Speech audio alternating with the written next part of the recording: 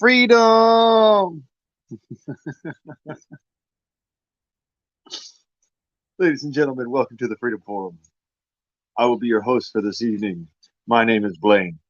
If you have any questions or comments or concerns, please address them to Blaine. To everybody else, have fun. Goof off. Be jackasses if you like. That's how we do.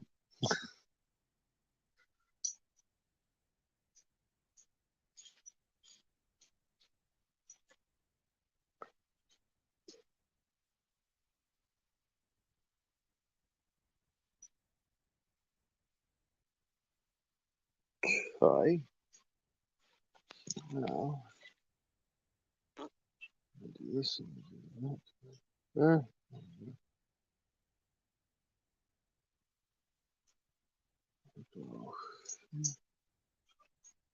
There. This copy. There. Postage.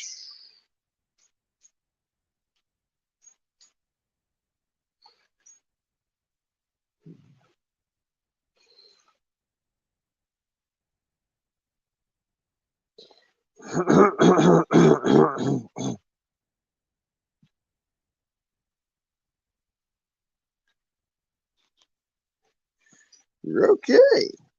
Seems like everything's set up, so when people want to start filtering in and saying hi, you can. Hello, welcome to the Freedom Forum. Do have some fun.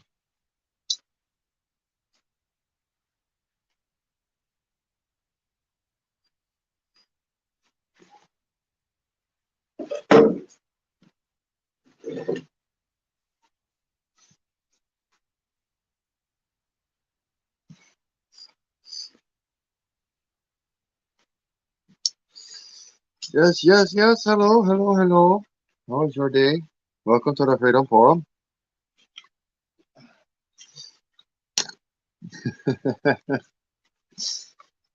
In case you're wondering why I've got the icon up, you wouldn't see anything anyways. It's dark outside where I'm at. So, suffice to say, this is a much better face to look at than the one you'd see, which is absolute blank darkness.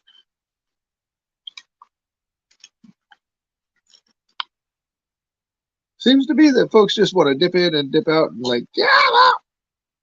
Screw you, man. I'm out. Say, okay, have a good one. Bye. This is the Freedom Forum. If you've got a problem with the freedom, well then, yeah, you don't deserve to be here. You don't belong here. Have a nice day. Hope life actually comes your way. Gives you that wake up call.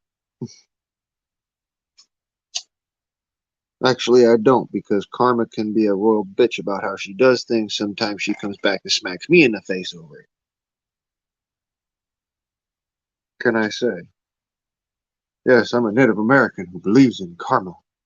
Woo, such a taboo subject.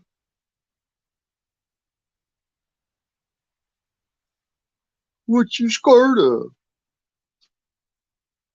Run away! Run away!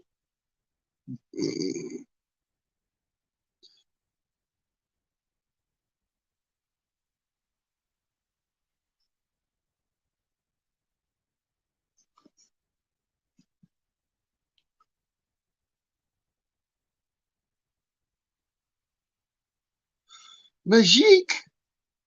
I don't got the snacks, brother, but I got the herbs. At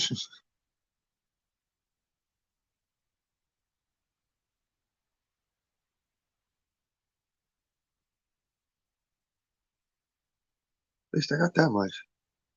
Hell of a lot better than I was working with. What they call no buzz.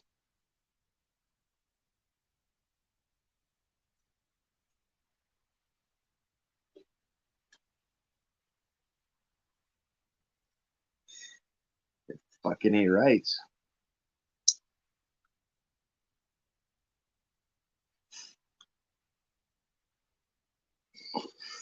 Hey, you bad Chad. Welcome to the first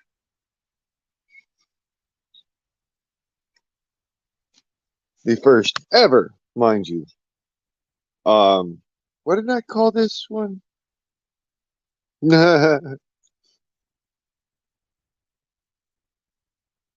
Oh, come on, computer, stop doing that shit.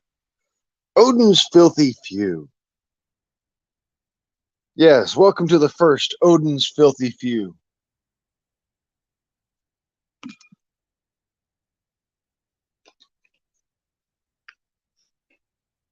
Oden's Filthy Few is brought to you by individuality, respect of the Thunder God, and respect of the God of War.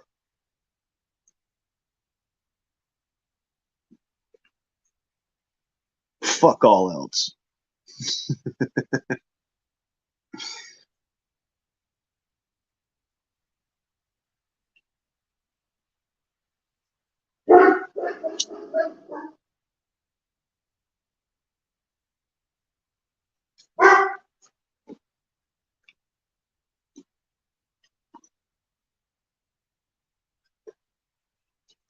Damn, Houdini's got a deep voice.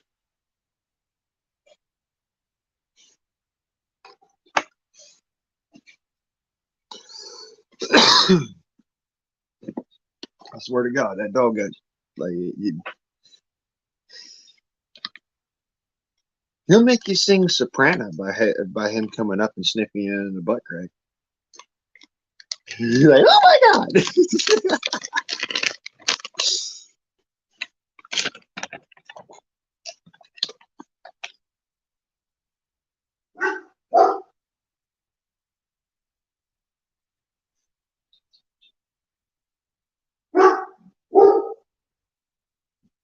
Passez, fome. Ah, Estelle. To silence.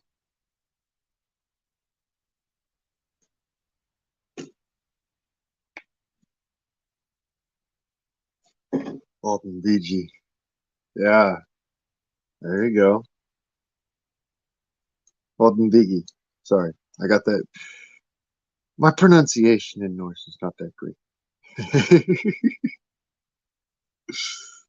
It's a little bit better in Cherokee.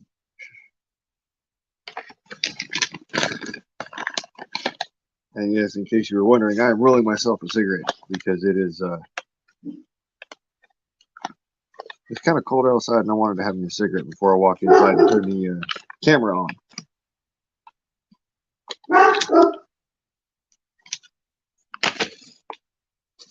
Voodoo. It's there, do silence on it. Das ist dein Neighbor, ja? Nein, Problem.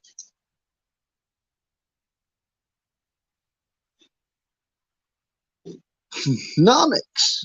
What's that? What is happening? Did you get the nomics on what's going on right now?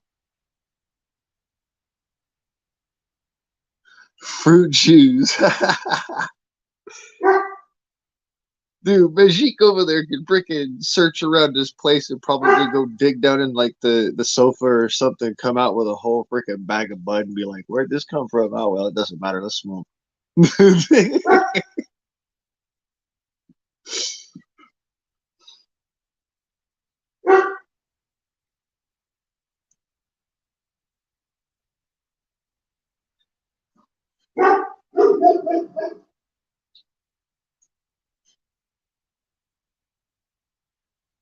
The gooey centers.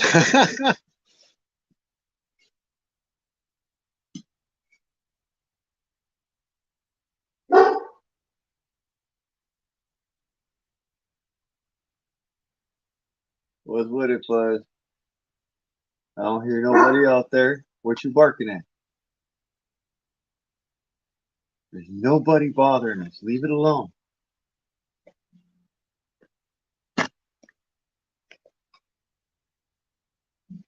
Dog barks at shadows. I swear to God, every time I fucking get a place to hole up and stop somewheres, the place is haunted. Well, not haunted, but electromagnetically charged.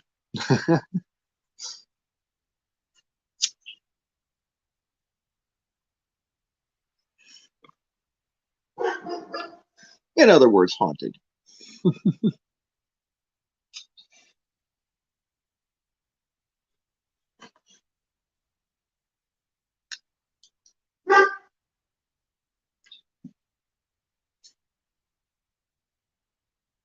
Ja, best in. Daar zie je.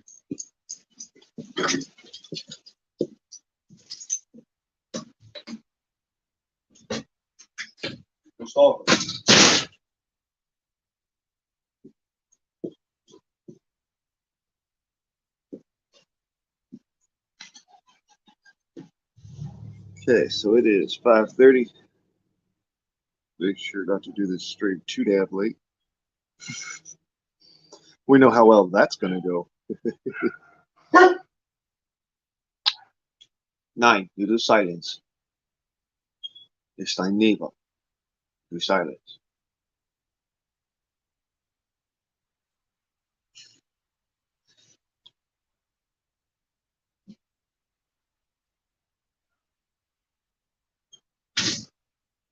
Die. Do silence. You don't need to be barking at the neighbor dog.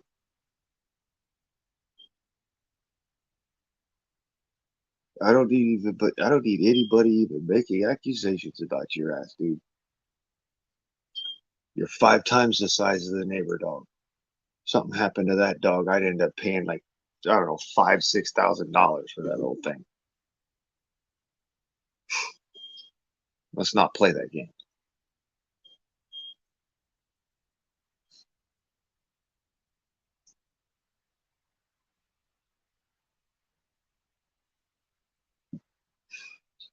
Freaking tiny ass little dog.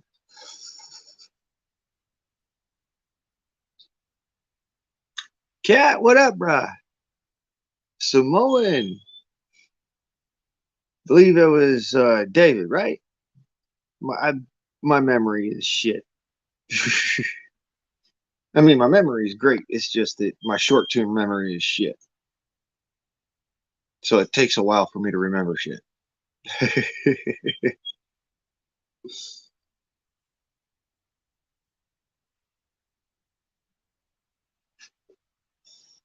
Like hammering that into your mind and shit. Yeah.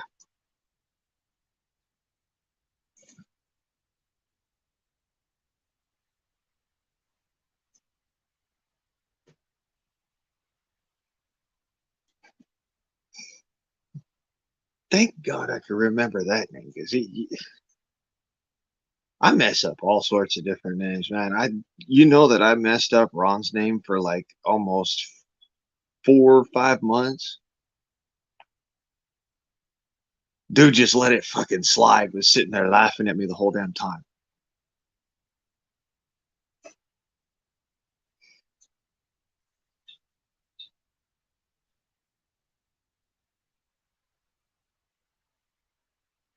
It didn't bother me too much. Bothered me enough to learn his real name. I'll know that.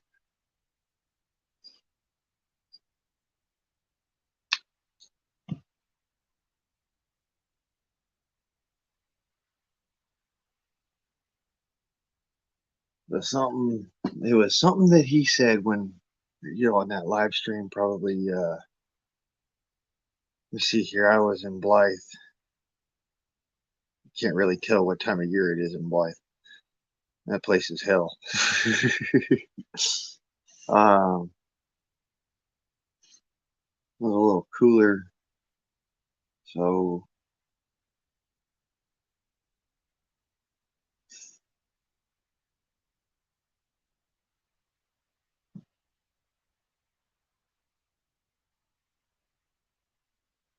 maybe sometime around September, December, something like that.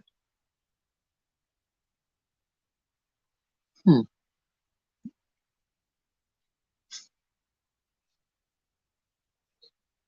Anyways,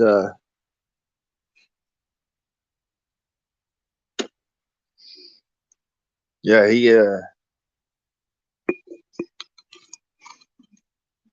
we sat there and talked about it. And I thought it was the funniest shit because I thought dude was like some super duper special forces dude, and I was wrong. It was an interview that he did. It was kind of funny. So the confusion was there. But after a while, got to talking and just dude was just like my best friend. And honest to God, I love what he told me in that one particular was that nobody's gonna name a gun after him. I said, dude, all of my guns are named Dangerous Freedom after a fashion.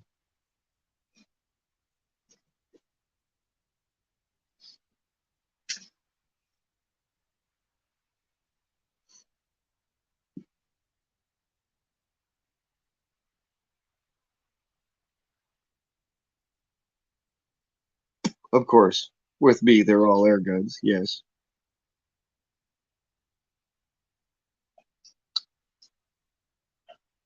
I do not own any firearms.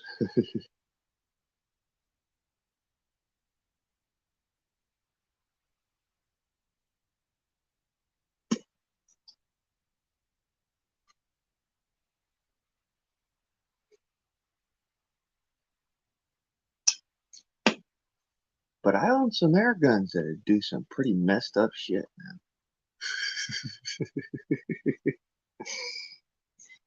Cindy D, hey, what's up?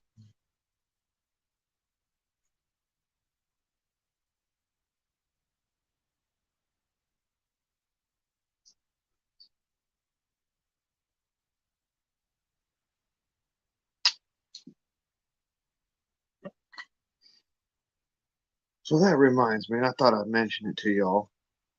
So a couple of things that I'm looking into getting myself in the future if they're still available and I can afford them.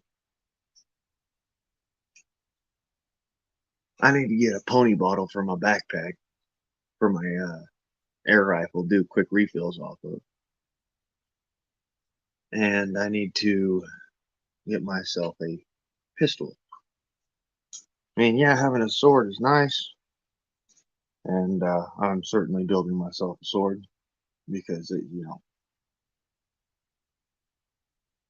sure, machete's just as good, just as quick, does not deflect blades like a sword will. Trust me, I know that from experience.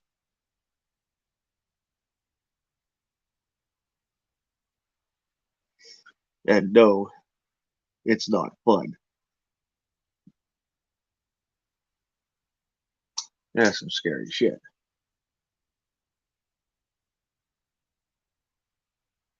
Machete fights can get wicked real fast.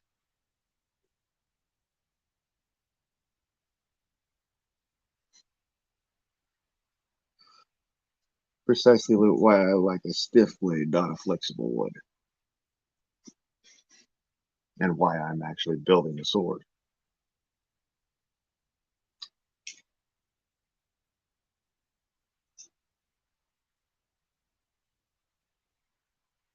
But yes, I'm also looking at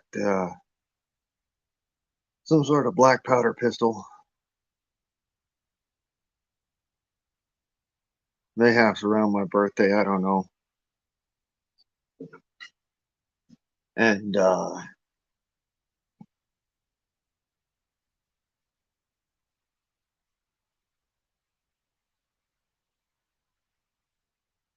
I do. I just need to have that extra sense of okay. I've got 4 magazines that I can rip off real quick. But as soon as those 4 magazines are expended, my air rifle is at a low minimum. It could probably only fire maybe one more magazine before it needs a fill. And right now, I've got an air pump. I mean, yeah, sure, it's good for, you know, anti coyote, anti thug weapon, but when it really comes down to the brass tacks of it,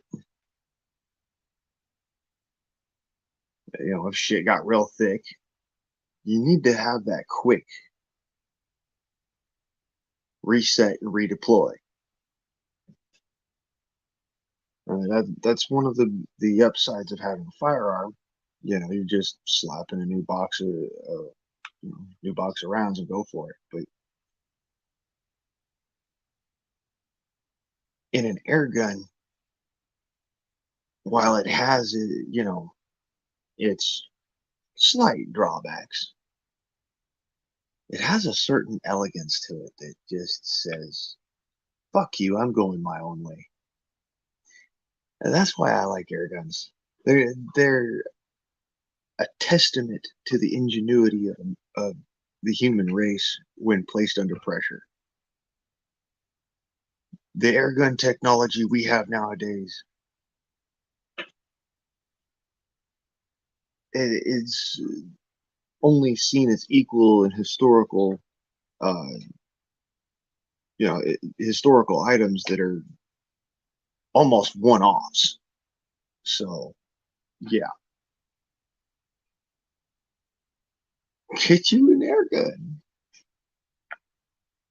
I love how I literally could just stick my air gun in the back of my truck, go wherever I fucking want to. If I get pulled over and the cops say, "What is this?" It's an air gun. Okay, long as you're not shooting people's windows out, you're fine.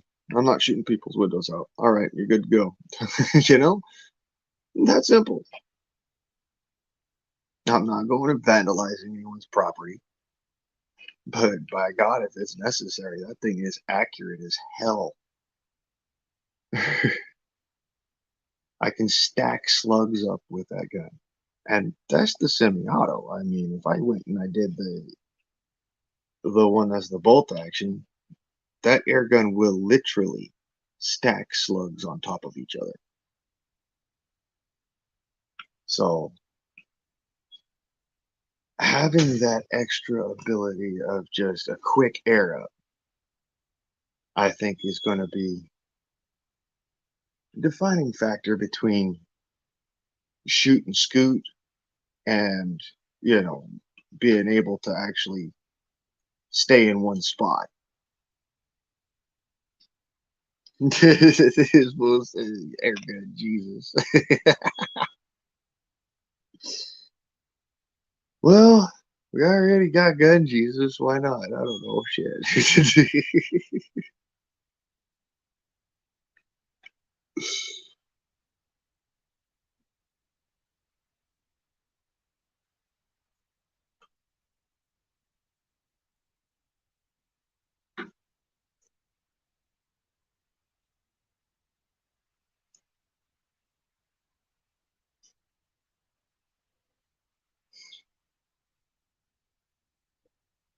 So yeah, I put a lot of effort into that, specifically for the reason that it circumvents a lot of government red tape bullshit. And while yeah, I'm losing some feet per second, I'm losing armor penetration. I'm gaining that instantaneous ability to be armed, and at the same time having the just that overwhelming ability of accurate deadly fire. I mean, when you can sit there and stack slugs on pennies, like you take a penny and you go and you hammer it into a board out and stick that board out there, 150, 200 yards, and you can hammer slugs on top of that penny all day long. I don't give a fuck what your armor looks like.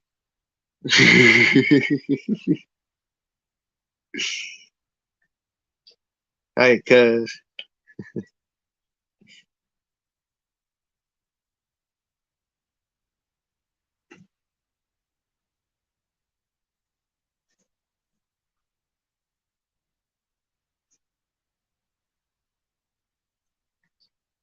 take the luck, pass on the angels. Yeah, I don't need any angels flying out me arse, thank you.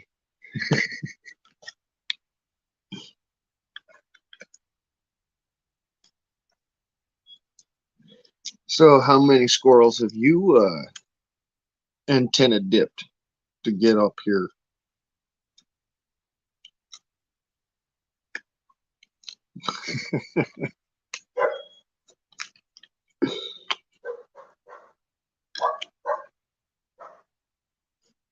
Antenna dipped squirrels. I'm sorry, that is just too funny.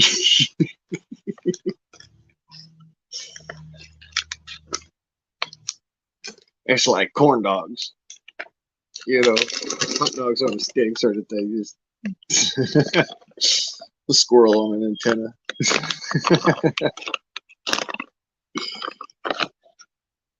Oh yeah, no, David, one of the beautiful things about the air gun that I have is it packs a lot of punch. I recognize that, something that a lot of folks are probably going to sit there and tell me like, well, it's too small of a caliber for that. You can't do that. I'm not saying about, um, you know, the legality of it. I'm talking about its actual true potential. Okay. The 25 caliber air rifle that I have could take a deer, and it could take that deer within 100 yards and I'd never have to track it.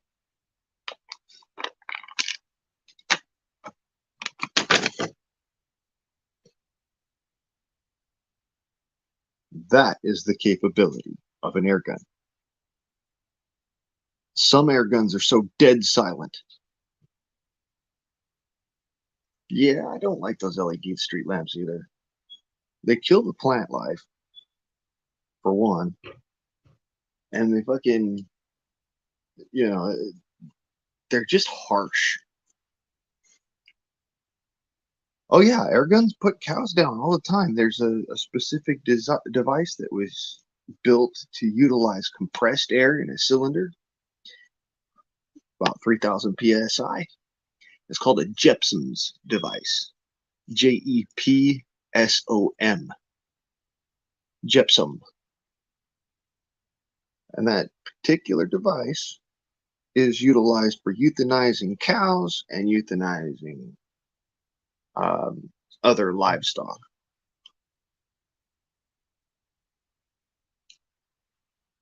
Shit's instant. If you're looking for an analog, any of you who have seen the movie No Country for Old Men, that is the thing that the psycho killer uses.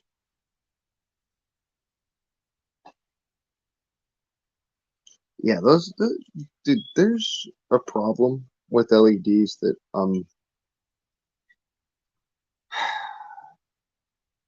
the benefits of the LED outweigh the the downsides for the most part. But there's some things that make it so that instead of an LED, you should have things like um, incandescent or halogen lights because they're just softer on the eyes. They're easier on um, your skin. A lot of people don't know this, but that blue white radiation light is actually in a gamma spectrum. It can damage your skin along the ultraviolet spectrum as well. So yeah, that stuff is pretty toxic shit.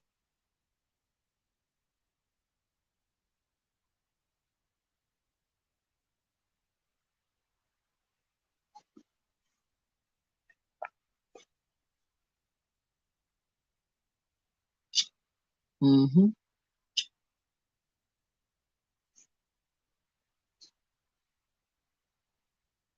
They all transmit signals, Watchman. It's just a matter of what spectrum it's in. Because some spectrums are toxic to the human body, like toxic to your skin or toxic to your internal organs. Um, And frequency and spectrum are basically the same thing when we're talking light.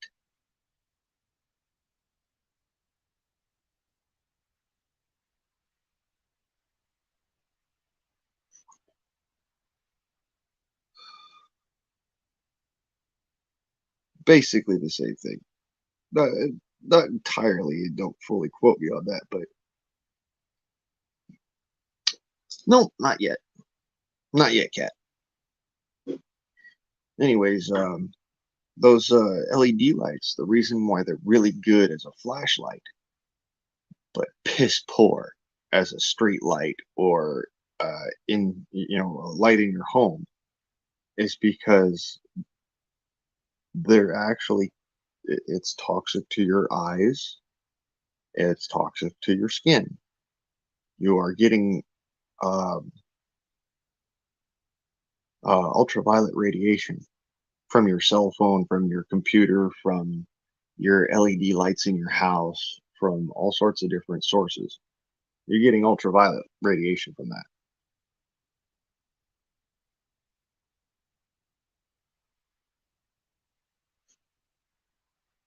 You could actually get sunburned sitting underneath a freaking LED light if you're close enough to the light. I found that out while riding a bicycle with an LED light.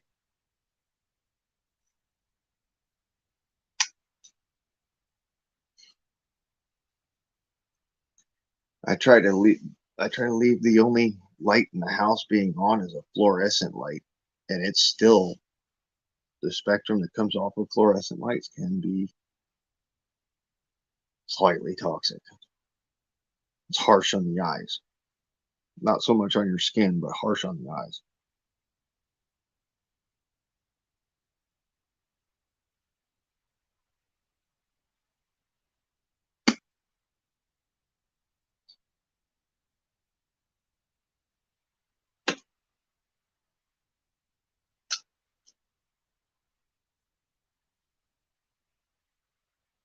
Yeah, LEDs, they have their place.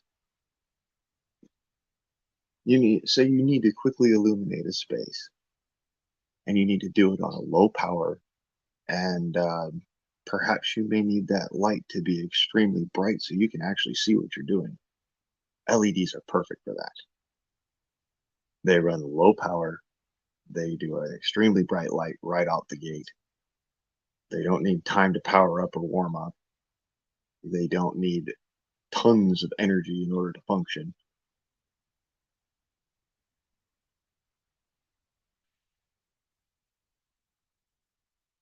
Hmm.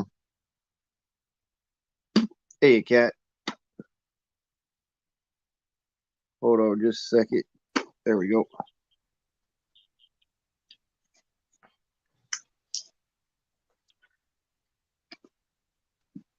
What's up?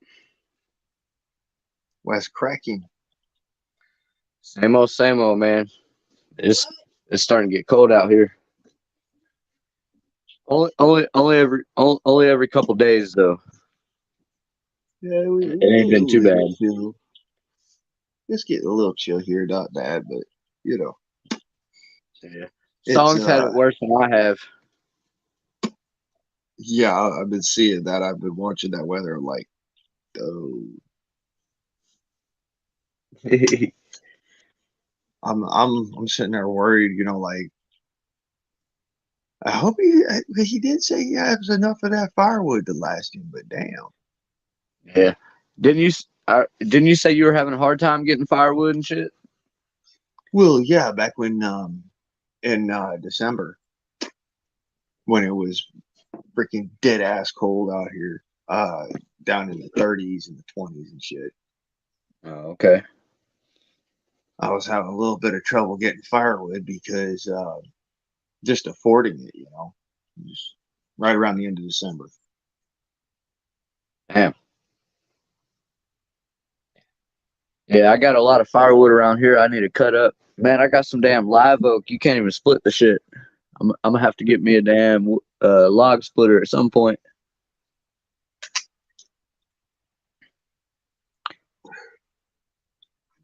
That shit stuck together harder than damn Pecan. You got them all? Yeah, yeah, that's what I was using.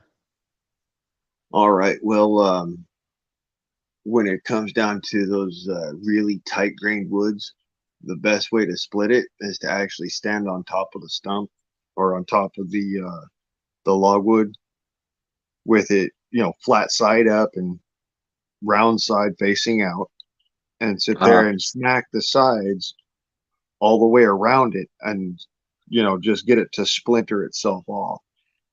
Oh, okay. Yeah, I don't know if I'm gonna mess with it. I'll probably just throw the whole damn log on there. That that works, dude. Oh yeah. Wait till it's real cold and I'm hanging out outside. Ain't got much better to do. So yeah, I've been working my ass off on that sword, brother. Oh yeah.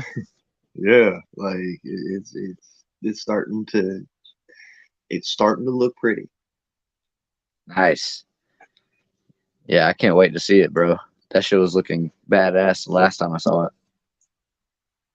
I got to get the tag cleaned up just a little bit and straighten the blade out just a tiny touch, and then I should have everything ready to completely shake down. Yeah. Because what I'm doing right now is I'm just cutting bevels into it and you know cleaning scale off of it. It's been on there forever and whatnot. So Right. I hadn't messed with I've mostly finished my other one, but I hadn't messed with it since it's been so cold because I haven't been able to really control how quick it slows down. I like it to slow down pretty slow, like cool down real slow. yeah, That way, that way it don't, you know, make it super brittle. So well, that's one of the reasons why I use that medium hardening. That O1 is just perfect for it. As long as you're not down in the freaking 20s and the teens, you can get it to slow cool. yeah, yeah. This was just some damn uh rebar I pulled out of the yard, man. Oh yeah, that's you see that's It's hard. It's more kind of than hard to work. yeah, more than likely it's some high tensile strength medium carbon, Yeah. which means that it will harden a lot faster Oh, until okay. you introduce a lot more carbon into it and more silica into it. It's not gonna soften up that quick, and it's gonna harden real fast. I got you. Yeah, it's been fun figuring it out, man. Yeah, I figured I would have to, grab some sand or introduce another metal to it or something.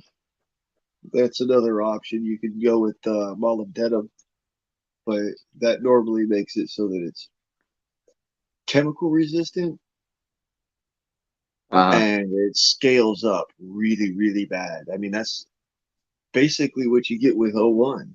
It's got molybdenum in it, and that's what that blue scale is. Oh, okay. It's ferrous molybdenum sulfide.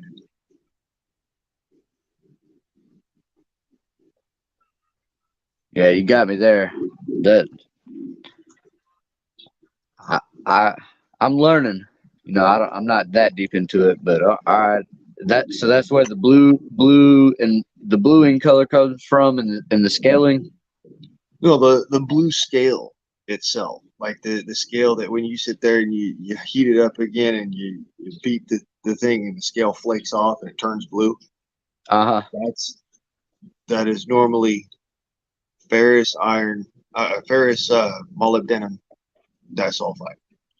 And Oh, what okay. it is it's the hardened version of molybdenum disulfide grease, basically. Yeah, I got you.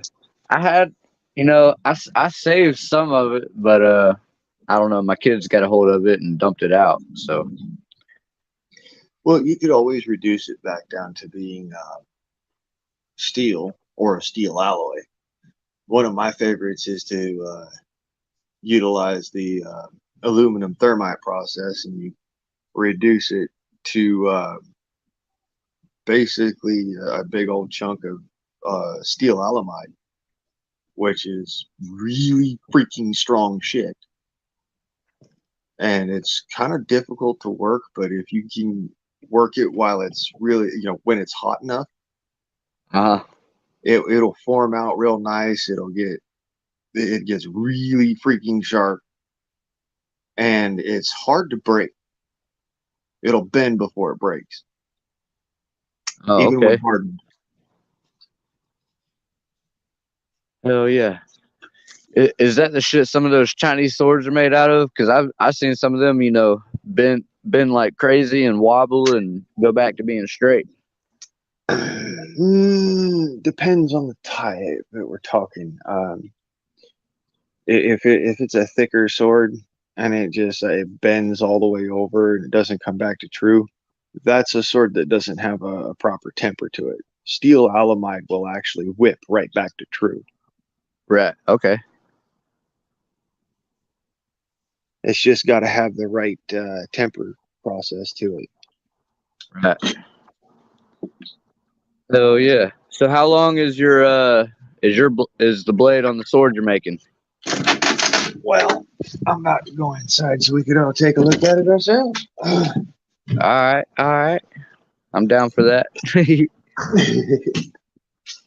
Alrighty then. Let's see here. Open Yeah, I was hanging out camera. with Pete the other day, and he was asking about you.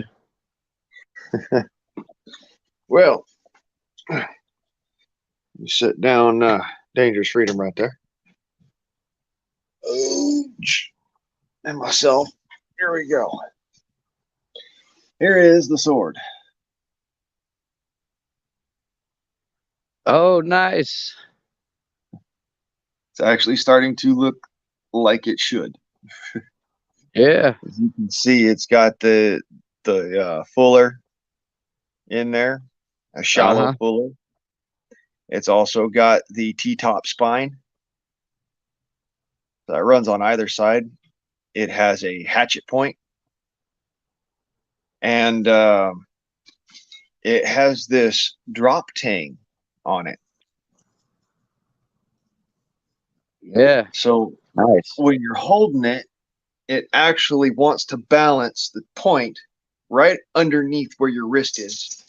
And that is perfect for fencing. Hell yeah.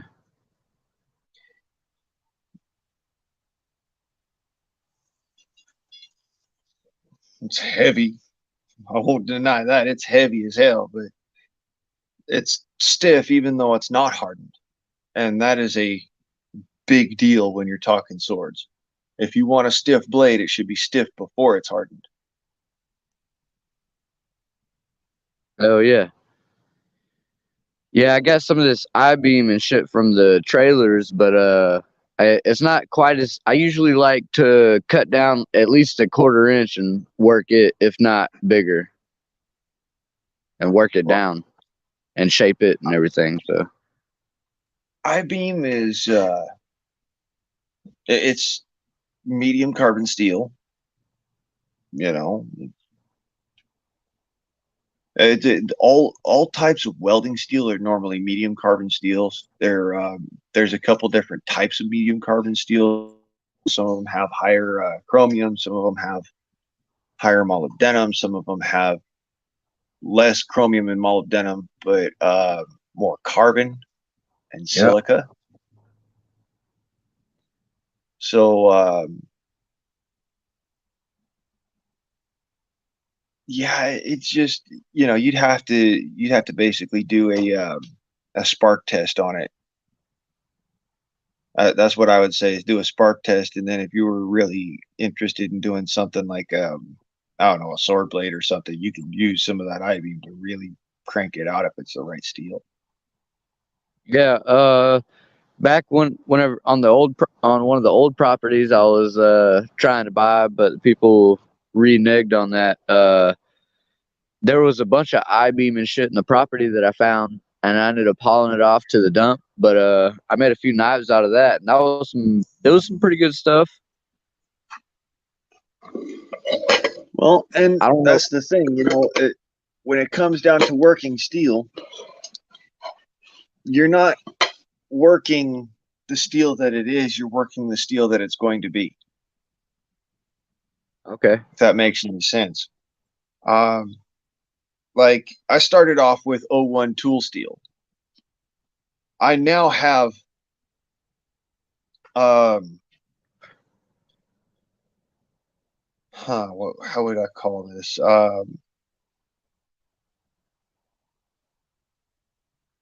Nanocarbon steel alloy. If that makes more, it's hard to describe it. It has a nanocrystalline structure that goes through the blade itself that is both crystalline and nanotube, carbon nanotube in its characteristic, but it creates this crystalline structure through the blade that is enveloped by the steel. And the way that I was able to pull that off is you'll see on this blade here what looks like pitting. Those are carbon penetrations. All right. This is from sitting there and cooking the steel Okay. in a high carbon fire. That's not oxidized. That is carbon. Yeah, the Arkansas toothpick my dad got me has some pitting like that. Yeah. And you look along the edge here. If I can get that in the shot, we'll see if I can. Well, you can see tiny little pits along the edge there. Those aren't Uh-huh. cold shuts. Those are not cold shuts. I got this thing so damn hot that it actually started to absorb pieces of charcoal into the blade. Pieces of charcoal Oh, were sticking to this. And that's when you know you're actually infusing carbon into the blade. So I worked that for a few days on that particular, and that's how I've got that going all the way down the length of the blade to right about here, where my where my index finger and thumb are at. That's yeah. about where the end of the carbon is, carbon structure. The rest of this has a silica carbon iron structure going through the tank. And I've literally turned it into a different alloy, all just by working it in the forge.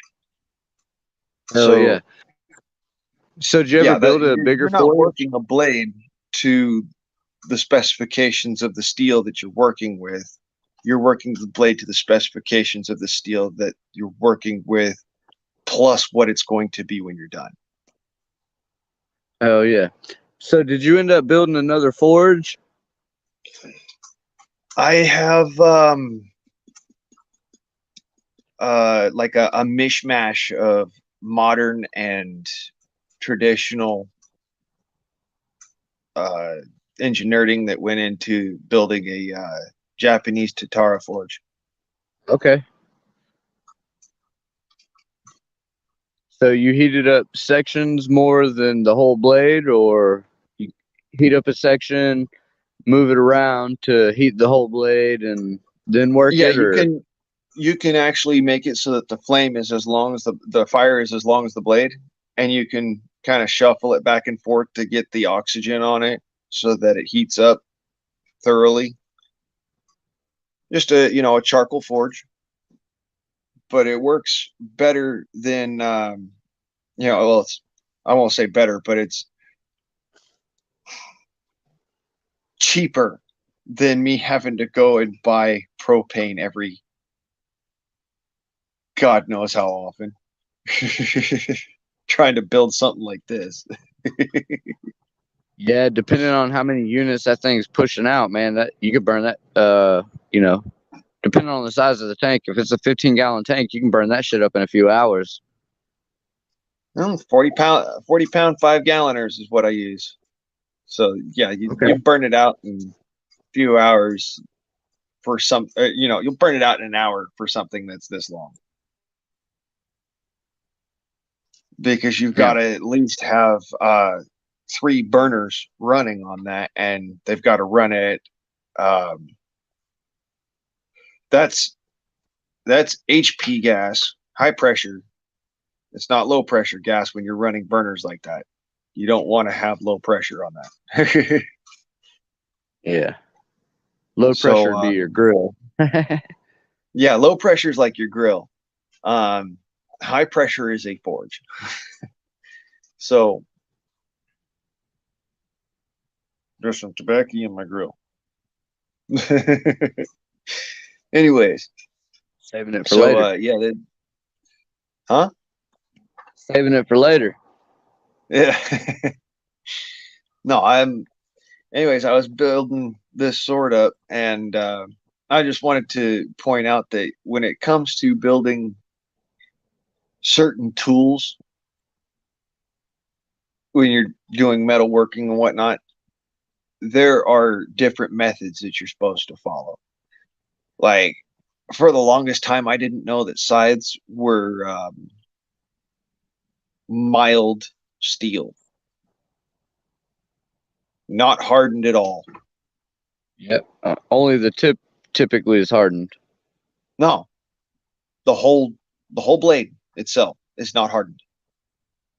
On a scythe, the reason why is because in order to sharpen a scythe, you don't use a file right away. You peen it with a little tiny peening hammer and Yep. Okay. a special anvil made specifically for sharpening scythes. And you sit there and you peen it until that thing gets ultra freaking thin, and then you go over it and you create a razor edge along it. I've got one. I just I need to go get it. That's some of the shit I still got in Colombia.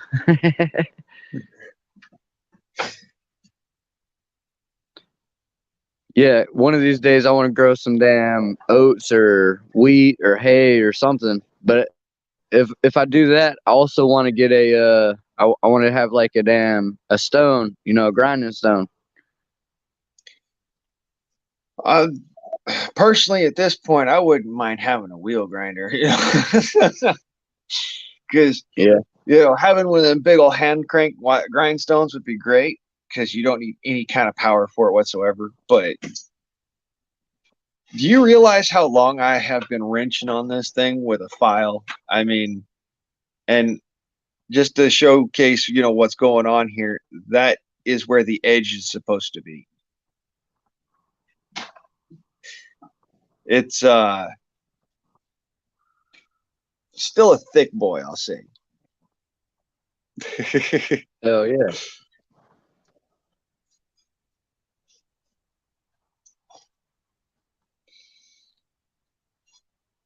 So yeah, that's Yeah. like So I've got like one of the little hand grinders you got for doing meat and shit. You can do nuts and oats and wheat and flour and stuff like that in it to make flour or whatever, but I don't know, man. I wouldn't recommend it. That shit takes forever to do it that way. Just to be honest.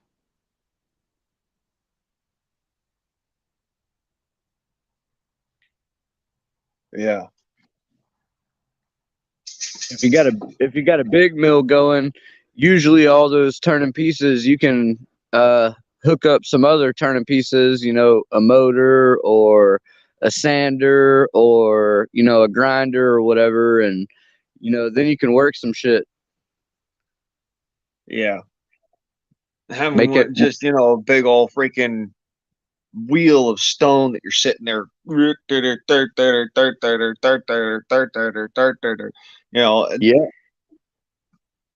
I mean, it'd probably be great having kids at that point because you're like, hey, you come over here and run this crank. Hey, My it's not dad used something to you do it can't all train to a me all the dog to time. do. Don't be mad.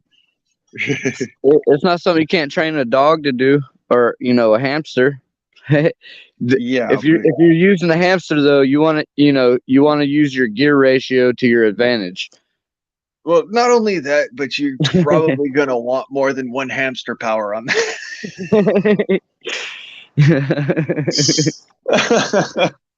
You ain't lying about that. How your chickens and shit doing, man? Well, They laying chickens yet? are the chickens. I got two of them left. The rest of them died from the cold. Oh fuck. Yeah, I That's had the important. three of them. Yo. Uh huh. I had three of them go in the cold. So Damn, dude, that's the importance of buying a bunch of different breeds because some of them, like, I really like the Buff Orpingtons and the Rock Bards and the Black Marin Cochrans because they're fairly survival friendly. They're fucking hardy. Um, when, back whenever I lived in Hopkins, probably about 6 years ago or some shit, we had a bunch of them, and they, dude, it didn't matter, rain, snow, whatever. They would post up at the front porch, at like on the rail of the porch at the front door, and like, dude, they were hardy as shit. It didn't matter, man. Whatever weather was happening, they weren't hiding. They weren't hiding from it. They did, they'd be right there. You get up in the morning, you come out, and then, they start hitting the yard doing their thing. And it snowed that year too. see here, I got uh Bard Americana. Americanas are good, but they like they lay better in the warmer temperatures, Hmm. and they're more of a fighting breed. I've got some Americanas as well. I was wondering why the other birds were ending up getting pecked at. So Yeah, the yeah, I'm gonna have Americanas to. fight. I've got three Americanas, three rooster Americanas, and I had to put the two roosters together because they would team up and fight everybody, and Yeah, so you had to figure out, one's gonna be top rocker and then the other one's gonna be dead. So yeah. Well, because they they'll kill they each other. all right. So neither one of them were like the boss. That's why they had to team up so they could fight the two together to see who's top dog. It was kind of wild, man. And then, like, so now I have to let them out separate from my hens because if I let my hens out all at the same time as all the roosters that I let tag the hens will fuck up the ones that are not tagging them at for the time being. Hmm. Okay. That's a lot Bro, of info to there. dude, Yeah. dude, there's a ton, man, when it comes to chicken, dude, there's chickens that'll lay, like, dude, I've got chickens laying right now during the winter time with only 8 hours of daylight or whatever, and typically they lay better whenever they have closer to 14. But I've got you know so part of it's breeding, it has to do with breeding, and yeah, the more chickens you so the more chickens you get and the more you crossbreed them and like raise them and hatch them and shit, guard, you'll better be able to tell which ones can survive in your environment and the way that you do things, not how everybody else does shit. Because how everybody else does shit, you know, your plants will fucking die, your animals die. What, you see what I'm saying? Yep. No. So It. That's just with my method is going to happen. I'm going to have some of them and you're going to die. It's just going to happen. But then some. Most of the time when it comes down to things I'm really good with, like dogs, either all or almost all live. bet. So, and once they get to a certain point in their lives, all of them live. Doesn't matter what I get. So, Yep. that's something I've always kind of counted on. So I know I See, got that's two why. chickens right now. They're at that level in life where they just one can't overpower the other, and the other one is a ginger broiler. They're also somewhat aggressive, Hell yeah. but So that's the they're main. That's the main. passive aggressive. So That's the main thing right there. Like you have those ones that you know are going to survive and do well. So get more of those, and then introduce other birds to for them to mate with. That way, they kind of breed their own super survivor bird thing. all right, Because that's basically what my birds do, man. That's why I had to separate the roosters from everybody. Once I get more hens, I'm gonna breed all the roosters and the hens at some point or another for the best survival breed on my property. They're going to be like super egg layers. You can use them for meat birds. They're going to have multiple uses. yeah, it's the whole issue is just getting them to the full plume and getting them to get some size on them because as soon as they do that, then especially that Americana, it stopped attacking the other ones or the other one now so much now that the other one is bigger than it. That's kind of funny because it supposedly the Americanas are supposed to be like a bigger breed, They're but medium size. yeah, but here's the thing though. The ginger broiler is supposed to be a smaller breed, kind of like a Cornish game hen. Uh, Bro, this ginger broiler is literally this big. oh, Here's my head for comparison. hell yeah. Last time I checked, a Cornish game hen's about as big around as my fist. Somebody screen record that and do point of view. I'm just kidding. Just make all kinds of POV jokes. You know what I'm saying, Guard? That'd be hilarious. Point of view, you about to get snatched up for fucking around and finding out.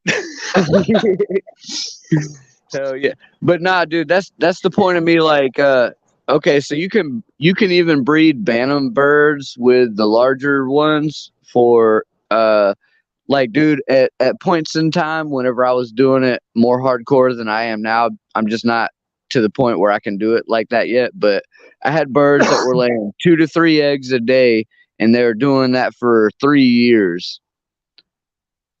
Their production would slow down a little bit, but then they would go broody. So then they were the ones hatching the new babies, and the new babies were doing the same things that they were doing. So I was selling the eggs for a premium and the birds. And yeah, and I was keeping the best for myself. I would sell the ones that I liked, but I wasn't in love with, if you know what I'm saying. Yeah. No, I'm working on just starting my flock, so as and actually, just so people know, when it comes down to chickens, the words flock and herd are interchangeable. Yeah, yeah.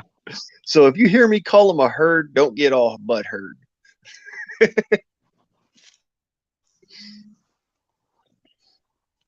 Oh yeah. So yeah, dude, introduce as many different varieties as you can to your own herd, and they'll kind of, Darwin's theory will take effect. The strong will survive, the weak will kind of perish, and it's all based on environment, and you kind of let them live as naturally as possible. Yep. So that's how No, I I do it. already Like, do that. I mean, I gave them the chicken condo or whatever to live in. uh-huh. They're like, yeah, fuck that shit. I'm not climbing the stairs every time I want to go to bed. I'm just gonna lay down here on the floor. Hey, there's nothing wrong with that. But do you free range your bird? If you free range them, The taste of the eggs and the yolks and everything is probably 10 times better, and they're getting a lot more of the protein and the calcium and that the amino acids and all that full spectrum things that chickens are supposed to get from eating naturally. Hmm. Oh, by the way, I wanted to say hi, Eric. Hi, Tay. How you doing? Oh, and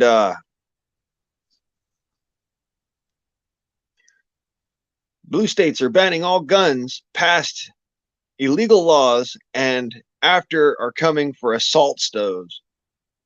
ATF or AFT. I can't remember who calls them AFT, but yeah, they do that. It's fucking hilarious. I call them AFTU. Yeah. Always fucking things up.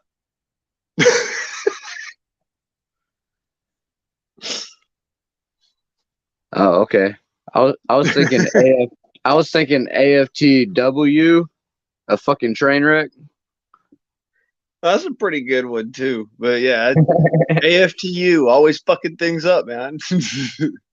That's the way I looked at it for a long time. It's like, man, these guys ain't freaking. They can't be serious. Wait, isn't it a fundamental right to be able to be legally allowed to defend yourself against any perceived threat? I'd like to believe so, and not only perceived threat, but they say, foreign and domestic threats and all this other kind of, Yeah, innuendo and language. Like there's so many rights out there that your politicians, your government, your sheriffs, that they just don't want you to know, because if you knew it, they know they're the ones that are in real danger. They don't want you to be awake to the truth. That's why they hide it so vigilantly. That's why it's so hard to say anything truthful on YouTube or any of these other channels, because they'll shut you down. They won't share you out. They're not going to treat you like a friend. It is, it's messed up on so many levels. that's funny. Like some of these channels I'm subscribed to, like Sandbox or U.S. military news, things like that. I don't even get updates from their channel until like a couple weeks after they release a video. Yeah, it's the same here for the most part. I, you know, even with the small channels, like I get on and I have to refresh my live multiple times every night to see whatever the fuck's happening. Uh, I basically go back to my videos and I have to click on the video to see if I got anybody commenting. Otherwise, I don't know shit. The censorship is on a whole new level. They don't want the truth out. Period. Point blank. Yeah. And you know what? Let me show you how much of a fuck I give about that one. Yeah.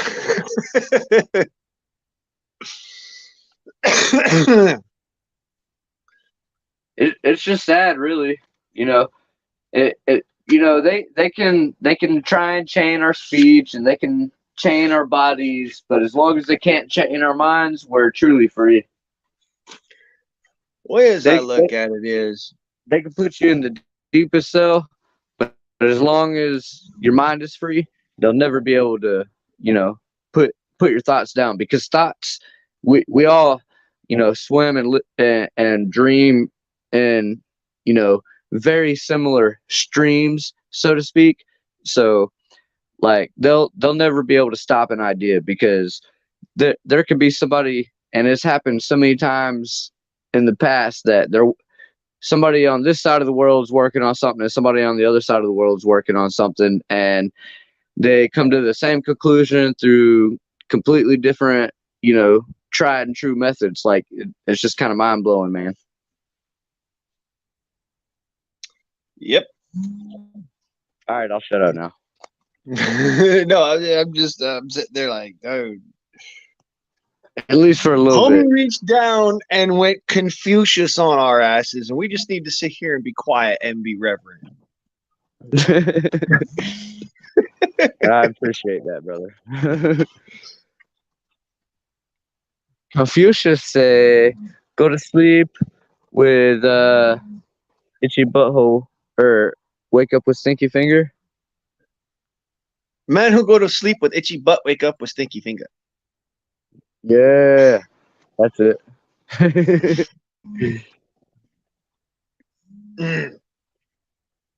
Okay. Um. So that blacksmithing limerick that just like I'm always sitting there talking on. Like it's all about your innovation. How much are you willing to innovate? And I come back to the idea of MacGyver, like the true innovator in all of like Holly weird television crap and whatever. The concept is what I try to push people towards, like, dude, be a MacGyver, be a fucking Human ingenuity, man. yeah. That's what I try to push people towards thinking, like, figure out an ingenuitive way of doing this to where perhaps you don't have to do things the old way, but you don't have to do things the way they want either. Amen. Find a new way. Mm-hmm. That's the Hell yeah, idea. God. Hell yeah, man. Travel your own path, man. Don't let nobody hold you down. Shit, if they tell you you got to turn in your pistol braces, well then register it as an SBR. You could always say it doesn't identify as a pistol brace. It identifies as a equal opportunity employer, and fuck around and find out. No, you could say it like this. Uh, my, I'm sorry, officer. I don't have any guns in this house. My guns all went and identified as moles, and they went and they dug themselves into a hole.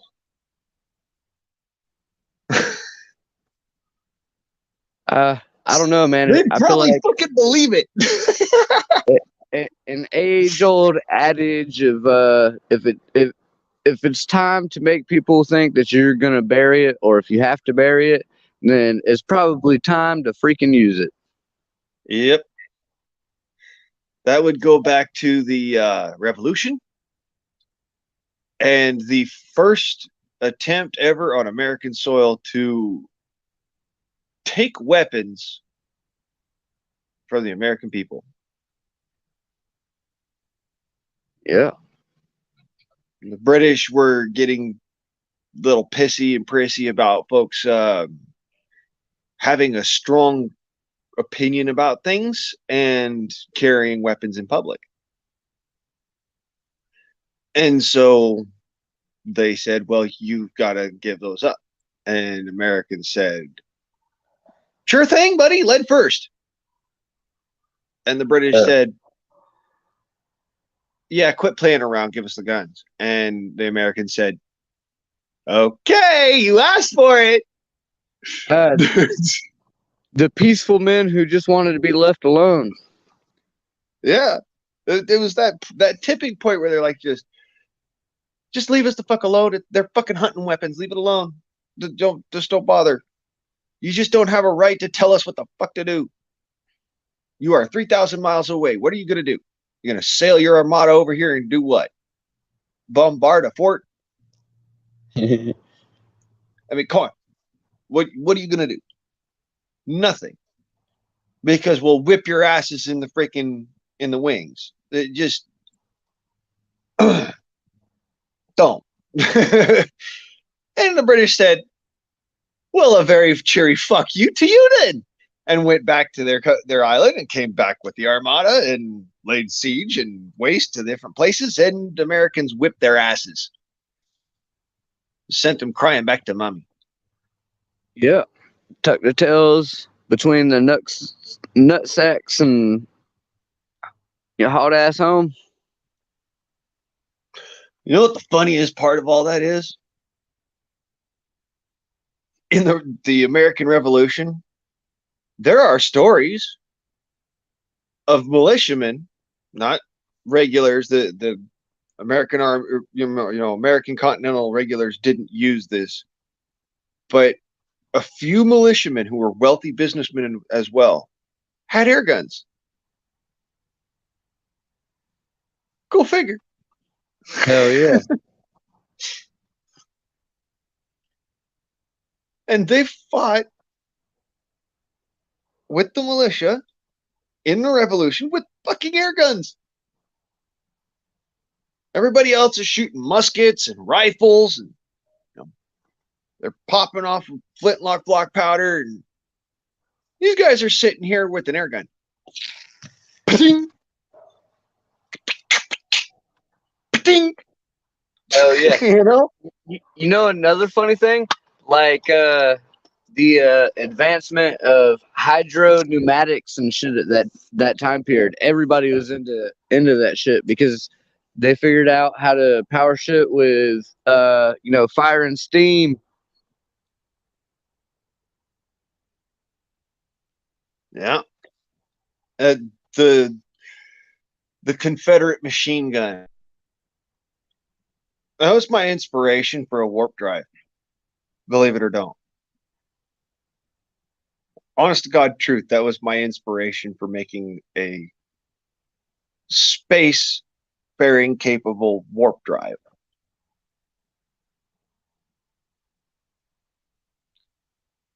You lost me, man. I have no idea what's going on. Space what? The Confederate machine gun, the mechanics of it, the way that it works, is actually what brought to mind using kinetic energy specifically for moving a spacecraft through space, not using rocketry or expelling gases out there into the space or doing any of that shit. No, don't even need to do all that. Instead of putting pressure on a vacuum, put friction on the machine itself. Man, that would require an advancement in technology as far as magnetism and copper, because magnetism and copper, they not can't necessarily do it now. Hell, dude, Elon Musk, supposedly one of the smartest people in the world, just shot off some shit out in Florida today. And they already do it with a freaking roller coaster at Disneyland. That's what I'm trying to tell you. Yeah, magnetics and copper, man. That's the future not right with there. magnetics and copper, with rubber tires and a roller coaster car. They do the same thing as what my little machine is designed to do. How do they manage that? Just by taking and rotating rubber tires on wheels really, really fast with electric motors, and then touching those spinning rubber tires to the sides of the roller coaster cars.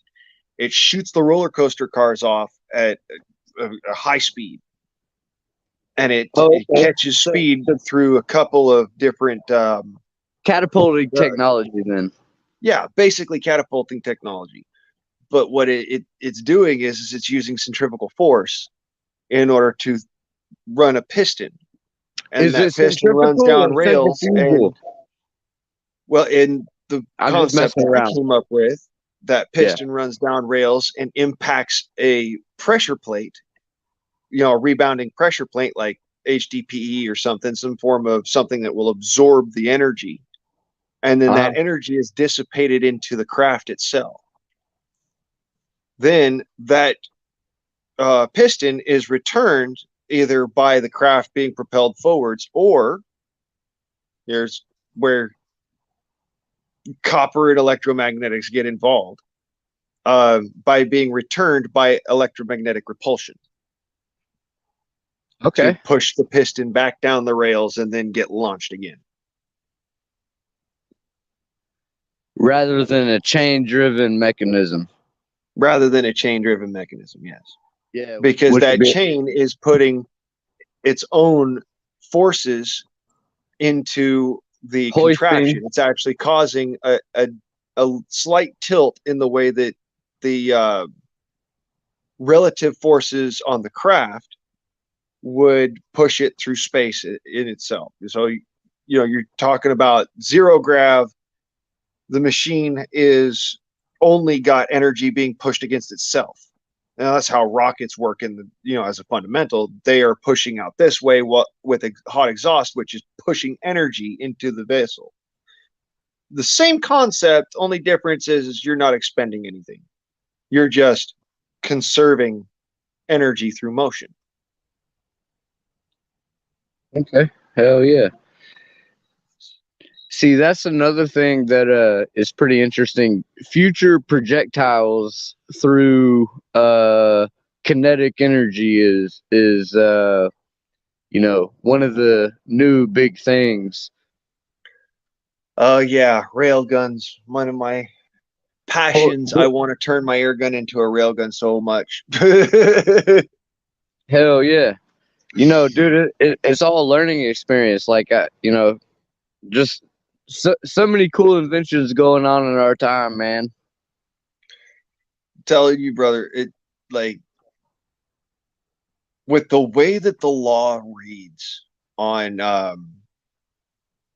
the firearms laws and weapons technology and stuff like that, the way that the laws read, the only thing I wouldn't be able to do with it once I've built it is sell it to a foreign power. I mean, it was one of the coolest things that I thought of, because it's like, dude, you know what an air rifle is, right?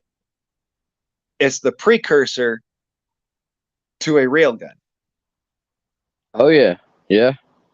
That's exactly what an air rifle is. You start a projectile going in a gyroscopical, a proper helix, so that it's got its gyroscopic center, we'll say, while it's going through flight. It's ballistic medium, and then then it gets accelerated by a set of rails on this contraption, and that particular slug now is going so fast that the outside of the slug, being made of lead, would melt. So instead of doing just a regular old, like you do for the rail gun they got at down there in is it Monterey, I think. Uh-huh. Yeah, I don't know, man. well, rather than like having a projectile fly with like that rail gun, where it's just quickly pushed through the rail gun with a jet of air, and then that jet of air causes it to move against the rails, and the little U shape does it perfectly. What I would do is I would take a piece of brass and I'd make a penetrator core, and then a dish at the back end with a scooped out back end to face to that. And that would be what would catch on that electromagnetic pocket that runs down the rails that accelerates the projectile forwards. That little tiny divot would move it so fast that it would have to have the rest of that brass penetrator and whatnot to it, because the lead belt on the outside, so that you don't mess up the rifling in the air rifle, would melt away. It's moving so fast through the atmosphere. So what do you think about all the recent political bullshit with Joe in Illinois and all these, the ATF and all Guns, these they're trying to bullshit take bans? my guns. Yeah, all I gotta say is, man, they're starting to chafe my fucking nut sacks, dude. Hey, Like I just put it like this, cuz it's look starting at to it get this fucking way. annoying. Then we just got to double down on the air rifle railgun concept, because the reality is that you give an infantryman a railgun that he can shoulder fire, and he will turn fucking tanks into Hannibal Lecter style salad shooters. Yeah, I guess to a certain extent, but I mean, I don't think that's gonna be the end all to the whole shenanigans, man. It's not going to end it. It's just going to cause another arms race, and then there's going to be another. It's just how that works. Pray to God that the human race never finds an end point to weaponry that they can make. Uh, I mean, of course, we're already there. What do you mean? Einstein even said, "Hey, I don't know what World War III is going to be fought with, but World War IV will be fought with sticks and stones." I don't know, brother. I'll put it this way. The We've nuclear already weaponry messed we've got around with today. antimatter. We've already messed around with antimatter. We've already messed around with fusion. We've already messed around with black hole annihilation. You want to talk about some seriously deep shit? We have plasma kinetic rifles. Do you know what a plasma kinetic rifle is, brother? I got a good idea from the sound of it. Plasma kinetic. I mean, kinetic energy, plasma blast. Yeah, I get it. It's You know, basically Star Wars it's some blaster. Halo shit. Yeah, it's a Halo shit or a Star Wars Star blaster in Wars, real life. whatever the fuck. Yeah. It's that shit in real life. We have that. Oh It yeah. doesn't work great, but it works. Oh, you'd be surprised, man, how many people that are sitting in a fucking basement experimenting with shit that the government and nobody knows about. You know, All the government knows all about it. Nikola Tesla was probably the greatest mind of his time that everybody knew about. I'm just gonna say it. You know, the smartest people in this world, you'll probably never hear a peep from them. Maybe, maybe not. You never know. Because here's the thing.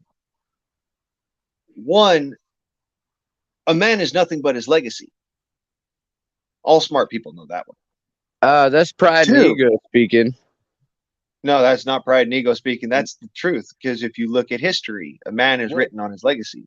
All What you right, but leave not, behind you is what. which all, dude, it's pride and ego, man. Not everybody answers to pride and ego. If I answered my pride and ego, man, I'd be a one son of a bitch, to be honest. If I didn't at least some of the time answer to pride and ego, I'd have never made these inventions. I mean, I'd have never thought of these inventions because it wouldn't have even mattered to me. Everybody wants to live on in some form or another, so I'll acquiesce to that. You Yeah, got me there. I mean, what we recognize as immortality isn't necessarily immortality per se, but it's, you know, those who we talk about now are immortalized by us talking about them. And just, like, for instance, George Washington. Absolutely. You know what they say Yeah. about that fucker? He dead. Yeah. But even Yeah. though he's dead, he's immortal because he's constantly in our, we're constantly talking about him. He shaped history. It's the same thing with everybody. Your legacy is what, you do to shape history. Amen. So Yeah. Nikola Tesla, the reason why we talk about him now, nobody really knew about him at the time, but why we talk about him now is because he shaped history. You want to know the funny thing is everybody that's on YouTube nowadays, they're going to be having fucking classes on why we believe the shit that we did, why we believe that we're free. Like they're going to be all kinds of fucking classes and fucking social studies and uh I don't know, the whole talking to a shrink type shit. Like, hey, I agree It was with, at with this what moment. those guys said. I mean, not only were we living in those days, but we're opening a levy for those days to come freely. Or, The scariest thing is that history will repeat itself no matter how much you fight it. So we have to choose what history we want to repeat Amen. Yeah, true that. because we have a lot of different points in history that we could repeat. It's all Yeah. down to choices on how we go forwards in it all. That's how that works. So it's And not just that, but the amount of nutsack that the people who are around at the time possess and what they're willing to do about what the fuck is going on in their time period in their society. I don't know, man. right. Yeah. Just saying, man, like there's some motherfuckers out there with some nutsack. Yeah. 55 of them signed a particular document about 240 something years ago. 250 something years ago, something like that. And more people are related to them and share the same ideals, and they probably realize maybe that's why we're all getting together. Mm-hmm. Yeah. All I gotta say is, man, I'm fucking nobody from the middle of nowhere, fucking South Carolina. I grew up lucky to have any family, but here on YouTube, I know people all over the place, and I'm super fucking grateful for that. And I know when it comes down to it, we will all see each other in that life when it happens, because if not sooner, it's meant to be. Like a lot of crazy shit happening in the world today, but God put everybody together for a reason. Your God, my God, somebody did it. Divine intervention, whatever you want to fucking call it. Uh, Mm-hmm. we all managed to meet each other, and it ain't. I don't believe it's for nothing. I believe there's some kind of purpose behind it for sure. Yeah. Well, I'll put it this way. I've met some motherfuckers out there that are as dark as I am. And I'm not talking my skin tone.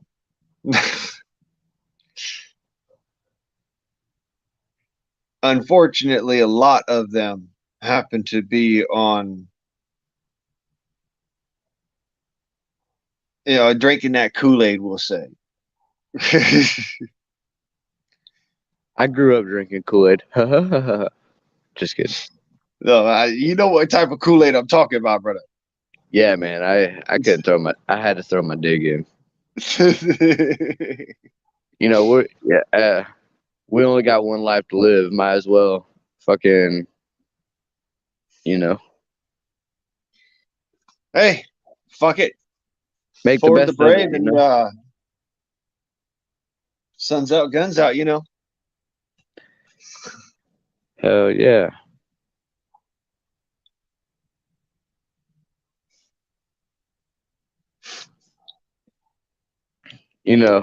That's a pretty good saying there.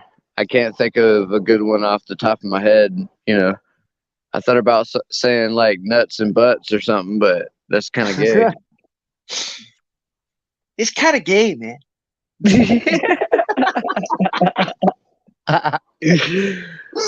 Shit. Now you know I watched that fucking video. This Hell dude fucking. sent me a pink man video. Like, it's kind of gay.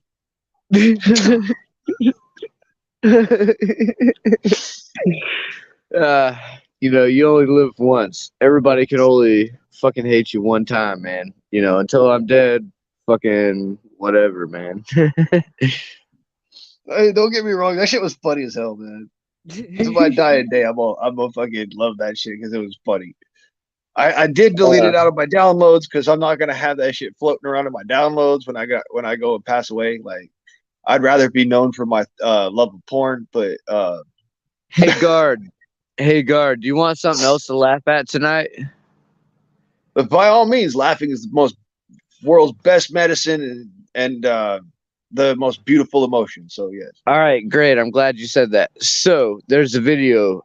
Look it up. It's called "What the Fuck Is Going On," and it's about a blind kid. Find like the 30 or 40-second video of it and play it on your thing. It's fucking hilarious. It's also it'll show everybody how much of an asshole I am, but you know, life happens and you can laugh or you can cry about it, and I'm gonna fucking laugh at your sorry fucking ass. That's all I gotta say. I'm not gonna play it on here though. I'll probably end up Shit. getting a fucking strike. But no, I'll look it up later and probably laugh my ass off at it. And, yeah. All right. All right.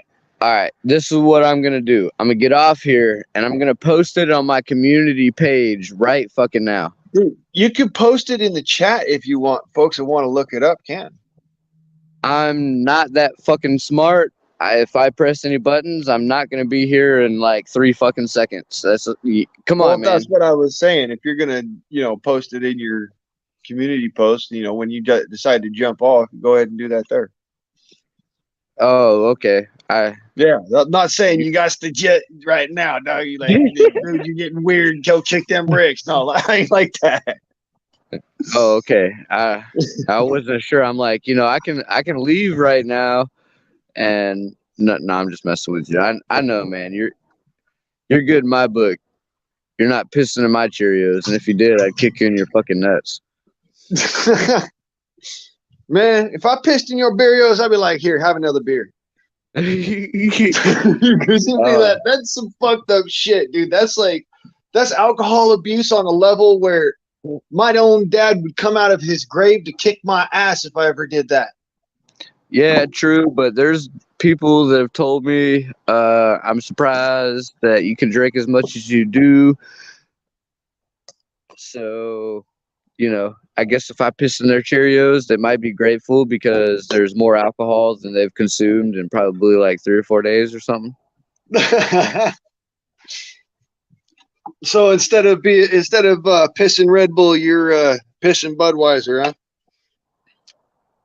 huh? Budweiser. I don't know. I drink IPAs, so I don't know, man. Damn. That sting's coming out. Yeah. So I'm laughing because the fucking fact of the matter is I drink IPA. Yeah, I know. So maybe like I'm, maybe there's like some PBR action there from, the secondhand beer consumption or something. Looking like the freaking the highway patrolman on Dumb and Dumber. Hell yeah. I don't know. I seen something about Dumb and Dumber. We had fucking Biden and I don't know what's his name, fucking Horace or some shit. Horace? There's a Horace? The UK the old UK Prime Minister. Him and Biden were riding tricycles together or some shit. Oh, you're talking about that fucking Pugsley looking motherfucker. Yeah, the Dumb and Dumber motherfucker who had the bowl cut shit. Yeah. That dude.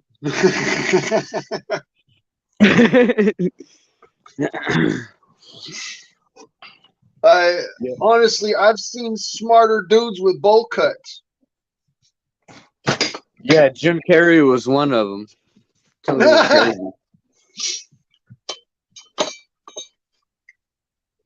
Back in the day, he was all right. Yo, dude, I used to fucking love Jim Carrey, man. That was my dog right there. Man, Jim Carrey, like, honestly, is some of my favorite impressions I've ever done were Jim Carrey. Yeah, dude, my favorite was him coming out the rhino's ass.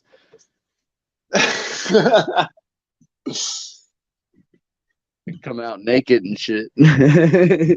Some of my favorite impressions would be The Mask, Yeah, The Mask, Ace Ace Ventura, Ventura. but Pet Detective. Pet Detective. That was Ace Ventura. Yeah, not Ace Ventura 2. I'm talking Pet Detective, the one where he's The after first the one where he's living in that fucking apartment and he's got like penguins in his fucking freezer and shit. oh dude, Mr. Popper's Penguins. That shit was funnier than hell. Yeah. It's like, what? What was that? Oh, sorry, I got bad gas. Don't mind me. No doubt. Ugh, I need to go take some medication. Maybe some Mylanta. You go have a nice day. Closes the door, walks away. Yeah, Yes. the first pet detective, he had fucking penguins in the freezer and he went into that fucking giant mansion or whatever and fell into the shark tank.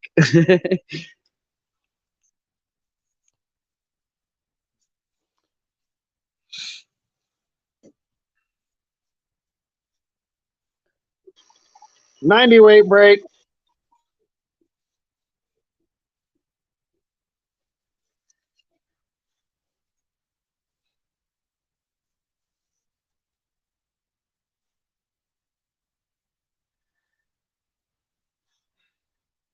Yo, you ain't talked to Pete lately?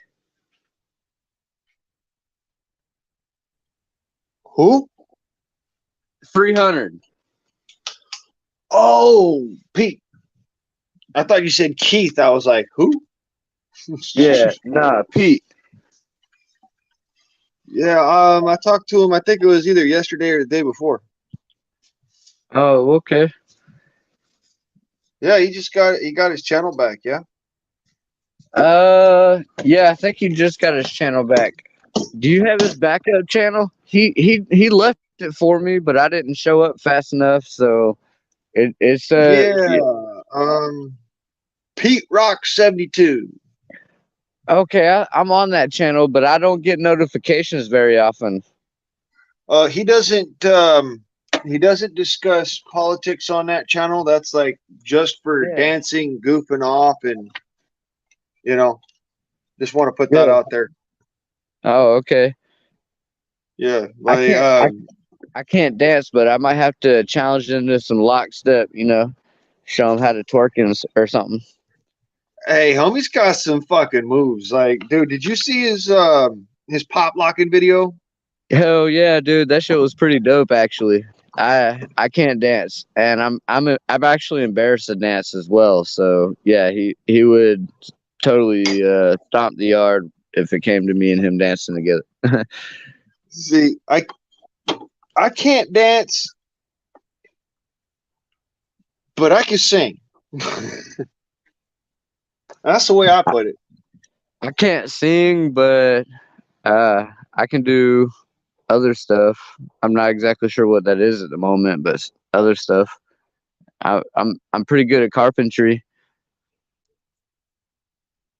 I I I could play a little bit of guitar. I used to play the hell out of some saxophone, but I can't fucking sing.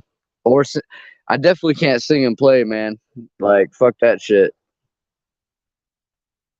I sound like a fucking dying whale or something. I can't sing and play, but I can play saxophone. Well, I used to be able to play saxophone. After breaking my jaw, that's a little bit difficult. I hadn't played in a few years, but I still got pretty good lung capacity, even though I'm out of shape. I could probably harp on an alto. You know, that's what I used to play was an alto saxophone. Oh yeah, yeah. I played Yeah, alto too. most people they either reach for like a tenor or a soprano because it's like those are the saxophones that they think of. I reach for an alto because I like little bit higher of a pitch on the saxophone because it complements Kenny, my voice and it complements my playing style. hell yeah, Kenny G played alto sax, and so did that dude that was like da na na na na na na na da na na na na na da da da da da da da da. You know that saxophone little solo. If anybody knows what I'm talking about. You're talking about fuck, is that's Careless Whisper, isn't it? Yeah, I think so. Yeah, yeah, But yeah, yeah. I believe it is. I was about to say, wham! Hell yeah.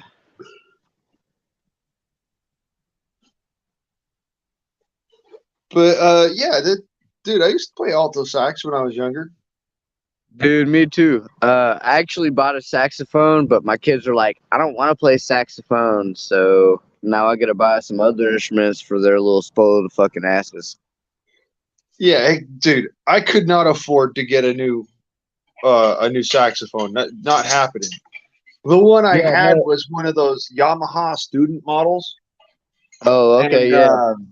I paid almost $2,000 for that fucking saxophone, and it was beat to hell. I'm not gonna lie, I was a little spoiled, just like my own little shithead kids. But yeah, my mom bought a kind of expensive saxophone. It had like pearl inlays and it had some Oh, engravings and stuff. Like, yeah, I'm not gonna lie, she tried to spoil us, but yeah, yeah, that's it. That's precisely what happened to me. My mama, she wanted me to get into music so bad. She got me first a trumpet. I still have the trumpet. yep. I don't Can't have a play it for trumpet. fuck all. I can play trumpet, but I don't have one. I my teacher said I could play any instrument I wanted to at the time, but I'm pretty versatile. I can write left-handed and right-handed. Uh, one sucks worse than the other, but I can do it. Well, I can kind of fool around a little bit with a guitar. I can't play guitar for fuck all. Not for like, playing actual music, but I can play around on a guitar and make it sound good. Oh yeah. And I can play a saxophone and make it sound really good. But you ask me to play actual sheet music, I'm gonna look at you funny, like there's a block in my mind or something. I used to I be able can. to read sheet music like as if I was reading a book. Me too. I can't do it no more though. I really can't. Since Nowadays, I have to sit there and read the sheet music back to myself, dissect it, and do it, longhand, and then write out the different notes so that I can then play it on the saxophone. and the funny thing about saxophone is you can't play it like every other instrument. It's got its own little thing to it. You really gotta know what you're doing if you're playing sax. Oh yeah, no, I back when I was a young kid, I was about like 13, 14. I picked up an alto saxophone. The one that we got would have normally been about 2,400 bucks at the time, but I got it for about 245, and then spent another $300 on it, getting the buttons refurbished and getting a new mouthpiece because you have to get a new mouthpiece every time you buy a saxophone. And if you don't get a new mouthpiece when you buy a saxophone, Yep. you will get strep throat or lose a tooth. Yeah, because a lot of those fucking band dorks are horny and shit. Hey, guard, I gotta go, man. Love you, bro. I really appreciate you having me up, dude. Uh, time to hit the sack because my phone is dying too. I gotta plug it up, dude. All right. Well, good night, brother. You have yourself a good one. And thank you for coming on to the Freedom Forum. Hey man, love you, dude. Take care. I'll catch you in the next one, bro. All right, brother. Peace. Peace. It's picante sauce.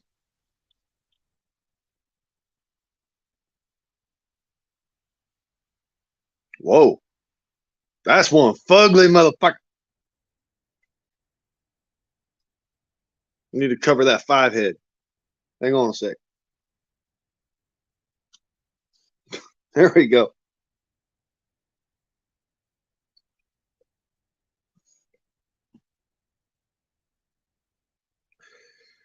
So, ever try to sew buttons on balloons? It's something my mama used to tell me all the time whenever I'd say so. As kind of like a conversation introductory. And I never understood it. It's just like, that's pointless. Because right when you get the point of the needle into the balloon, it pops. Why would you sew a button onto a balloon?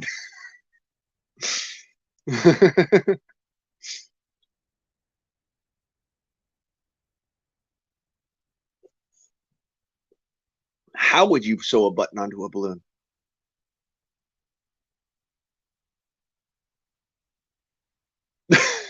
There's one for you. That's a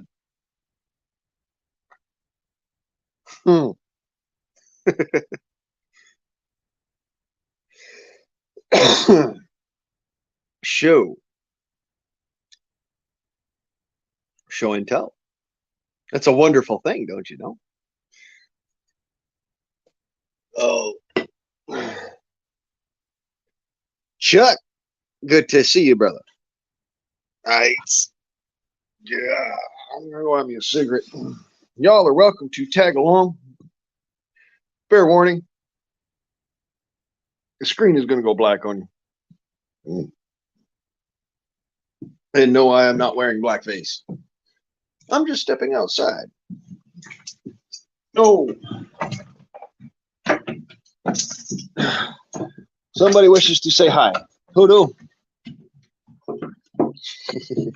Yeah, I know. You want to go out? Okay. Okay.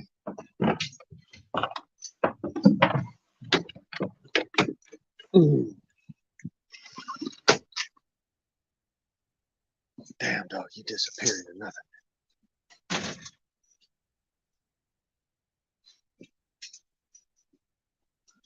Thank you. Ay, anda. Está friend. Oh, okay. So now I'm back outside. And I can't see a damn thing.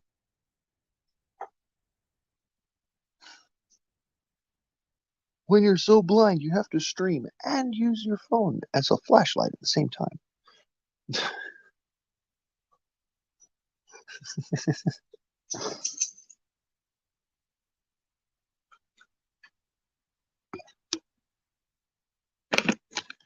So yeah, welcome to the Freedom Forum. It's an open forum, open panel, open chat. Do what you want to, have fun. This is relaxation for however long you wish to stick around. That's the whole idea between y'all and me. The Freedom Forum is a place to be free, a place to be you, a place to not give a fuck about whether or not you're going to offend somebody, even me. That's what the Freedom Forum is. It's a place to be unapologetically you.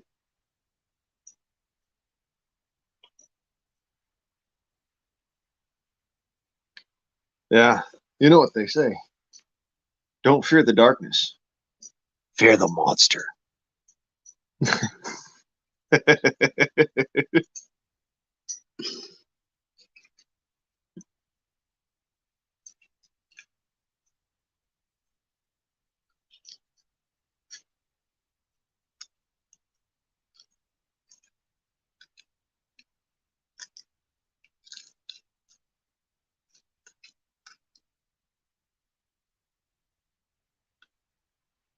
Depends on if you're emo or not.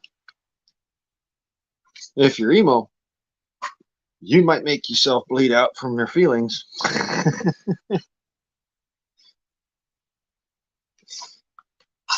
I'm not. I'm just gonna put that out there. My emotional threshold is about that of a bat. I'm either pissed off or I'm tired.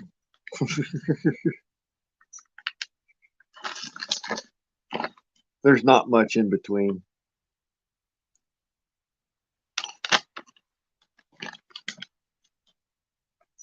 You know, happy, depressed. That's about it. But I don't really get all that suicidal.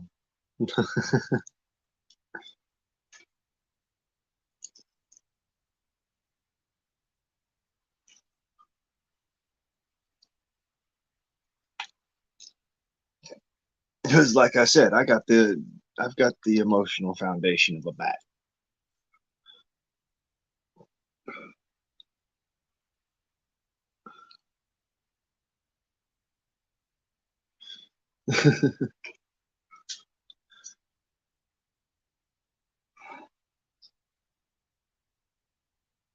I'll give you an enriched shit.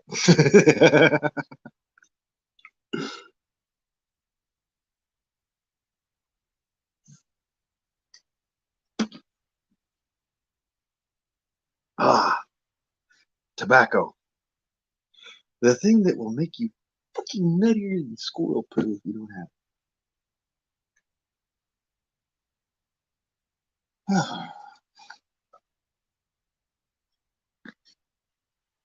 it.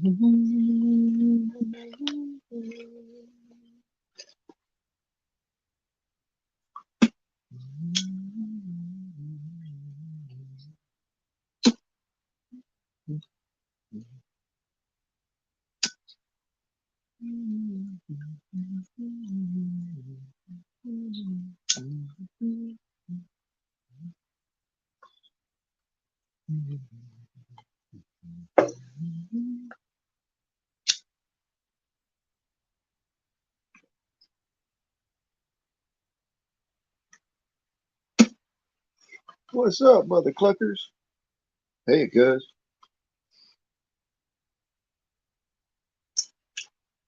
Glad you came back.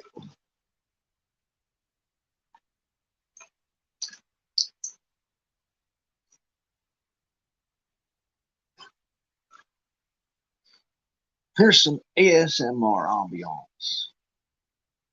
Rainstorm.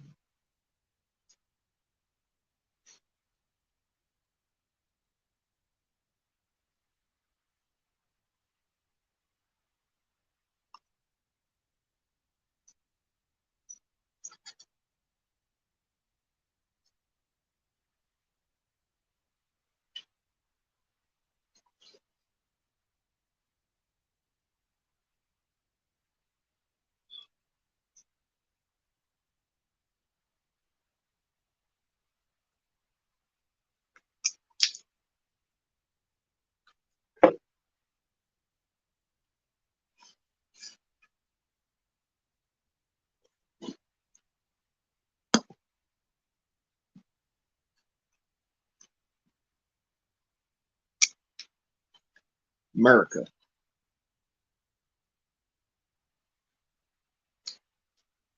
A concept we have forgotten.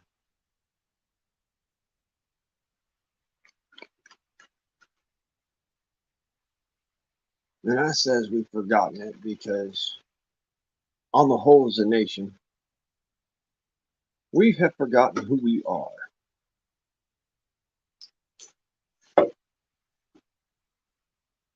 I see a lot of folks nowadays squabbling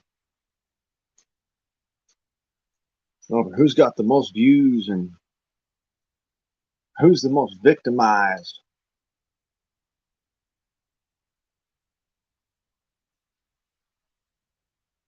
I'm gonna tell you right now, I ain't your victim, but I'll be a huckleberry.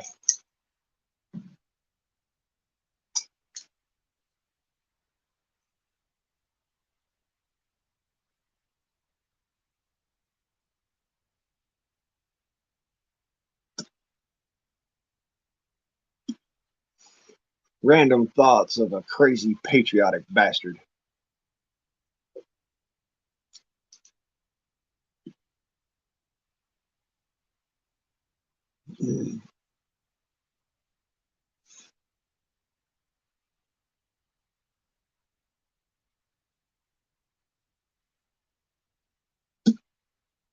I am not insane.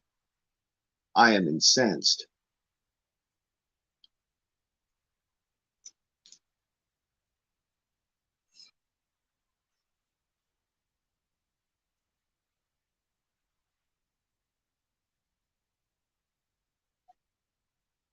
Imagine a place so beautiful,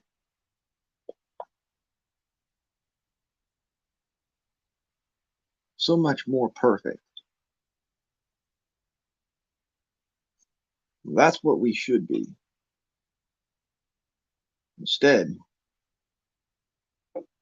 we choose to squabble amongst ourselves. We choose to say that things are obligatorily victimizing, harmful, and cruel, while refusing the responsibility that was laid down to us a long ass time ago by men and women who understood that the destruction of a people is ultimately the demise of its country.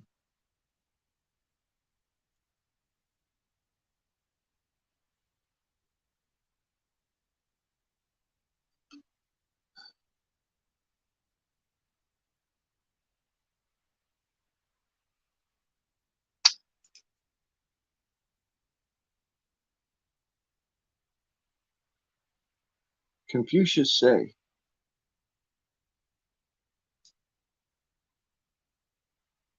man who dreams small never accomplishes anything.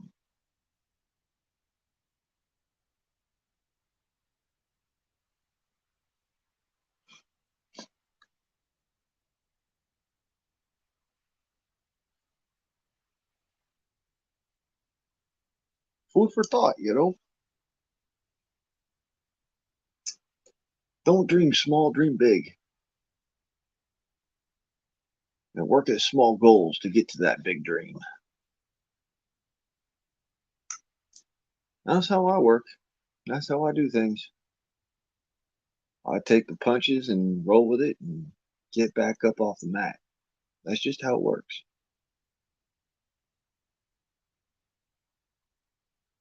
Folks are going to hate on you. Folks are going to throw shade your way. And that's just how it's going to be.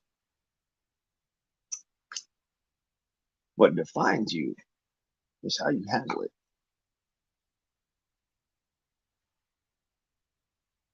You got to be a tougher son of a bitch.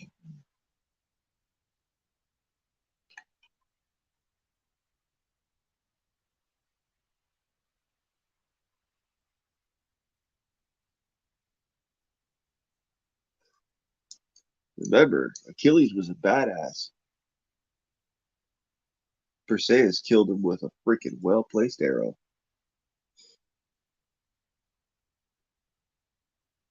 from his brother Hero.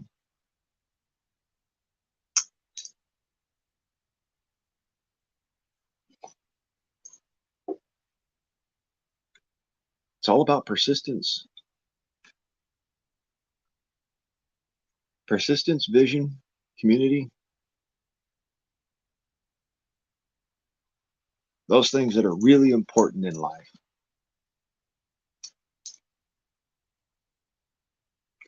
A sense that I think that we as a people may have lost. I'd like to help us find it again. And I says, help.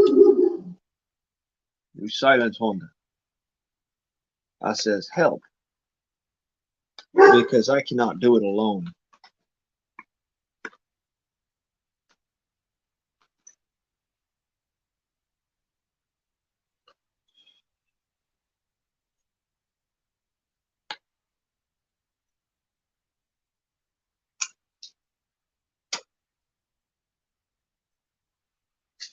How do you fix the framework of a fucked up nation that has been fucked up by those who don't like it to the point where the original framework of that nation would not stand in modern times?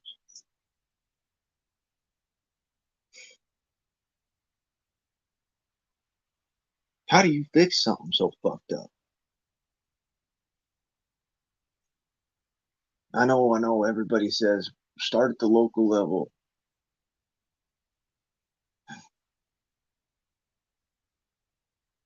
Now here's my frustration. You're still yearning for somebody else to tell you what you should and should not do, instead of telling yourself what you should and should not do. That was the original framework of this nation.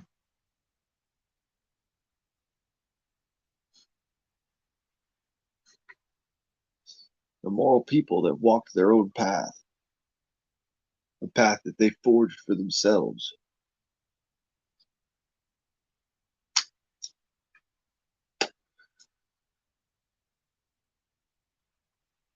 The moral may be a dying breed, but that doesn't mean that they have to go extinct.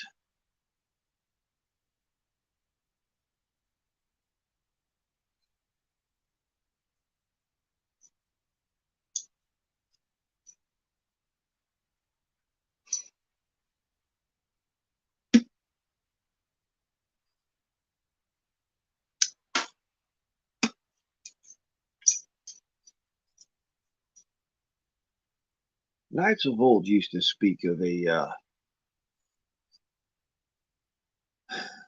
adage. The modern special forces, United States military particularly, have taken to heart and started using as their own mantra.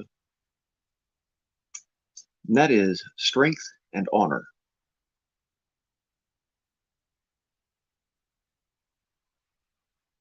Strength doesn't always mean that you're going to be the baddest son of a bitch. You're going to be the big dog.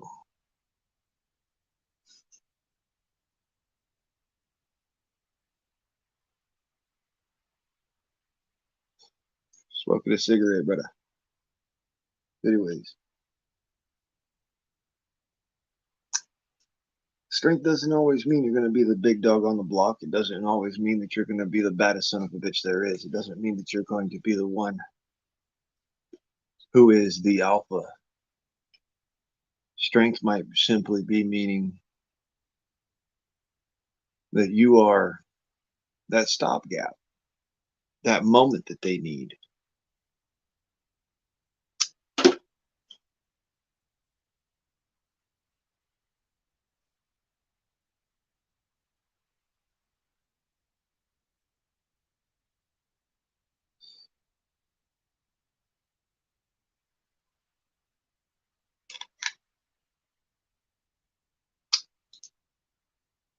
Strength might be that potential that is not found until the moment which defines you.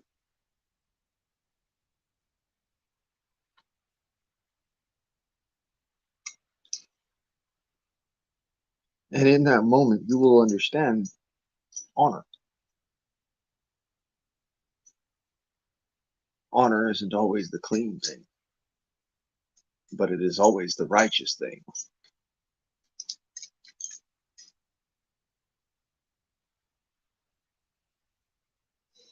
So, Bowie, David, what's up, brother?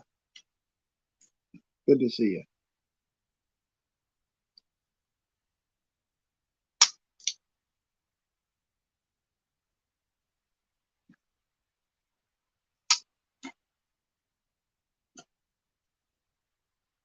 So, yeah, this is an intelligence game, as I'd say. Can you be strong?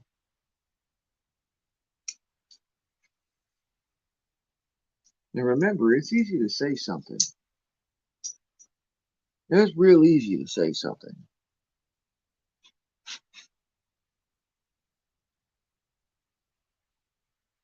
But what the fuck have you done lately?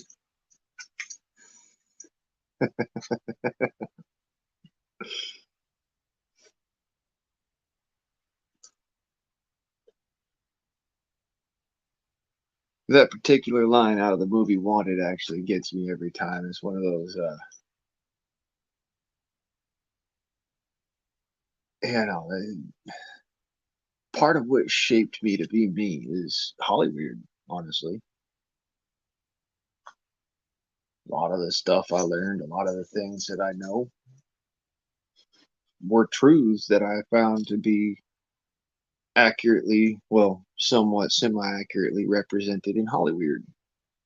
And they come up with some of the best freaking one-liners. I mean, think about it. The word, what the fuck have you done lately? I mean, that's a question. That's a question in itself. Toys. Toys. No, you hear a dog. That's Houdini running around.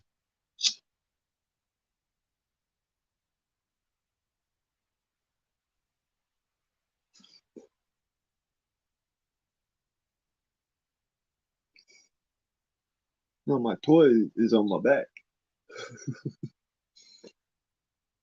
My toy that is the tool.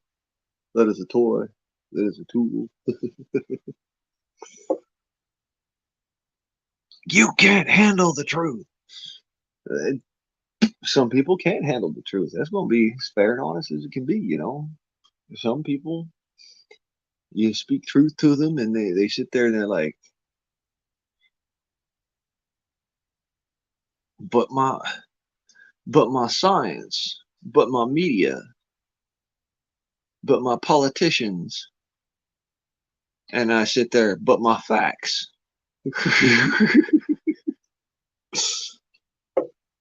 Yeah, you know how it is, man. Throw a little bit of truth on the fire, see if that gasoline burns. Apparently, I've been dousing it with water, just thinking it's gasoline.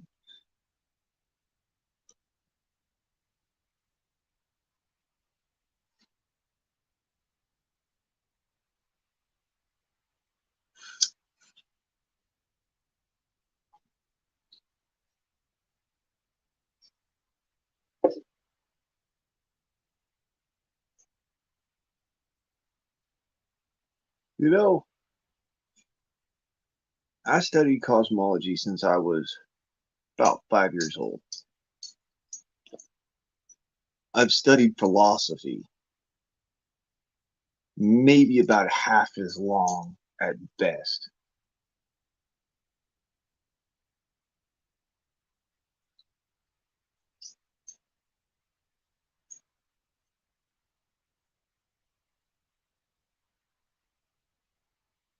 From what I could tell, the closest that you will find to the Stoic Sigma is found in the conservative movement. You know, the closest thing you could find to the Stoic, the closest thing you could find to the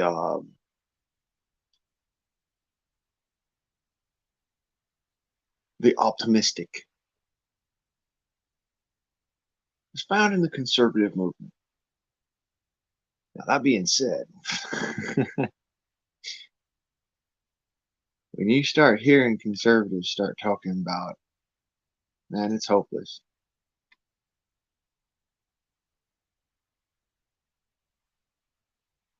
Tell you what, that right there puts a freaking kink in my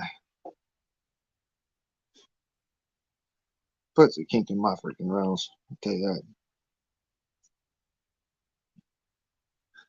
Aye, there's something for you right there, Rip.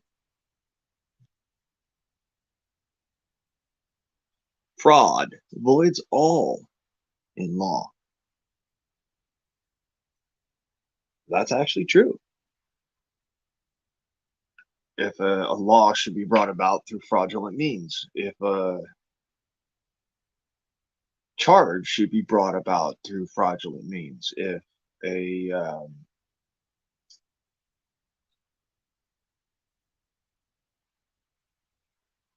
if particular accusations or slanderous uh, words are spoken, those things can be harmful to your short term um, your short term reputation, but in the long run, it the way that you handle it is actually what shows who you are. It shows your character. So, that's why I says, squabbling about what other people say, big fucking whoop. Squabbling over what other people do to you, particularly, or you as a whole, that's a whole nother fucking story. We could definitely get into that. Like, somebody wants to tell me I can't have my air guns because they're semi-automatic. I'm gonna look at them like, which end do you want?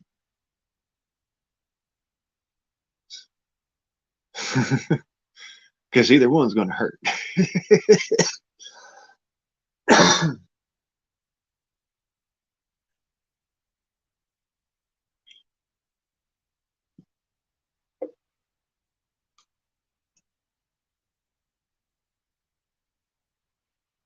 Somebody talks to me about, they're going to take away our firearms. I'm like, they're going to do that at some point. By that point in time, I sure hope that, you know, Americans everywhere have stepped up and done things that negate that action. I mean, I put it this way. One of the inventions that I envision is an air rifle that has a railgun attachment that sends a projectile at hypersonic velocities. We're talking 5,000 feet per second and plus. Um, then it doesn't matter if it's a firearm or an air gun. By the by, hello, Vinny. Thanks for coming by, and feel free to stick around. Welcome to the Freedom Forum. This is here you got freedom of speech. There's just no porn links, no bullying the folks in the chat, no bullying the folks on the panel, and no porn bombing. And that's literally the rules in the Freedom Forum. Everything else goes. Have fun. I am chipper. I am doing fine. How am I? How are you? Well, let me put it this way. If I wasn't walking around with the CI rays microscope so far shoved up my ass that they could inspect my brainstem, I might be able to walk down the street without looking funny.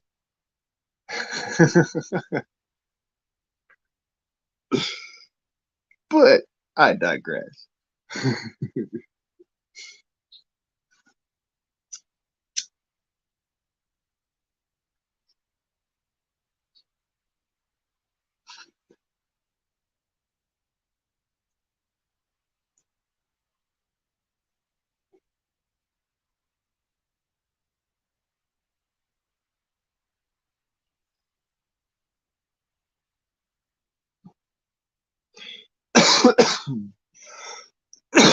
So imagine a semi-automatic air gun that shoots a projectile that on its own is lethal. All right, on its own, without even utilizing any kind of extra give me some, has the ability to, the potential to be lethal. Around 900 feet per second.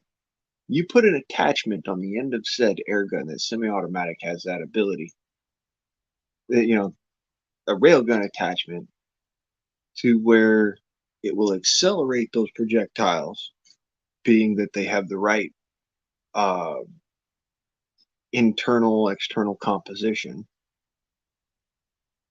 that they will become hypersonic. Now you have an airgun that does things that a firearm does, or for that matter,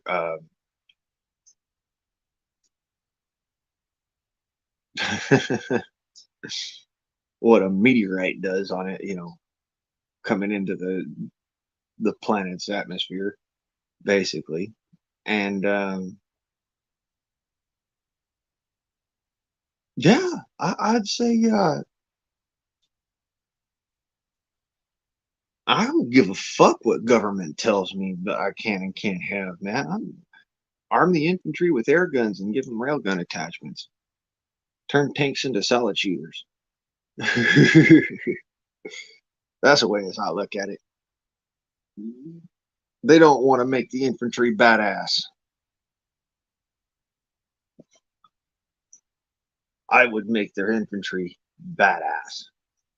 I'd make the infantry a force that, man, fuck sending in the Air Force and the Navy and the Armored Corps. Oh, fuck all that shit. You don't even need nothing like that. Light mobile infantry. They'll take care of the problem.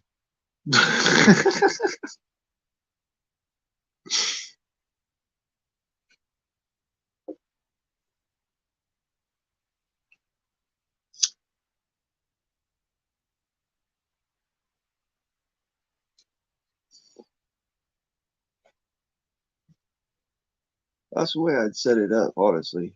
But I know that folks would laugh at me because they'd be looking at me like, what is this fucking space tech? And I'd be like, this space tech could turn AR-500 plate steel into shrapnel that'd take out the dude that's wearing it and about 4 of his buddies.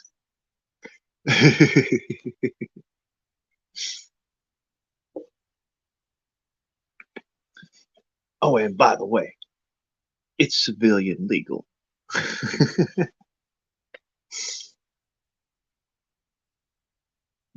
Yeah, bring back the militia. That's the way I look at it. Bring back the fucking militia. Fuck the bullshit. Bring back the militia in its heyday, the way that it was envisioned to be in the first place. Every able-bodied man, and for that matter, any willing woman between the age of 18 and 65, stand at a readiness to arms in the effort to defend the to defend the defend the country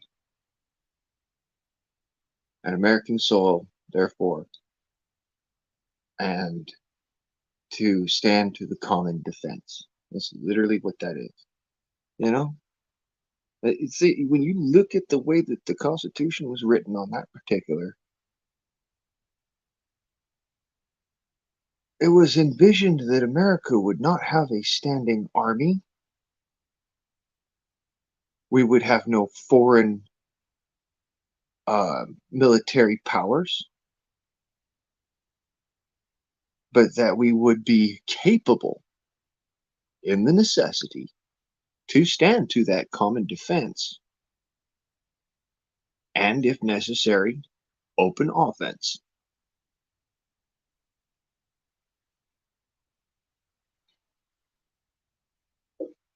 Yes, legality is a means to outlaw morality. I'll give you that.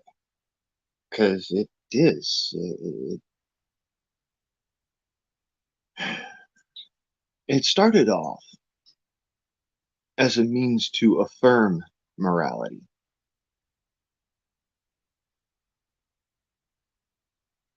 But it was twisted.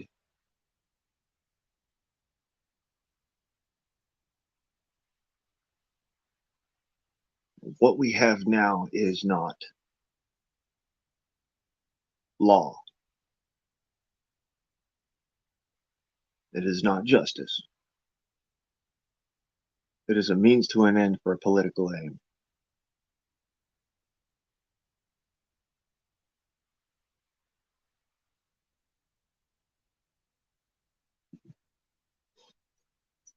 We look at the way that our country was founded, the way it came up, as far as America is concerned. Sure, we had the Wild West. Woohoo. You know that the Wild West was in a particular period of time when folks were content to sit back and not be in the fight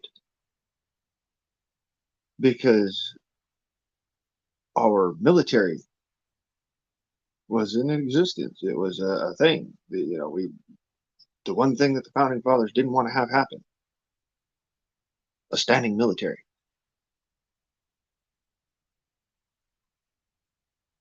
A militia, certainly. The means to defend our country and ourselves from foreign attack or from internal turmoil.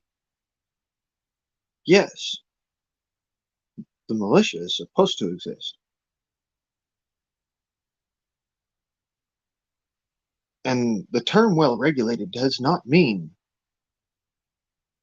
legislated, which is what they have twisted it to be. The term well regulated means simply well versed in the capabilities and knowledge of their arms and the deployment of such.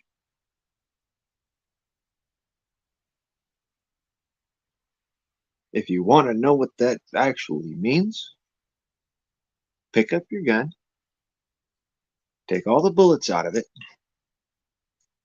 take it apart, and put it back together. Now do it over and over and over and over and over and over and over again until you can do it blindfolded, till you can do it while you're sleeping. That is the definition of well regulated. It means you know your craft so well that you become the scary one. You become the thing that you would be afraid of somebody else being.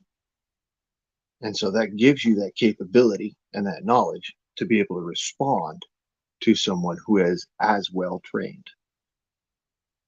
That is the envisionment of the militia. Hi, Angel. Good to see you. Welcome, welcome, welcome.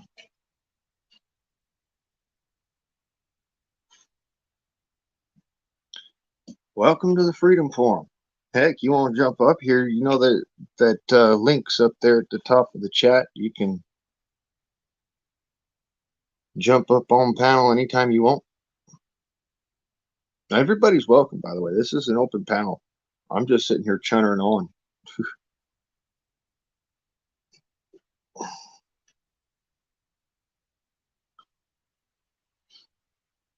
Because, I like to drop that knowledge. Shit, what's the point in learning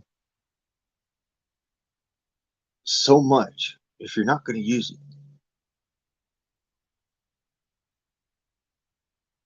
That's the way I look at things. What's the point of learning it if you're not going to use it?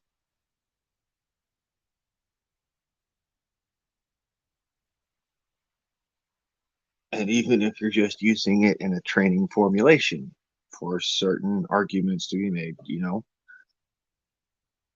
you're just using it in a training formation. You're still using it. You're still using that knowledge. You're just using it to train rather than using it to execute operations, as it were. But like the argument for guns can be said, it's better to have it and not need it than need it and not have it. The same thing could also be true said for uh, having the training itself. I mean, who gives a flying rat's ass if you're sitting there training with an air gun or an airsoft gun or a Nerf gun or a firearm? It doesn't matter. What matters is you're getting the gross motor movements in, you're getting the training in, you're getting that to the point where you don't have to think about it. You can just do it. A snap of a finger, glance of a wrist, you got it.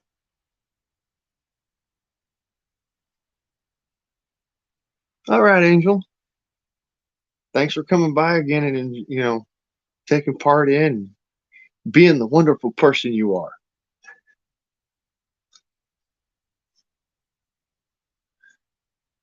So, as I was saying, yeah, that's really where it comes down to, using your knowledge. Don't just sit on it. The skills can sour. It's something that I noticed from, as a young kid surviving out in the woods and then moving out into the desert and then learning how to survive there and then coming back to the woods now. It's yeah, some of my skills have soured. Making fire in the rain. It's a son of a bitch. It can be done. I've done it a dozen times. I've done it hundreds of times, but it's a son of a bitch. And if you don't know it's going to be a son of a bitch, you will fail. That's one of the beauties of having that prior knowledge is you know it's going to be so much.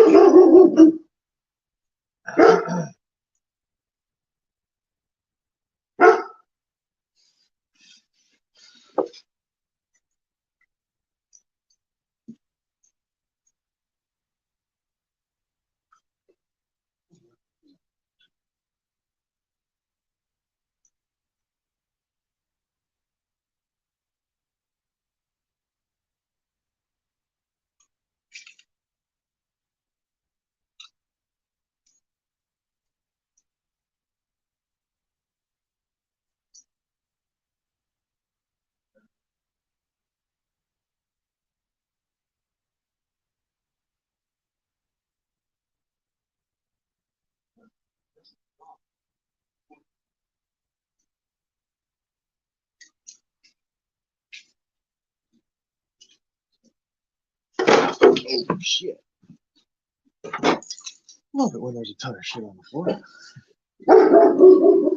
Thanks. Do silence. It's no problem.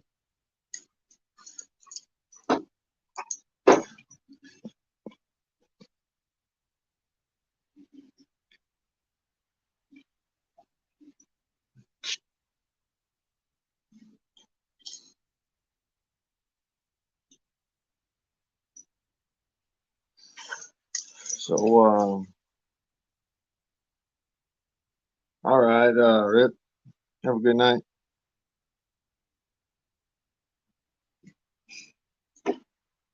I'm gonna harp on that point a little bit more though. What you may not notice is that just now I went and I snapped too because I'm standing outside in my backyard. My dog alerted on something that was back behind the fence, and I just went and checked it out. There's nothing, but that drop of the hat, I don't stop, I don't freeze. It's that train, that moment's notice, like you hear a stick crack in wood. You're on that, you know. You're on that level. Everything just changes. Everything goes into hyper awareness autopilot, and you fly. I mean, folks that had asked me about my experiences, whatnot. I try not to put my experiences out there too much in like real world terms, because yes, I'll have my detractors, but it's a sensitive issue for me. You know, we've all lost friends and all that shit, but let me just put it like I don't like hearing folks calling me out as a liar and saying shit because it takes away from my friends.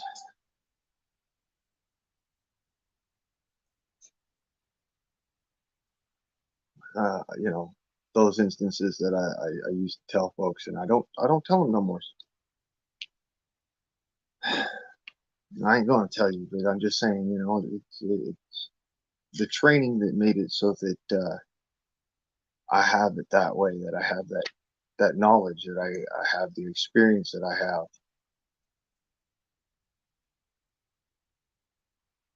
It's training you can do in your own backyard. It's training that you can do, you know, out in the woods if you feeling like it. Uh, you don't need much. Some tennis balls, uh, your NBR, sidearm, sidearms, uh, a vivid imagination really does help, believe it or don't. You know, when it comes down to training, having a vivid imagination can help make you more ready to react to shit going downhill fast. You know,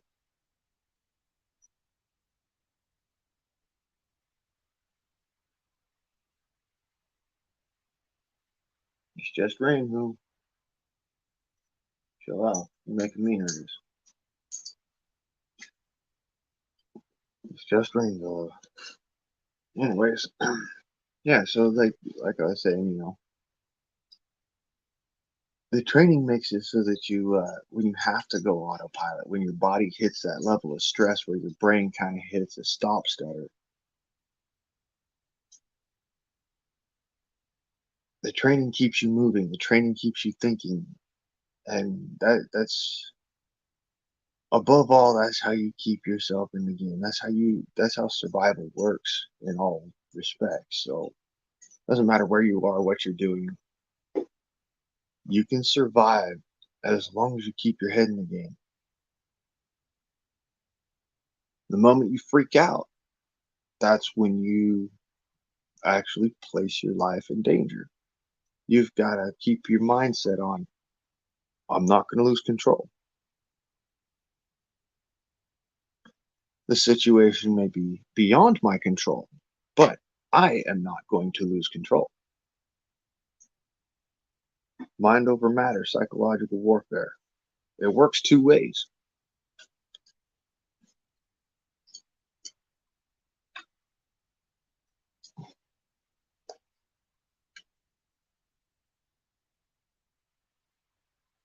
We are a warlike species, and it would behoove us as humans to come to grips in terms with that nature. We are a warlike species. It's just something we do well. We fight well. You know,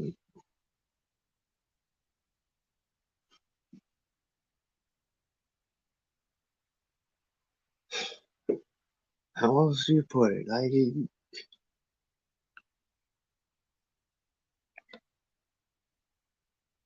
I'll tell you this right now. I'll proudly fucking walk my happy ass right into the woods with, you know, air rifle on my back, no problems, no scare, no care, no scare. And it doesn't have to be a freaking big old big bore or anything like that. I walk out there with a little pea shooter because there's nothing so scary on this planet to me as a human being. We're the deadliest creatures on the earth. And it's not because we're particularly adept predators. It is because we are incredibly intelligent predators.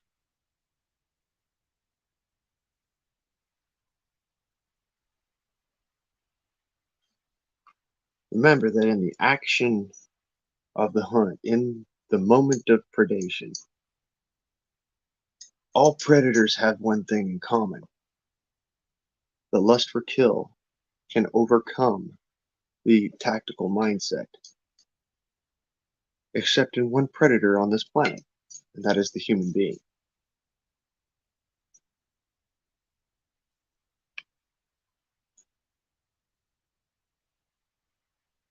Now, it's only because you have that mental control, that capability, that knowledge to overcome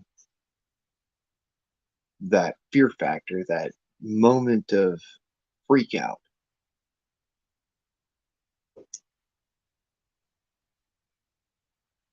Honestly, that's why I'm still alive today. Some of the shit I've been in, some of the fights I've been in, some of the survival situations I've been in. If I would have panicked, I would be dead. Outright, I would be dead right now. Y'all would be having this conversation with like somebody else because I would be pushing up daisies. Nobody is invincible. No man is an island.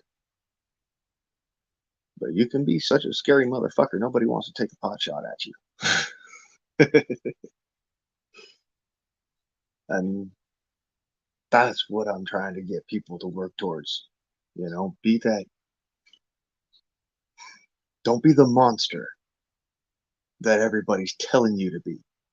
Be the man or woman, but keep this in mind. Be the man, the human being, the individual human being that is capable in every situation that arises. Turn every situation to your advantage. Now, I mean, that that's Militia 101. Turn every situation to your advantage. If you can find a way, turn it to your advantage. I mean, let me put it this way: the way that the British regulars and the Continental Army fought in the Revolution was wholly different than how the colonial militias fought during the Revolution. The colonial militias utilized guerrilla tactics. They utilized the terrain, the cover, shoot and scoot, ambush methods, ambush tactics to do the dirty work of thinning out the military on the British side in order to make it a more even playing field. Because, you're fighting against a military. Yes, you have to have those politically inclined battles, um, those face battles, the moments that are broadcast to the world. But you also have to have those small little skirmishes where your side is not taking very many casualties, but their side is taking a fuck ton. And that's how you win a military engagement. You thin out their forces so that when it comes down to the face battles, what they see or what the public sees isn't exactly what was facing the military in the first place. That was the whole point of the militia. A lot of folks don't get that. As militia, you were supposed to be the guy that did all the skullduggery, dastardly shit, the shit that nobody wanted to do because it was just considered disreputable, to use the word correctly.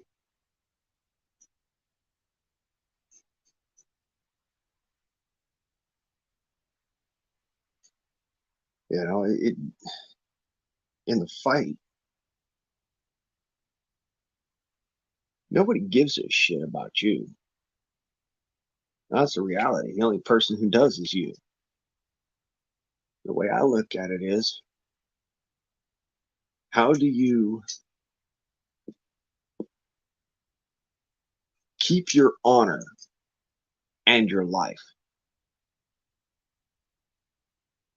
It's a fucking tall ass order, isn't it?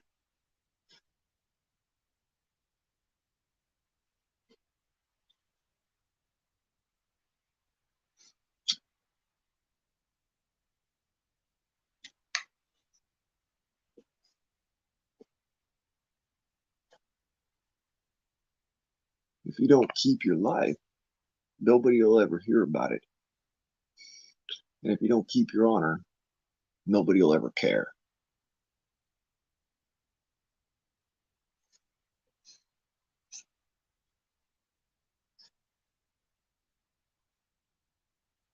Amazingly enough, there's a lot of stories that go, and go back to World War II that haven't been told to the public because they weren't pretty. And there were a lot of things that were not exactly glamorous that happened, or they were things that were done by unofficial forces. I mean, you've always got to take into account the unofficial forces. That's on any battlefield, unofficial forces are what actually turns the tide of a battle. It has very little to do with major technology advancements. All the time they keep on spreading that lie. It has little to do with the technological advancements and more to do with how many boots you can put on the ground and what are the operating parameters of the boots on the ground. What can they get away with? Because, as Fat Electrician likes to say, uh, it's only a war crime the second time.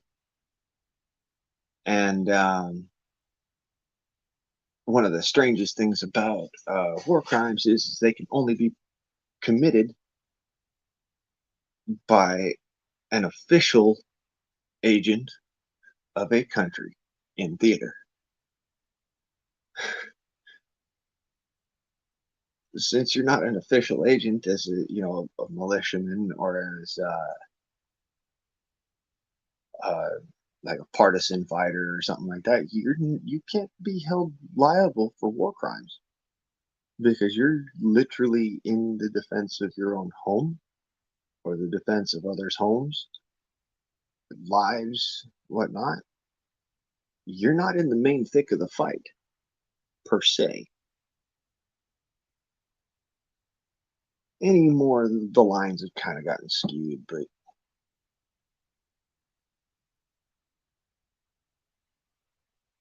that's literally where it is. That's what it is.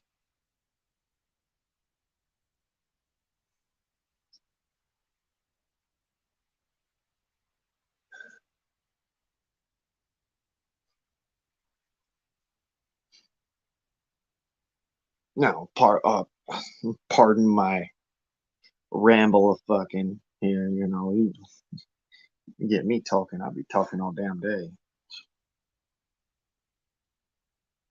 Either that, or if I'm not on a live stream, I'll shut up. Listen, only reason why I'm sitting here chunnering on is because YouTube tends to put it like a thing where if you're not talking or something, they'll cut your live stream out, or they'll like make it really difficult to be part of the live stream or something. If you leave it too long or just dead air, they do that shit. I think it's fucked up. They are suppressing my voice. They're telling you that what I'm saying, it just ain't that worth that much. What I'm saying could be fucking gold. It could be life gold. The words of wisdom from the ages. They think they give a fuck. Don't nobody give a fuck about you. Don't nobody give a fuck about any of us except for us. And it's up to us to broadcast who we are, what we've done, where we've been, how we've been, this, that, and the other, the things that we've seen. because those experiences make up the human experience, and the human experience is what the human species learns off, adapts from, and moves forwards into a brighter future with. Precisely why I try to at least add something.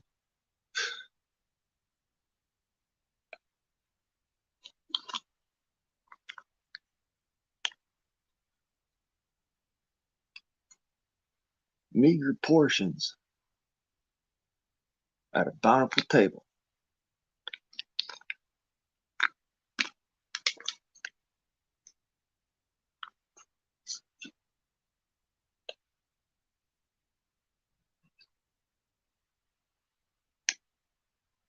By the by, this has been the rantings of a crazy patriotic bastard. You listen to this particular broadcast at your own risk.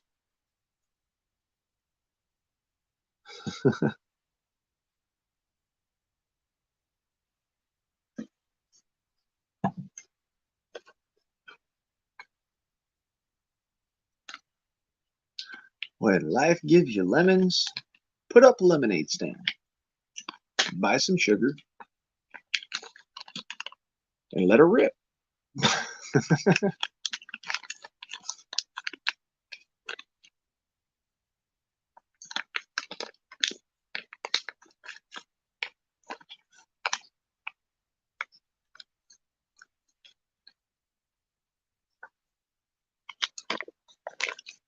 Now, I've heard it from lots of different philosophers, lots of different folks on the interwebs, and this, that, and the other.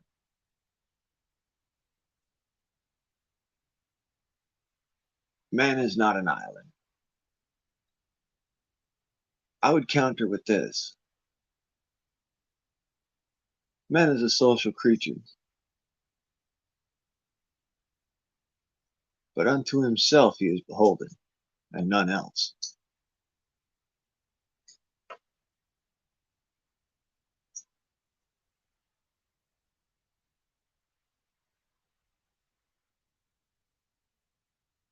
You know, in case you were ever wondering how fucking deep the quagmire of shit can get as someone sits there and ponders life.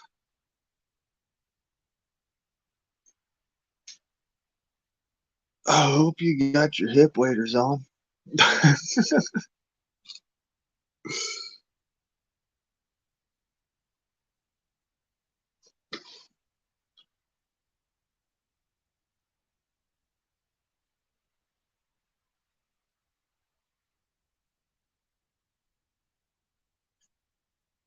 Right, row Reggie. I think I got a case of the yips. My computer isn't doing what it's supposed to. I'm seeing somebody jump out and jump back in and jump out and jump back in, but I'm not seeing anything here on the damn background thing, the banner thing, the jigger, whatchamacallit, down at the bottom thing.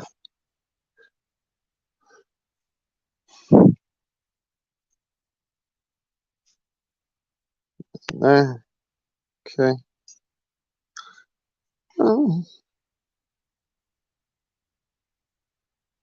shit happens. Yeah, well. Oh, shit. Cell phone. I do have a case of the yips. Just dropped my cell phone. So, yes, the rantings and chunnerings of a madman. It was crazily patriotic. Just because I love my country. I love my rifle. I love my dog. Any man who tries to change that, well, they got to go through me and about 500,000 other motherfuckers who think just like I do.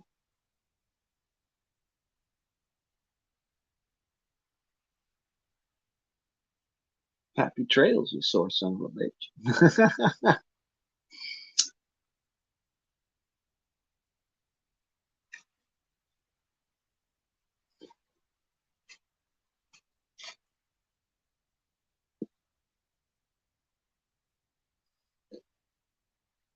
You can be toughened up by life. You can be toughened up by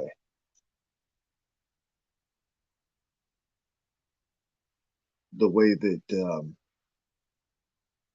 some things just tend to come up and slap you sideways. One thing's for sure, if nothing else,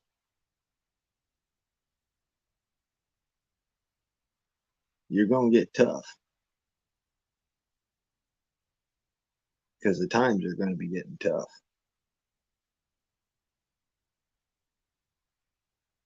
Weak men make tough times. Tough times make tough men. Tough men make easy times. Easy times make weak men. Honest God truth. Oh, I'm stronger now myself than at least I'll say by personality complex, will, than I ever have been. I put it this way: it took me taking a big old fucking dose of fucking tall before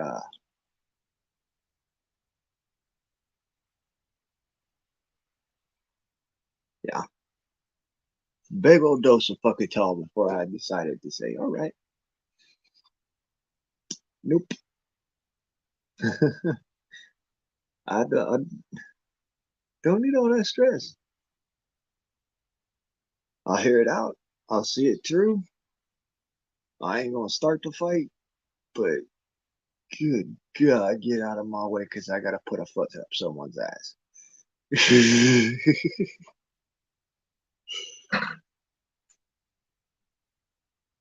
That ain't no lie. That's truth right there. It's like the attitude that people need to have is the one that we're afraid to have. We need to stop being afraid.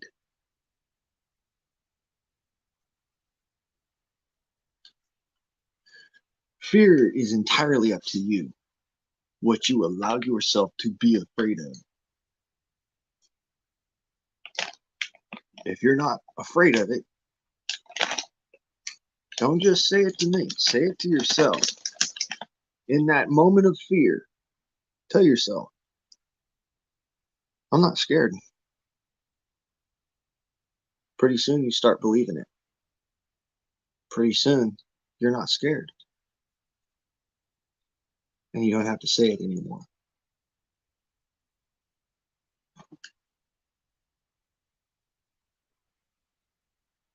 Believe it or don't, it works.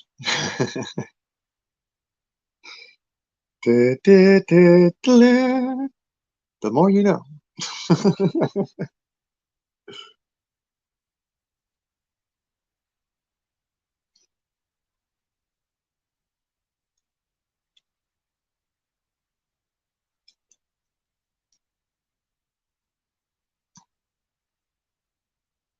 So did you guys hear about that shit that went down? I guess they just found out about the Vatican knew all about the Holocaust and all that shit.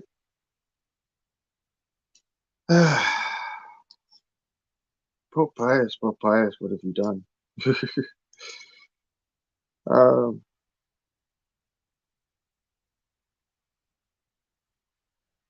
yeah,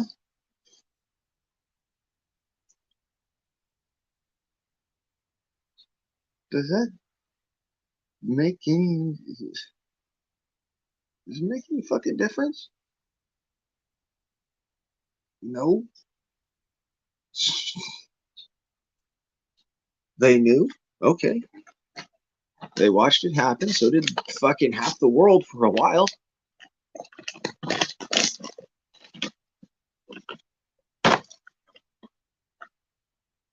I mean,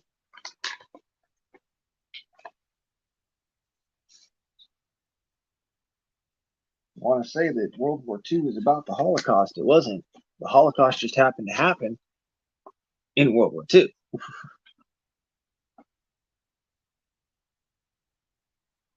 World War II came about because of greed.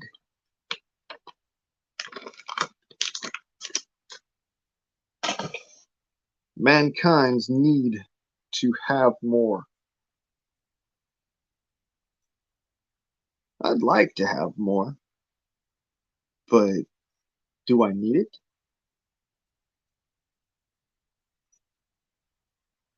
I'll be honest with you.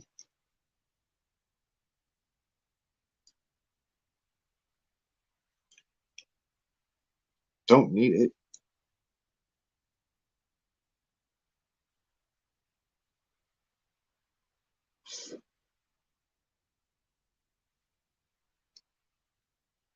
It'd be nice to have a hover bike.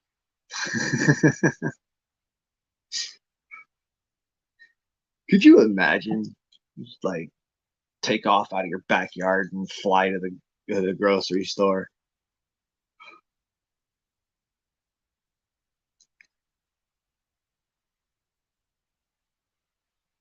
That would be fucking cool, man.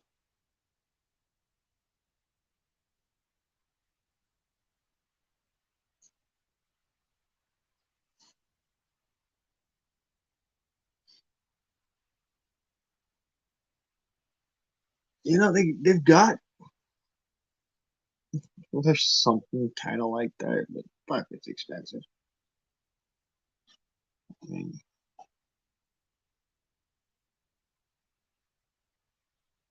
and it's electric powered. I mean, it's just why? Why the electric powered? I know it's freaking lighter than gas engines, but seriously, we can do better.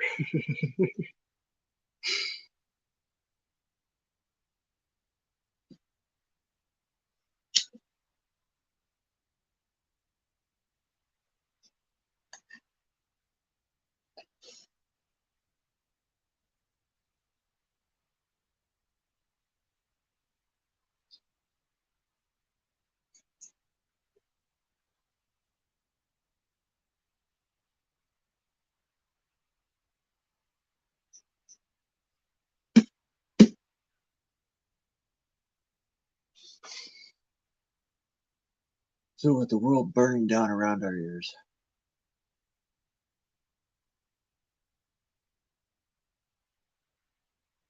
and the night closing in,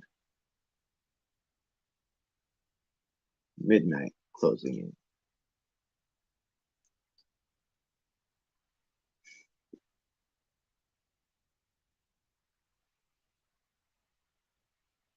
I want you to ask yourselves a question as you go to sleep tonight or tomorrow morning, whenever you feel like,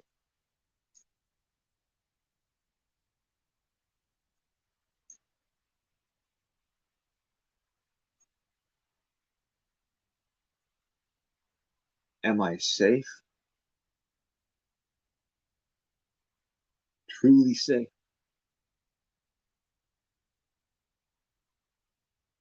Or promised security and experiencing little?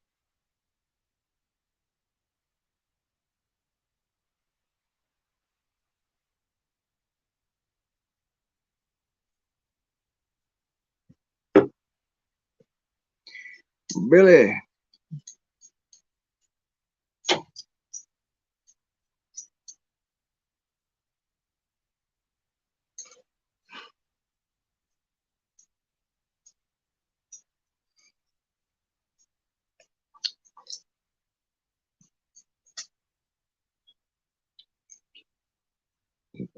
you have not been here for a while. You're right.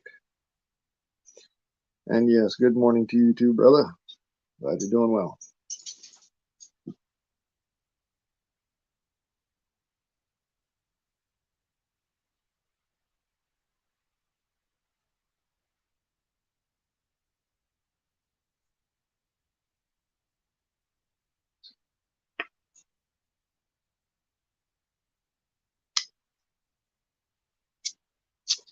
I, I'm all right.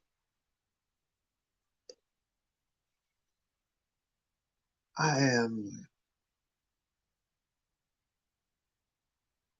Well, I wouldn't quite say copacetic.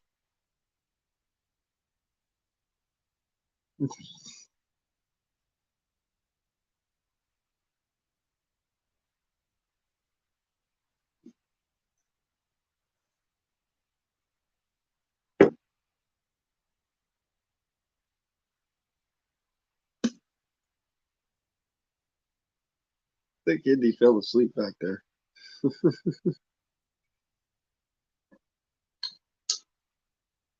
She was sitting there talking for a minute, and then I guess she kind of lurked for in the background for a little while, and then numbers started dropping off and building back and dropping off and building back. I think she might have fell asleep or something, and her phone cut off.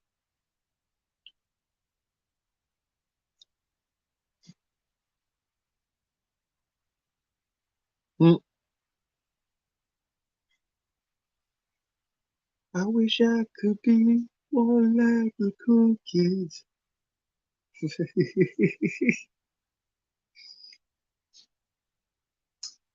Cause everybody loves cool kids.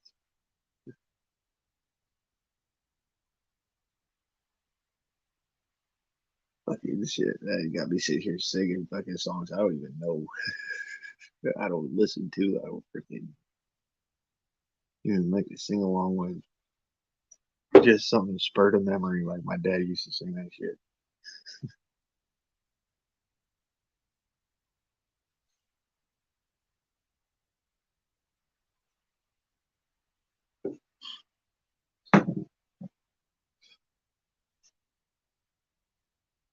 But yeah, it's 8:30 here.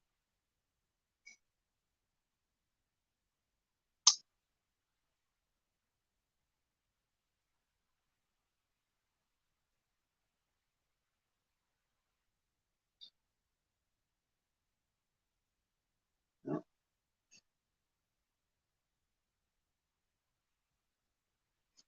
8:30 and still raining.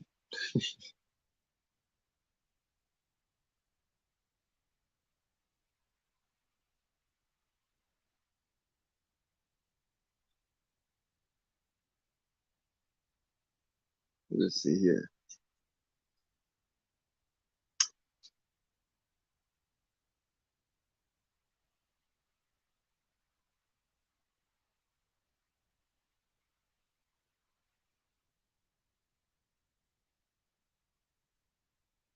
My thoughts for the future.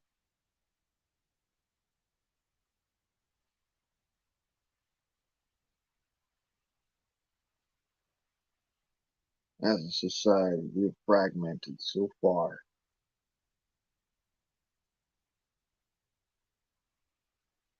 that ideologically,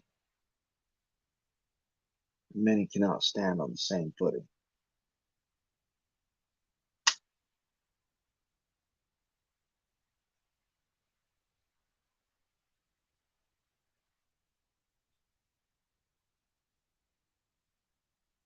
But with that being said,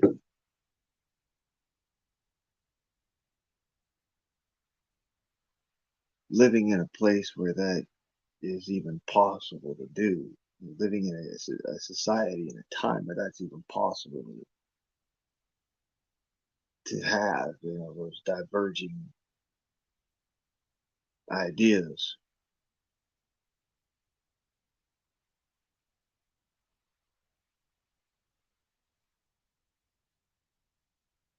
It's a big deal.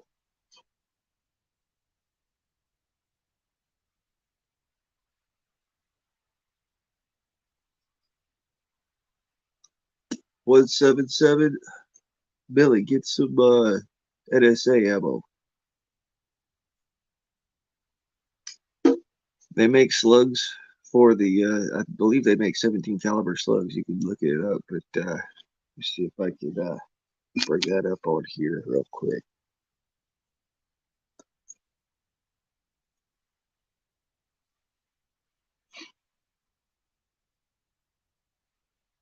Hmm.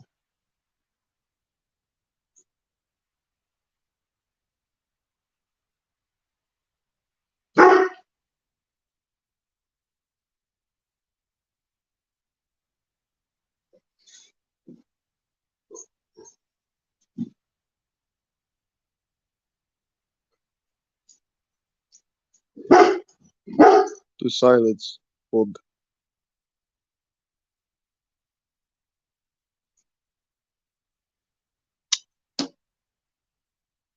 Wow, they've changed their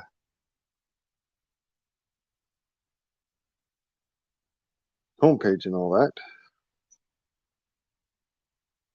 Ah, yes, here we go.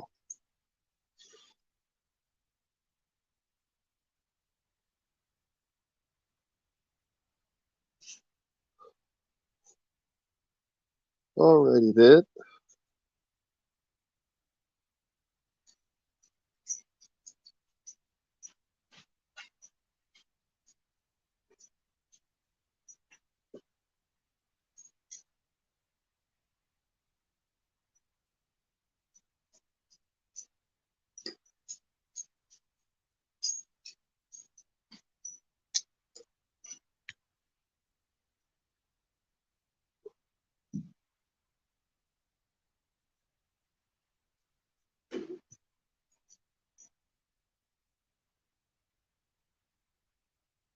There you go, Billy.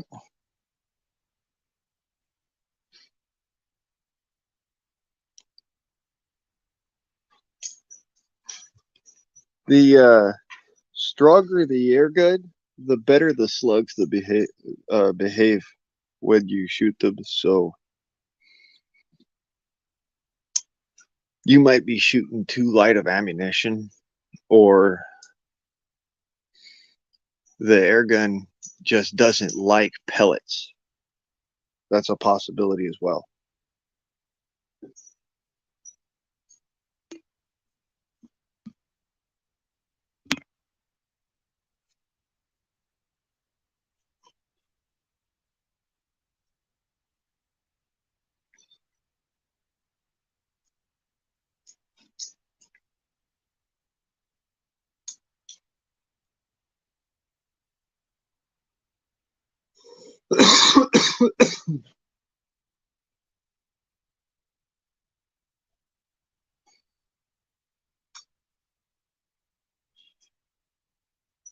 That had to hurt, dog. You are nuts. My dog just stepped on my cigarette butt like it wasn't even there. Back paw, and put it out with his foot. You crazy little bastard.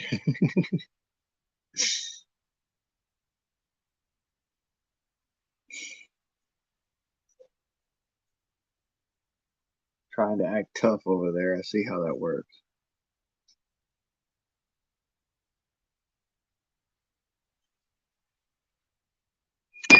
Ooh, shit.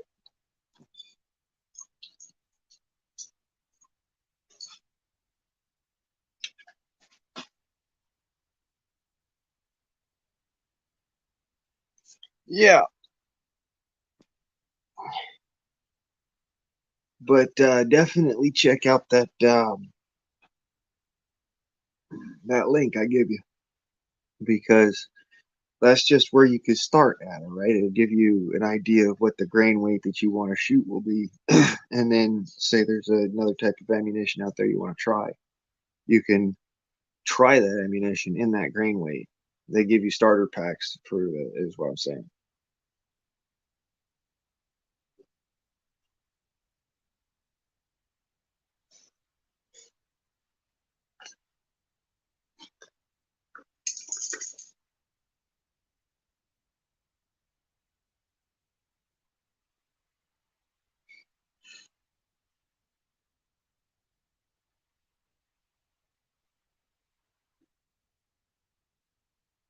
So yeah, um, air guns, man. You can do a lot with a 17 caliber air gun. Freaking things are hyper velocity fast. Well, I won't say hyper velocity. I'll say like you can get a 17 going supersonic if you got the right ammo. And honestly, with slugs, you get more impact. You get more uh, lead on target, and they've got a better overall BC when you're shooting them. So If you miss, it's not going to be by much. Whereas with a pellet, if you miss, most of the time I've seen shooting pellets, if you miss with a pellet, you miss by a mile or you don't miss. So, and it all comes down to the skirt imperfections and shit like that. I started packing the fucking skirts of my pellets with just whatever I could, at one point, because I got sick and tired of that. Tried to figure out how to preform a skirt in the air gun, get it up enough pressure or whatever so that it would do that, so that the lead itself would preform to the barrel, just so that I wouldn't have to fight skirt imperfections and stuff like that. I went through the whole ring. That's why I approve of shooting slugs out of an air gun. Better BC means you're going to hit your target. If you hit your target, you're not going to be hitting what's beyond it with enough force, give or take, type of air gun per se, with enough force to kill what's beyond the target.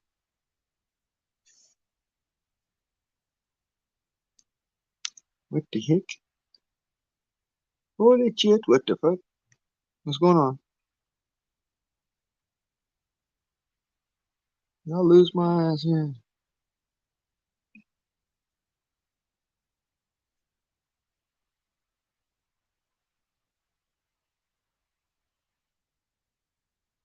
Um,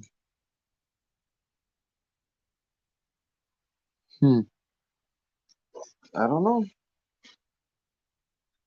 I don't know. Shit don't make no sense, man. It don't make no sense.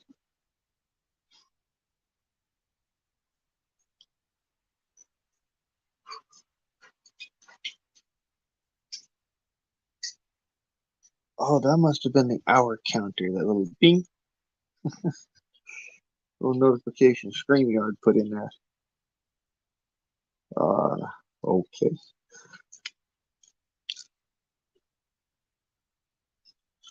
That's interesting. So,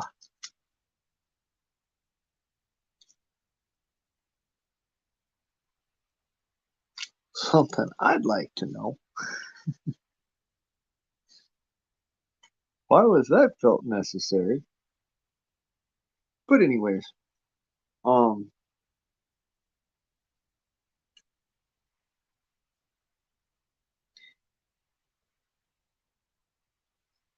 let's say for instance,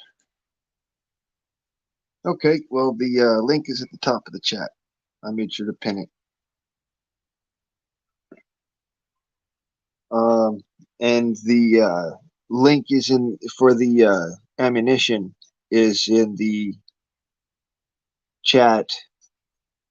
3 comments up from your last one.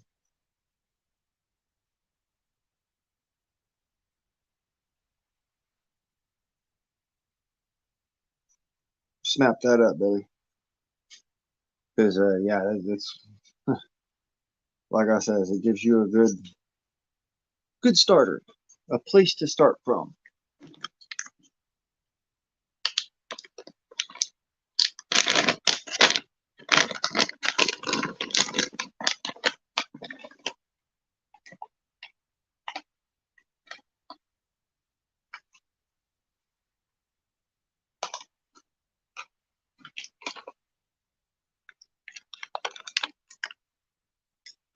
By the way, that is all American made ammunition for specifically made for air guns. And with air guns in mind,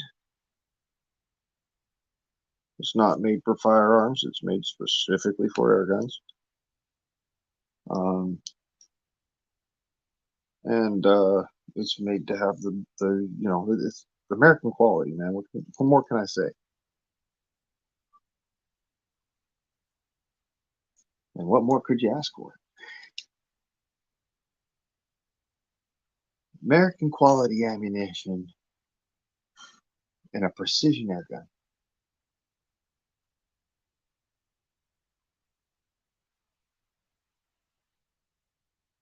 It gives you the power to throw down about 900 FPS with a 25 caliber.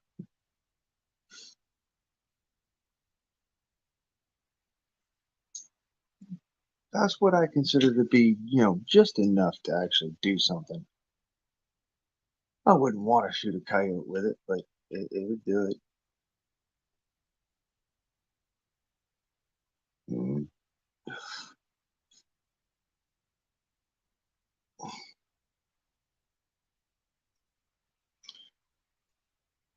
mean, if you've got 10 rounds, yeah, it'll do it, definitely. If you got one round, if you had nothing else than 25 and you had one round, it'll do it. Don't miss.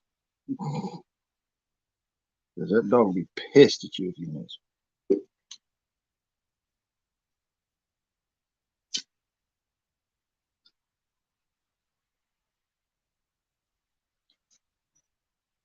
$17, I'd refine that more for a squirrel gun, rats, possums, anything with a small head with a thin cranium. And that's where I'd be putting that round too.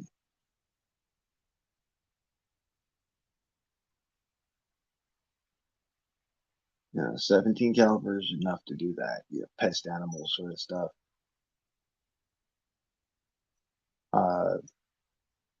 It'll take a rabbit.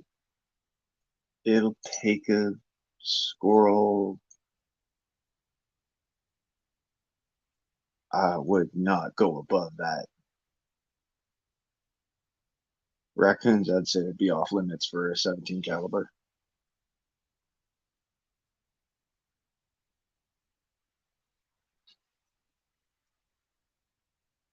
Hey, that does mean shit, bro. Angel, welcome to the stream. Hi! Have you Hi. been? Been fabulous. I am so blasted right now. For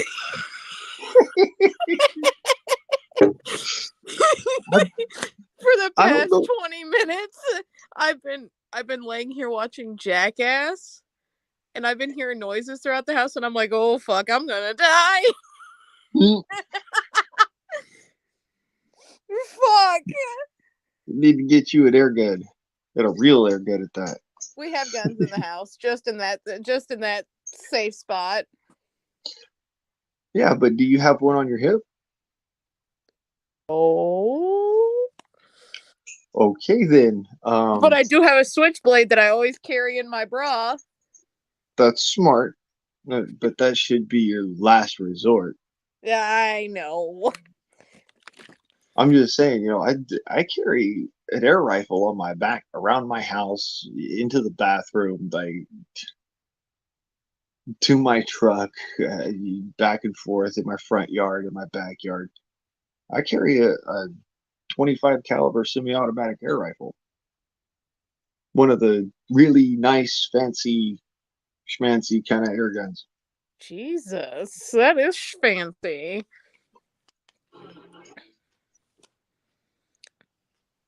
I'm sorry, I kind of got quiet because I heard another noise, and I'm like, oh god. See, I fully understand. You can't always have it. You can't always have a firearm on your person. So I always just carry a switchblade in the titties, just so that way if I need to, I can just throw it at somebody. Uh-oh, here comes Billy. Billy? Billy, truth be told. Hey, what's Billy. going on? Hi. Hey, hi. Hi, Angel. Yeah, that's just my YouTube name. If you want, you can call me Haley. Haley, that's one of my favorite names in the world. That's really one of my favorite names in the world. My dad picked it out because of the comment. Because of a what? No way. Yep, Haley's comment. You're totally aging yourself now. I mean, No, that's way cool. That's so cool. That's pretty awesome. Hey Blaine, how you doing, man? Doing pretty You got good, Billy. you got a roof over your head and you're feeding yourself? Well, yeah, that's why I consider it doing pretty good. If I was Well, living in my truck and me and my dog was living in my truck and he had to eat dog food and I had to eat dog food, I think I might call that a little bit shit. what are you? What? Not right now. What? Last time I was watching you, you were eating you were growing stuff in your yard or something, and you were like, "Oh, I'm hungry," and you went out there and started picking food, and I'm like, that guy knows what he's doing. People ought to watch this. People don't Hey, realize it, you know. well, most of the garden actually died this winter. Oh yeah. Mm-hmm. Why? I How got a could few you? I got a few head of cabbage left and a couple of kale plants. Haley. Well, we have to. Haley, we haven't. Blaine and I haven't spoken in probably over a year. no, you're good. I understand. Oh, all right. Just It's don't. it's been a few months though. Yeah. So I'm you're just, right. I'm just Everything's good now. blasted right now. What do you mean blasted? Blaine, you want to explain? Haley is a pothead, kind of like me. Oh, she's a rocket man. Oh yeah. The Elton John. Hey, I don't know the lyrics to that song, but I can't blame you, Haley. Honestly, you look at what I was doing the whole time I was sitting there spitting the philosophy. Yep. I was sitting there toking on a pipe.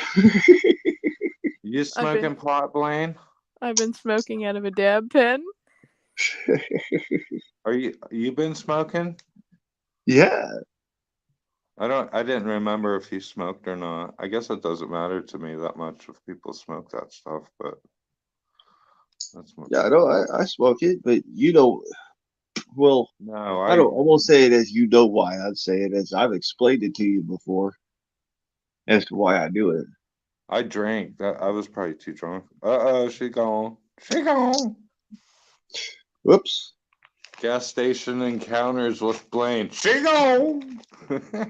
She go. She gone. So She'll be anyway, back in a minute. so check this out. I got this little pump pellet gun. I was gonna clean it up. It's brand new. It's just been sitting in somebody's closet, right? I think it's a Crossman. It's not on safe right now. There, now it is. Nice. Negligent so discharge right in the room. I got some. No, that was the safety. That's the safety, dude. That was the safety makes that much noise. Holy shit. Yeah. It's got a little bolt feature. You got the little bolt throw. So I shot a 7.4 grain Premier Destroyer by Crossman. Way big pattern. And then I pulled out some old Daisy 177. They're so old. They're the Marksman. They're super match grade. I'm sorry my shit crashed. Oh, that's okay. And then I got some these other ones have got like a ball bearing in the middle of them. I don't know what they weigh. I don't have nothing. Or no, they don't have a ball bearing. They're like, looks like 10-way hollow point or some crap. It doesn't print worth a crap. And then I didn't realize that it's a BB gun. It's not even a pellet gun. Oh, it shoots pellets on the side, I guess. I don't know. Now I'm all disappointed. I didn't realize that until I started talking to you right now. Now I'm like, throw it away. Start over. It's a gift for a kid. Yeah, it's a toy. No, let me show you what. Let me show you what a tool looks like. What's that? Let me show you what a tool looks like.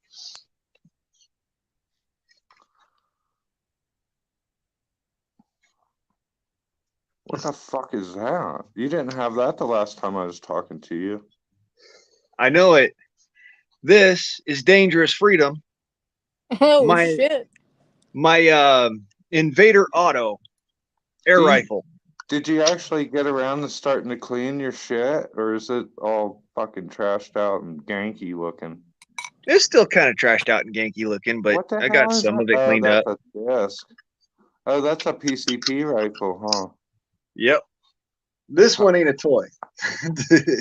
Which one is it? What do you call it? This one is the Hatsan Invader Auto, What caliber is it?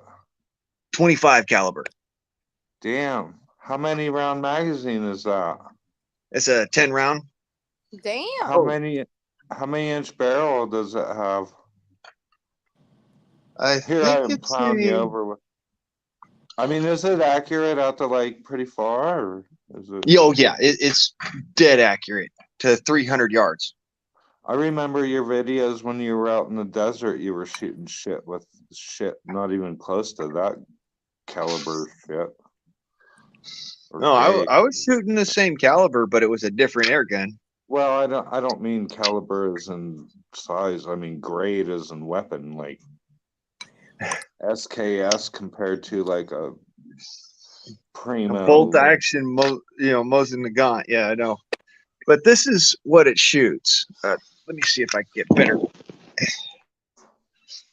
Let me, that's what it shoots. Girl back, you're already boring me. What the fuck, dude? That looks like a 9mm hollow point. Holy shit! It's just a a 25 caliber, 43 grain, hollow point lead slug. What is 25 caliber? What's 9mm? 25 caliber is a quarter of an inch. 9mm is about. It's what? 9mm is 30. No, it isn't. Not even nowhere near 38, 36 caliber. I'm gonna tell you 9mm is 36 caliber.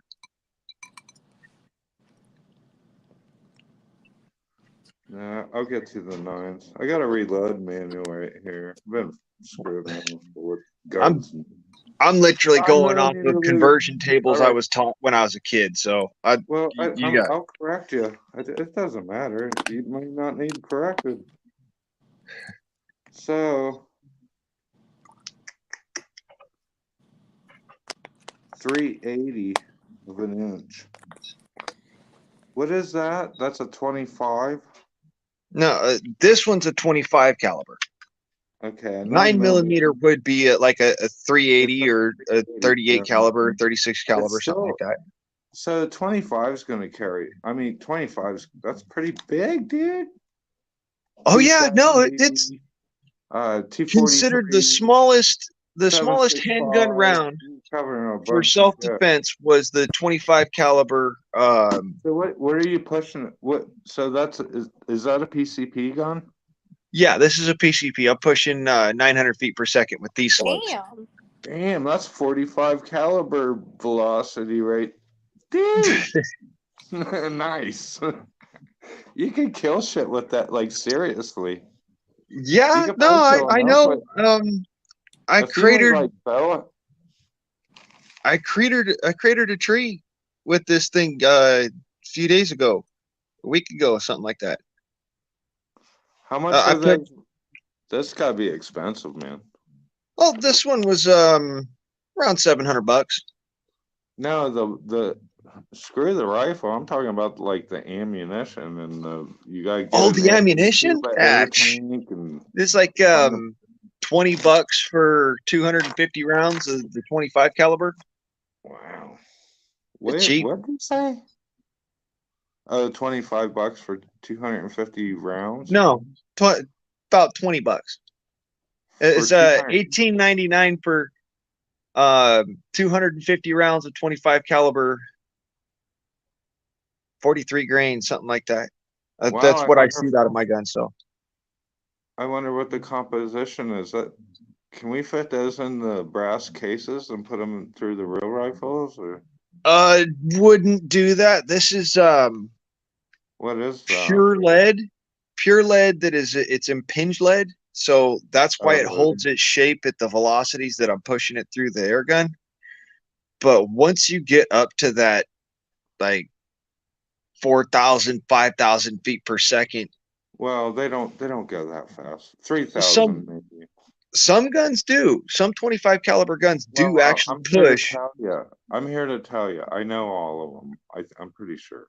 Okay, I'm so like the 225 Swift, that would be the same caliber. Oh well, 225 Swift that's like a 4,000. That's like 4,000 feet a second gun. Yeah, it would rip one of these bullets apart. Okay, so realizing that, does the barrel wear out in that, or in the air gun? Like, can you literally wear an air gun out with that kind of stuff that you're running? Sort of. Like, what's the barrel life expectancy? I guess is what I'm. Barrel expectancy is the lifetime of the rifle itself. No. I'm asking you what the number is. I already know what. The tank expectancy is actually the shortest on the rifle. These tanks are built to swap about. So the tank expectancy on this rifle is actually yeah, but I'm not asking you that. I'm asking you if you can burn that barrel out to where you need a replacement barrel within like 2,000 rounds or 1,500 okay, bro. You know what I mean? With like air guns, Swift or some of these faster rifle, you can't. You gotta. No, you with air guns, like we're not talking. Rounds. We're not talking in the thousands of rounds. We're talking in the millions with air guns. Okay.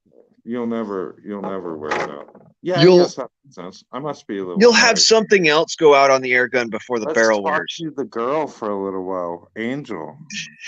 What? She's just hanging out, feeling lonely. I had bruh, these guys are talking about some crap, and it don't be so really awkward, man.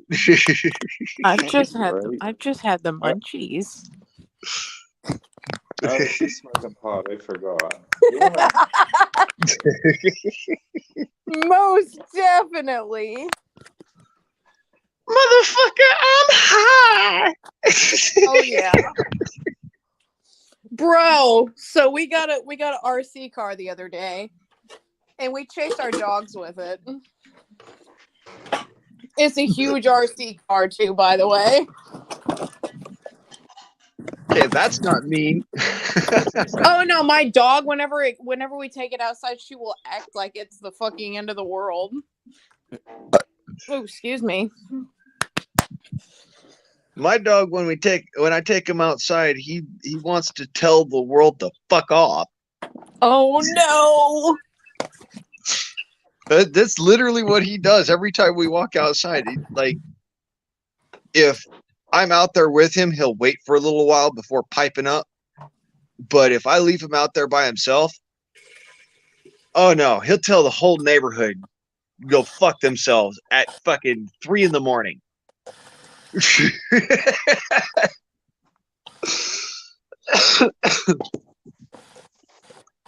And I swear to God, that's exactly what he's saying. And like, the dog's tone of voice. You know what your dog's pretty much saying. That's my fucking dog right there too. She'll be fuck.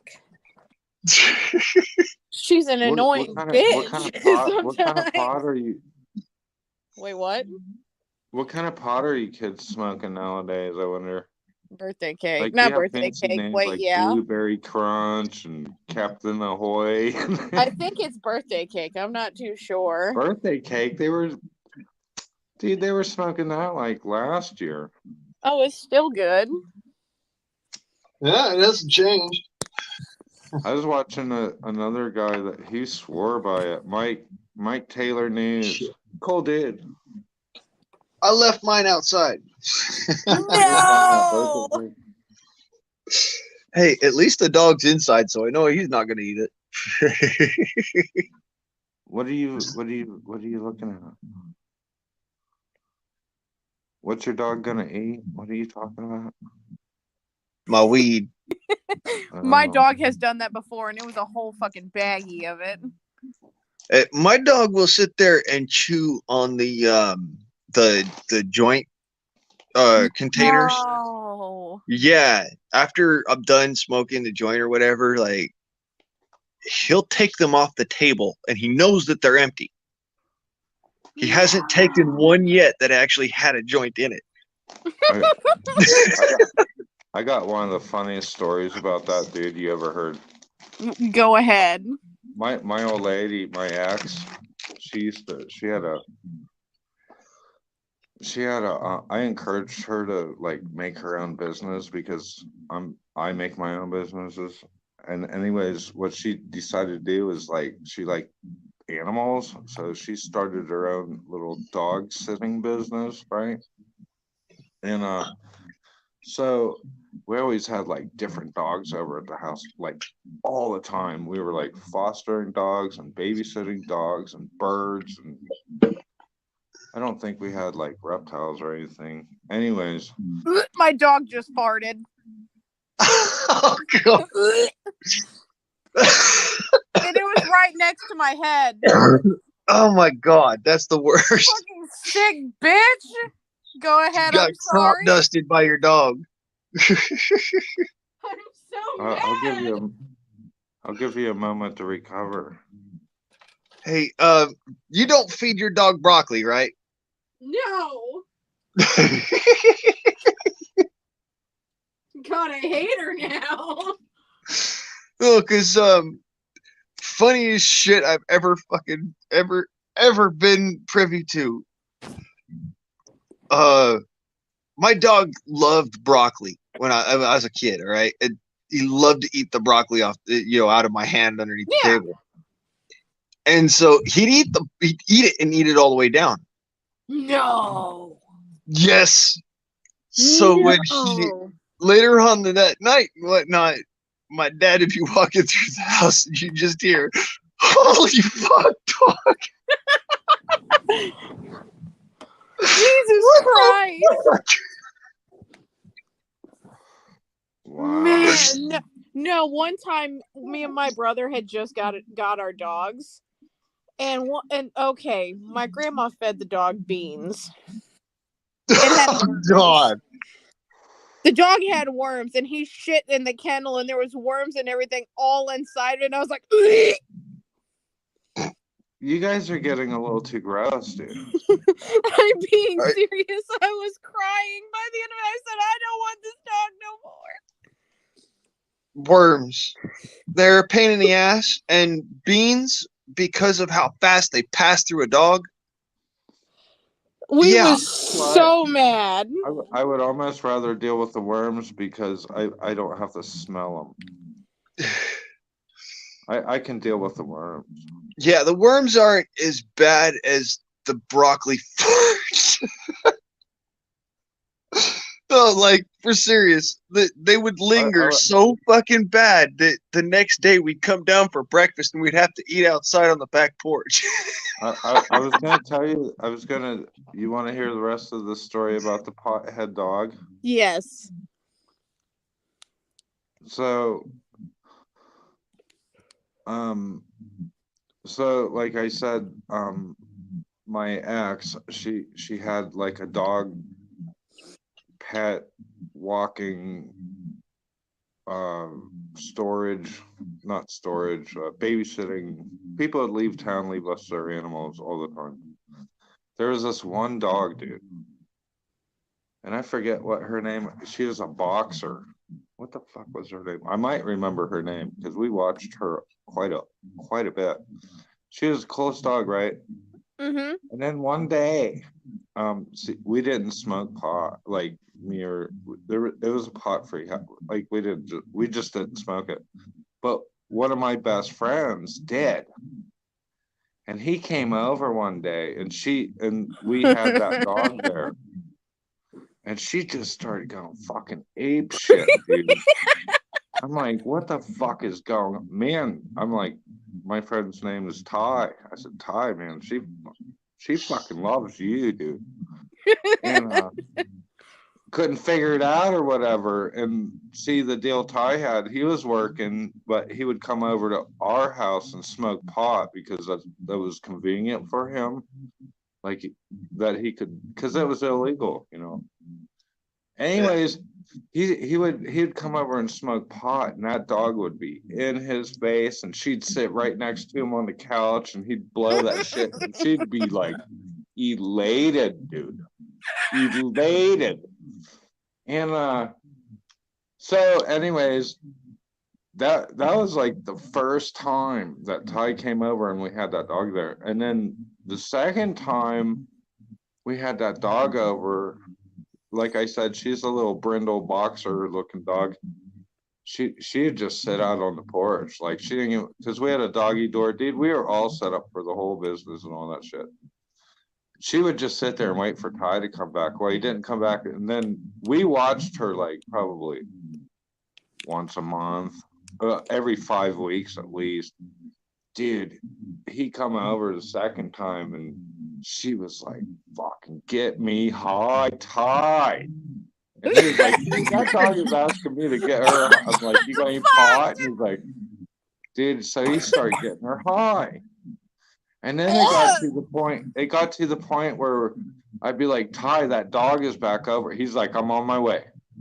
I'm on my way. He's like making a mission to get this fucking dog high, right?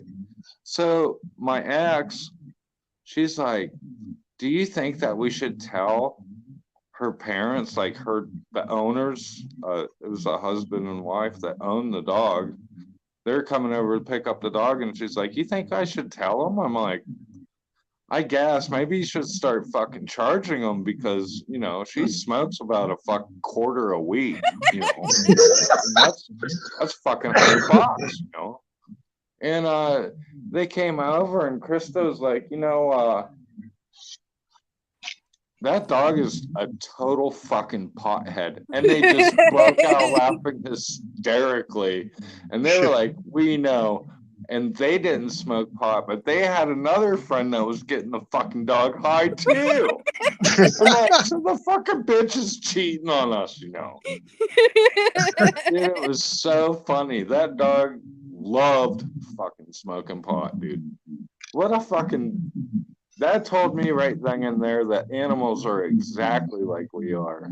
Some of them fucking smoke pot. Some of them are assholes. Some of them are giving. Anytime I rip the bong, I can hear my dog's little feet just start heading in the room.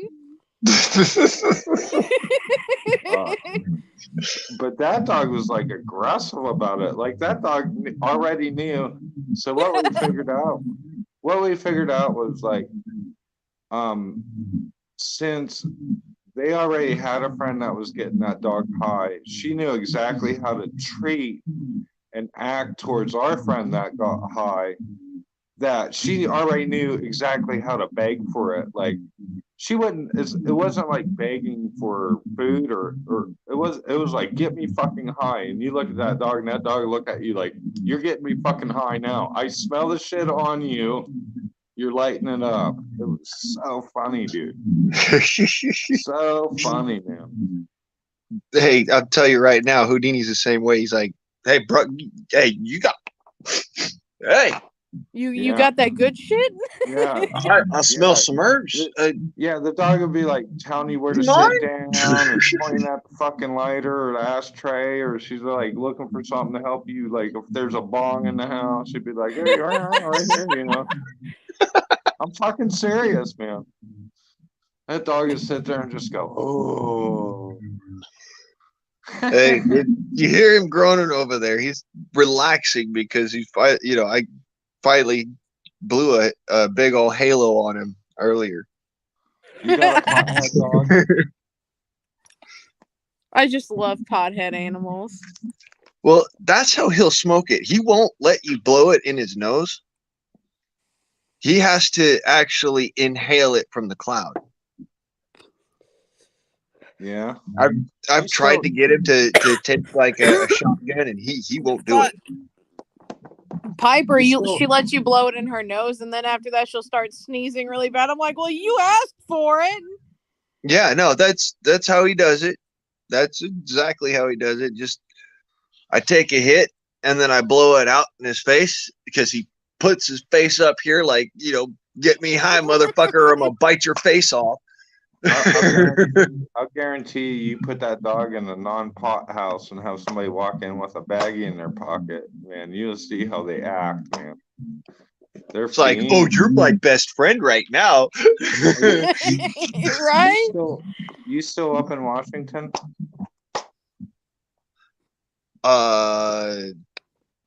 Didn't you go up to Washington? No, or get a gun. Oh, I knew it was one or the other. Are you still up there at the same place? Yeah. As you can probably see, Back's over there. Yeah.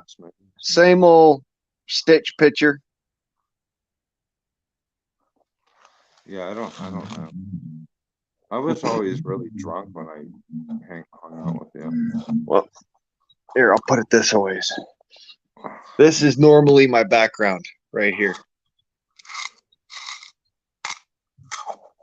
Picture of Stitch that my little sister made, actually. Dude, I got a cool project going on. I can't wait until. I bet you. Oh, that's cute. Sorry, I was texting I was texting my friend. What is that? That's Stitch. It's Stitch from Lilo and Stitch. Oh, He's so fucking cute. That's all right. See, that's normally my background up there. My sister made that painting. It's pretty cool. Yeah, that's an oil painting, by the way. Yeah, that's what I'm doing right now. I'm doing. In case you're wondering where exactly y'all was sitting at, that's basically, did you see that quick little flash? Yeah. Let me see here. That's a whole mood. What? That's a whole mood. Wait. What you need is a giant beanbag. Those beanbags are so 80s. Dude, that's so I funny. know, but they look so cool. I hate beanbags so much, especially after having to clean up after my dog having a beanbag bed. Oh God, I hate beanbags so much. I want one of the ones that look like you could lay in it. It's like laying in a cloud. Those look sick. I wouldn't mind having like a one of those giant super futon pillows. Yes. That take up a whole room. Yes. That would be freaking cool. That sounds like somebody don't want to get up and go to work. It does. But that's what I want. But that sounds so good, right? Dude, let me put it this way. I already have like some ability to work from home, sort of, because I'm already disabled, as it were. Oh, I mean, but I can still pull off shit like this. What is that? That is the sword I'm making. God damn. Don't come over here with that shit, man.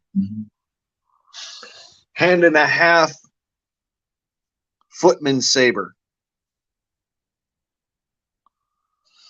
Jeez, wait. What the fuck is that? Is that a lawnmower blade? No, this was a bar of 01 tool steel. It's what I make all of my blades out of. Damn. That thing just needs a handle. Pretty much. Handle and an edge. But yeah, that hell of a fucking blade. It's really well balanced so far. If you can hang out and make shit like that, I think you're doing pretty good, dude. Oh yeah. I wish I could make shit like that. I don't have time. Bro, don't bullshit. I've seen that chef knife. Those Which things are one? badass. I never showed you my chef knife, did I? Yeah, the one that you made, yeah. I've made several of them. I actually make all of my own knives, but Yeah, I that's why I didn't. was like, dude, don't bullshit. You make your own. I know how much time it takes to make them. That's what I'm saying. If you can fucking do something like that, you're doing all right. That chef And it, knife, my favorite chef knife. I was taking existing knives and just shaping them to my shapes and stuff, and then I got into pounding the steel out and shit. I'll Making put it them. this way. Forging this sword is now a 2-year long endeavor. Did you Jesus get a Christ. did you get a brake drum forge? No, I built a cross between a Japanese Tatara and a modern a modern 18th century blacksmith forge with the an electric blower motor. What are you heating it with? Carbon, just any kind of carbon works, but Coal? Are charcoal you? mostly. Yeah, cool. Yeah, there you go. That's the Japanese part right there. No, actually, Yep. the Japanese part is the way that the forge itself is made. That's It what I'm sits on talking top about. of a pine. There's a pine round that I've split out so that the hearts of the round stick out and looks really fucking cool. And then I built a box on top of that, and I filled it with refractory concrete, and then put an aerator down the middle. You're gonna have to show me that. That's what I'm talking about. I don't misunderstand me. That's why I said, what is your fuel? What are you heating with? What are you I'm using? firewood, basically. Like I said. Yeah. That's where I said that charcoal. That's the Jap style stuff. Yeah. I have an off-topic thing I just saw, but do Do any it. of y'all watch Jackass? Yeah. Okay, so I've Come been on, sitting. CKY7 was my favorite. I've been just fucking watching it, and it just came back on because it was an ad, and I was like, oh god, I just had war flashbacks in away from it, from Steve-O and the fucking poo cocktail. Ew. Because I was watching it earlier and I was like, ugh. Oh, don't feel bad. Honest, I was just watching CKY7 when they did the dude on the roller skates or the hot sauce bombs. Oh my god. Do you remember Preston Lacey always chasing Wee Man down the street?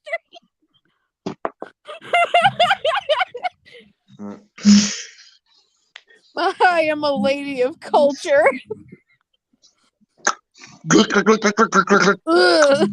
You know what I'm saying? Brain bleach. Do you remember on Jackass #2 whenever Steve-O did the butt chug? Yep. I knew you'd remember.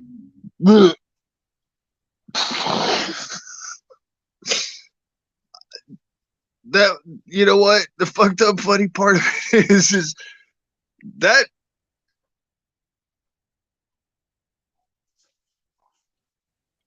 Oh, what just happened? They didn't want me to say it. Oh. Supposedly that wasn't as bad for them as the fart mask. Whenever pressed it, yep.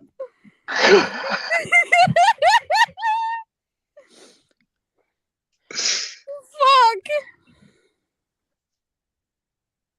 I'm sorry, but the fart mask was bad because dude even fucking dropped a deuce in it. But nah, You guys have to take it easy on me with all the crudeness. I'm telling you, I'm kind of a preppy fuck.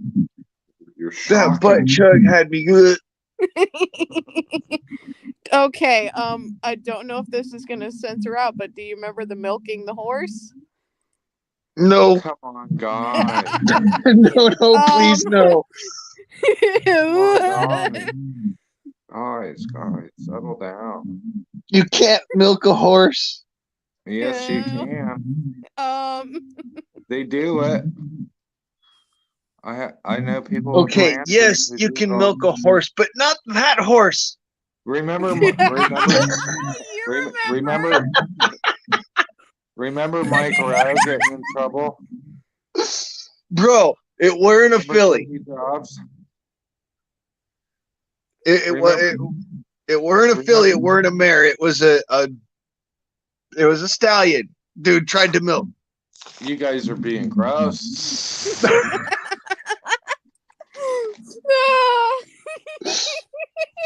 You guys are being gross. Hey, dude, no, this is rated PG by most comparison here. Not this really. is PG compared to what they do. Now, wait, This is- you have to have like PG circa 2004, PG circa. Oh no, bro. 1994. This is PG compared to what she 2024. does. I'm telling you, What? like some of the jokes she comes across with are fucking rated R as fuck. Ooh, okay. Okay. I Why seen do a good priests? joke tonight, but I can't remember it. It was. Why it do was priests pretty do good. baptisms? Like that. Oh, don't be getting on that. I'm a Christian. I don't know. Because they gotta clean their sex toys. Yeah, I don't gotta grab onto that. Yeah, we all know why the choir wears white. Oh, why is that? Because red stains too much. Oh. Oh. Come on, man. You can do better than that. Okay, what is a reverse exorcism? I don't know, man. You girls are just way. A reverse exorcism is when the demon tells the priest to get out the child.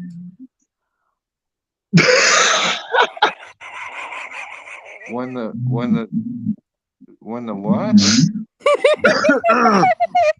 Billy, When these are all Catholic jokes, all right? It's when the demon tells the priest to get out of the child. Oh man, that is fucked up.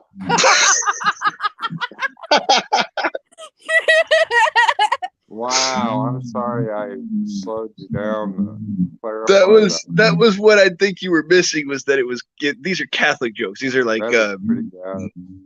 about the bullshit that's just been happening like Man, that's most just recently in evil. the Catholic Church. Isn't that crazy? So look at the world that we're. Isn't that crazy? That's fucked up. That's like probably the 60s. That is that. You're very impressive, Angel. Hey, say all you want about priests, but at least they drive slow by school zones. You need to get out of there. Oh my god. Come on, let's go. We all want to. I was like, hey, Blaine, ask him a bunch of this technical shit, and you're all like dragging me down into the dungeon. Hey. I got a good one for you. I got a good one after that. I got a good one for you. Don't. You're not. How do you tell which one is the bride at the Italian wedding? Hey, now this is a little mean because I'm half Italian. Hey, so am I. Okay, go ahead. Well, I'm not. She's the one with the braided armpits. Oh. Hey, you've heard about the new Italian tires, right? No. They go through rain, they go through snow, and when they go flat, they go wop, wop, wop, wop, wop, wop, wop, wop. God damn it. Oh, sorry. Get out of here. Hey. Dude, that's so funny.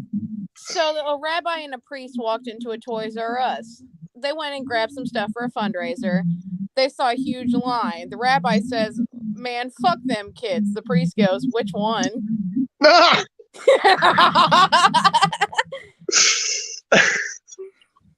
Yeah, and the Pope probably says all of them. Oh, yeah. That's an So, add-on. Dang. That's so sick, man. Our culture is just so fucked. So a Russian, a Mexican, and an American are sitting on a boat out in the middle of the Gulf of Mexico. And they're just kind of sitting there. They've been at it for like a week, just basically rowing in circles. The Mexican pulls out a bottle of tequila. He takes a swig, chucks it overboard. The American, he looks over at the Mexican. He's like, "What the hell? Why'd you do that for?" The Mexican's like, "It's okay, my friend. I'll get you some more. There's plenty where I come from, yes?" So Okay. the American's kind of perturbed by this, but he brushes it off. The Russian turns around, seeing what's going on. He's like, "I can't be one-upped in this shit." Oh. So he grabs out a freaking bottle of vodka. He takes a big old fucking long pull and he hands it to both the Mexican and the American. When it comes back to him, he chucks it overboard. What? The American goes, "What the fuck, man? This is good booze. What are you doing?" Russia's like, "Oh, it's all right. There's plenty where I come from, my friend. I bring you some more." The American's sitting there thinking. He's looking at the two men in the boat with him, and yeah, fuck it. He grabs a beer, cracks it, and chucks the Mexican overboard. Jesus.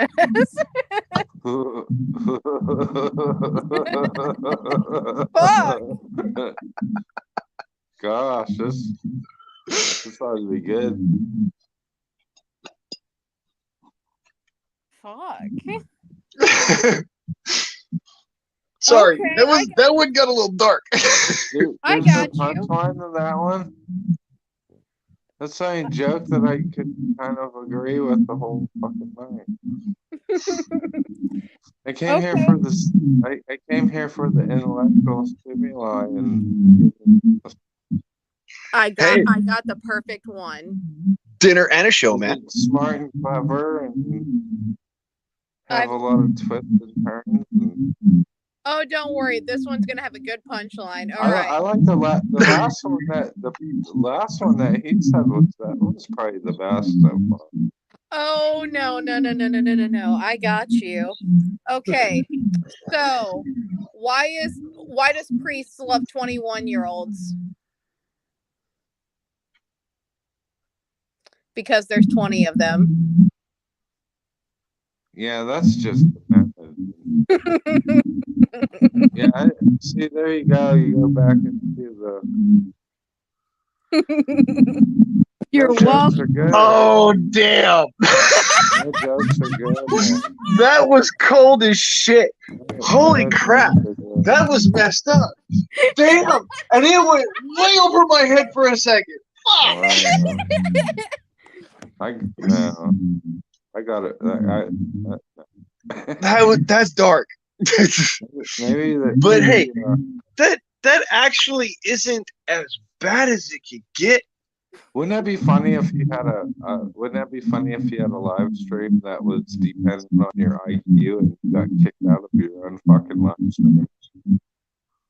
That'd be kind of fucked up. Yeah, I know it. So to top off all that fucked upness, we got fuckery, bullshittery. Why is it that Italians turn red but Irishmen turn green? Oh no, what is it?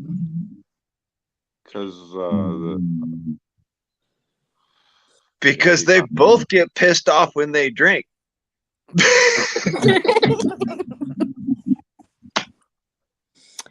Okay, are you fine with dead baby jokes?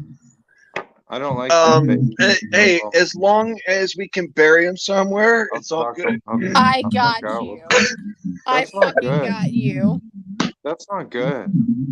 Okay. Don't How do many dead babies does it take to shingle a roof? How many mothers? Come on. It depends on how hard you throw them. Are you in your 20s, like your early 20s? Yeah, dude, this is Angel, are you in your early 20s? I am 24. Yeah, that's what I thought. You gotta knock that kind of thinking off.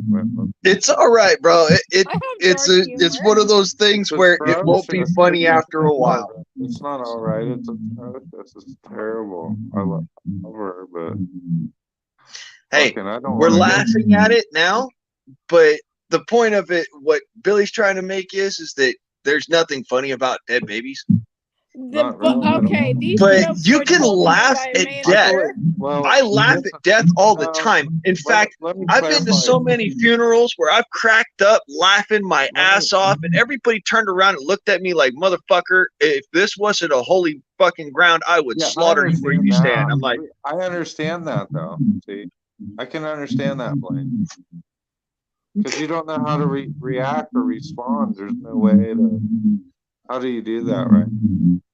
No, I laugh because most of the time I remember the funny shit that they told me or the good times, and I'm trying not to think about the bad times or the fact that I'm sad over them leaving because they're not really dead in my mind. That's why death doesn't affect me like it affects everyone else. That's a natural mechanism, dude. That's natural. That's totally natural. I've laughed about shit that you shouldn't laugh about, but you don't know how to. You can't deal with it yet. You know. Hey, it's kind of like the what do you get when a bleach blonde does a cartwheel? Oh God, what? Blonde, brunette, blonde, brunette, blonde, brunette, blonde, brunette. Oh fucking come on. What do you get when a redhead does a cartwheel? Oh no, what? A red blur. one of the best jokes I've ever heard in my life, and I wish I could remember it all. It was so long ago when I heard about it. It was just this dude. He got out of jail or something. He turned his life around or whatever. Blah blah blah. But what he was doing was cleaning this bar, and he was parking his truck out front of the bar. Piper, are you all right with that, Angel? Wait, what?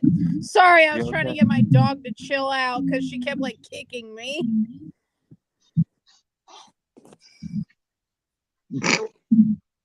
All right. Anyway, one of the best jokes I've ever heard. I wish I could reiterate it perfectly, but I can't.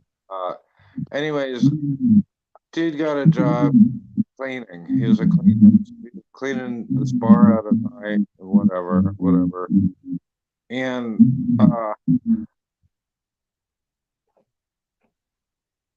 he was going to church at the same time. So he was going to church, and there was a scout that lived across the street from the bar that he was vacuuming the floors, right?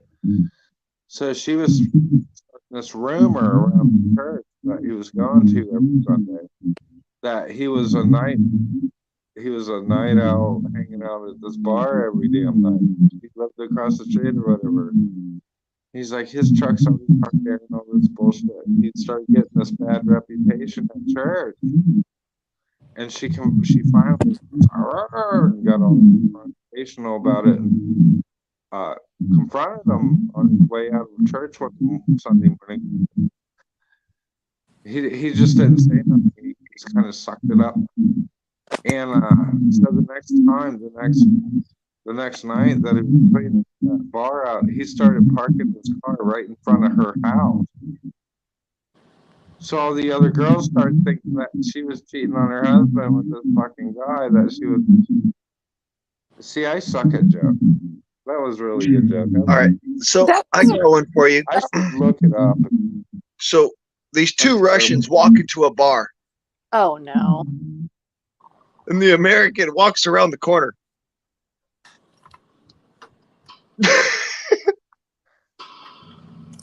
I'll give you a second for you to catch up. Wait a minute.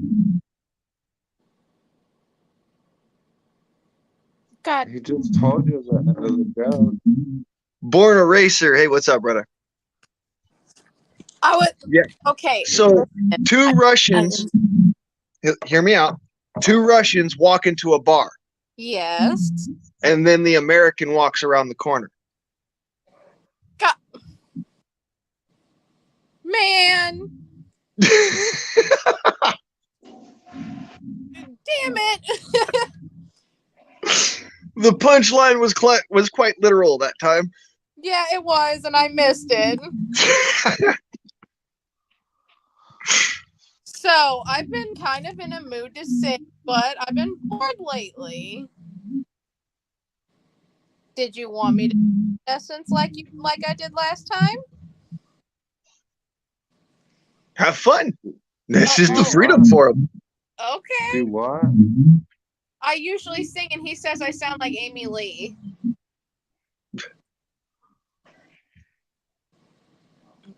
I haven't seen that song in a long time. Sorry, I was thrown for a damn loop there for a second. So Well, it's one of those things where a lot of younger voices out there, a lot of younger women, when they sing Amy Lee and they actually try, they sound really close. So I could tell you're actually trying. That's the difference. Can you actually sing though? I mean, Blaine says I can. Well, go ahead. Let's hear it.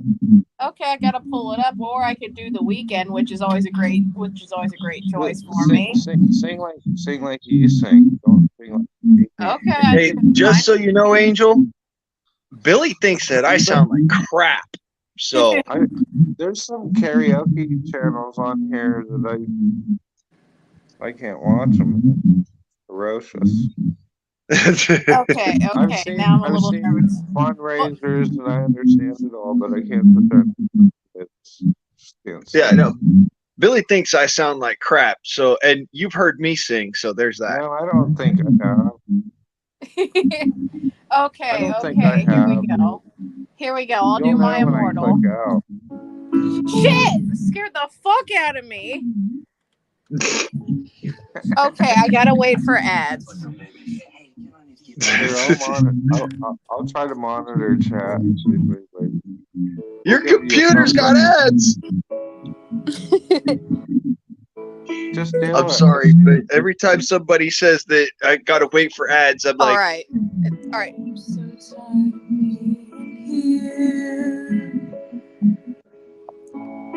Suppressed by all my childish fears. And if you have to leave, I wish that you would just leave, 'cause your presence still lingers here, and it won't leave me alone. These wounds won't seem to heal. This pain is just too real. There's just too much that time cannot erase. When you cried, I'd wipe away all of your tears. When you'd scream, I'd fight away all of your fears.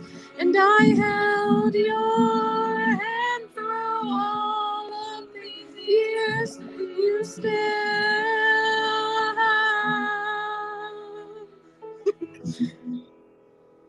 hold me.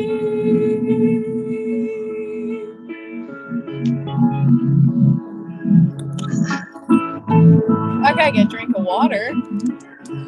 hold your phone or your microphone. Captivating me by your resonating light. It's not Now working. I'm bound by the life you left behind. Your face, it haunts my once pleasant dreams. Your voice it chased away all the sanity in me. These wounds won't seem to heal. This pain is just too real. There's just too much that time cannot erase. When you cried, I'd wipe away all of your tears. When you scream, I'd fight away all of your fears. And I held your Just stop it. I can't do it no more. Just stop it. Fuck. Yeah. Doing it. I'm 2 dying pointers. over here. Don't even 2 pointers. bother about it anymore. 2 pointers. That's not your gag, baby. Hold the phone away from your mouth when you're singing, and No, point don't the even microphone. I had Hold it. on a second. Let me talk. Point the microphone away from your mouth, and what that does is it gives you the echo effect of the acoustics of the room. For Well, instance, what my phone is pointing so that my microphones are pointing away from me. Hear me out. For me, I just had like speaker. What I almost suggested at first was slow the music down to like 1/4. You're not gonna Don't try to sing. Don't try to sing with her voice. Don't try to compare to her. Try to doesn't have matter. her compare to Doesn't you. matter. Now, It's okay. It's all right. But yeah, like I So said, once you're fucking have talking. her try to compare to you. So one of the ways that I put it is, I don't have the voice of We're Ivan in a Moody, racer too. Wow. but I can sing. I haven't seen that. What was it? Far From Home, pretty well. And it's because I'm not singing in Ivan Moody's voice. I'm singing in my voice, but I'm trying to make him match me. Blaine, I didn't know that. Can you sing, Blaine? Yeah, I sing. Are you good But at I it? do it mostly for like entertainment purposes. I don't do it for like I'm, out there trying to make money with my voice. Do the la ti fa do real quick. Do it with your baritone voice. sorry, I was in the middle of answering somebody. The hills are alive with the sound of music. You're better. I You're haven't better. heard that in a You're minute. better than Angel right off the bat. I'm joking, of course, and that's precisely what you say about everybody that comes onto my panel. Oh, you're better than it is, dude. It not better or worse, just different. No, I've been to music class, dude. I know what I'm listening. I mean, let me put it this way. I'm anal. Another day in this carnival of souls. Oh, I heard you singing the other Another song. night settles in as quickly as it goes. The Yeah. memories are shadows and ink on the page, and I can't seem to find my way home. So basically, it's like karaoke night or something. If So, someone yeah, can sing, they could make the hair. It's karaoke, but you need to stop trying to fathom in your mind that you want to sound like them and instead make it so that they sound like you up here. And in that instance, your brain makes something happen with your voice.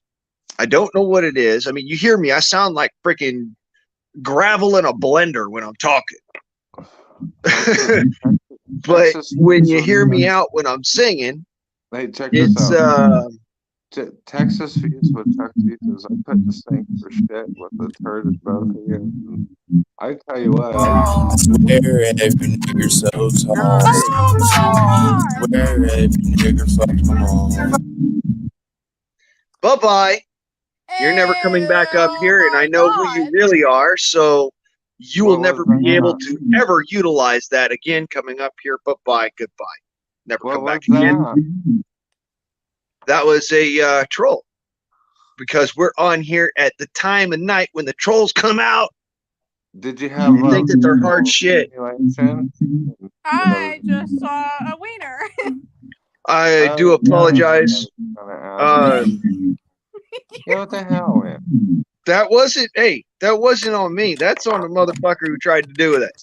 So, yes, that's the porn bombing thing that I was talking about that will get you insta-banned from my channel and never get you to come back up here. So now that I know who that person is or who's their main channel is, because that's what YouTube does, and what StreamYard does is it tells you their channel name, their actual channel name, and so now they can never come back up here. I will never let them up here. If you put it on subscriber only mode, then I wouldn't have the open panel. The open panel is so that people who have never been here before can come up and say hi and, show that they're actual human beings and not some turd that's throwing out freaking porn bombing and crap like that. You know what the problem that's what that's for. But, they're going to do this. They're going to come up and do that. And the way that you handle it, like I've been saying for months, the way that you handle it actually dictates the kind of person that you are. The way I handle it is by saying, fuck you, you're never coming back, and bye-bye. That quick. Yeah. You know what the problem is? Not enough people are doing this and fucking handling it. I'll reiterate. Give me a second. My brother's calling. Fucking horrors. I know who this is. Hi, David. Don't come up here ever again. Yes, you've been banned from my studio before.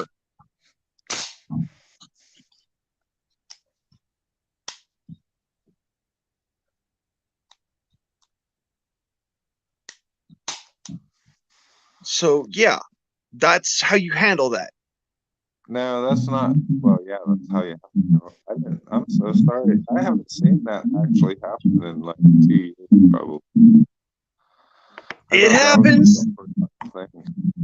It happens. They come after me with shit, and they try to make me do shit, and fucking get all sorts of bitched out and pissed off and whatnot, and whatever. The funny thing about them being stuck in the fucking background and all they can do is sit there and talk in the chat is that it can't really bother me. I can ignore them. I don't know I guess it doesn't matter. It's just haters in the background talking shit. I'm sorry that people are that ignorant. Yeah, try it, David. You might end up with about a 10 load in your face. Just saying. It's not a very smart thing to go fucking with somebody's personal effects. You will end up getting hurt, especially considering that it is trespassing on private property. If you were to do it right now, boy, there'd be nothing anybody could say. It's at night.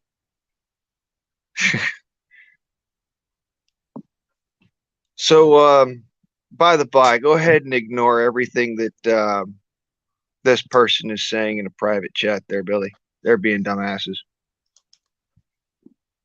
Why? I'm not looking at the private chat anymore. I thought I was going to see some porn. No, that's about the only thing I don't allow up here, because YouTube will ban it from the platform. And that's why I shut that shit off real quick. They're going to probably give me a strike for the video for pornography. I'm going to tell them, hey, that's not my fault. And they've been banned permanently from my studio and will not be coming back. That does not mean that the video is going to get taken down, because there's too much good information. I don't know what you're talking. Hey, Billy, get a load of this guy coming to tip your bike up. Yeah, I just don't. A lot of Ashley Wolf actor. Bulletproof full body shit. Yeah, that just sounds. Yeah. Don't pay them any mind, dude. They're just talking out their ass. They wouldn't have the balls. I don't understand why you don't have to be like, I appreciate it. You don't have to be defensive in mine. or in my, I'm so laid back, I'll shoot you right between your eyes and I'll forget. I won't even realize what happened. I'll be like, what? Did I just do that? Like, well, okay. Who's next, motherfucker? I don't even give a fuck anymore. I'm so untouchable. I run my mouth. I come up drunk sometimes and say good shit. Nobody ever bothers me. So. Blaine Price, bring a saw because you're gonna need one. You're gonna need it. I can't figure. A saw. That's an 80-pound rifle without all the This puss nuts wouldn't fucking dare. Just because I don't give a shit what body armor you got. It could literally beat you with a bar of soap if he saw. Yeah, I guess you could. Dude, I could literally beat a dude to death with my fucking. See, I'd get an extra strong sock and put two bars in. Nah, I don't need all that. Somebody's wearing body armor. This is the perfect weapon. Who's Ashley? That's why I said, better bring a saw, son. Because I got an axe for that intellectual thicket. Say some smart stuff. Like let's realize that you're intellectually competent. Like, let me just put it this way. Bring some original thought to the I so don't care. Where's the girl at? What happened to Angel? Never go in against a Sicilian when death is on the line. Yeah, you're just trolls, but you look stupid. You have nothing to, this is how I handle trolls, brother. They come at me and I just go, you're cute. I'll let you exist. I guess I would ignore this. There's no ain't nobody out there's got the actual physical fucking ball sack to try it on me, dude. You'd literally have to have a death wish. All right, I don't care if you got a tactical fucking special bulletproof full body suit with all the different shit. I know the weaknesses to it. I'll just shoot you in your pecker. Splatter that shit into your leg from the side and cut your femoral artery. You have no idea what you are fucking with when you come to try to take my shit.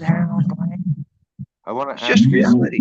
No, I'm settled fine. I'm cool. I'm calm as a cucumber. I'm just pointing out to this dumb son of a bitch that, reality is. No, they're not ballsy enough, bro. That's my point. They ain't got the balls. I don't care about that. Motherfucker, I don't give a. I want to ask. Actually, since you're on the line right now, I actually want to ask you some questions that actually matter. Now, number one, if I have a pellet rifle, do I need to clean that rifle, and how often would I need to clean that rifle?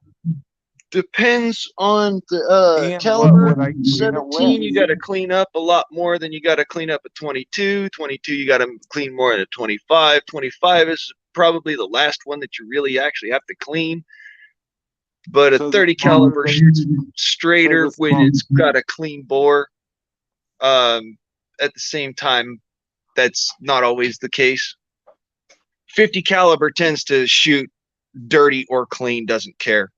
All right, let's get the let's kind of put 50 caliber and the 25. Maybe okay. Let's do like 7. So what you're saying is like a 177 would require more or a shorter interval than say a 22. Is that correct? Like I could shoot like a like okay, what would be the interval?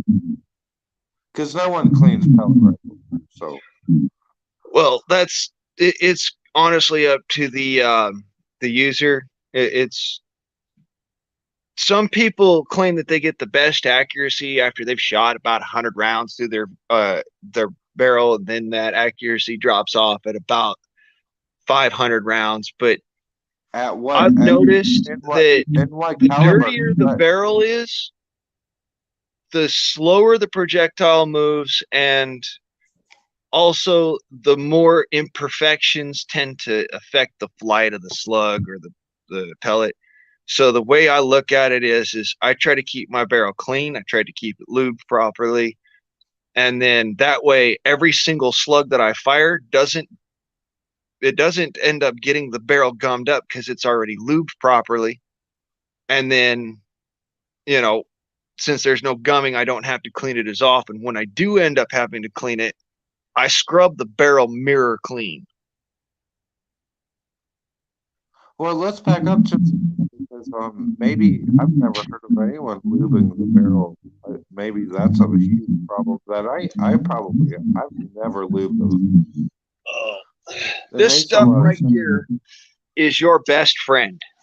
Let me show you that in the light. This is Blaster silicone lubricant.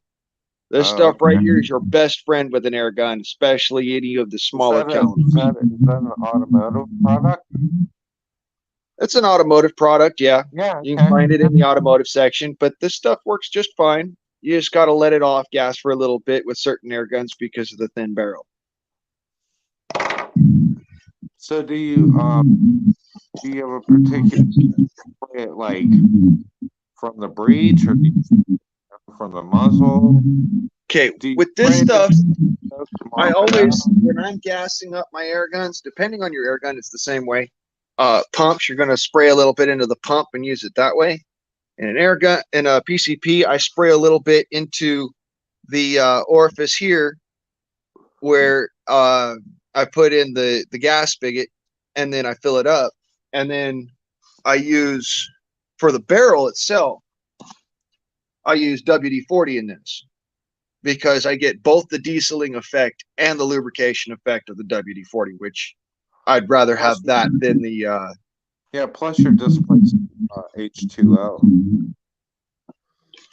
You're getting all the moisture out of it, basically. Yeah, it's getting all the moisture out of the barrel.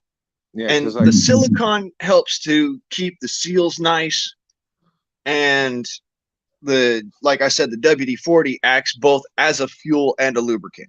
So now say that you have an older rifle that has natural leather seals. You wouldn't want to do silicone treatment to it. Is that? I mean, is that true or is that not true? That could be a concern for me. I would not want to use silicone on natural packing, I guess is what you would call it. You're coming in so robotic, dude. I can barely hear you. It's not on my end. What I'm asking, I hear what you're hearing. I don't know what it is. Yeah, it's just skipping in and out. Let me bounce out. I'll bounce back in. All right. It might be me. But yeah, as I was saying, the type of lube and where you're using it depends. I mean, the type of lube that you're using depends on where you're using it. WD-40 works best in a barrel just because it makes it so it's harder for the lead to cling, and because you're putting the silicone in through the air pressure port going in, you're pushing the silicone throughout the entire apparatus of the machine, so it's also getting into the barrel. Sharon, I have personally never shot a Sig Sauer. Not a Sig Sauer air gun. I've shot a Sig Sauer, I think it was a P280 one time with a cousin of mine. And it wasn't bad. It wasn't great. It wasn't, you know, it was a nice pistol. I mean,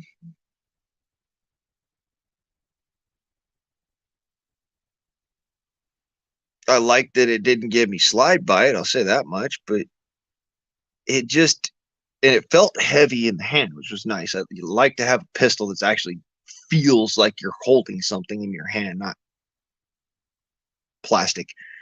But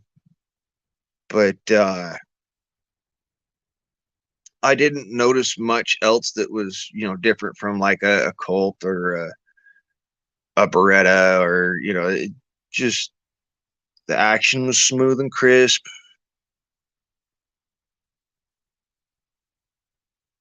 It's a 380, had a pretty good snappy little recoil.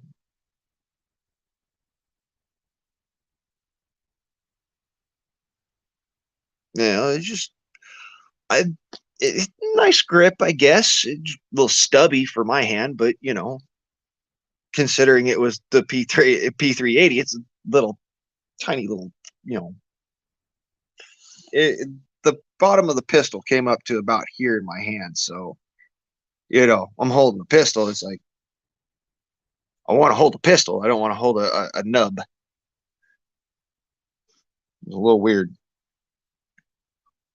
My hands are Skeletor hands, though, so I have bigger hands. So,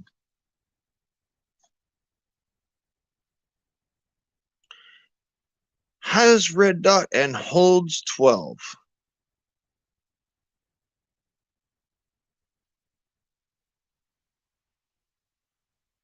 That tells me nothing. If it's a pistol and it's one of like 4 or 5 models, it's the air rifle, then it's one of 2 models. I'd say it's only 1 model because the other one only holds 10. I don't know what the one that has the other magazine holds. But yeah, they make air guns, they make firearms, so you're not telling me a whole bunch. It's I'm sitting here going,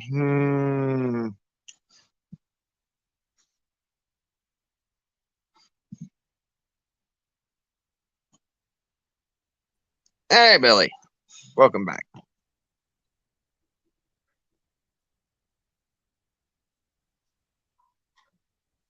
Hello.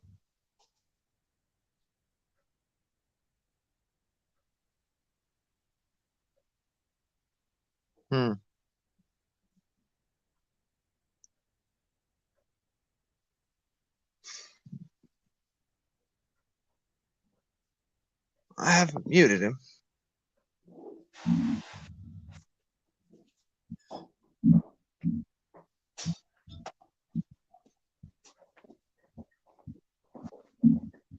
Hey, Blaine, I'm here. All right, I just like I'm running back and forth, making coffee, just running around here.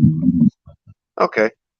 What we were talking about, I don't know how you've got, but yeah, no one on the internet is putting up videos about how to the bore of your air rifle, lubricate them like silicone, and take care of the gaskets. And there's an opening there. Wow, it's still choppy and bad. Let me do the in and out thing. I'll be right back.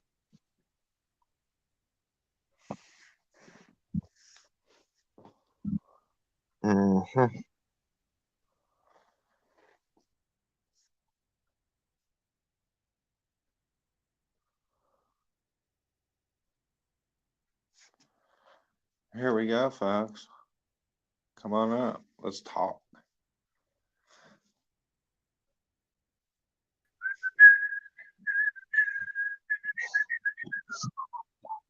Hello. Yeah, you're back. How you feeling? Better. No echo.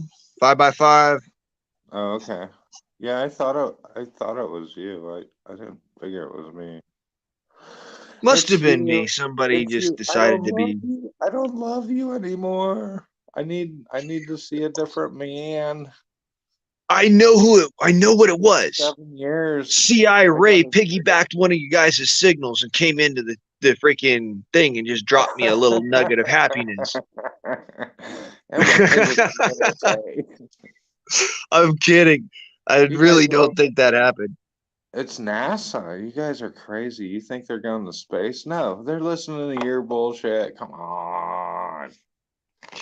Yeah, No, but like what I'm they've saying, got the fucking give a hey, fuck to actually listen to me. Come I'm just on. saying, you put out some decent air rifle videos when you were shooting out in the desert and stuff, but I've never seen one, or even like if you got into airsoft, no one touches on how to clean them, how to maintain them. Well, right. Maybe that's an idea for you. You know, you already have a channel established. You already have, some maybe you can do something like that because I'm screwing around with these stupid pellet rifles. I don't know what to Well, do. you're screwing around with is not a no. That's a toy. No, I no, mean, I don't it's believe so, it's but not a toy that I would give to a child who does not understand firearm safety. Let me just well, clarify that real quick. It's not a this toy is I'd give to a this is child a who does not know firearm safety. let me clarify It, this. This is a toy that I'm trying to give to a kid that's already been shooting an AR when he was 6. I told you about yeah, this I kid think that before. kid's fine. Yeah, he's worn fine. He's got a Sig Sauer pellet gun. He's working on the flagging issue so far, and he can hit the stop sign across the street and look for traffic if he's paying attention. But yeah, no. But like I was asking, like there's a lot of problems with these cheap pellet guns. Well, I didn't realize this thing took BBs. I would have never put up with that. But cleaning, how do you clean a pellet gun? How do you lubricate the bore? How do you Okay, take care of the like any gas? firearm or any They're uh not though. They're but not they're like not that. firearms, you're right. Okay, but I'm just saying, like any firearm, from the breech to the muzzle. All right. Anytime that you're doing a cleaning operation, from the breech to the muzzle. Just like as if you're doing a firearm, when you take you take your cleaning rod, you run it down the barrel, you put your patch in the breech, and you hook it in, and you pull it out, and then you repeat the action. And that's just cleaning from the breech to the muzzle. That's the whole idea. So you And get it's your barrel clean primarily so that you're not having a patch that has any dirt, gunk on it, or lead on it. Then you lube the barrel with just a squirt through down in the breech, and then you hold the air gun so that it's pointing at the ground for approximately 20 to 30 seconds so that the lube has a way to go all the way down the barrel. And then you can just let it be whatever the fuck you want. well, it's a lot different because you're only dealing with lead, where a lot of people are dealing with copper, or if you're shooting competition, you might want to shoot a few to get it leaded in, the where it starts shooting straight again or something. I mean, Well, that's a whole different genre. I'm just saying, maybe it that depends that a could be lot an on the air gun. It does depend a lot on absolute. the air gun, and that's expertise that you only get by using it. Most of Yeah, the but old daisies, like what you got, bro, that's what I just told you is the easiest, most simple and effective way of doing it. Just little well, bit this of whole silicone lube on the gas piston so that when you're pumping it, the gas piston, the ring on it doesn't fail. And well, then that's the whole a thing. This squirt of thing pops up like WD-40 down the crazy. barrel, maybe every 250 rounds. This thing pumps up like crazy, dude, but it won't hold a pattern. I shoot it at Well, 40 yards and I'm shooting like 5 MOA with it, no matter what weight pellet I go through. And then tonight, when I pull it out to like get some help from you, I realize it says it's got a BB door on it. And I'm like, I just got it as a gift to a little kid. And then I'm not going to give him because it's not accurate enough. I'm going to have to find well, something different. the way to fix main accuracy issues. I mean, it's a toy. It's a first pellet gun or something like that. The only way to fix accuracy issues with the Daisy is throw it in a dumpster and go buy a Hudson. A what? No. A What? what? I said, I yeah, just don't throw want it. to have to buy a Benjamin. Okay. Well, Benjamin's actually cheaper than a Hudson is, Oh, maybe I should do that then. and Benjamin and Trying to do Crossman it. are both quality air guns. What? How do you spell that?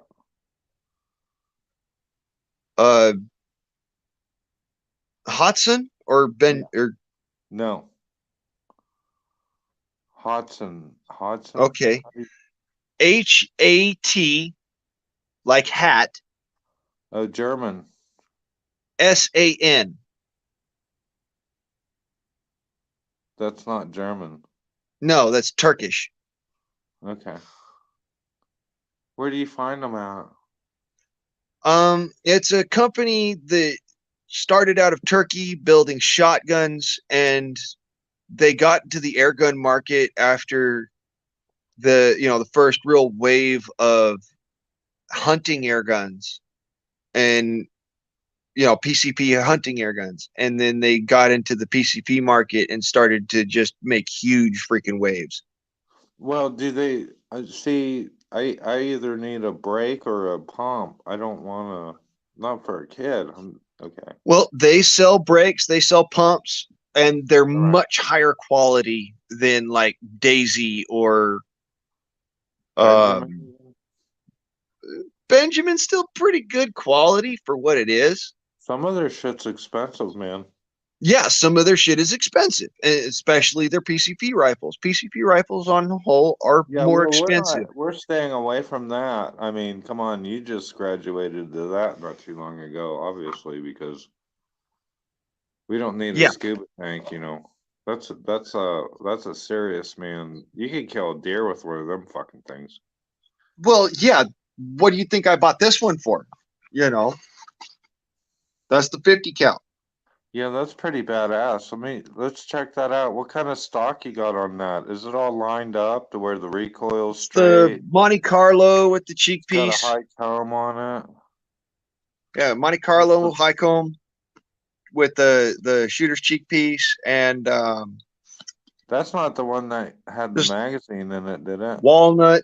No, this is a single shot. Yeah, that's what you need right there. Where's the tank? This is single shot 50 cal. Where's the tank at?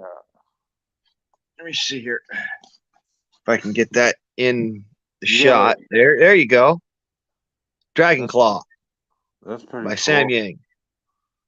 Sam, yeah, this you is like that company. This gun right here will drop a moose at 75 yards.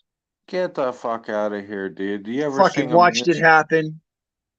You're kidding me, dude. You're kidding. Keith Warren shot a moose with this rifle, not this particular rifle, but with this model make of rifle, and dropped a moose, Alaskan bull, on its dick. Oh, dude, that's unbelievable. That's what I'm talking about. That will kill anything in North America. That's crazy, man. I watched the man take down black bears, grizzly bears. You didn't show me where the tank was. On what? On that rifle. Where's the tank at? Yeah, I did. Well, there's the tank. There's the tank. Wow. That tank runs the whole length of the rifle. How much? So it's like a one-shot fucking deal? No, it's a 6-shot deal. How much does that thing weigh? The gun itself is about 8 pounds. That's not very bad. And you got the slug. Yeah, the slug is 250 grains. Wow, that's incredible. Barrier blind hollow points, by the way. I make those.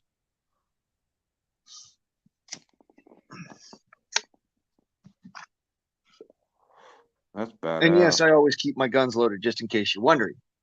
Just not cocked. Why you don't collect clubs? Huh?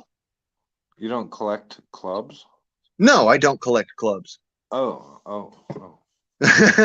I carry a gun. I don't carry a fucking club. I mean, you may not realize this, but this rifle at this very moment is both locked and loaded. What do you call that thing? A high sun? Hot side. Hot side. Here's the, again, I'm going to try and get this in the proper light so it's easier to see. And you said that's a 25 caliber? That is a 25 caliber. Here, let me see if I can get that. Invader? Is that what it calls? It's blinding it again. Yeah, There we go. Yep. Invader Auto. What's the auto part? Does it automatically? Semi-automatic. So it is actual semi-automatic? Yes, as fast as you could pull the trigger on that rifle, you could dump 10 rounds. That's fucking badass, dude. That's pretty cool. 10 rounds of 43 grain hollow point slugs, mind you. So they're 43 grains. Yes. That's kind of a lot when a little bit more than a 22 long rifle. What's that? Said a little bit more than a 22 long rifle or a 25 25 auto. Little 25 auto, you know, little. Yeah. Yeah, a little bit more than that. So we'll go through what's the deviation between the first and the last of how many feet per second are you moving from the first to the last? Out the gate, we're moving everything. I'm moving something about 12 to 1400 feet per second. Fuck. And then at the dead eye, which is a 100 bar or 100 bar or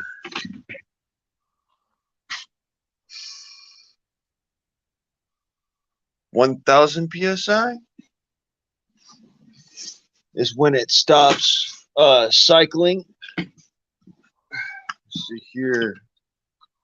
No, 100 bar, which is about 1500 psi, 1700 psi, it stops cycling. Then you can get. And you can only shoot one, single rounds with it because it won't cycle. Yeah. But yeah, So basically you got a 22 you have a 22 long rifle, but it's a 25 caliber. Kinda. Ish. More like I've got a 25 auto with heavier slugs. If you were sitting in a tree or behind a tree and a moose walked right by you and you shot it in the eyeball at the right angle, you'd kill it. I think it's just a little bit better than a bow and arrow, I think. Is what you're saying. Which is efficient. I'm not,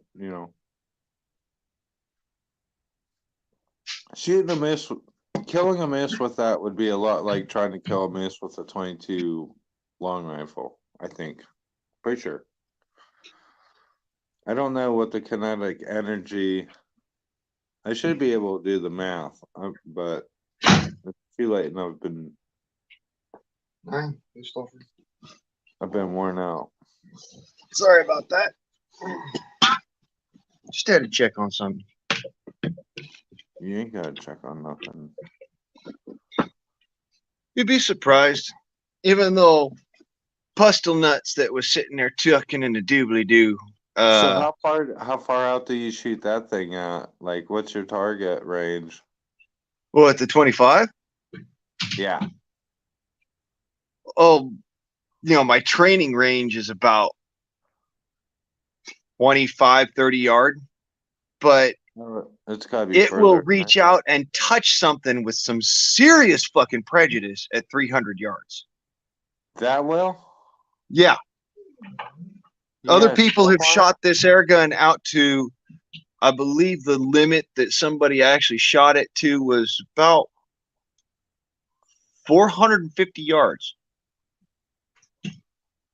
And when the slug hit, it was actually flying sideways, point down. Huh. Yeah, what do they call that? Overstabilization? It's no, that's Or it just slowed down that much? it had reached its limit of apogee, and basically what was happening was dude was shooting up over there, but it was coming in down over there. So it So doesn't. it was going way out there and then arcing in and coming in. So it actually does not break the speed of sound. Most of them don't, but like I said, if you do it like I set it up, which is to have the barrel lubed, because the guy didn't shoot his barrel lubed, he was not thinking of it as an air gun, but thinking of it as a pneumatic gun, which is a different kind of air gun. So with an all air the gun, advantages, I set up all my air guns so that they run like air guns. All air guns need to diesel in order to have enough impetus behind the slug or pellet to drive it down the barrel with enough force that when it comes out the other side, it's got enough speed to get it to its target. Pneumatic air guns run entirely off of air. Entirely. You can't diesel them because for instance, in a Daisy, that's a pneumatic air gun. Okay. If you diesel a Daisy, the barrel is so thin that every time you diesel it, it gets wider and wider and wider. I didn't know this until I learned my lesson with one. That doesn't. Why is that? Because are you talking about like the temperature exchanges? No, I'm talking about stress wear. Over time, with a Daisy, because the barrel, the actual thickness of the barrel wall itself is so thin, it will actually tend to deform over time, just like a firearm. Whereas a firearm might take, 1,000 rounds with a particular charge, a air gun will take maybe 500,000 rounds. Or if you're dieseling it, 150 rounds. So it's all about how you treat it. Some air guns you can diesel and you're supposed to diesel them. In fact, some air guns are built to be dieseled, even though they're not supposed to necessarily be dieseled under manufacturer's warranty. Those are the kind of air guns I buy. I put a lot of emphasis on, I don't need to drive a slug 1,400 feet per second to do the job, but just on the off chance that I need to. Tell me this. Will that thing shoot through the front door? Oh, fuck yes.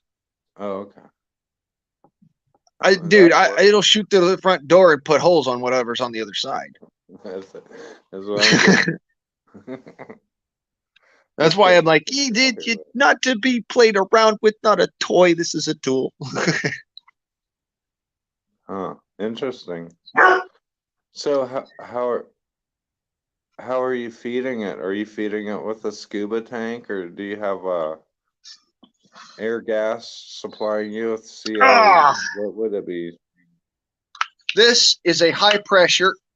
Oh no, pump. You're doing it by hand. Wow. I need to get myself a pony bottle. A pony bottle is just a little air tank about yay big. You have to go get a job for a couple weeks and buy yourself one of them fucking things.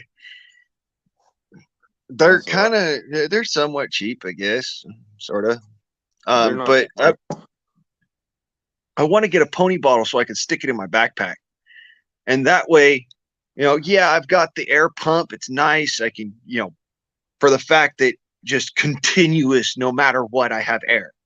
But for that fast recharge, I wonder if you met some old person that was on oxygen that had one of them little bottles, if you could retrofit one of them.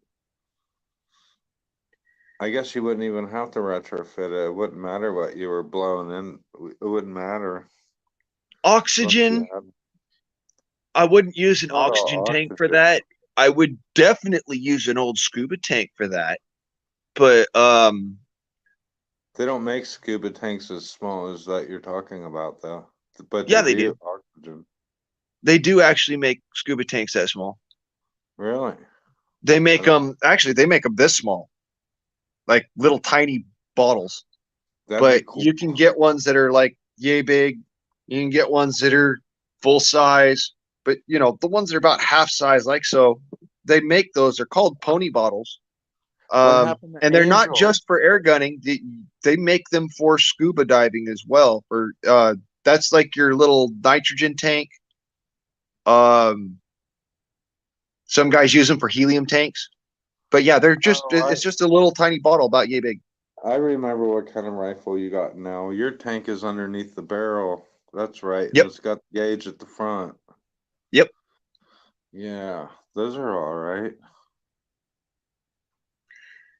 That rifle is really something. I'll put it this way. I wouldn't want to get shot by that. Oh, I don't give a fuck how big your balls are. You don't want to get shot by that. By any of them, man. That's not right. Yeah, a little daisy rider to the eyeball, and you're out of the action, dude. Yeah, no, I never discount. I never discount any weapon, just because the reality is, I look at it like this: just because it's an air gun does not mean it's not lethal. What'd you say? I said just because it's an air gun doesn't mean it's not lethal. It means it is lethal. Yeah, I wouldn't worry about any of that. I mean, look, the way I put it is, just because it ain't a firearm doesn't mean it's not lethal. Do you know that Sharon Steinspring is in the chat room? Yep. We got the Samoan Watchman to you.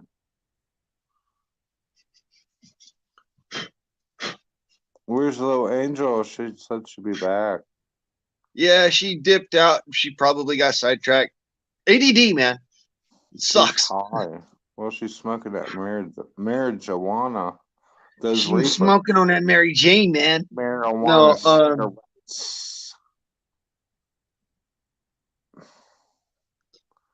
reefers. Wouldn't be surprised. It just shit I need to figure out. There was a band back in the day called Sublime, and they had this guy in one of their albums that kept coming in and out. His name was Raleigh, and he was like a psychiatric patient or something. I love that fucking guy, man. You're a little bit younger than I am, so you probably don't know that about Raleigh.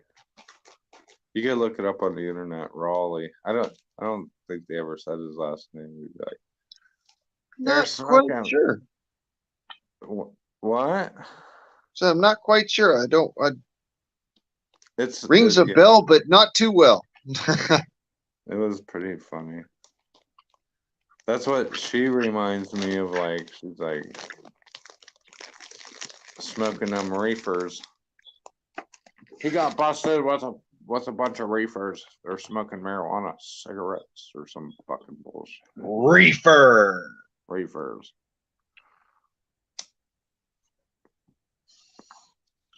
Mama, she once told me, son, you be hardworking man. Yeah, that's the Papa, one. he once told me, son, you do the best you can. But That's then that. one day, a man-made man came to me and said, yeah, hard work good and hard work fine, but first take care of him. That's the album. That's the that's the one. That's the one, Blaine. That's the one, man. You got her. You got it. That's the one, my friend. Now I gotta. What were we doing here? I love that sound. Yeah? Yeah, I'm just worried about. I don't know if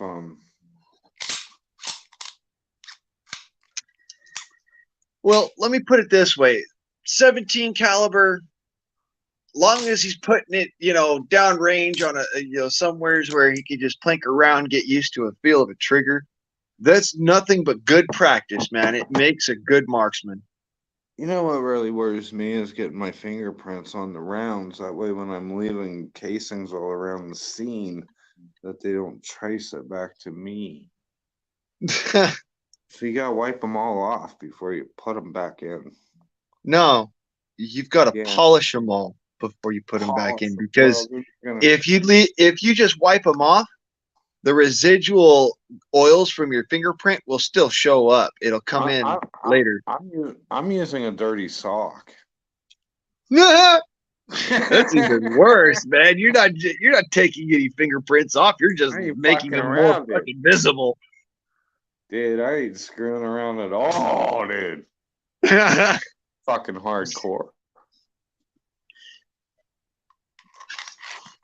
That's right there. That is dangerous freedom. The ability to have immediate response equipment. I'm fucking ready to rock and roll, dude. I'm ready to I was over on Mad Chad's. Sometimes you wish that you could insert infliction in the chat room. I'm like, they're all talking about, being hardcore and shit, and people need to do that. And I was like, I'm more than ready to. You sent her too hard, man. I'm fucking. I don't give a fuck at this point at all in my life. I've already fucking lived a really good life. I don't have any children. Dude, I can sacrifice myself for the fucking cause of the Constitution of the United States of America, man. I'm fucking don't care. I'll do as much as I can. It's easy to talk from behind a console. You know what the hardest part is? The mental game. Are you capable of actually doing something? Because when it comes down to it, I've had dreams, dude, where I had a dream not too long ago where I was in a situation with a bunch of bad people and I had a rifle that had the trigger on the back of the tang, like where your thumb would go. And there was a 3-stage, one would lock the bolt, the second click down would just lock the trigger and you could run the bolt. And then the last one down was fire. And I couldn't do it. And I had multiple opportunities to do it. And I couldn't I've heard of this gun. It's actually a real gun, isn't it? Yeah, no, I think it was I don't know if it was a Ruger or Savage. It's one of the guns in my life. I can't figure out which one it is. It's a bolt action rifle. That's a bolt action 22, really. And you just basically, by sitting there and flicking the thing, you fire it. It's kind of like a zip gun with a bolt action. But in a rifle. The scariest part was one of the guys I had to shoot from behind. That he didn't know it was coming.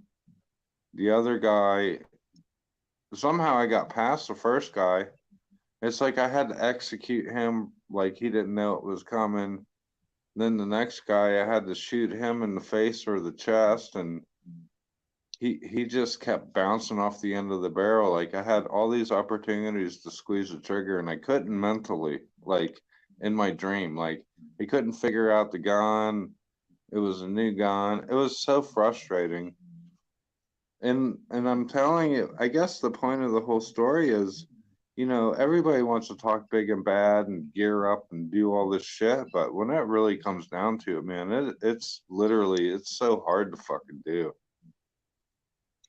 It's not like going out and killing a fucking squirrel or a fucking woodchuck or a chiseler or a fucking deer or an elk or anything like that. No, you're having to do the hard things. You have to, if you're, I don't know, like if I'm actually mentally capable of doing that. So I've been dreaming about it, and I really don't know, man. If you're driving down the road, and the cops pull up behind you and just follow you for a couple blocks and turn off, and you're stressing the whole way, maybe that's not your gig, dude. I don't know. No, I don't know. have that. I don't have that problem. I don't stress when they pull me over. I just pull over and I handle the situation. But to the other, I'm not saying that they're pulling you as over. far as having to take another person's life.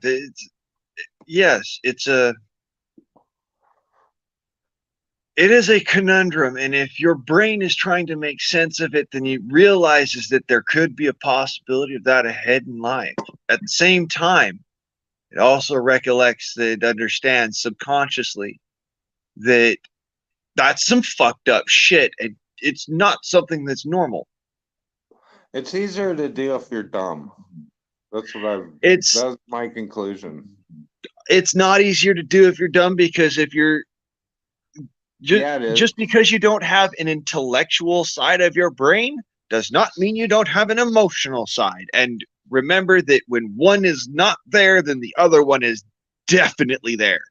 So, it's a matter of those who have the ability to logic their way through it are going to deal with it a lot easier. But that's a decent point. But when you start to realize that you understand, say you understand everything, right? Okay. And you're getting your fucking shit trumped upon. That person that's trumping upon your shit might not know what you think you know, or may not know anything. It doesn't matter, but that person's got kids, a wife, a house, he's got his bills, blah, blah, blah. And you're there to ruin his motherfucking day because you feel in your heart that he's a fucking tool and he needs to be taken out. No, I just see, that's how I don't quite agree on that. Like, to me, it's not this dude's a fucking tool and needs to get taken out. No, it's this individual is attempting harm, and I will do what is necessary to stop them from making that harm continuous. It's that simple. You're just trying to stop the harm. That's the whole reason behind even utilizing a firearm or an air gun or any kind of weapon as a defensive or offensive, is to stop the other fucker from doing something harmful. This is the point. Okay, check this out. This is my thoughts on it. This will be interesting if anyone's in the chat and has anything. Okay, so here's the situation. You and I end up on an island by ourselves. And this has been gone over, but I have to point this out again. You and I are on the island. Well, eventually one of us decides he has the power over the other. So one day I say, Blaine, you have to start digging a trench over there to get the fresh water over here. You're either going to say, okay, I'm going to start digging a trench to get the fresh water over here. Or you're going to say, fuck you, motherfucker. Either you go over there and get your own motherfucking water.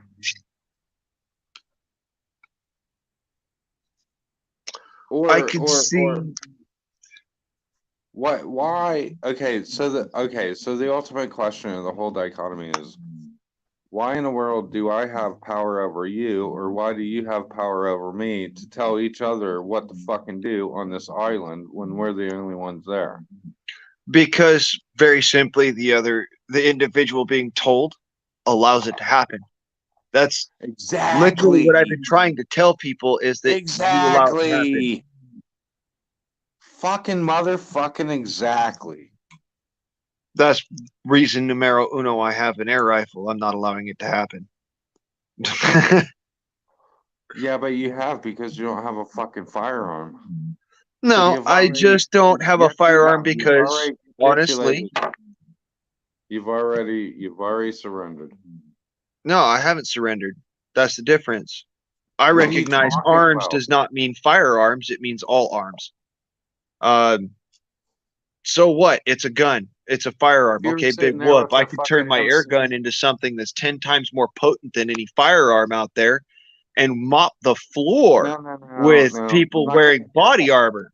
But I don't care. I'm not gonna hear it. You're not sitting there with a fucking fully automatic M16 machine gun. you're right. I'm not. So you're Because fucking I would bending rather be over. able to Just like everybody fucker over else there, in this die. fucking country. Fucker over there, die. Fucker over there, die, instead of you and everybody around you die. And I might have missed you, so I'm going to have to reload real quick and do it again. I don't know. No, I like semi-automatic. I could still wrap out. If I had the magazine capacity, I could still wrap out 40 rounds as fast as I could pull a trigger with this air gun as I could with an M16. It's not on full auto, but that's my point. I can put down accurate suppressive fire. I don't need to worry about suppressive fire in its inaccurate form, because all that's doing is wasting ammunition. You're basically just keeping people's heads down for long enough for somebody to go and do something.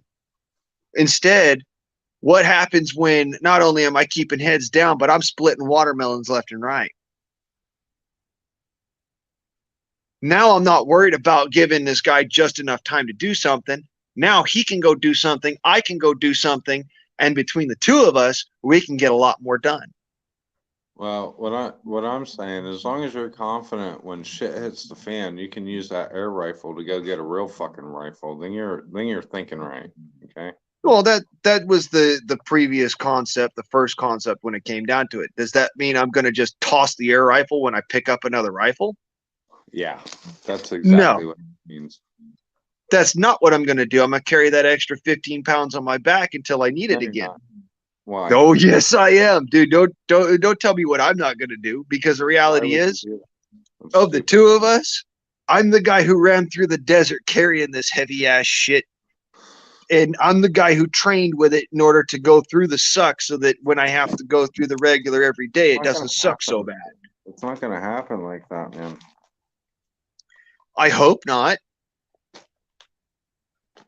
I hope it doesn't happen like that. But if I pick up, say I pick up some Chinese Type 95, all right, and I'd rather have one of the. I'm more comfortable with one of them fucking things than. All right, well, hear me out. Say I pick up a Chinese Type 95, and it's got a full magazine, and I picked up about 4 or 5 mags off the other guy. All right. Now I'm walking in with the firearm, but I left that air gun sitting up there next to the tree where I shot that other dumb motherfucker. I expend all of my ammunition. And because I've got the confidence of a firearm, I don't think to pick up other mags. Well, that's stupid, dude. Why would exactly? You would not think that. That's not what you would think. That's the truth, though. You wouldn't think like that because you're not thinking about it. It's not the gun you trained with. It's the gun you picked up. You carry the gun you trained with, whether or not you pick up another one. That's honest to God how you do things, man. That's how I do things. That's how I fucking survived shit.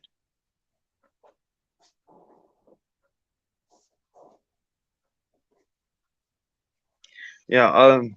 I literally picked up other guns.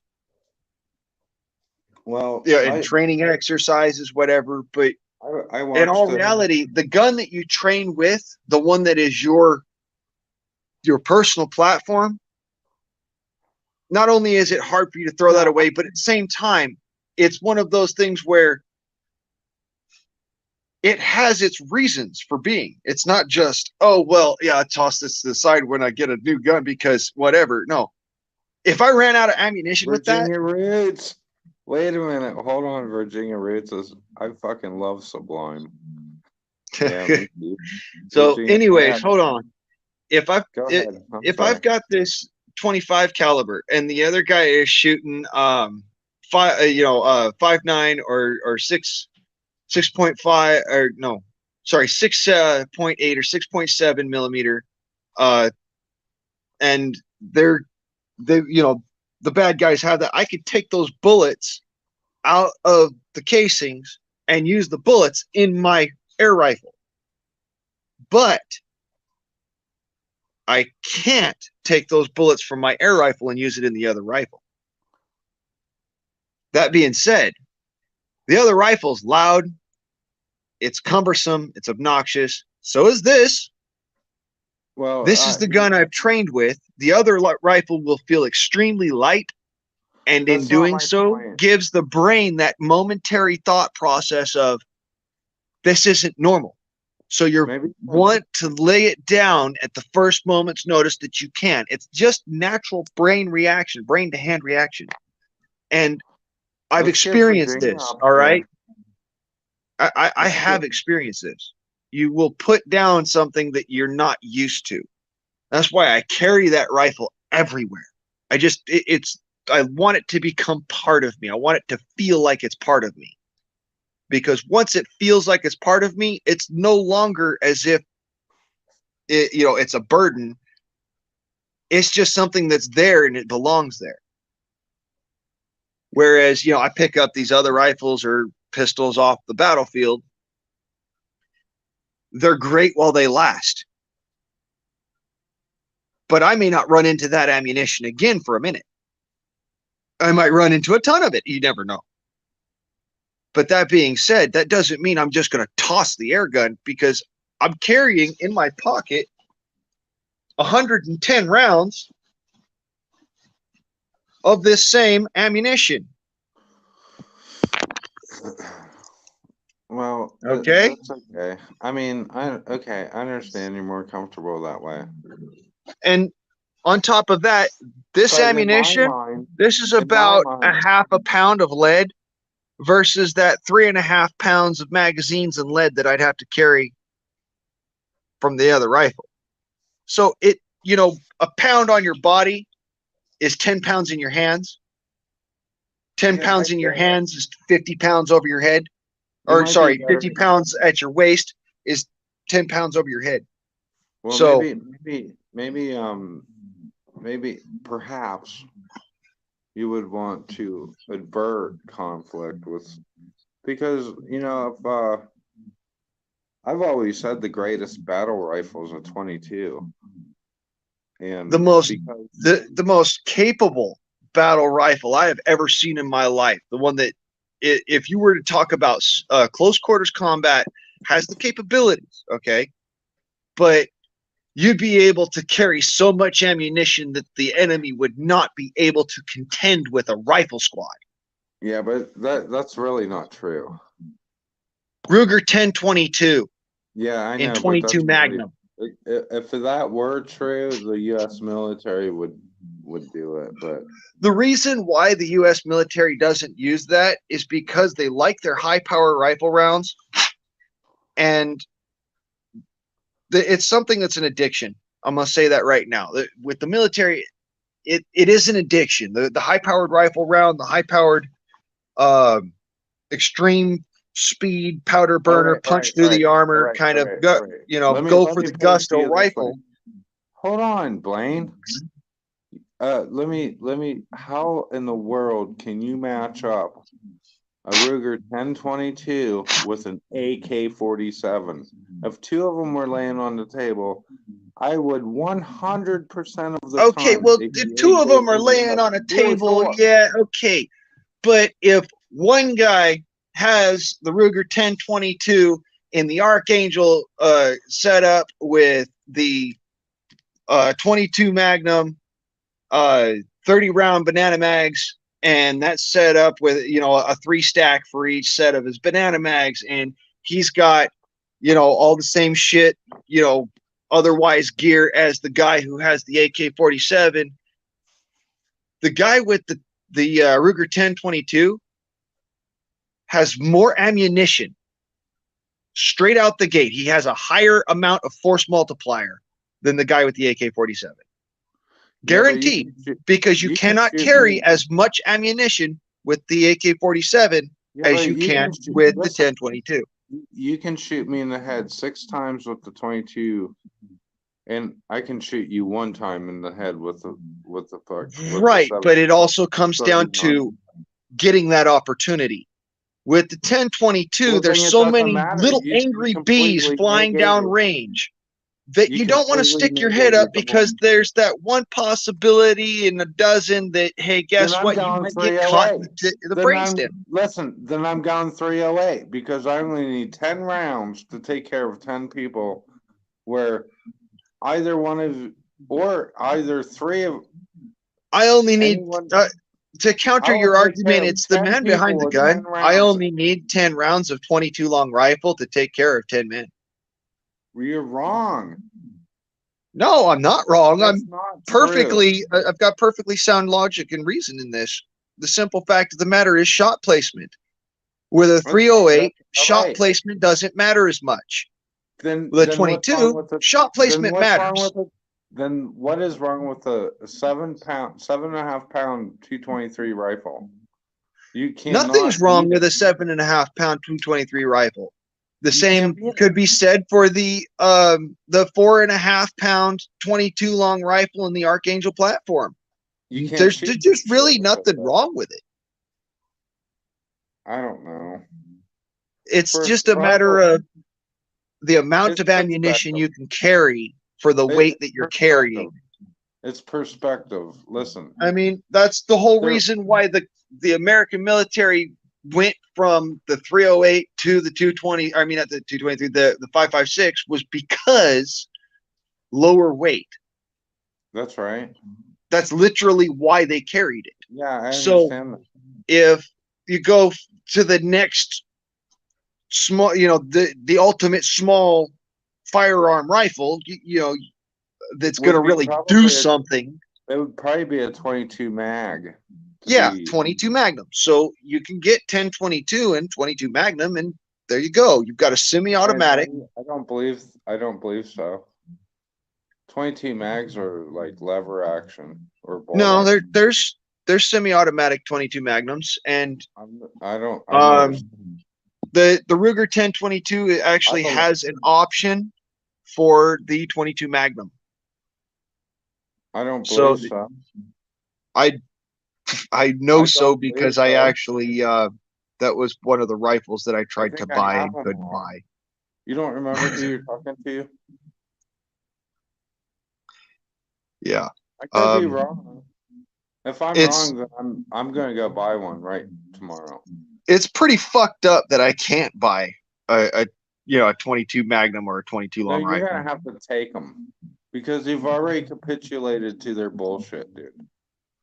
That was my original. Yeah, no, I'm gonna have to take them, and that's one of the beauties of being able to take. And this is 110 rounds in my hand. Just to point out, that's 110 rounds. Hey, I got.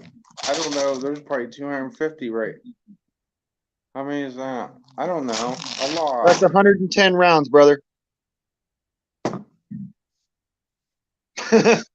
That's why I said, when it comes down to it, yeah, I'll grab the 15-pound rifle and keep it on my back. But the difference is, I'm gonna shoot you through your windshield, or I'm gonna shoot you through your fucking wall. Yeah, no. I'm gonna actually be able to, from about 150 to 200 yards away from a secluded position, put that little son of a bitch right wish in one of the- between the plates and the helmet, right here. I wish one of the girls. I wish one of the girls would come up. Virginia Roots came in here, and I would you know, love. there's I love that this girl. is an open panel. Anybody's allowed to come up. It's just a matter of I don't want the porn fuckheads coming up here. Virginia Roots is not gonna porn bomb you. I know Virginia's not gonna porn bomb me. I wish he would. That'd be awesome. Yeah, but no, if somebody, unless you're Virginia Roots, then you can fucking. No, Virginia Roots can't even porn bomb me because the way that she would do it, and I know how she'd do it. She'd get some freaking naked dude helicoptering and stick it up there and freaking. You know it. You know that. Don't lie.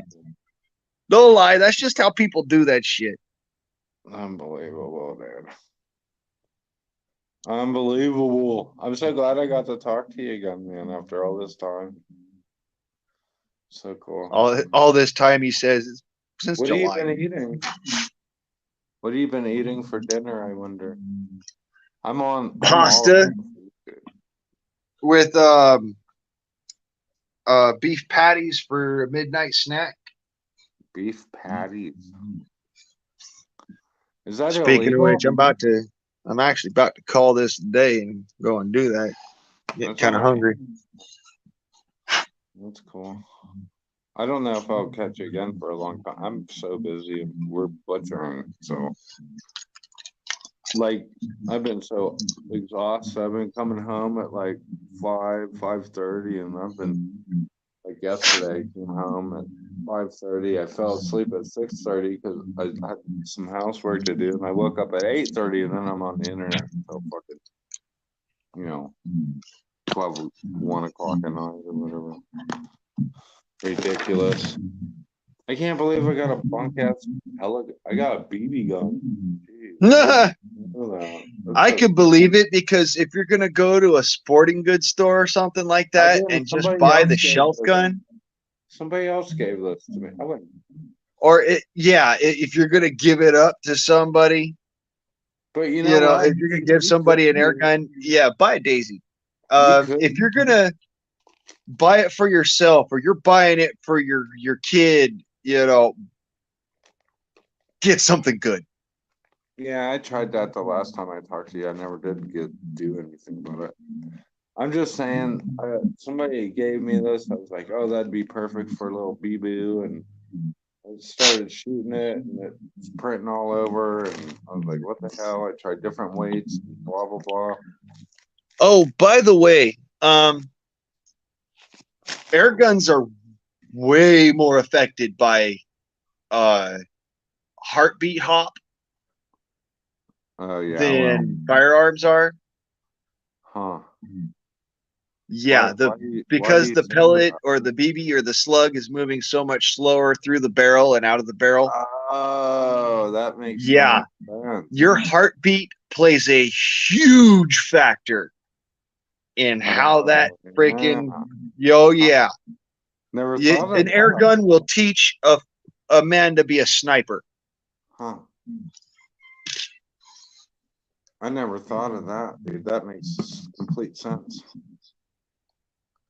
Yeah, your heartbeat. There's so much more time. Yeah, for anything that you do, right? Well, yeah, but how with a firearm you might get this much deviation with your heartbeat on a 25-yard target or I'm sorry, 100-yard target. You'll get this much deviation with an air gun on that same 100-yard target with your heartbeat. That's pretty enlightened. That's it. Wow. That's why when people are actually sighting in their air guns, they'll set them up and rest them so that they're not sitting there shooting them off the shoulder, off the cuff while they're sighting them in. They're rested, lead sledded or whatever. Yeah. Lead sleds are hard on guns, but yeah, a lot of like those 22 I forget what class that is. Those guys that they spend like 10 grand on it. They don't even look like a rifle. They just got a piece of pipe sticking out of them, and they just touch the trigger is all they do. Yeah, no, that is like precision shooting on a competitive level beyond that's like all logical sense and reasoning. I mean, you need a new action for your gun, and you're like, oh, I want to sell my car. You know, I still have my truck. I'll just sell the car and get a new action. I'm fucking crazy. Right, that's the kind of expenditures you're looking at. Yeah, it's crazy. I mean, that's why guns are like 30 grand, dude. This air gun right here will shoot 0.8 MOA. At what yardage? I think the guy tested it at 100 yards. That's like the standard, I guess. Yeah. So you're saying standard bench rest test. But, you know, and that's bench rest. That's sitting on the bench, gun against your shoulder, good, solid stock, you know, good hold, everything like that, and then through a scope. They're called bags.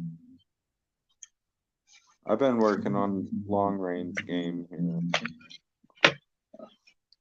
Yeah, see, if you take what you know about firearms, about the ballistic trajectory of a bullet from a firearm, and you compress everything that bullet does into a shorter distance, that's what an air gun does. Have you seen that guy that he's got a channel? I don't even know. I haven't seen him in a long time, but he shoots squirrels in his backyard. He's got all that. Ed Gun Leshy? I don't know what he's called, but he's got some brutal videos. I'm like, yeah, no, Ed Gun. I know all about it, dude. I was like, damn, dude. Homie has got some freaking just juicy footage. Yeah, that's for sure. Like, yeah, wow, bro, like that's slow-mo though.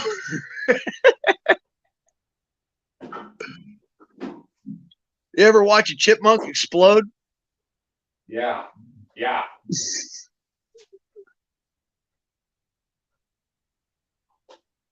You ever seen somebody do it with an air gun?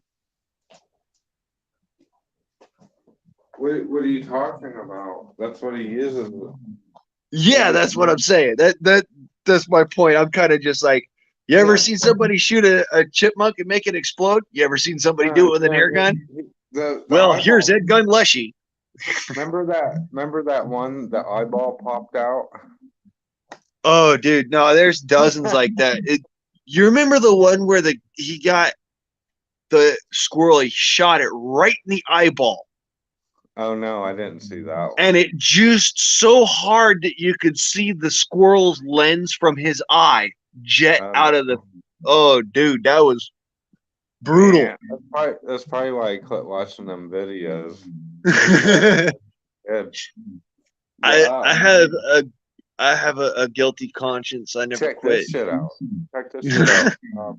I know a guy that actually, well, he kind of advertised and I responded. He wants somebody to do coyote patrol on his property. And I told him that, you know, I'm doing like the long range stuff. And I was looking for a place to shoot long range. And I said, I want to set up targets and stuff. He's like, well, I don't care what you do as long as you kill coyotes if you ever see them. And I was like, well, I think I can do that, you know. And so I started getting into like watching the coyote videos and trying to learn what to do or what not to do, or how to actually hunt coyotes. Dude, this guy has these dogs, and he lets these dogs loose, and they go out and they go start playing with the coyotes, and they lure the coyotes back, and he shoots the coyote. It's crazy. I've never seen anything like that before. He takes his pet dogs out to the field, and he lets them loose. They go find coyotes, and they start playing with them, and they start luring them back, and he's shooting these coyotes.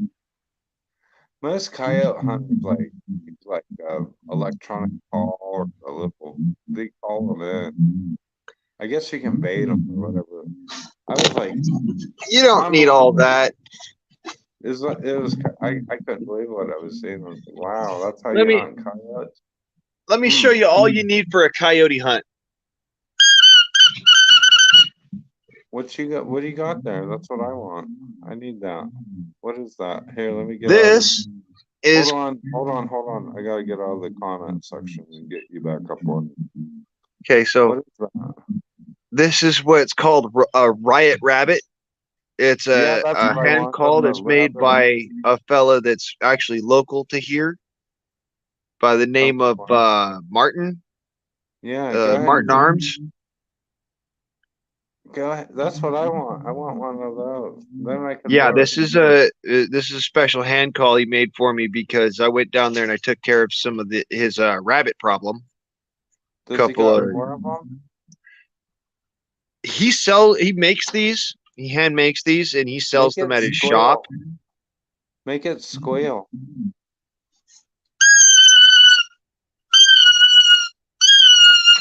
Yeah, that's it. That's it right there. I want one of them. That's what I mean. I need to get me one of them. Houdini's sitting over there like, what is that? What is that?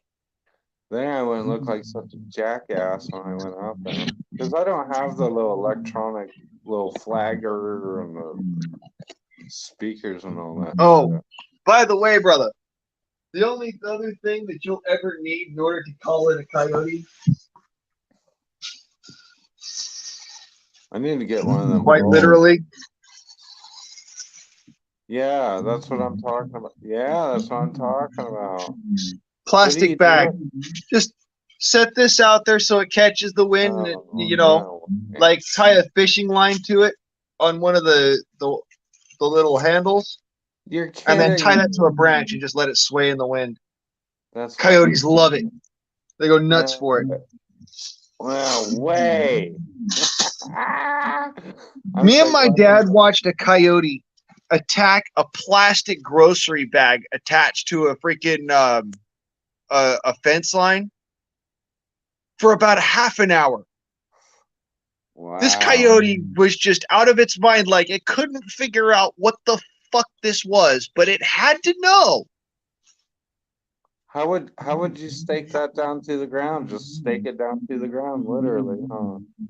Well, you could, but the way that this particular bag was, it was sitting so that the bag itself kept on hitting up against the fence every time the wind would come up, and it would pick it up and then run it around in a circle and then come up and hit it into the fence again, and it would stop in the fence, and the coyote would come up and look at it at the fence and be like, huh?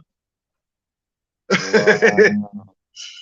So me and my dad figured out that it was the best opportunity to shoot a coyote when he's sitting there kind of just dumbstruck, like, what is that? Wow. So when I used to go out coyote hunting, what I would do is I'd take one of them plastic bags and I'd stuff it in my pocket and, with a spool of fishing line or whatever. And I'd go and I'd set that up where I wanted my shooting lane at and have that thing so it just swayed in the breeze a little bit. And I go sit back there, of course you do the whole smudge and everything, get yourself freshened up for the hunt. But I would sit back there at about like 25, 30 yards, just chill there and be like,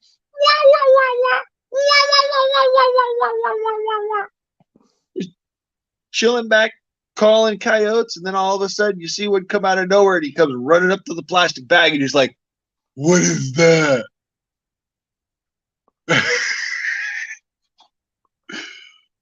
Just the Wow. look on these dogs' faces was fucking hilarious. That's awesome. A lot of the time, I wouldn't even shoot. It was just like, Dude, I'm so glad I talked to you tonight. You have no idea how much you've helped me. You really don't know. Now I can be very confident when I go over to that property and be like, yeah, I'll fucking call you. Because the whole deal was like, I was looking for some flat ground to shoot across, like up to a mile. And this guy, hey, that's why you need a little call like that. If you all you've got is like the Bass Pro Shop for yeah, where you're gonna go. Do you have a name or can you give me a? I can tell you a good call I'll write that's it a down. budget call Hold that you on. can buy. All right, you can buy it at any Bass Pro Shop. All right, It's from Primos, and it's called the Circe Call. Primos. CIRCE. Primos. Yeah. It's probably the best coyote call that I've ever used, other than the Martin call. Well, I'm not in Martin country right now. No, it's not for calling Martin. This one is the Raging Rabbit from Martin Arms. That's what this little wooden one is. The Primos call is the one that I used to carry all the time while I was out there coyote hunting. And that worked pretty well. I've taken a few coyotes with a Primos. Where's the one? Let's support your friend. Say what? Let's support your friend. Well, or is he out? He's just like one. Martin Arms is it's a firearms and firearms collectors memorabilia, and they have I think they have a chain of stores, but I'm pretty sure that the one up here is the main hub. We'd get along pretty good then. But he made that call, actually. He was gonna stick it in a store and be like kind of just a novelty, but and he's got a bunch of them in his store, okay. But he gave me that one special, just like handed it to me for what I did. So and anyways, I appreciate it for him. So anyways, I call this guy up and he says, well, he says that he can't pay for the coyote hides. I guess some people actually make money off of them. Yeah, that's another thing. Bounty hunting is a thing. Yeah, apparently. And if you cannot stomach bounty hunting, then maybe don't go to a place where there's folks that are asking you to kill coyotes, because they will ask you to do that. Like for some hunts, some places where you hunt, there's a mandatory that you have to, if you're going to hunt here, then you have to take out a certain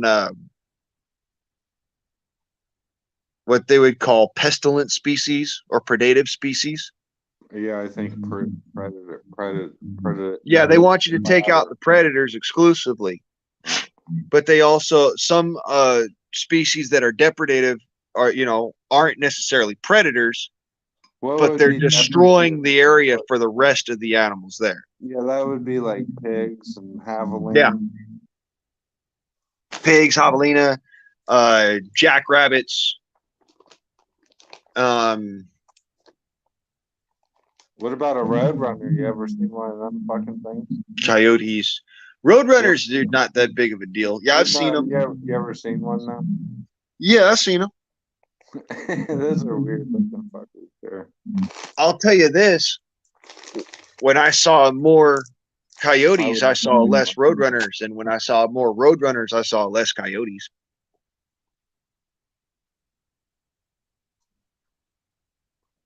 Well, we got a farm, and another farmer has a problem with coyotes. I said, well, I can't find a place to shoot long range down here. And he says, It's a win-win, I guess. It kind of is, but the problem is like the bullets that I used are like, $3. I guess that's all my risk. But the shooting sports are getting quite expensive, even if you make your own. Yep, they are getting quite expensive. That is true. I mean, that's why I even got in. That's why I got so many people into air guns in the first place. Is because they're like, well, it just costs so much to go out and shoot my 308. I'm like, dude, buy an air gun. Ammunition costs like a freaking 22, but it shoots like a 357.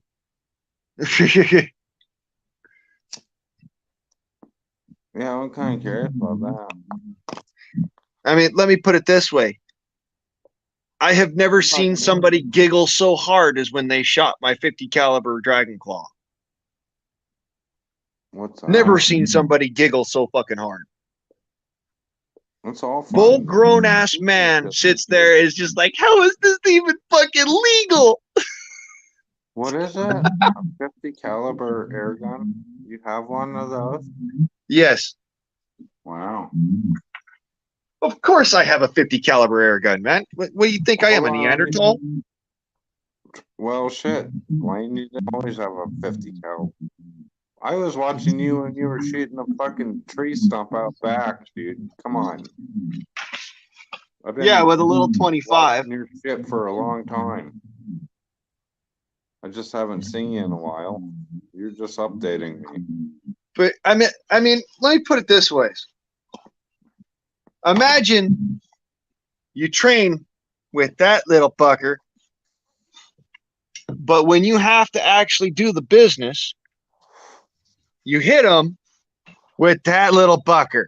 I mean, there's no real comparison there. I think it's better in black powder, to be honest with you. Less shit to deal with. Well, yeah, and on top of that, you can see what you're shooting at after you've shot. Black powder right here. Don't get me wrong, black powder, it gives you that ability in a pistol. That's what I want to get a black powder for, is black powder pistol. This is a job that I got from a guy that works for me. He loaded up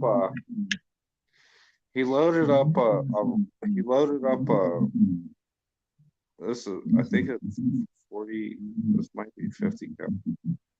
He put a ball down there and he forgot to put the charge down there first. Oops. So and let me guess, he didn't have a worm he didn't have a worm jag. It didn't work. He tried it and he stripped it out. This is Pyrex only. Let's see if I can find it. This is a tradition. It's like a $400 gun, $350 made in Spain. So, did he use a worm pistol, or did he use a screw? Because if you use a screw, you're not going to be able to catch on that lead. But if you use a worm, well, some of the guys, they unscrew where you put the cap on, and they put enough powder in there. They say you can fit enough powder around the back of that ball, put that screw back in there, and put that cap back on there and shoot it out. But I'm not going to do that. I'm going to dredge it out with any drill bit out there. But the problem is, the biggest problem, that's not the problem. The problem is he got so mad about what he had done, he threw it up against a tree and it broke the handle. He shattered the wood stock thing, the handle thing. Oh. So I have to make a new handle for it. But I got the whole, it's a double set trigger. It's a T-trigger system. I think it is. I don't know. I took it apart.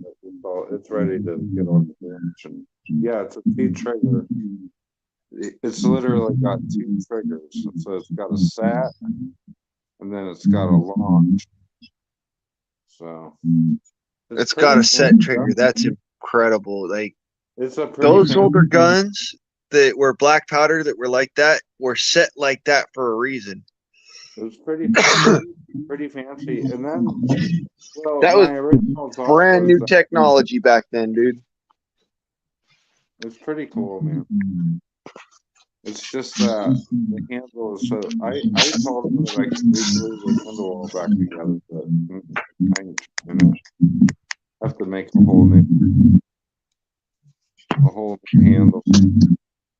It'll take a while. I don't have a lot of time to play right now because I'm butcher on the farm, but I'll get to it. Well, And then he broke the cleaning rod, and I guess I could one of those. The cleaning rod has a screw on the end of it. That happens, you can see the ball and pull it up. Well, that's called the worm. That's what I was talking about. okay. Yeah, well, that doesn't work. If it's like a corkscrew, then that's a worm. If it's like the screws that you use in your cabinetry or something like that, Yeah, that's what it is. that's called a fucker jag. And basically, it's called a fucker jag because you can never get the ball out when you use that thing. Yeah, you got fuckered. He got a fucker jag. Oh, those things suck. I'm gonna take a drill bit and put it down there and wrap a bunch of tape around the drill bit so I don't scratch that because it's rifle's bore. And it's Yeah, you don't want to strip it out. He probably shot it fucking twice before he did that. So you'd hope.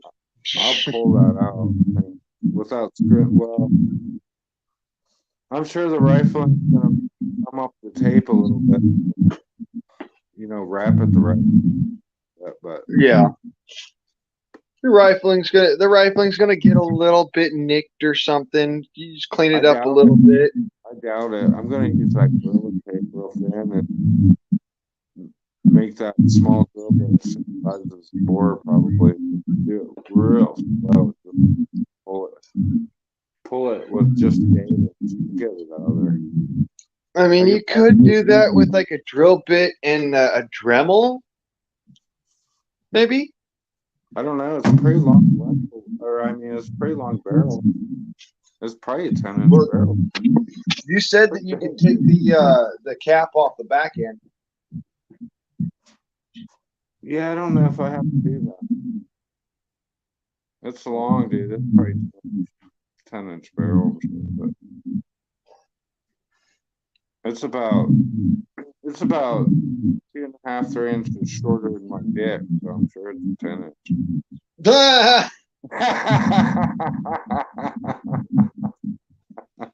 Yeah, I'll believe that one.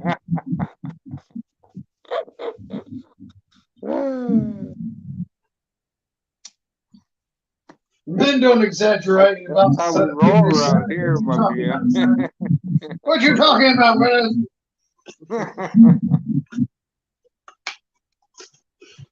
Woo!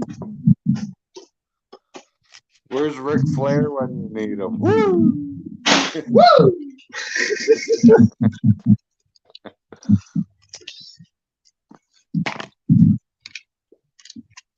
I didn't realize this was a measuring contest, gentlemen. Oh, it definitely is. It started out that way and it will end that way. What was your problem? What was your distraction? Hey, always been that way. It will never change. I'm not mad. Shit, I get into measuring contests most of the time. I either win or I end up sitting there going, hey, it's not that bad. I only speak hypothetically when I speak.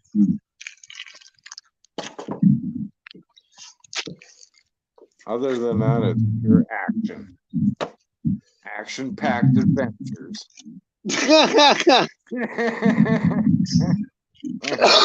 More like freaking. In the backyard. More like adventure time. I got a carpenter's pencil. Action-packed adventures, more like Adventure Time. Yeah. Yay, Adventure Time!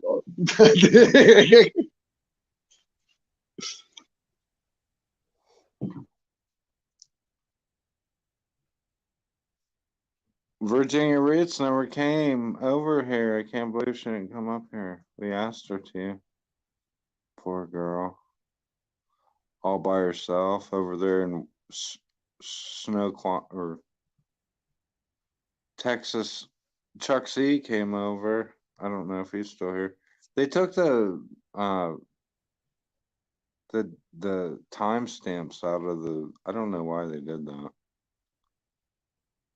Don't know why. I hate that when you get on a live and they take out like what the timestamp. I don't like that. I wish they had never done that.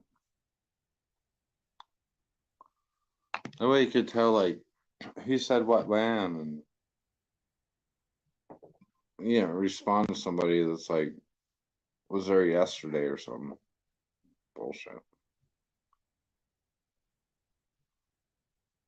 Hey, I'm butchering animals. You ever butchered animals? You want to talk about a good time, buddy? I tell you what.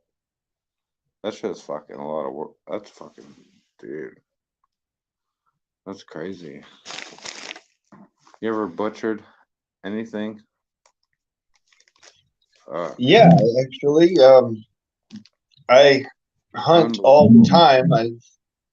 I'm the guy who's the only one certified to butcher my own animals.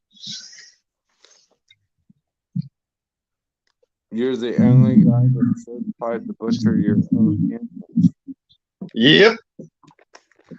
Because I'm not willing to pay somebody else to fuck up my fucking deer. I'm kidding. Yeah, I was gonna say it sounds problematic. I could probably do a deer in about 15 minutes, dude.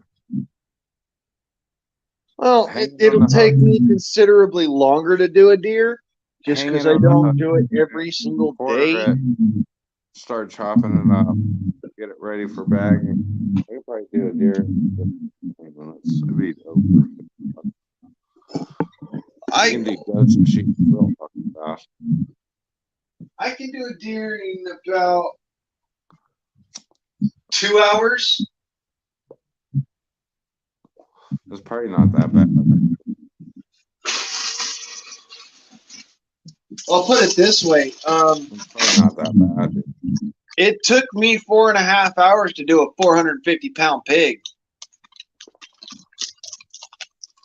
That's because that was my first time ever doing a pig. It takes me that long to get them hung up in the cooler.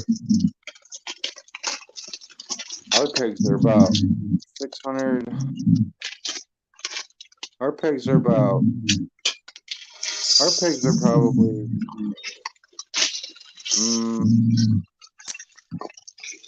Gosh, it's kind of hard to tell. I really don't know, but I would guess that like our biggest pigs are probably 1,000 pounds, and it takes 3 of us probably 5 hours to get it killed, up to the shop, get it on the crane. We have a gantry. Well, it's kind of a gantry crane, so you can hang both legs at the back, and then it probably takes us, I don't know, 5 hours, and we'll have it skinned, gutted, and quartered and hung. So, and then 2 of us will, like tomorrow, we'll process.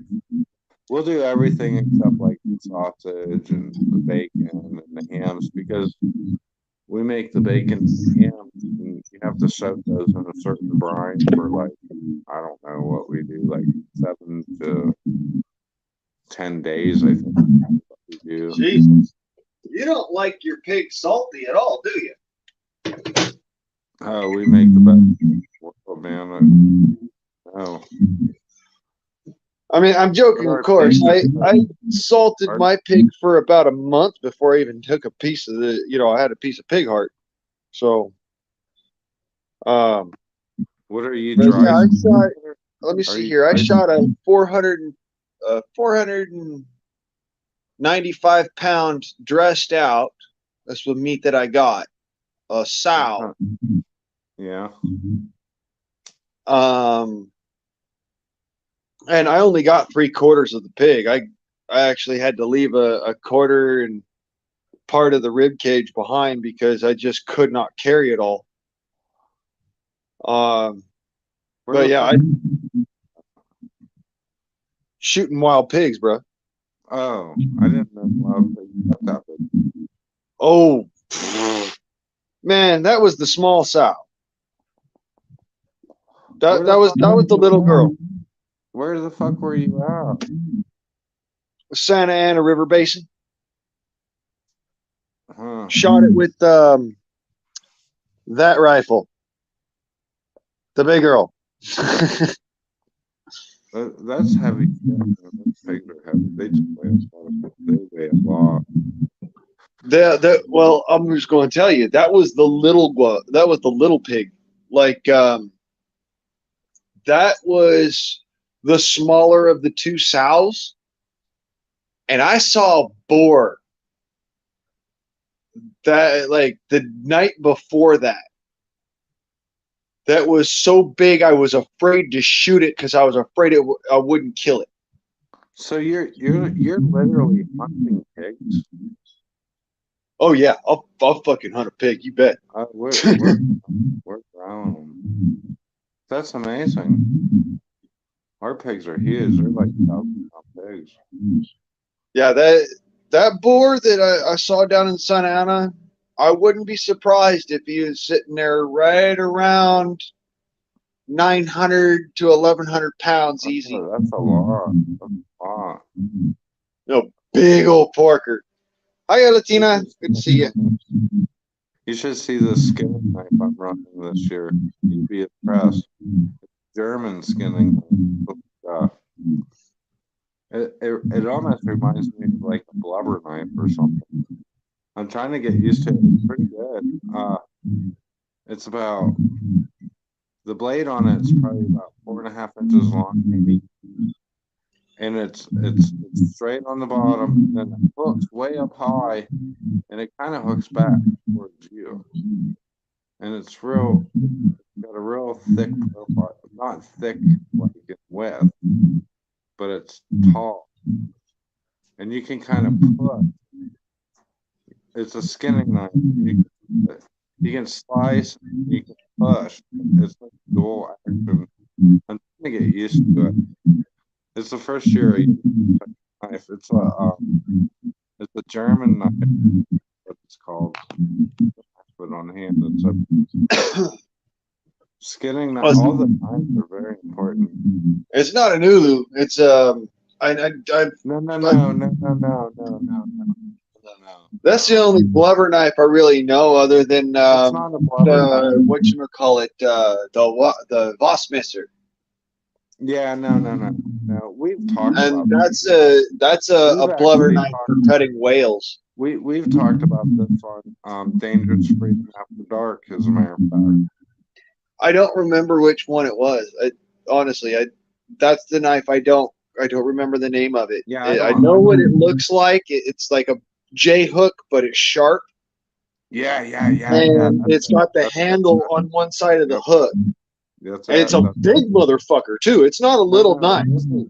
It's not like the little gut hook that you got on the end of a regular old skinning buck knife. No, this is a big old motherfucker that's built for carving up blubber. What we do is we get the damn thing on the trailer because they're huge. Oh yeah. And then we back them under. We got a big bucket. I guess you'd call it an A-frame, but it's not because we have it connected to the top of the barn, so it's like an H. It's just a big beam, and we got these big pulleys that you have to pull the chain, and then it lifts up. Yeah, it's and it's a gantry crane. That's what it is. It's anyway, gantry.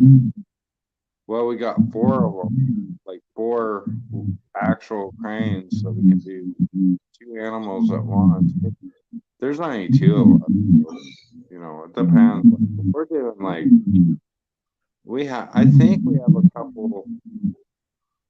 I'm not sure if we're gonna kill them or not. We have a couple like butcher weight hogs are 300 pounds. So, but and we have a couple of them. I don't know if we're gonna. I don't think we're gonna take those ones out this year or not.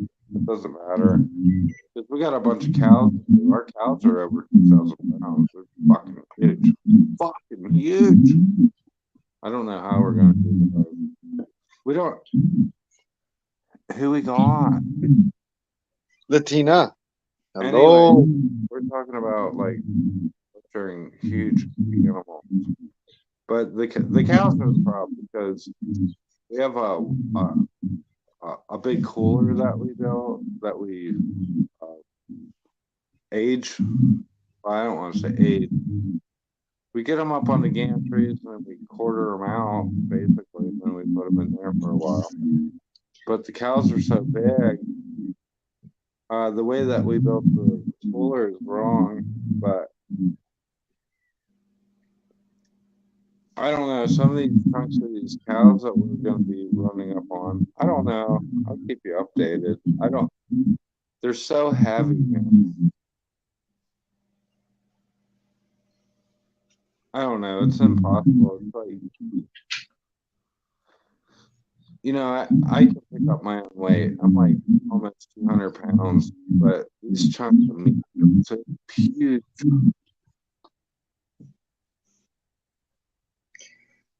I know.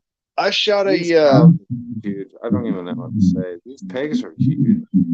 Yeah, no. Like I said, I shot the smaller of the two, and it dressed out to 3/4 of the pig was 495 pounds.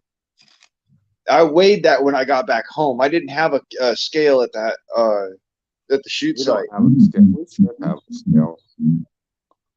But anyways, I took that home. I stuffed all the pork into a freaking one of them Rubbermaid tubs, and I set it on a bathroom scale, and it weighed 495 pounds on the scale. What weighed 495 pounds? The pork that I got after butchering out the sow I shot. The whole thing? Oh no, that was 3/4 of the pig. Oh. Yeah, well, the pig we hung up pig. We're butchering it tomorrow. We hung it up the day before yesterday, and 2 parts weighed 200 pounds. That was the 2 hinds because we only cut them. We cut them between the 5th and 6th rib because we got baby back ribs out of it. And we get to past the front shoulder, and then I would say the front shoulder, after it's all dressed out, to hang in the cooler, the 2 backs are probably about 200 pounds, and then the 2 front. So you got 400 pounds in the back, and then 2 fronts are probably, I don't know, I could pick them up pretty easy. They're probably about 90 pounds. So there's 180 pounds. So what's that? 180. That's 360 in the front and 400 in the back. So overall, about 1,000 pounds of pork. No, 360 and 480 is what? 3. That's 7, 6, and 8. Yeah, it's pretty close. Yeah, like they're absolutely enormous. Well, they're about 840 pounds of pork. What's that? About 840 pounds of pork. Yeah, that's a lot of weight. It took 3 guys. I mean, when I says dressed out, brother, I want you to understand. I took the bones out of it. I took the freaking skin off of it. Aren't deboned. Yeah, no, that's me after taking the bones out and whatnot, except for the prime cuts, you know. You have like another the guess? baby back ribs, Let's introduce the hams, maybe they everything don't want else I deboned. I cleaned it up. It was nice. I salted it, and then I weighed it out, and yeah, holy shit, that was a big pig. They're huge. Pigs big. We're killing a lot of them because we can't afford to feed them. Well, I don't blame you on that one. It's expensive. Shit. They eat and eat and eat and eat. And they don't fucking stop eating. The pigs aren't actually. I shot that one wild, bro. And that one, I could tell she was probably about like 3 or 4 years old. Tops. Do you have a look in the what's going on here? Hi. Hello. She was hiding on the panel. She's hiding right now. Well, trying to hide. Doing a piss poor job at it.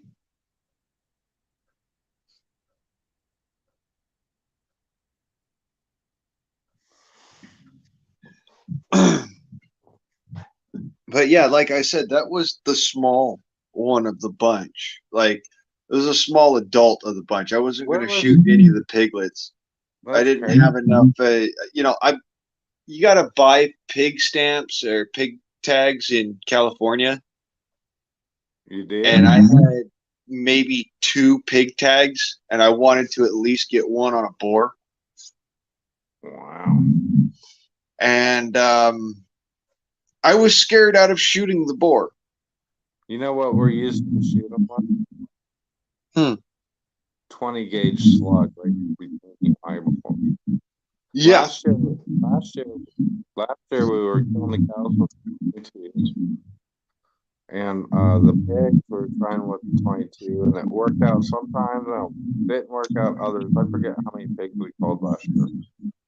Basically, we're encompassing 3 families worth of meat. So it's pretty small, but I haven't bought meat in years. But anyways, this year we tried the 20 gauge shotgun, the long shotgun barrel, and we were having problems. We were having to like multiple shoot the animals. Now that we discovered the 20 gauge slug, it's one and done. It's over. It's gone. Yeah, and when it comes down to it, a 22 long rifle, shot placement is everything. Yeah, and they're shaking around. They're just, they're fighting you. They're like, no, what the fuck? What? Yeah, and yeah, shot placement. We shot a cow last year with the 22, and it was I didn't shoot it. It doesn't matter. It doesn't matter who shot it. It wasn't good shot placement, and I ended up having to put it down with the Desert Eagle. Well, and Desert Eagle certainly will do the job. So it's the 20 gauge. It fucking works. Now with the goats and the sheep and stuff, we don't have to use it like that. But the pigs and the cattle, they're going with the 20 gauge. Yeah, I respect that. 20 gauge is certainly enough to do the job. Well, you don't have to second guess it. We're trying to get away with having to fucking shoot it. I know, you're trying to also save the hide as much as you can, and you'd like to save the meat on, the head, because hog's head is a delicacy. But the surety of a 20 gauge slug or a 12 gauge slug is just, you're done. Next. Yeah, Excuse me. Can you hear me? Hello? Yeah. Hey, can you hear me okay? Okay. So I've never heard of anybody saving the hide of a pig. What kind we of don't pig? save them. Or the head. We don't do the jowls. I've only seen like people from like the market selling pig skins, and people eat it. Okay.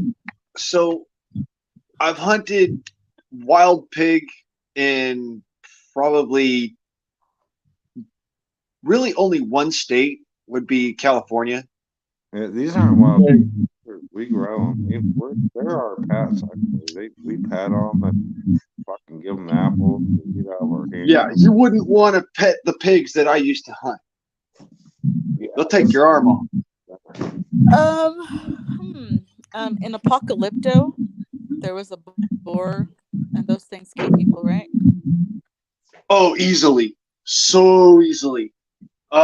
There's a video online of a fella who was carrying a Glock 40 as his sidearm, his personal protection arm, and shooting a 454 Casull in a lever action rifle, and he dumped the entire rifle and the whole mag of his sidearm into a pig, and it kept charging him.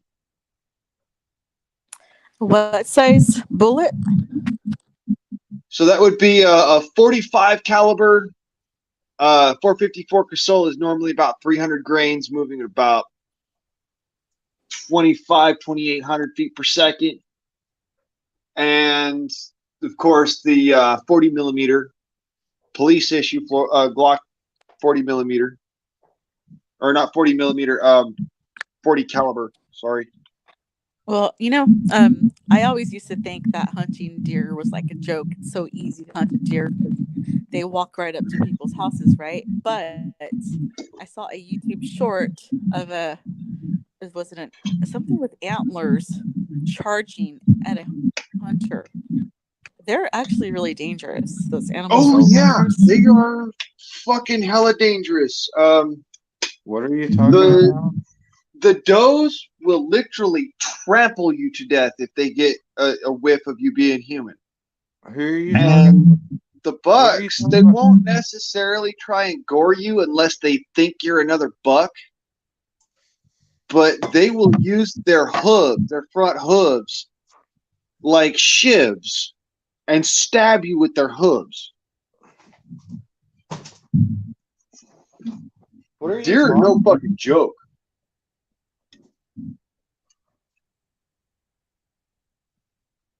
I actually I was on a coyote hunt once. I almost got trampled by a doe. What are you talking about? Deer. Oh. Deer hunting, in particular. Oh. But yeah, if you think that deer are vicious, that a pig will make a deer seem like a cuddly little animal, a cuddly little stuffed toy. I'll tell you what, I can do up a deer in 20 minutes, dude. So far on the farm,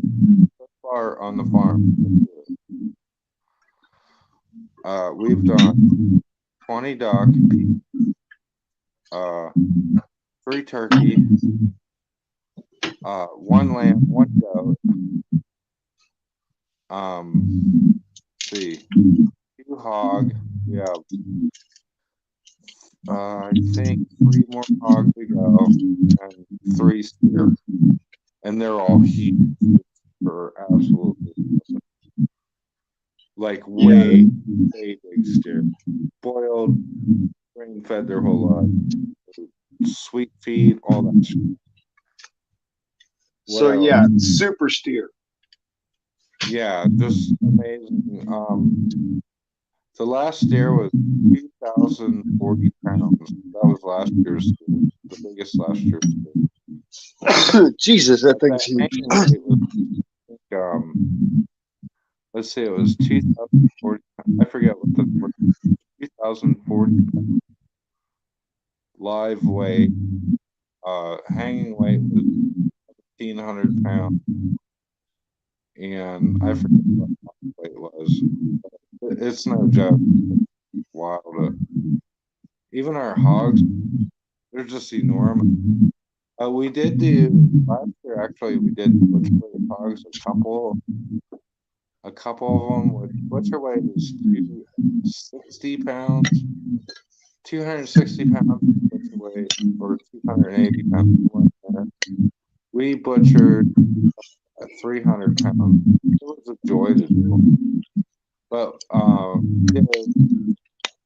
we did a lamb and a goat, and it was like they were way overweight because of their spoilage weight fat, and I can we did a whole package. We had them down and we had them down and packaged in like fucking an hour. Two of them. There's two of us that work this meat shop. Okay, So, yeah, this is not working. I will be right back. all right.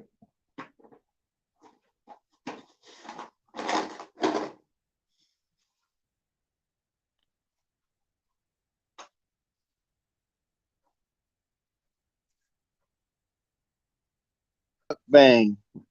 Blaine Price. ScrewTube thought I was doing a mukbang. I'm not doing a mukbang. Thank you. Bye-bye. Mukbang. Oh, we are talking about all this food, maybe. Yeah, I was hungry.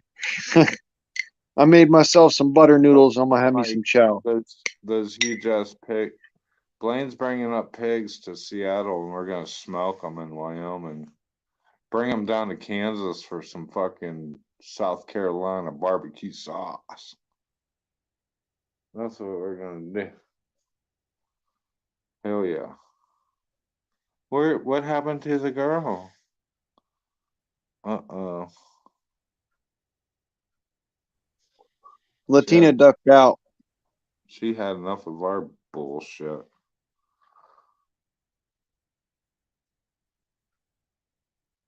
Man, I gotta get up and go to work here. Are you working or are you just hanging out still? I'm just hanging out, brother. That's good. So you got snow out there? Nope. Nope. Are you thinking about planting shit in like little Dixie cups? Yeah. Like getting some starters going? I thought about that. I've got some trays around here I might start, but not for a little bit longer here. Yeah, it won't be for a little bit longer. Probably like I don't start thinking about, well, I'm thinking about it now. I've been thinking about it for about a week. Trying to get my mind geared up to, because about halfway through February, probably like, well, I don't know, maybe the first week of February, I think I plant potatoes and, what's that holiday for the Irish people? St. Patrick's Day. Yeah, St. Patrick's Day. That's when I get the potatoes in the ground, and that's probably the first thing that goes in the garden. So I'd like to do the hay, like just grow them between layers of hay or whatever they do, but I can't do that.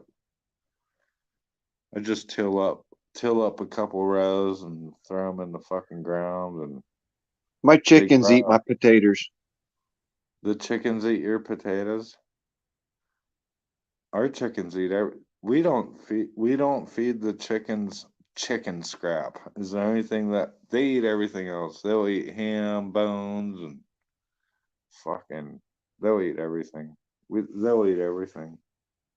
They're like little dinosaurs, dude, if you ask me. I love the chickens, man. And the turkeys too. We got a bunch of turkeys and I roll up on them and I go, and they always go, all of them. It's so funny, dude. They're aggressive. Some of them. Last year we had, gosh, what the fuck kind of turkeys were those? They couldn't reproduce. we have heritage turkeys now. The last turkeys we had were, I forget what they're growers or eaters, or I forget how they were marketed. I was friends with all of them. I'm friends with all of them, all the animals.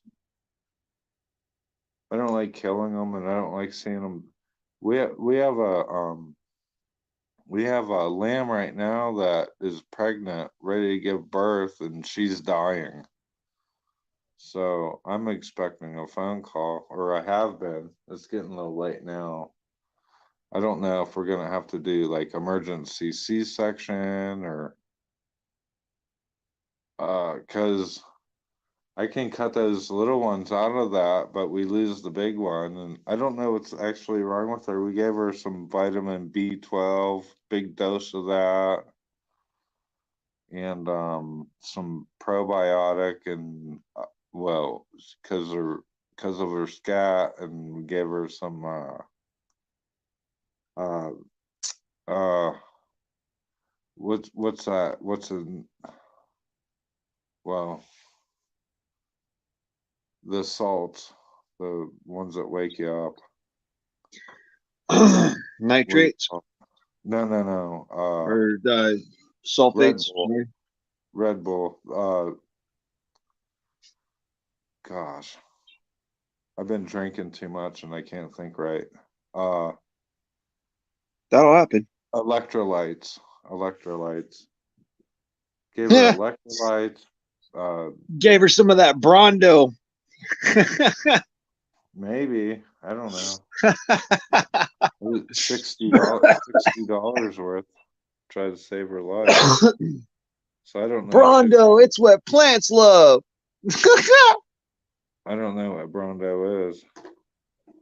Oh my god, dude! The movie Idiocracy, the movie Dogma. It was the soda pop that was in all of those different movies. Well, think Bill and about it. Ted Bogus Adventure. That's not. It's not. I guess it's not. I don't take the matter lightly because that's my friend. She is pregnant with a couple, and I don't know what the fuck's going on. I'll find out in the morning, I guess. Life happens, brother. I look at it as, mind you, I don't value any animal's life any less than I value any human's life, and I don't value any human's life as any less than my own. Let that sink in for a second before I tell you this. That's all right. It's already sunk in. I'm already with you on that, but Human beings are predators. It is our very nature to kill, to eat.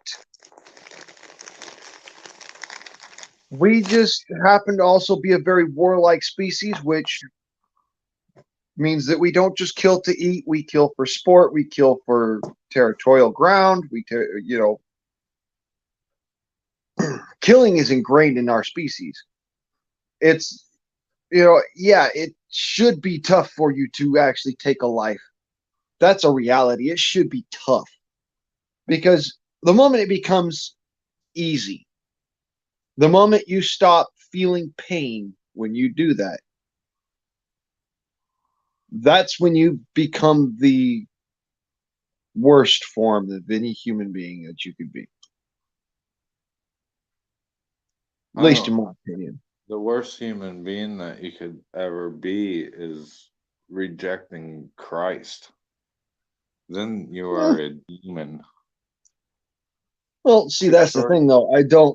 I wouldn't say that, but there again, I don't reject Christ. I just don't follow faithfully and blindly behind other people saying this is the way. Well, that just makes you a moron. What? That I don't follow blindly, or that I would follow blindly?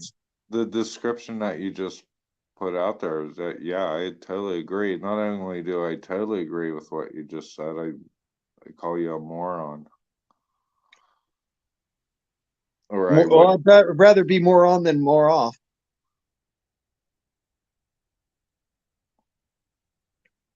Yeah, I'm a smart ass. You got me on that one, man. That's a good one. Like I said, I'm a smart ass, but it's better to be a smart ass than a What was dumbass. that? What was that joke earlier? I think that you said it. It was really good. What the hell was that? I don't know if that was hers or yours. I kind of like that one. What? I can't remember which joke it was. I can't tell jokes. I can't remember. Was it the one with the crazy Russian? No. It was the one before that, maybe. It was the one that you didn't get right off the bat. Oh, yeah, no, that was hers, and I can't remember what she said. Which one was that? Dude, that was pretty good.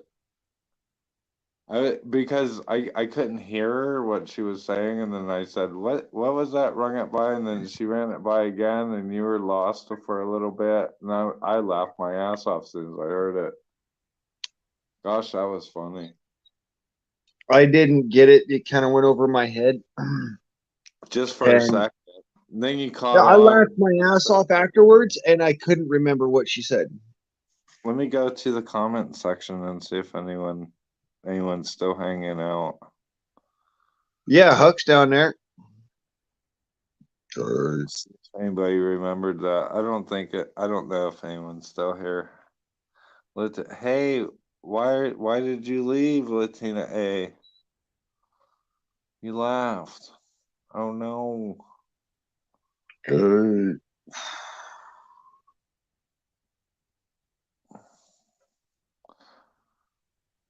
Maybe I was talking over her or something rude, and she don't like.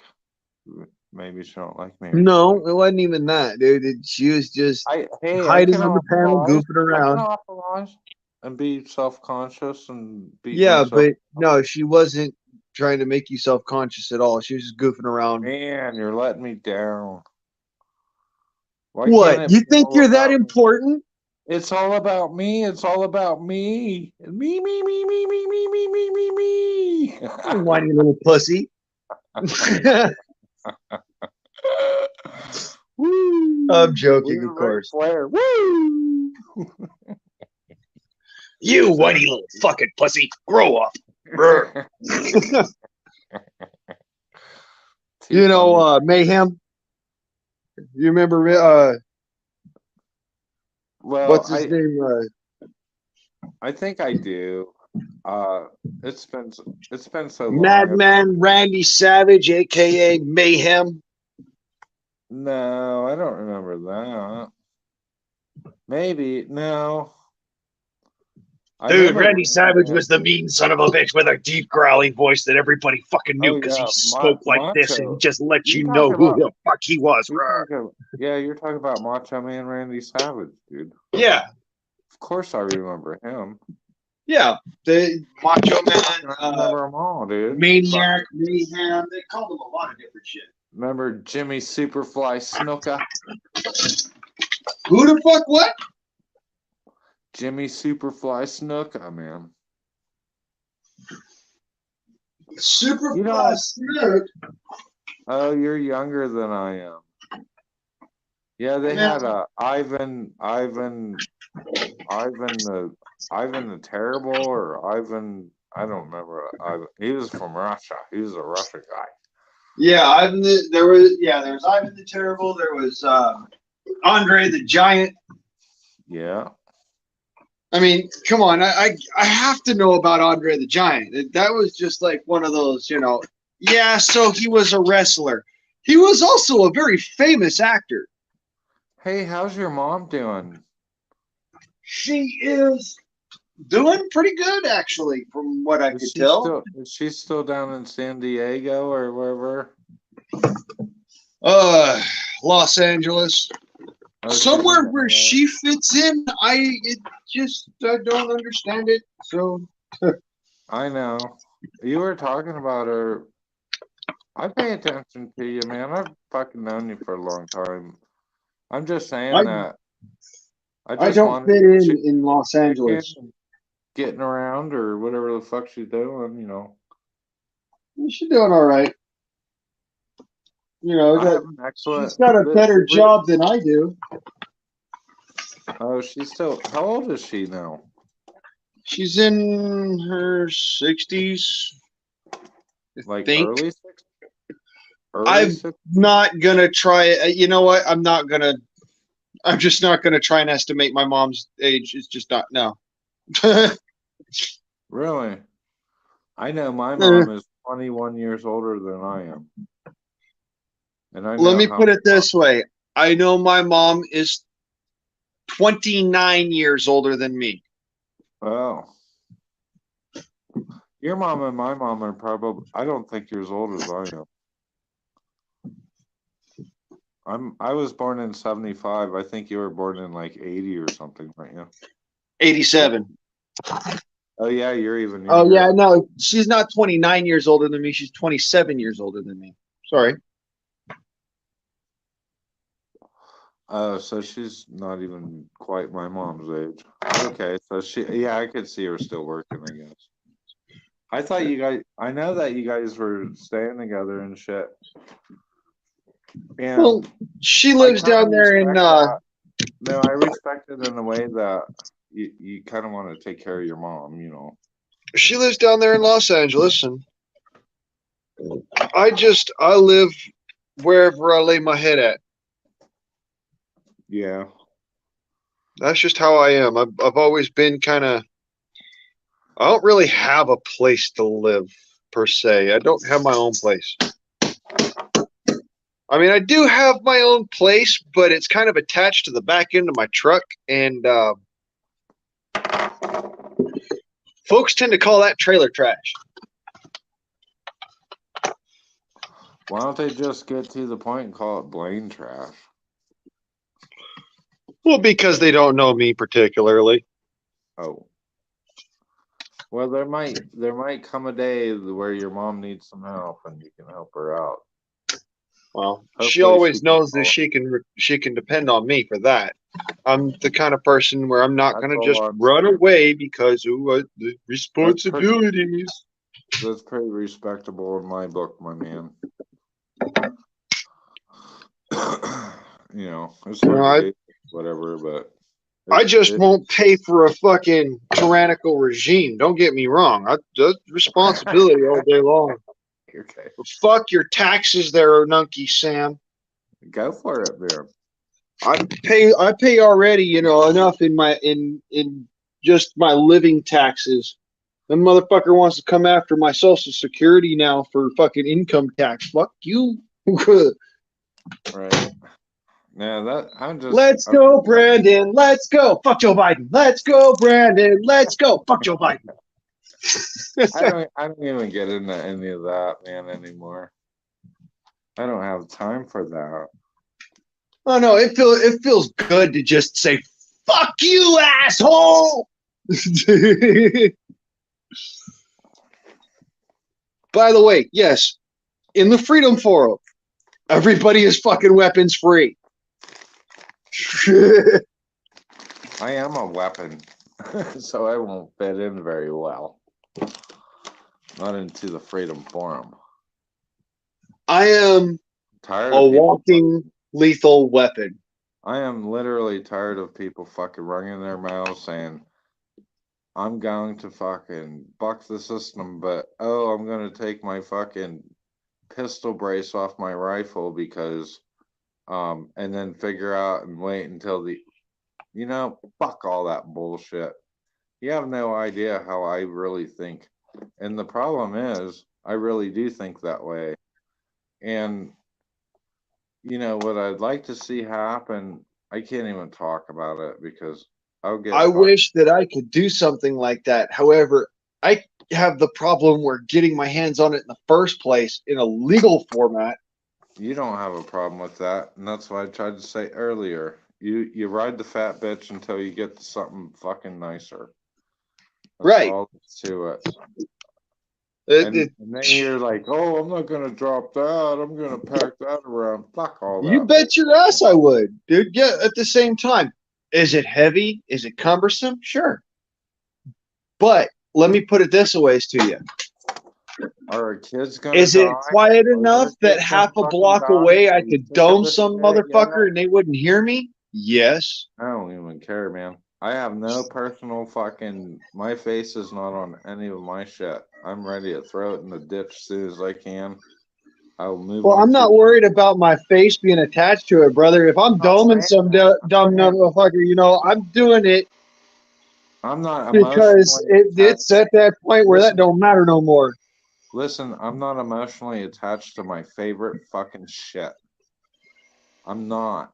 I'm willing not to give up every fucking okay. single thing. I'm willing to give I'm up. not emotionally attached to my air gun, but by God, if you want it from me, you're gonna have to tear it from my cold, dead motherfucking fingers, okay? Yeah, but I'd rather be a little more proactive than that. That's all I'm saying. See, that being said, if I've got to tear the freaking AK-47 from the clutches of a dead Spetsnaz just so I have that little bit of more reach out and touch some dumb motherfucker, guess what? I'm picking up the AK. Does that mean that I'm throwing away the air gun?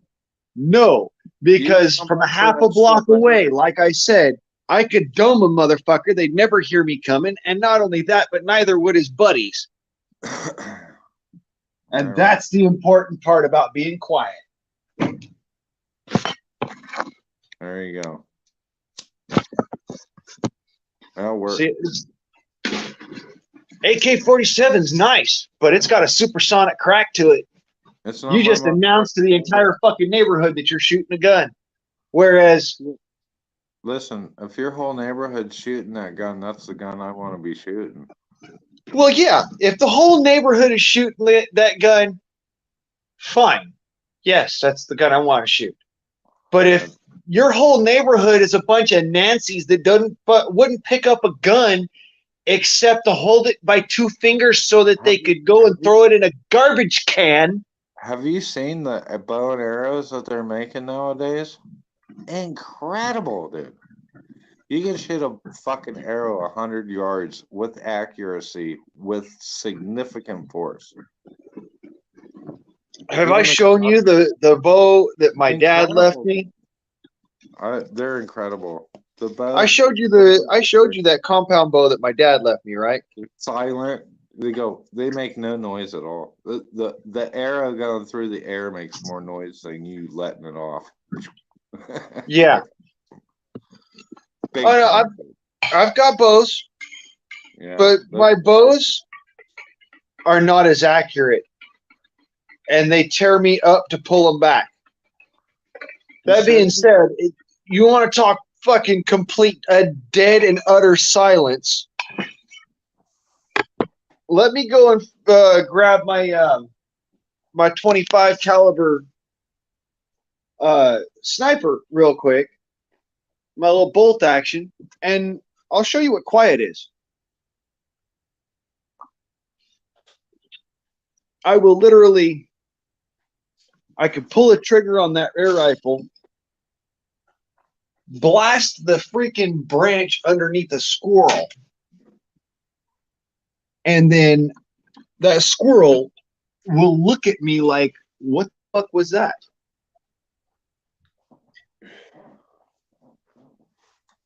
Yes. Little bolt action sniper with a silenced, moderated action to it. Just quiet, as you can fucking imagine. Little bolt action hot sun, 25 caliber. What scope you got on that? It's a Simmons center point. So there's what's in the reticle? It's a single focus plane 9x39.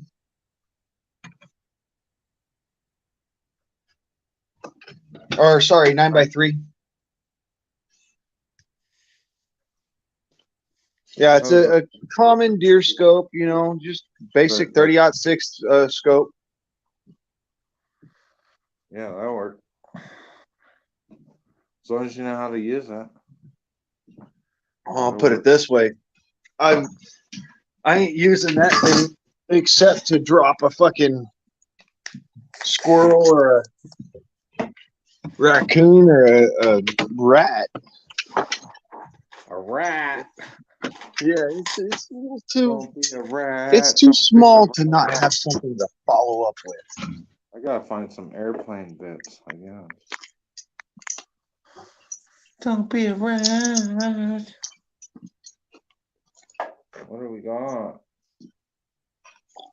Unbelievable, the mess that I created right in front of me. What the fuck? Look at it this way, Billy.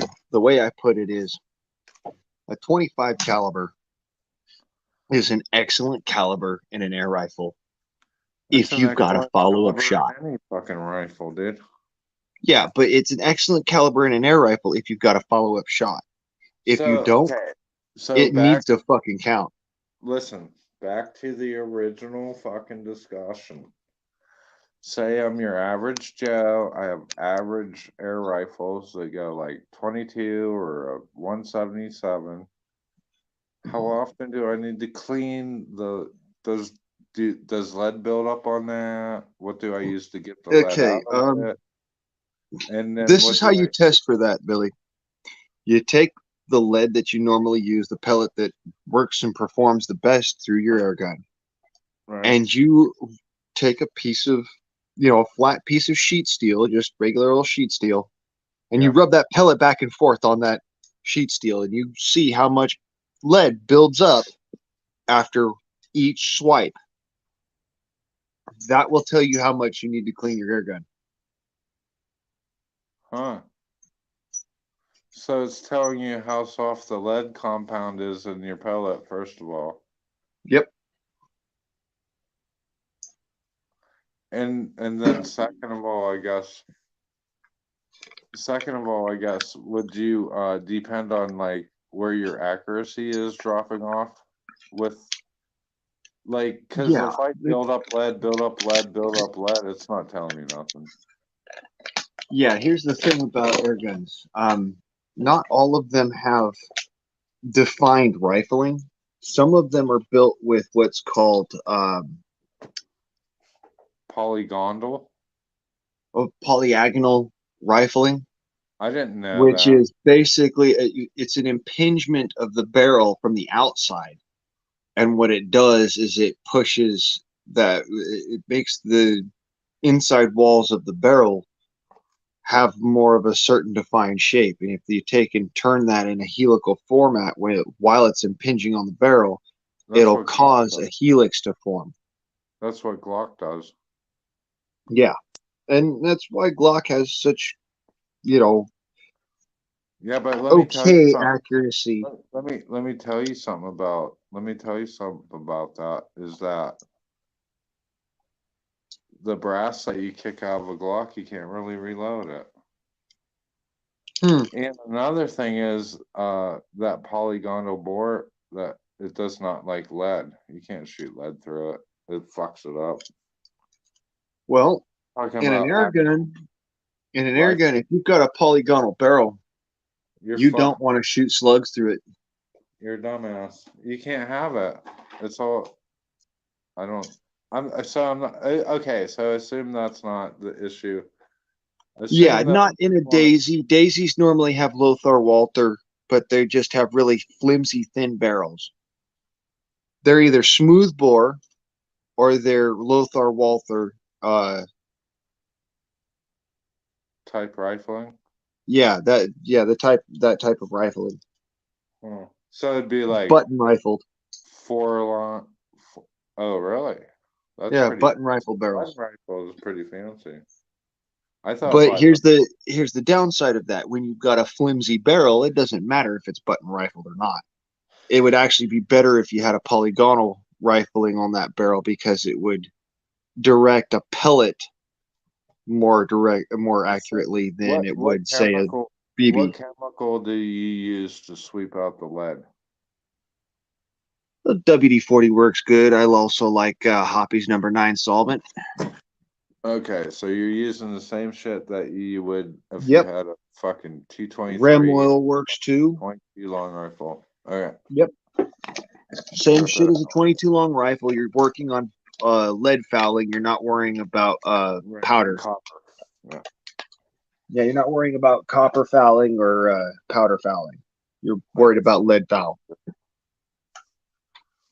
I just thought I'd talk to somebody that's actually done it rather than just read it, because I've read it all. Well, thank you for thinking of me, bud. Well, you're the air gun guy. Yeah, You're supposed to know all that shit. I know this shit only because I have to, man. I don't know. When I first fucking met you, you were out in the desert shooting shit with your fucking. I swear to you, I'd much rather be carrying an AR-15 and have, my dad's old Car 15 paratrooper. Yeah, but what I'm saying is that you need to realize that you ride a fat chick until you get something skinnier. You know what I mean? Right. That's it. That's all. You That's ride a all. Vespa till you get a Harley. Dude, I personally wouldn't, me personally, I don't adhere to somebody else telling me what the fuck to do. And, I try to make it my lifestyle, but the problem is I'm not sure I'm mentally capable of fucking icing somebody, you know what I mean? That is something that it's to each their own situation, and you have to The figure out what your situation is line relevant. is. I had to figure out what my line was, and it's not a pretty one. Well, I'm not like being threatening or anything. I'm just saying that No, I I'm know not saying that I'm condoning violence or anything like that. I'm saying that neither. I in the don't. essence that you have to defend yourself, that's where I would. Somebody said the biggest threat is a peaceful man. Um, I kind of agree, and I kind of really disagree. Strong way. This shit that it is going depends on on. the type of peace we're Look, talking about. If come you're on. peaceful because you're prepared for war, yeah, that's the No, most dangerous motherfucker there is. the only reason that I haven't been in the news and you haven't already forgotten about me or ever seen my name is because I don't have children in school. That's the only reason. I would not put up with fucking one single iota of this shit that's going on. Never. Likewise. I mean, honestly, that's the only reason why I'm not in prison right now. Because I don't have kids. Because I will bet you $100 right now somebody fucking shot up my kid's school. I'd be down there fucking stomping in guts and fucking down doors. Those people that go to those people that show up at school board meetings with the whole school board in front of them and start running their mouths and think they're smart are an embarrassment to an American citizen such as me. I could not walk in there and fucking execute all of them. I wouldn't even say a fucking word. I would just shoot them all right in the. I could not deal with that, dude. If I had a child in the school and they were like, we have a bra that squishes your tits into your chest so fucking hard that you can barely breathe, and that's If what I you had got to deal with that, I'd give them the opportunity of an out. And the fucking the drag queen bullshit. Dude, you're talking to a motherfucker that doesn't put up with any of that shit whatsoever. And I don't care if I die. My kids are more valuable than all y'all motherfuckers want to take a nap. I'm not into that shit at all. This shit has fucking gone way beyond control. Way beyond control. Agreed. Now, here's the question. Why would you wish to control an individual in the first place? If they want to be a dumbass, let them be a dumbass, but in their own space. Around my kids, fuck that bullshit. Fuck I don't all that want to noise. control an individual. I want to kill an individual. I want to kill an individual that wants to control my fucking child or me. Amen. Well, you know what? It's I not about figured that. that they nothing righteous about somebody trying to control you I'm or totally your kin. righteous about that. That's what I'm saying. There is nothing righteous about that. So the No, I way am totally righteous. Yeah, no, okay. If you want to say that, go that's ahead. what I'm saying. You are totally righteous in wanting to do that. Now, at the same Yeah, time, and I'm standing actually upon a rock. acting on that, Yeah, that's not right. Quit doing that or you're going to die. Well, we've gone beyond that point. They don't care. They don't give a fuck about you. They don't give a fuck about your kids. All they want to do is control. right? So how do you fix that problem? You've had your fucking time to talk to God. You kill him. Well, then they've got plenty of time to talk to God. It's too late when you die, dude. That's the problem. If I say, okay, you know what? I'm going to fucking shoot you in the head. And you got 30 seconds to ask Jesus forgiveness for your fucking sins and your ways and repent and turn to God right now. And I shoot you in the head in 30 seconds, you're going to heaven. They're going to call me a fucking Christian, radical, some fucking shit, and then they're going to be like, whatever gun I use. I already know it. Yeah, because that's the narrative. That's the idea. And it doesn't matter if 80% of this population of this country feels the same way I do. Now, here's the fucked up part, bud. If I were to do the same damn thing, you know that they would never let it see the light of day. And you know why? Another thing, they'll forget you too. Right. You will do that. Say I did something like that. They'll be in the news for 2 weeks, maybe 2 days. And in fucking 2 weeks or 3 weeks or 4 weeks, you'd never known. It wouldn't be a legacy by any means. You know what I mean? Like you'd never have anything. It would have been. It's almost like it's a complete fucking waste to act like that in today's world. Right. You wouldn't be no hero. You wouldn't be like, oh, this motherfucker had enough of this bullshit.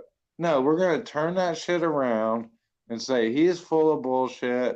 And if anybody ever wants to come back and study it, this is what a fucking radical lunatic acts like.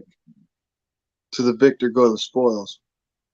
Meanwhile, this lunatic is a fucking concerned parent, a conservative Christian. Anybody that says that we don't want to eat bugs and fucking you regulate my electricity and I don't want to have a fucking car and I don't want to travel. It's fucking insane, dude. Then they're like, I got a gas stove. Oh, they want to take the gas stoves. Oh, but I have a gas stove. Well, I ran. That's what AOC said. Something like that, I guess. I don't know. Whatever the fuck. It's so ridiculous. Some bullshit. I do not comply, and I will not comply. I seen a video today. This fucking cop. Okay, this idiot. Let's start out here. This idiot wrecks his car out on this highway, gets out of the car and starts walking down the highway. So the cops pull up and somebody points down the road and says, hey, the driver's way down there. Okay. So the cop's like, okay. So the cop goes down the road and catches up to the guy that's walking away from the accident and stops, and he goes out and he gets out and he says, hey, what's going on? And he's like, oh, I'm just walking home or whatever the fuck he said. And he says, hey, well, whose car is that back here? a lot of people are pointing at you saying that was your car. And he says, well, that's not my car. I don't know what the fuck you're talking about. He says, well, the cop, the highway trooper guy, says, get in my car. We're going to have a talk. He's like, fuck you. You have no jurisdiction over me, which I agree with. The cop is like, well, fuck that. I'm going to tackle you. So the dude starts going for his gun. He's like, well, fuck you. You know, you ain't, I'm God's, not yours. And I agree with all of that.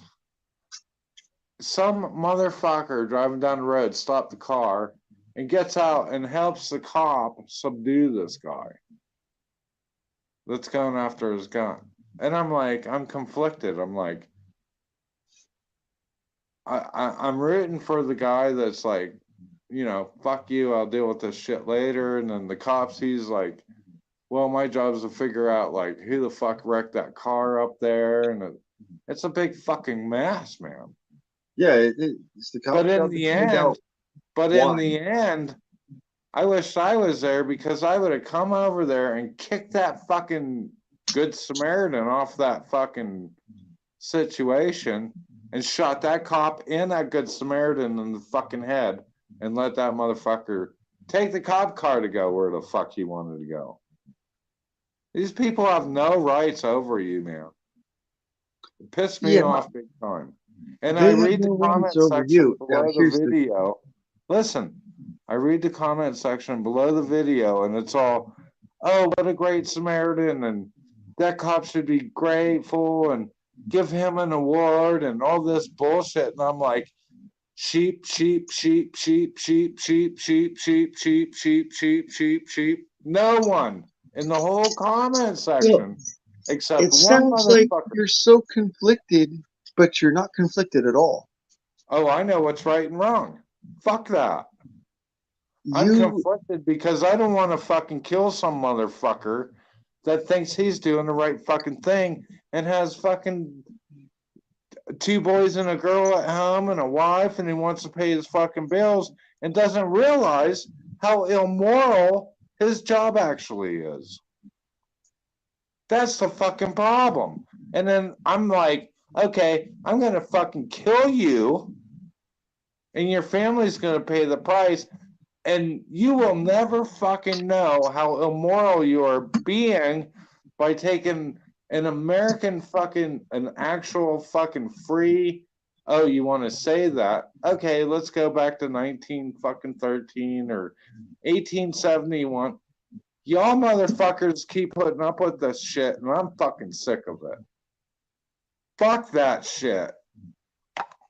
You know, you get pulled over on the fucking highway, I think you should get out and just start fucking shooting that motherfucker through his windshield before he even gets out of his fucking car, and then go along your way. Feeling better? It's tyrants, man. Don't get me started on this motherfucking shit. It's bullshit, man. All of it. It's a big lie. I don't like it. I don't like it any more than anyone else does. And quit paying fucking taxes too. They're illegal. If you're paying fucking, if you are paying taxes on your fucking labor, it is completely motherfucking illegal. You are a criminal by doing so. Yes, sir. I guess it's I'm about the only person who ain't a criminal in this room because I don't pay taxes on my labor. I don't fucking pay taxes on my labor either. I haven't for fucking long time, and I won't. Of course, I'm also bleeding the system dry, so I would actually be considered not a criminal but a hero in that particular regard. I'm done with that shit, man. I will not fucking capitulate to an evil regime. These people that are, it's so funny because it's so amusing. This is a threat to our democracy. This is a threat to our, this is a threat. And then the smart people come up and they say, oh, we live in a constitutional republic. We live in a It's like, no, motherfuckers, y'all motherfuckers don't even know what freedom. None of us do. None of us have ever lived free. None of us. Freedom ended in 19 fucking probably 1881 or. I wouldn't say none of us. Zero. Bullshit. Yeah, we get around it. That's all we do, dude. That's all we do. You gotta find a way through it.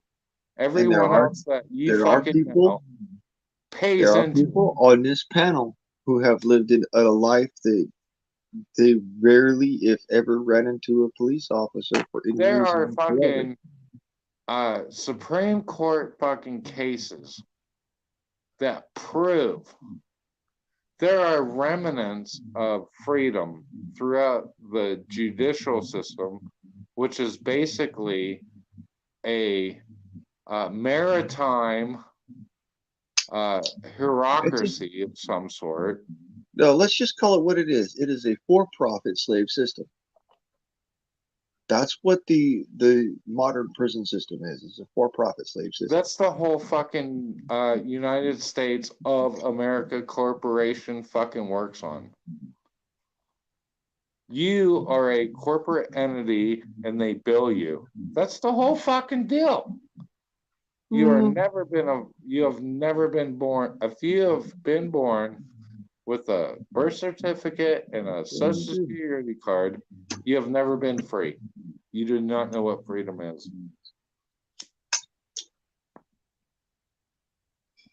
If you do not freest know, I've ever been, I'll say it this way: the freest I've ever been, I was living on the Colorado River. I was living off of the rabbits I shot, the quail I shot, the water I filtered, and the small odd jobs that I peddled in order to be able to run my jet ski. That's the freest I've ever been. somebody said, and I stole this. Somebody said that if every third neighbor had chickens, we would put the egg industry out of business. Yeah. Think about that across the whole entire spectrum. There's no doubt about it. You know that the we are under a corporate tyranny, and the we Federal have Treasury Regulatory Commission. Listen up. The Federal Treasury Regulatory Commission is the one who sets the standard prices for everything in America. In case you guys wanted to know. Yep, that's right. And they work. But basically, that's Congress.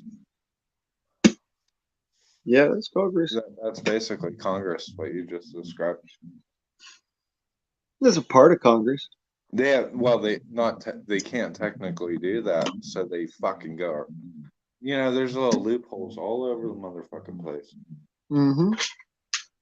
And they set the prices so that the value of money has any value at all. It's fucking crazy, man. Unbelievable. It pisses me off, man. Looking at like a lot of these people, especially all these gun tubers. It's like, oh, I'm gonna take my pistol brace off and wait until they make a decision. No, motherfucker.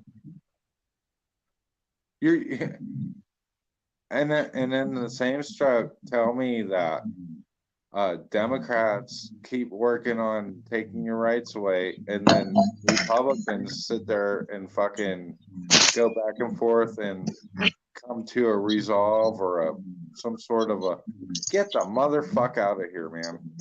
I'm not gonna listen to it. I'm not gonna fucking hear it. For my fucking kids' sake. Fuck you. But what kids?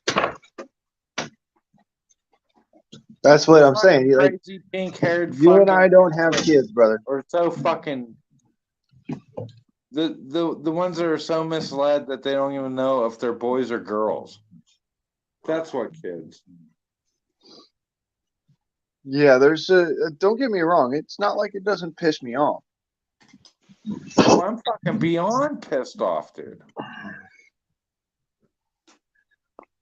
Like I said, This it's is not like it doesn't incredible. piss me off. It's just a matter of Have you I have seen to look at it as if you go to my channel, there's a 18, I think it's 18 minutes and 40 some seconds, maybe it's 19 minutes. It's under a 20-minute video, and it's the history of Cambodia between 1953 and 1979. And it pretty much commemorating. explains every single motherfucking. All you gotta do is change the names. And you see the end. This is where they are pushing us. We're Well, you killing see, half of our. We're pretty much killing half of our fucking farm because we can't afford grain because they're fucking. Come on, man. yeah. People Well, do not you see see, this. Americans all across the nation are arming up. They're not fucking around, dude. This is. It's gone to a point where I don't care how much you arm up. You can't talk about it. You can't communicate with these people. You can't devise a plan because every federal agents, they're all going to be on you. You're never going to go anywhere with this.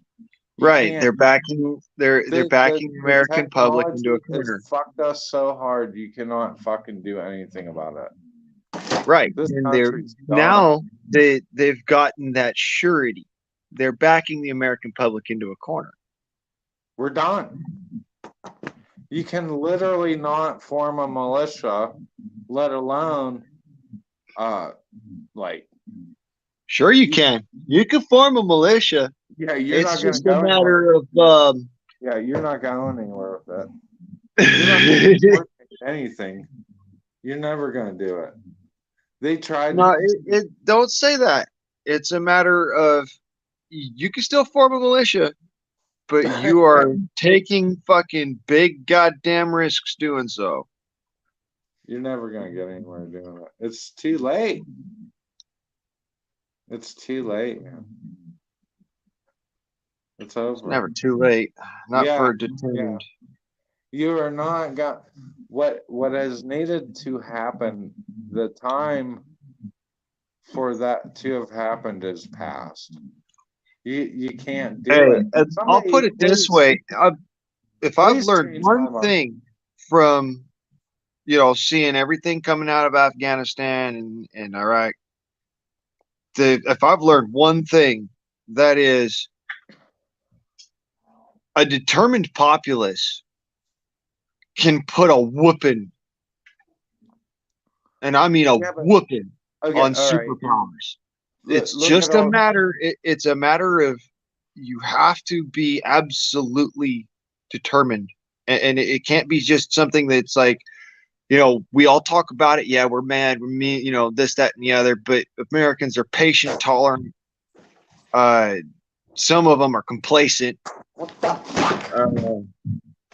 Are you gonna go to work tomorrow?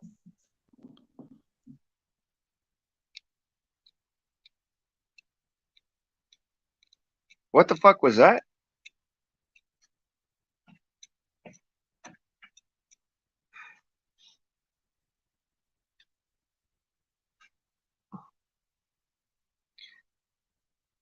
I think some shit just come out the fucking side someone. Well, I ain't gonna get pissed off about it. Happy y'all could be here. Here we are about midnight.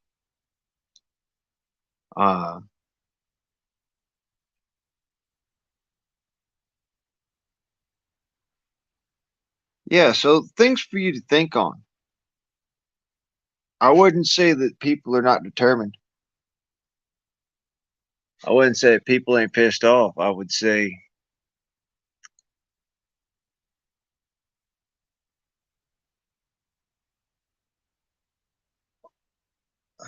the ultimate question, are you ready?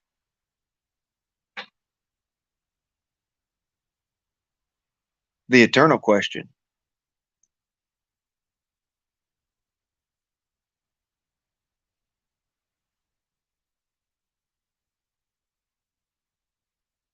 So no matter how tough you think you are, there's somebody bigger and badder out there.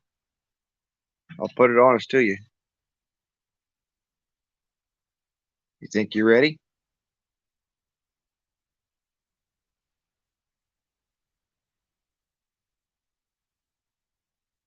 I'm not ready.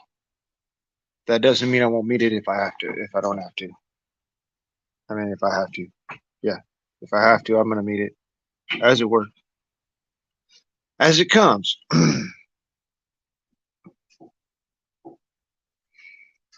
And I will try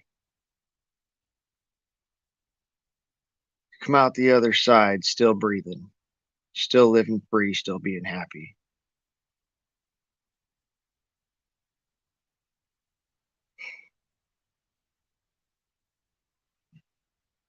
Because that's who I am. I try not to let it get me down. It's horrifying. There's some serious fucking uncomfortable ass truths out there. And Billy just had laid some on to us very thick and very truthful. And it's, you know, stuff that I would hope that folks are thinking about at the very least. Because Billy's right, you know. I haven't seen anybody fucking really doing much. Saying, yeah, sure. I mean, I personally, I know I've gotten a few things I've done, but that's just a few things. It's not like I'm not gonna fucking fix the problems all by me. I'm not gonna be the one that fucking goes up and domes a motherfucker in the head just out of nothing. No, it's not me. I will help to defend the infrastructure as I have. I will help to ease the lives of other Americans as I can. That's what I've done. That's what I will continue to do. That's the militia. This thought process that we have of, you know, there's only two functions of the militia. That's not entirely true. The militia has a multitude of functions. It's a matter of what you're doing for others. That's where that really comes in. And that's why it's like, what are you doing in service of others? It's not necessarily, what are you doing here? What are you doing there? It's, what are you doing in service of others? And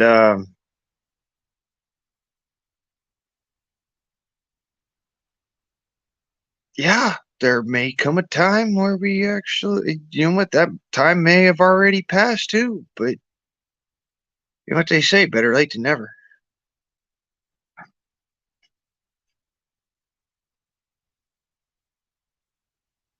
I see lots of people that are just as pissed off as Billy in everyday life. And,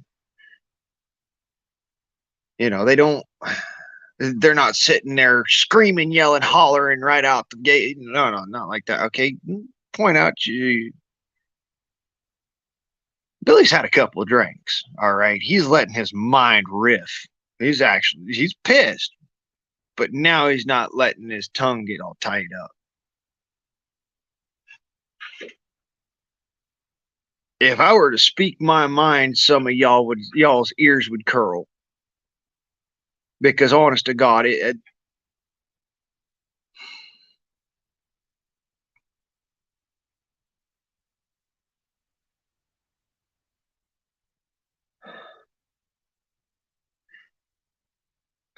I've come to those points in my life where I'm like, would somebody please just shoot this motherfucker?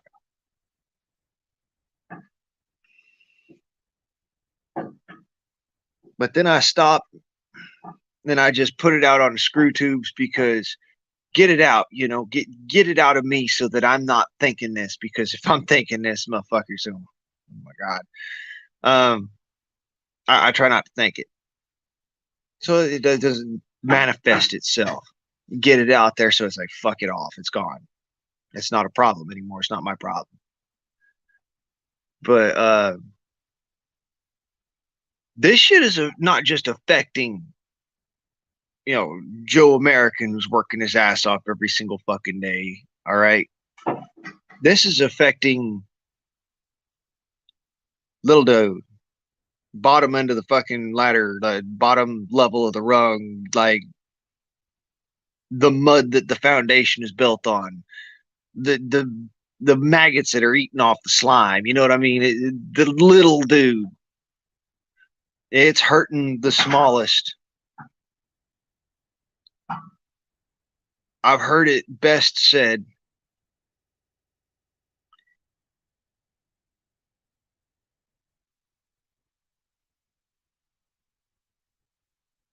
when nobility tightens the belt, it's the peasant who feels the pinch.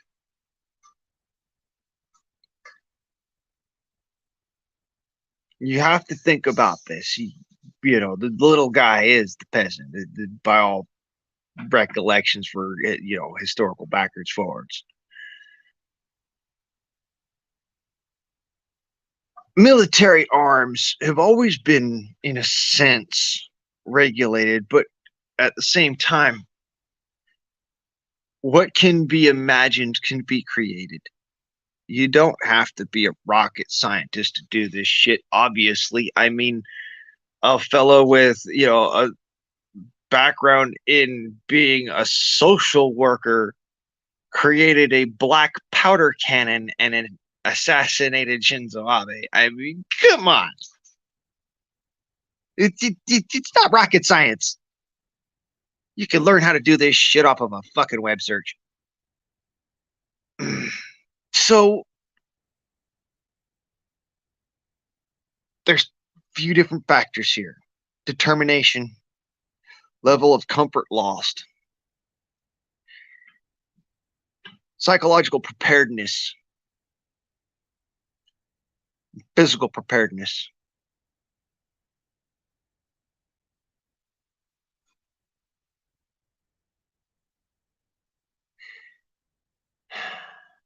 Psychological and physical are what I try to focus on the most, just because those are the ones that affect your life after the bullets stop flying. But honestly, we really need to be paying more attention right now to the aspect of others, how it affects you specifically, and instances of political upheaval, instances of whatever.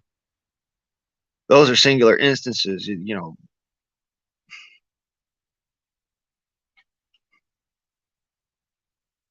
It's late. I'm getting scrappy, but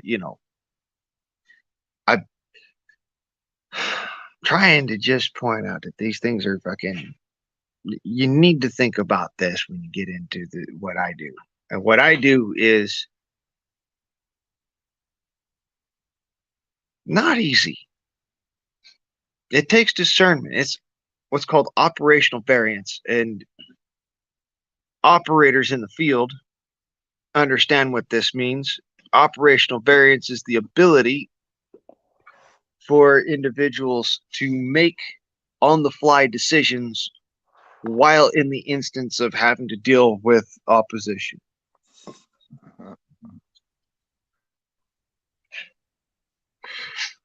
So yeah, Billy, welcome back, brother. Sorry you had a little bit of a little speed bump there. Hey. You lost your temper and it woke the household. Yeah, I can do that.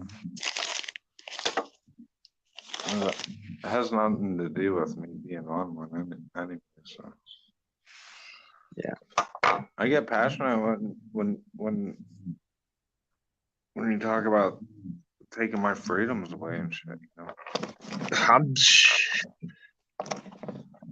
I'm pissy about respect it too, and you got to understand, I'm standing on the other side of it. As a lot of my freedoms have already been taken away, a lot of my liberties that I could very well take back for myself if I ever got a wild hair up my ass, to go and spend a couple of years inside of a prison cell. I could take those liberties back for myself, but that's, it's a method and manner of comfort. Why do you do what you do? And I've been doing the Minuteman thing for a long time, and I had to think about it, so that I had something to fall back to say, hey, well, what keeps you going? What keeps you doing it?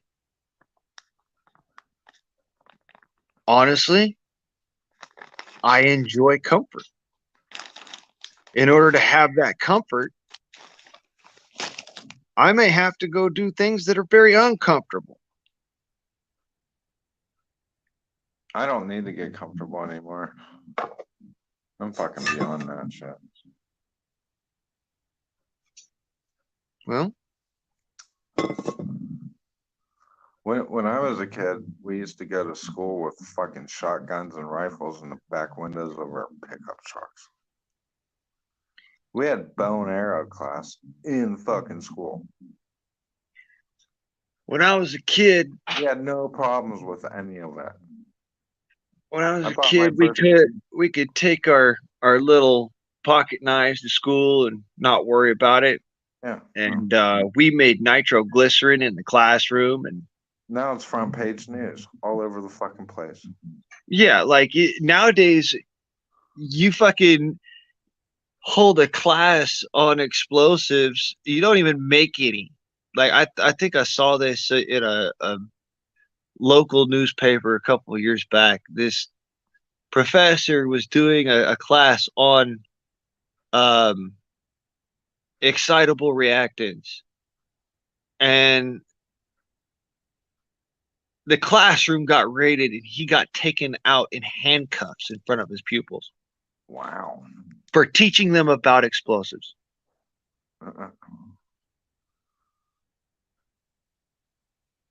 Wow. And I mean, this is basic high school chemistry. You need to know how to make black powder, how to make rocket candy, because when you're learning chemistry, it's for these specific purposes, like you're making plastics, or you're making rocket fuel, or and what is a rocket but a controlled explosion? So these people are telling us that you can't take part in hobbyist rocketry and try to reach for the stars. You can't do that because we already did. I think excuse the fuck out of me, but I think they're so afraid. They're so afraid because they're doing something wrong. Yeah. If they were doing something right, they would encourage us. If they're doing something wrong, they want to suppress us. Yeah. Period, man. I mean, look, it's a simple fact of monkey see, monkey do. If they're going to do it, we're going to do it. Matter of the fact that it is. So if they're going to go and, like, hey, monkey like loud boom. Fuck it. All right. I like things that go boom. That's nice. You could go and you could blow trash up in a quarry. Fine. That's great. There's safe ways to do it. As long as the hobbyist has the access to the information, that's how they'll do it. But you go and put all this fear crap out there and all these laws so that there can't even be the hobbyist.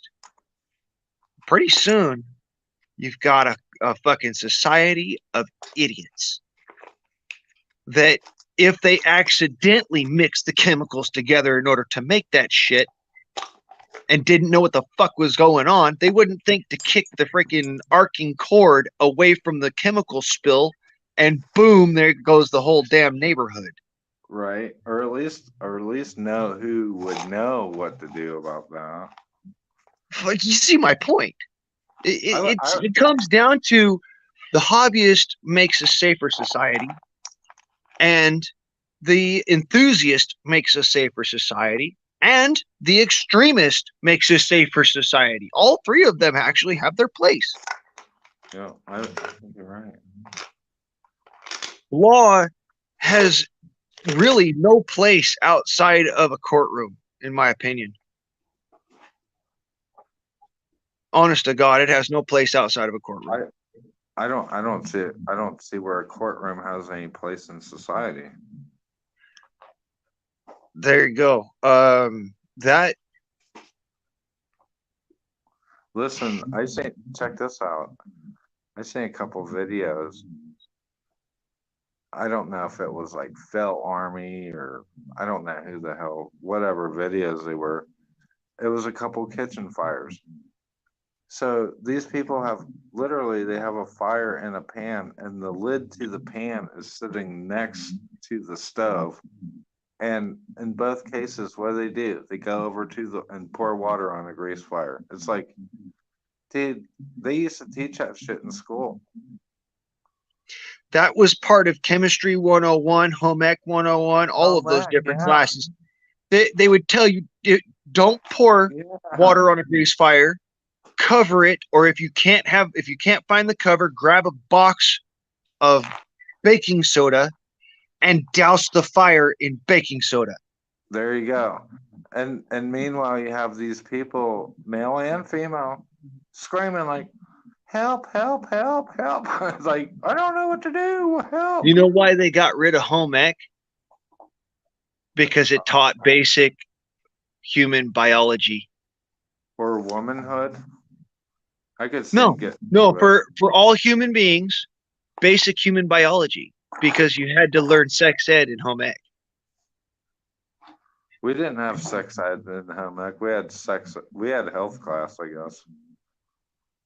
We learned. Yeah, no, I also had health class where they had sex ed, but no, part of home ec, actually, when I was going to school, part of our home ec class was sex ed. You had to do sex ed, like human biology and anatomy.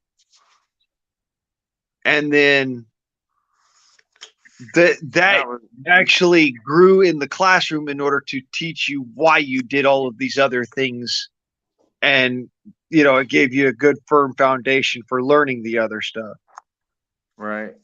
Yeah, it didn't now it's like in every single class. Ivy. Crazy, man. It's crazy. Yeah, some of the things I learned in school, man, if the teachers taught that stuff now, not only would they be out of a job, but they'd be in a fucking jail cell. Right. And it's not like it's wrong. In fact, it's the appropriate shit you're supposed to learn. Like, human anatomy and biology. Like, this is where the lungs are. This is where the liver is. This is where the spleen is. Things like that. Teaching you contraception and shit like that. Teaching you, cooking and cleaning and sewing and. Yeah, what the hell's wrong with all that? Nothing. Right? I fucking I like all of it. That's what bothers me. That home ec class is not a thing anymore. No. Now it is fucking story time with. Yeah, right. Yeah, you're 100% right. Unbelievable. Story time with whatever the fuck that thing is. Yeah, I just see it. It's one of those, dude, you see some of these fucking drag queens and you're like, dude, there's no fucking way there's a human being under that. Well, I don't think there's definitely no moral under it. No, I don't. That's the segue to the side. there's no way there's a human being under that. How could a human being carry that much makeup on its face and not like have cracks all over the place? I remember there was a video clip out probably, gosh, I don't even know, probably like 5 or 6 months ago. And somebody was approaching one of these drag queens after they were leaving an event, and they were questioning them. And of course, the cops showed up and were like, "Get away from her," or whatever. And I was like, I wouldn't even. I don't have the mindset to even question a person like that. I was like, I can't believe they didn't just ice them right there. There's got to be something like a pipe or a brick. Hold on a second. Get away from her? Don't you know that drag queens are proud of their masculinity? That's a fucking trip right there. Get away from her! What the fuck? I don't have kids, and there's a good damn reason why, obviously. I couldn't handle that whatsoever at all. I can't have kids. I kind of appreciate the fact that I don't have kids right now, but I probably could, but I don't. You know, some days I wish I could have kids, certainly, because you know, both my sisters are never going to have kids. They don't want to.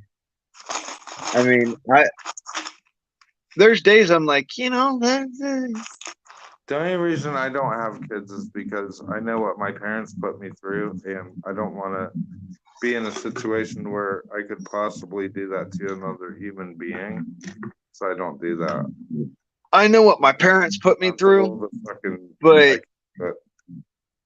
I figure that there's another way to doing it. My dad had it mostly right. My mom had it mostly right. It's just that they let their differences get in the way of raising us kids. That's it. That's all it were. You know, and so it was a matter of they should have realized back then that, you know, they loved each other. They were great together. They made, you know, they had awesome times together, but he was a party animal and she was a little bit less so. Your dad, you mean? Oh yeah. My dad fucking, well, let me put it this way. That dude did 4 lines of coke and a fucking thing, a 4-way window pane before he went to bed every night. Oh wow. And that was just a normal day, man. I grew up in a drug-free environment, so he used to make so much money he would freaking put half of it up his nose and the other half of it into his truck. Man, my dad had a pimped out truck.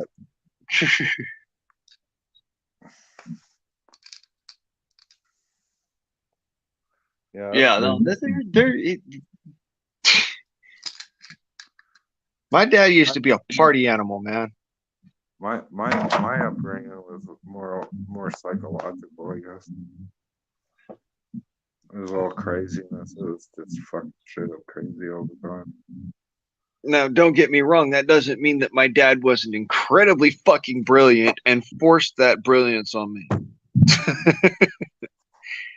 He made me study the freaking encyclopedias. He made me read the freaking dictionary. He made me read the thesaurus, and he made me do all this extra work. And, you know, yeah, I had to do that already for school, right? But not to the degree my dad made me do it. We're talking 5, 6, 7 chapters of a fucking encyclopedia a night.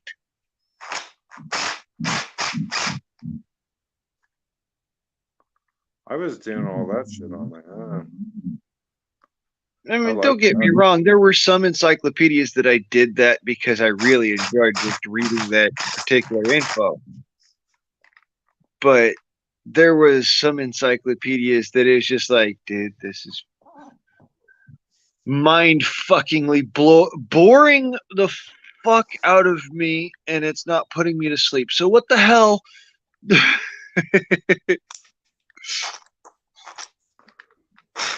Well, education aside, I'm not sure.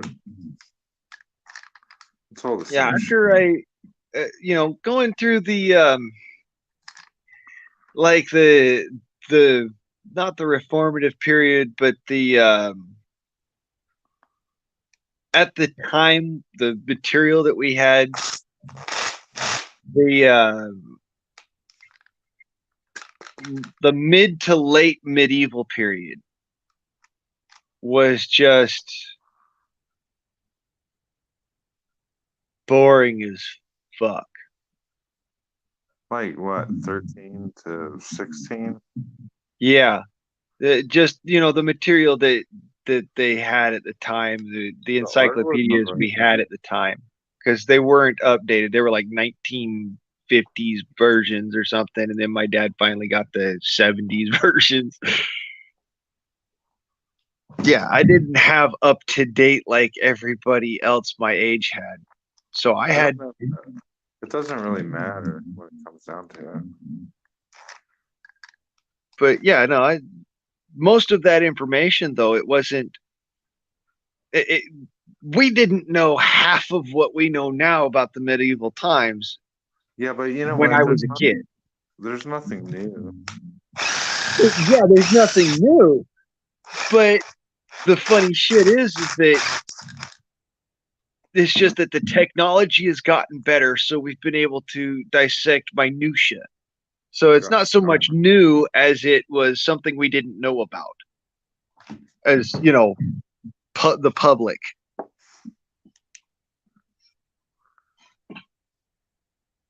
It's kind of like what they call historical archaeology, paleontology, and historical archaeology. A lot of it's theory, though. Yeah, a lot of it's theory because it's based off of oral tradition and stories and whatnot, and so they're going back and just trying to prove or disprove the oral traditions. Most of the time, they're actually the more accurate of the bunch.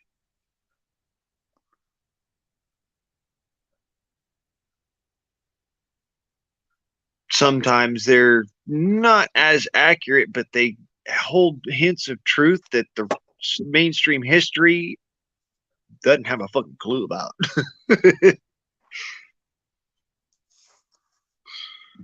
So yeah, it's just little minutia and things. I learned about it once and it was interesting, and then the second time I had to go back and read it again because my dad was that kind of a fucking asinine prick about those things. Anyways, I'd have to go back and read it again, and then I'd have to go back and read it again until I could fucking go and sit there and recite this shit to this motherfucker. Did you retain any of it? Oh, I retained a fucking ton of it. It's just that when I recited all this shit to him, it got so boring and monotonous that after a while I would be bored out of my fucking skull reading these books. I'd crack a different encyclopedia or something over the top of it. So it looked like I was reading like the Golden Book of Knowledge or something, and underneath it, I'm reading a different encyclopedia about animals or some shit.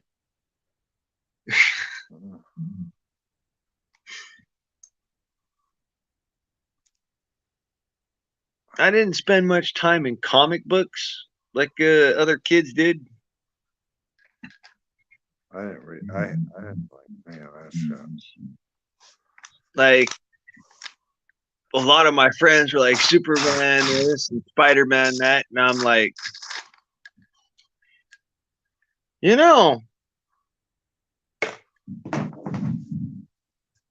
all of that shit is fantasy. Most people live in a fucking fantasy, dude. Oh, I know it. Oh, it's that simple, man. You either live in a fantasy or you live in a reality which sucks. I don't even believe I don't believe most of the shit that I believe. It's just hard to believe it.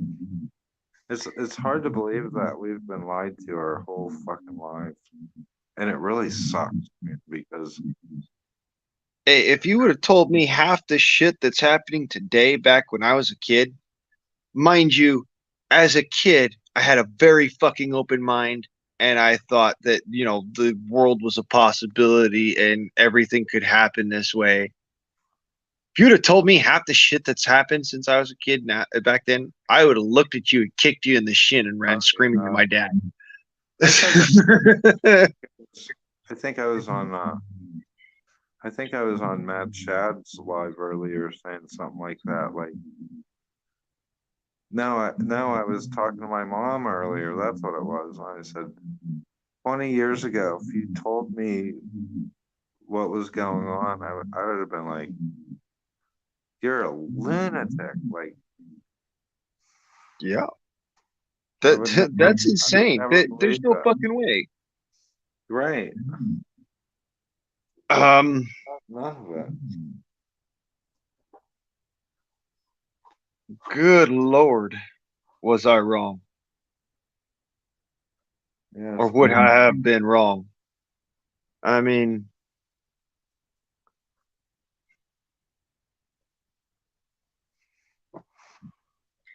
I never in a million years thought that the American public would be stupid enough to vote for Joe Biden. They're not, and they weren't. That's why I'm saying that I never thought in a million years. Yeah, that's why. Nor would I have thought in a million years that that sort of shit would have slid. Yeah, that's a turd that rolls. You know, they set that up perfectly with that January 6th bullshit. They're like, okay, here you go. This is what happens if you guys don't like what's going on. We're gonna throw you all in fucking jail. And see that District of Columbia is not there. There's no rules in Washington D.C. that anyone has to abide by. It's a foreign country, so they don't have to abide by the Constitution of the United States. If you commit a crime in Washington D.C., they can do with whatever. You have no rights whatsoever. They do not. It's not like you could do the same crime in like Montana or Idaho or Illinois or New Mexico or anywhere else, and they would have to prosecute you, arraign you, all that shit by the Constitution. But if you're in Washington D.C., you are literally in a foreign country. There is literally people run around and be like, "How come they're not being prosecuted about this and that?" Well, they can't be prosecuted for this and that because they're in a foreign country. People don't realize that that is a foreign country that has nothing to do with the laws in Maryland or the laws in Florida or anywhere around there. If you're in Virginia, they're not in Virginia. They're not in Florida. They're in the District of Columbia, which is like between here and Britain, basically. There are no laws there. That is why these politicians do not get in trouble for anything, because they practice. And it's so ironic that when they walk into the halls of Congress and there are the 10 Commandments literally on the floor in marble and they walk right over it, you don't think that that's on purpose or something? They're literally treading on the 10 Commandments. The symbolism is strong with these people. Think about this shit, guys. Come on. It has nothing to do with fucking reality whatsoever. So when you go to Washington, D.C. and you protest and they throw you in jail, you might as well be in Guantanamo Bay because there's literally no rights at all. You are in a foreign country, whether you realize it or not. It doesn't matter. That's how they get away with all this shit. There's no persecution there at all. They're not in America. The Constitution does not matter. It's their own. It's maritime law. They get diplomatic It's immunity international through the waters. fact of having There's a nothing separate there. country. It's not even that. It's maritime waters. It's between continents. They don't even. It's maritime law. It's in the middle of the ocean. It doesn't even. There is no laws from anywhere. They are immune. See, if I took that as legal advice, I'd end up on the ass end of a fucking prosecution here in the States. There's a video on my channel. I have no videos, but if you go on my playlist, there's an interview. I don't know if I think it's about 3 hours long or something.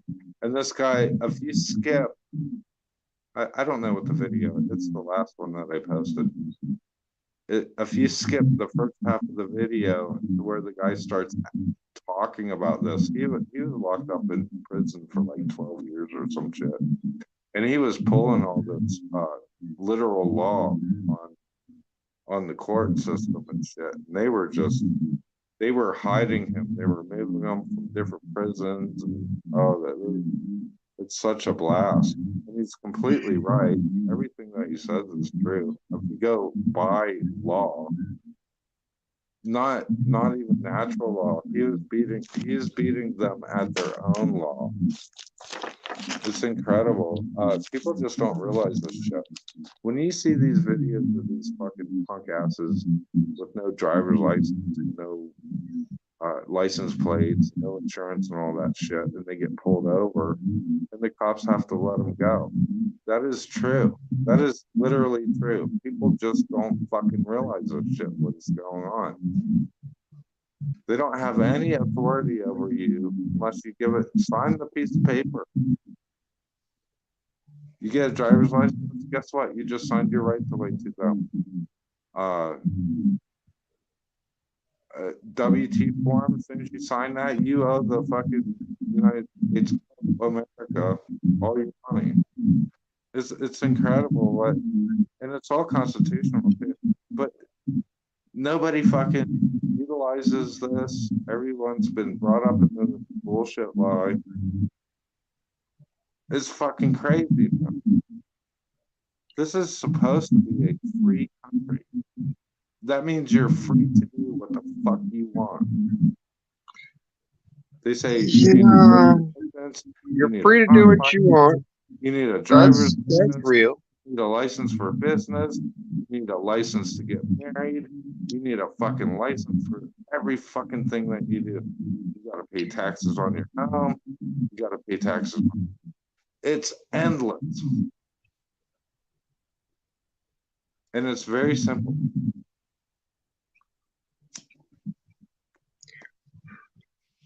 I mean, you could get in trouble for tax evasion doing it the other way, but they'd have to identify you first.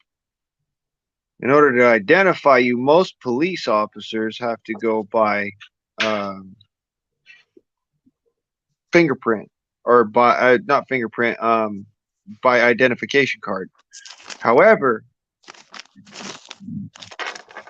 vehicles nowadays are being equipped with fingerprint identification, and unless you've never been in the police system, like never, and that means all of APHIS, unless you've never been in that, you're going to show up. Your name, your everything, your birthday, everything. Even if you don't have a social security number, even if you don't have a residence or anything else, no driver's license, no ID card, just a birth certificate, it's still going to show up. Yeah. You know what? I've been seeing, I don't remember the names, but I was seeing these guys, and I'm sub to one of them. He's a colored guy from Florida, I think. He had went to the DMV and submitted his driver's license back to him. Then he what else did he do? Something about he got a passport from a different country, and I don't know. He's doing all kinds of crazy shit. I don't have my mind completely wrapped around exactly how he's. Wait, is this the guy that went and got a passport from a separate country, then came back to America and drove around on the passport? Yeah, well, basically he's operating under diplomatic immunity. Not really, because he's the reason why the law exists now, that if you have a foreign passport, you have to go into the local DMV and take the test. You don't have to get a driver's license or anything, but you have to take the test. And that, in a nutshell, negates that whole little workaround. And it's because that guy did that. I'm not 100% sure. I know that there's such a thing as a international driver's license. I don't know who. Yeah, it's your passport. It's tied to your passport. If you can drive in another country, you can drive in this country. You just have to pass a preliminary test. I don't know. It just seems like a whole bunch of fuckery around, you know. If you have to go to court, you should just be like, I don't know. I'll put it this way: if I'm competent to stand trial in a courtroom, I'm competent to have whatever arms I so choose. Yeah, but why give that courtroom jurisdiction over you? Because why not just they've already chosen to state that they have jurisdiction over me, whether I give a damn or not. I tried pulling that other shit and it never worked. So I ended up fighting them at their own game and winning. Say that again. What? I missed that. Say that again. I wasn't paying. They forced their jurisdiction over me. And yes, they can do that. They have done it before and they will do it again. They'll kill you over it. But they'll kill you. They'll literally kill you over it. Yeah, they will kill you over it. Yeah. So I know. The way that you got to do it is you got to outfox the fox. Yeah, but it shouldn't be so difficult to do that. It's ridiculous. It shouldn't be, but it is. Right. So you deal with the way it is. Don't try and get all hung up on the way that it should or it shouldn't be. Work out how it is and how you can make it better than it is. Yeah. That's what my daddy used to tell me. Well, somebody told me you can beat them at their own game, but to beat them at their own game, you'd have to become a full-fledged lawyer. How much time in the day do you have? Well, you gotta be a smart motherfucker, I'll give you that. Full-fledged lawyer, maybe not, but definitely do some something close. do some fucking research. Yeah. By the way, this is not legal advice. You should, if you can afford so, or if you have the knowledge to be able to back it up, then still have proper counsel. However, I've done a couple of situations pro per because I had no other choice. The public defender was a public pretender, and I ended up having to fight my own court battles. Doing so, I was able to utilize my knowledge pre-existing of the law because of the situation that I was in, because of the fact that when you go and get yourself into situations, it kind of behooves you to learn the law of the particulars so that you don't break the law, you know, and if they accuse you of breaking the law, you can break their nuts over it.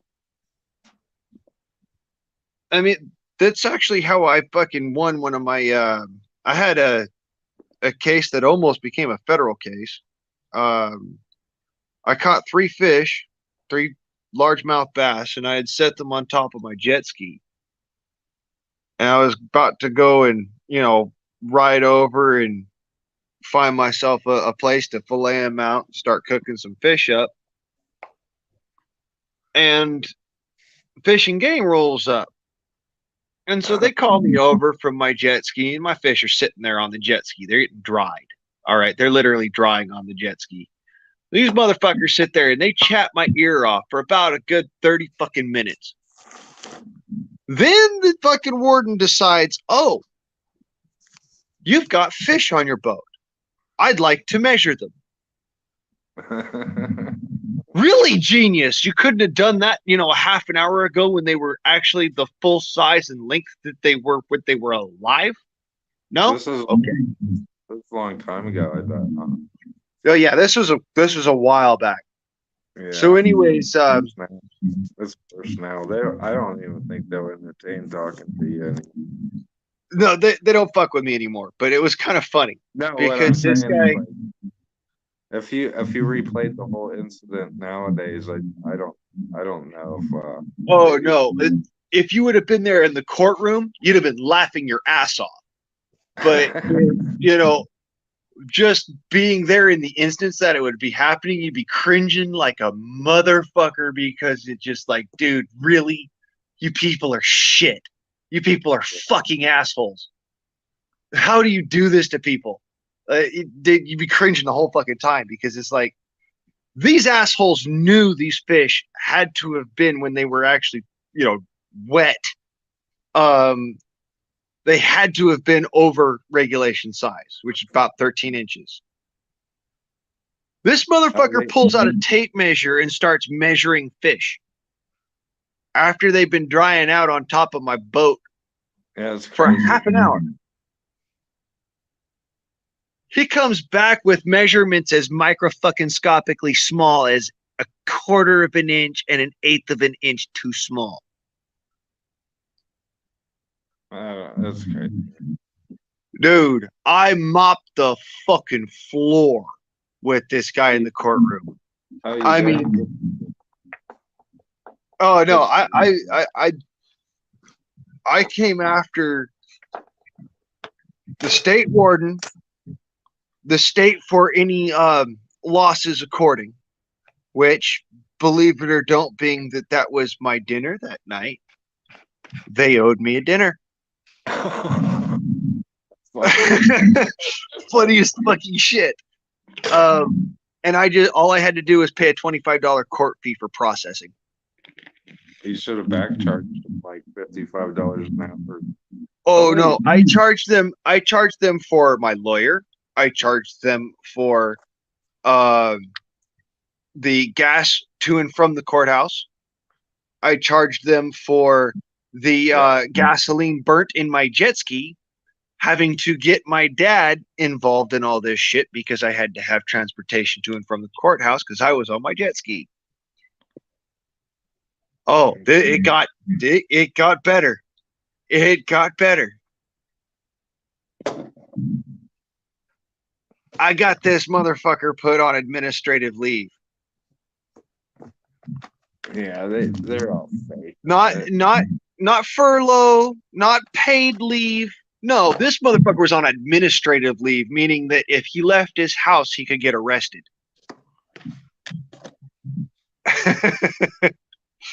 Wow. They fucking investigated him so hard that by the time they were done, he drove out to my campsite in the middle of the desert to apologize.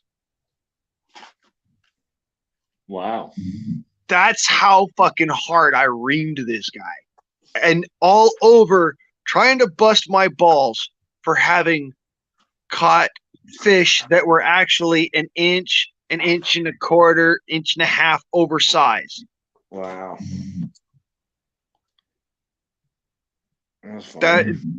That's why I was like, dude, no, it's good to know the actual law, the real legal shit when you're walking into a situation. Is really good to have that.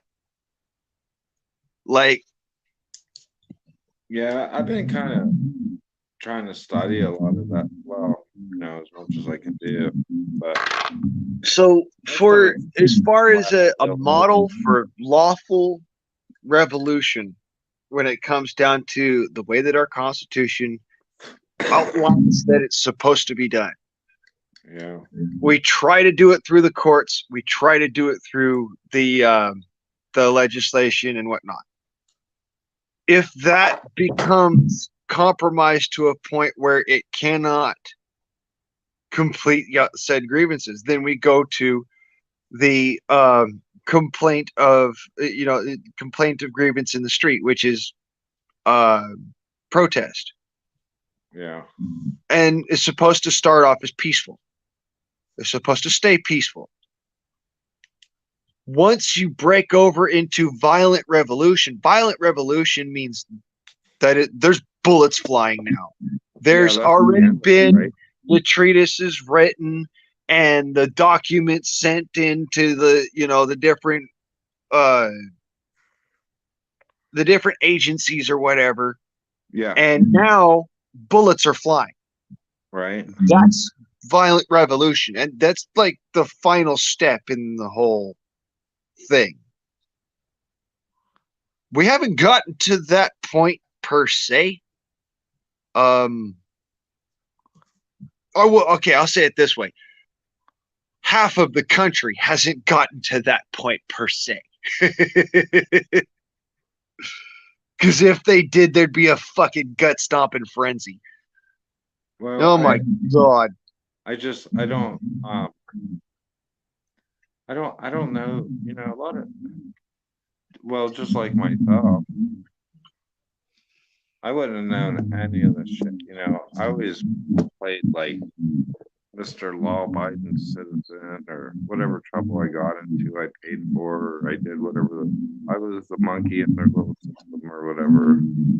Yeah, the monkey with the symbols, I know. I did the same thing for a while. Have you looked at your chat room lately? There's a lot of cool people in here. Huckleberry's here. Yep. B, Huck, William Tar, April. Nice, man. Must be getting to the hour everyone else is going to sleep or something. I should be going to sleep. Everybody's waking up. Folks got the night owl insomnia bug.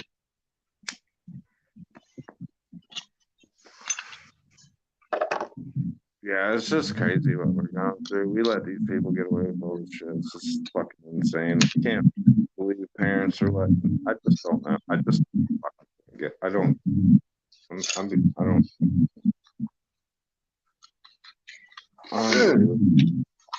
Night owl stream. Night owl. Yeah. Don't go to sleep. Whatever you do, if you do, the boogeyman will get you. Night owl stream.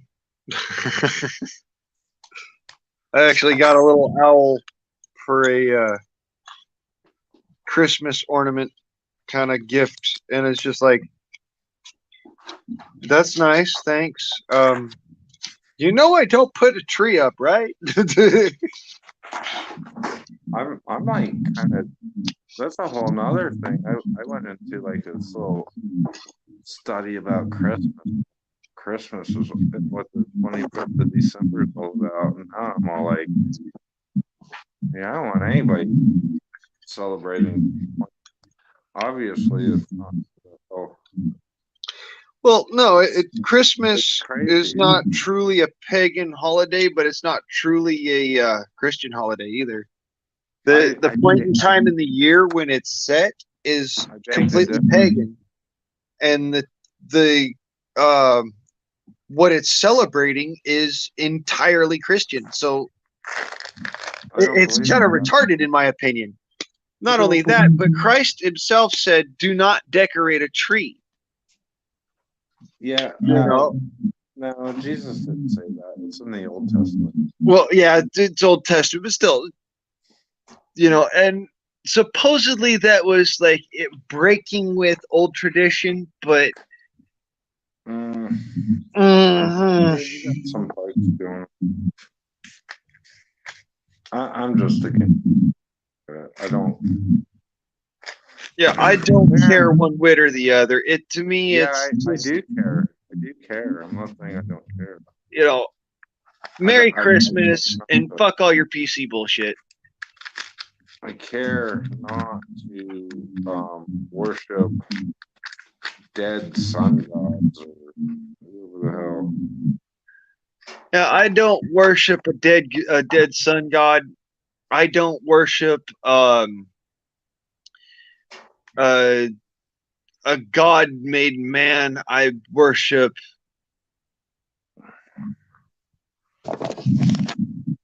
nothing. I literally talk with entities of an ethereal engagement.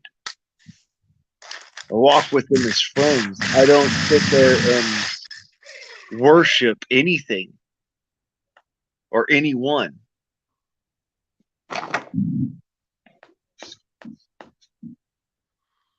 Matter of fact, the only thing I've ever worshipped in my life was the female body.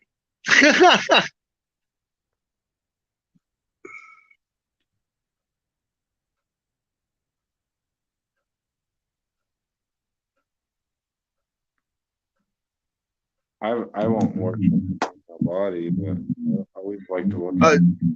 If you've ever had sex, you worship the female body. So that's bullshit. I just told you. I like What? to look at them.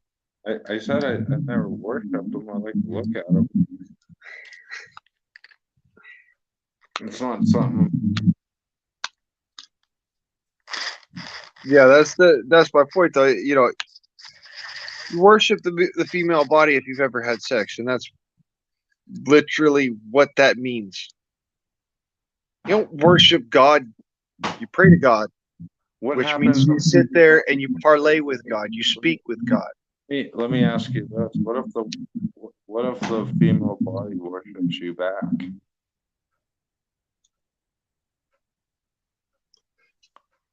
Then it's reciprocal, and all the better.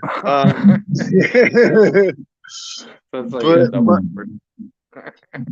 Hey, cuz, holy bat shit! South by South. That's good.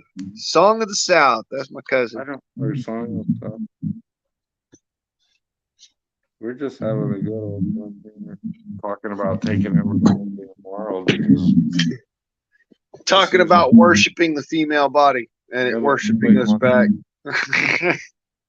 Nobody wants to stand up for their own dignity and manhood. Bunch of pussies. Oh. Yeah.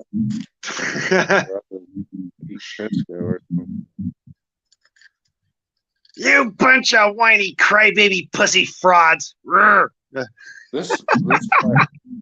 This little black powder pencil I'm working on has better rifling than my bucket. Like anything. Wow. Did you get the bullet out? It's gone. Well, there's a little bit of that's what you hear the drill. I'm trying to get the I don't have a tape right here, but it's like a 10-inch barrel, so I have it stacked. But I got you know those little drill bit adapter things? Yeah. The little drill. I got 1, 2, 3, 4 of them, and then the extended. So that's 1/4 inch. Now I'm looking for a drill bit, but I can't. Without going to the top, I can't find it. It's just got the little. I probably just blow out the rust with the compressed air, but I'm sitting here. Yeah, somebody threw a ball down there without anything behind it. Somebody did a Fred Meyer. It's not. You don't know how it works. It's just. There's just a hair of it down, and I haven't damaged the rifle whatsoever at all. Yeah, no, the person was a brilliant fucker, and they didn't buy the gun with the worm. Instead, they had the fucking. No, he wore the worm out. He actually probably. Yeah, they had the fucky jag thing. Fucker. What was that thing again? The little screw, but it's not like the worm where it's a corkscrew. It's the other one. The fucking screw on the end of a. It's right here. Hold on, let me see if it's got the right pitch. We don't have the right threads Like, that come out. All right, so you would think it'd be the right one, right? A proper worm looks like this on the end of the cleaning rod. Let me get back to you. Oh no, it's not that. It's Yeah, that's what a worm looks like on the end of a cleaning rod, only with a wider spiral. Okay. I don't have that. The other one is the Jag from Hell, and all it is just a screw on the end of a freaking metal rod. Yeah, like a Phillips or whatever kind of little finishing screw on the end of a metal rod, and you screw it into the bullet, and then you hope to God that bullet comes out with it. It's literally a cabinet type hinge. It's a cabinet hinge type screw. Oh my God! It's the Jag from Hell. Fucking bullshit. Yeah, that's it's fucking. It's clean, dude. It's just got a little bit of crap around it. Black powder in there, blow it out. I wouldn't suggest it. Well, some people, they take your percussion cap, they unscrew that. There's enough room behind that ball, since that ball was still you can pack it up behind it and then screw that back in, put the cap on, and it will blow it out of the barrel. Yeah. Most of the time. I don't know. Sometimes. I got it. I'm looking down there with the flashlight. I don't have a board for that. I got a lot of lead up all over the carpet. The vacuum open. Made a mess.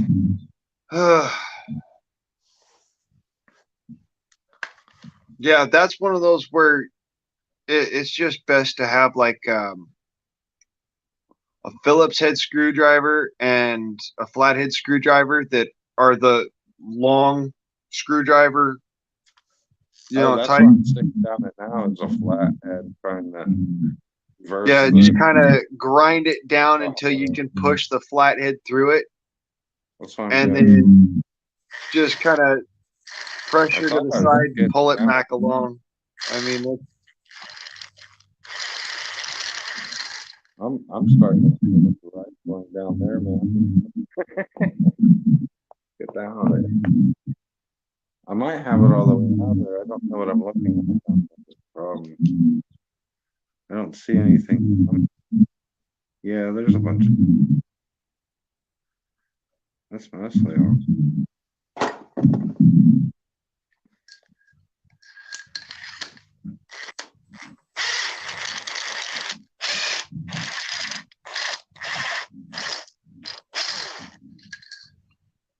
I don't want to damage.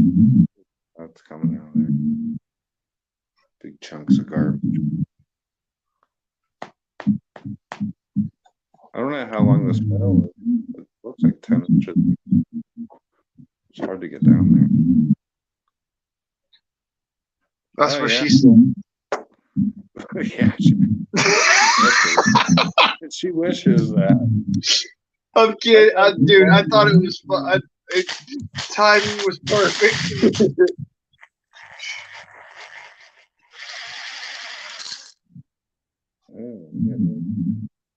Maybe I don't have it. Maybe I don't have it all.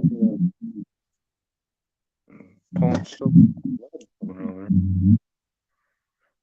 pull the nipple out of the other side. No, I'm doing what you said. I got a flathead number 2. Where is this? Number 2. Yeah, but by hand, bro, because otherwise you'll end up gumming up the. Well, I'm I'm over doing it by hand. Well, then that's up to you if you fuck up the barrel. I'm not gonna do that. I'm definitely not gonna do that.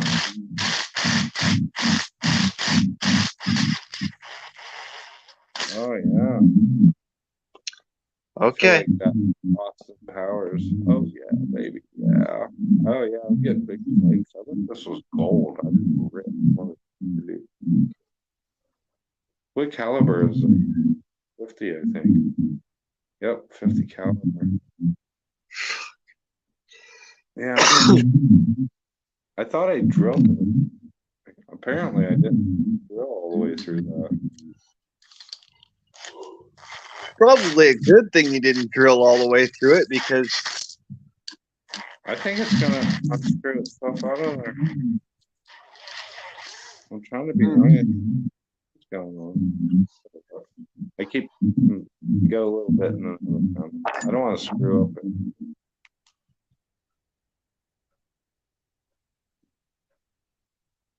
Huh. Interesting.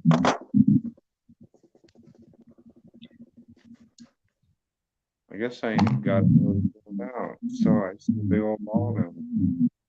You know those step drill bits? You know the step drill bits that it's like, yeah. That's what I'm starting with. So anything I can get there? It's fucking too long for 10-inch barrel and you're well, I don't have a I might have some aircraft drill bits up. There we go. Now we're fuck. Oh, something's happening. These things are Dude.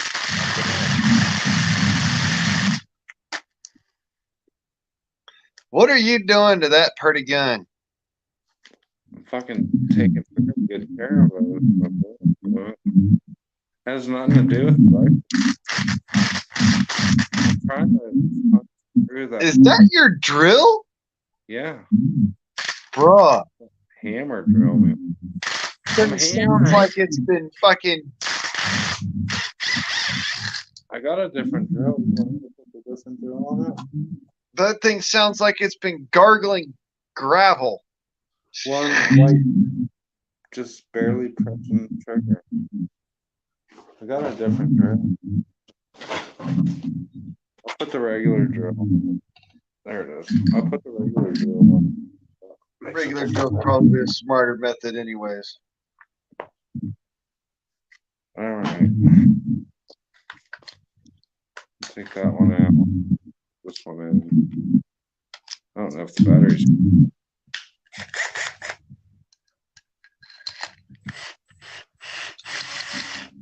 All right.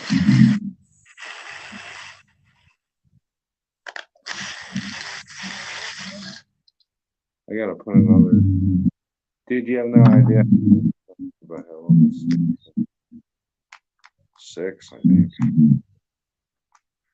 All right. Oh yeah, big chunk of lead or something. My vacuum cleaner loves me, dude. Here we go. Yeah, it's got 1, 2, 3, 4, and a long enough. It's 10-inch barrel. Oh, I think it's.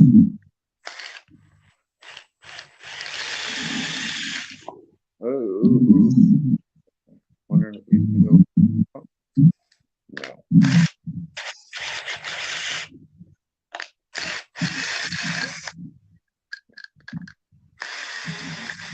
Does that sound better? At least it doesn't sound like I'm sitting here going, dude, what the fuck is he doing to that It's gun? It's not the rifle out of this barrel. No. These are like $300 for these stupid fucking guns. Oh yeah, doing something there.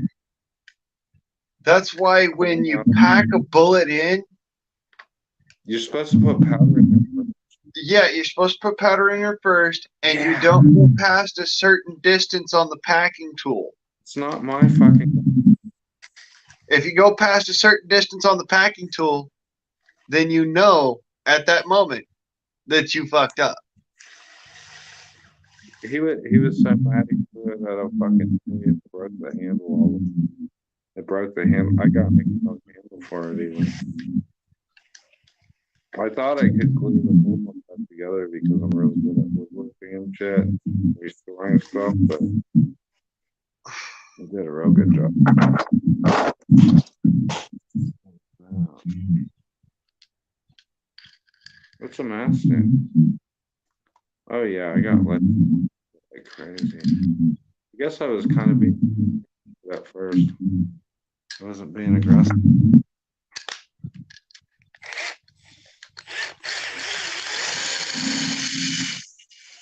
Yeah, the hammer drill tends to pick the drill bit up, and when you're drilling lead, it's so soft that it actually the bit will scoop into the lead.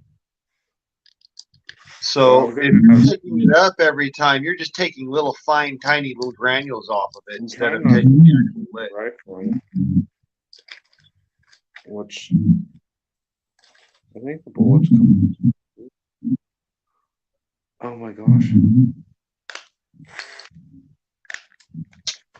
Oh no.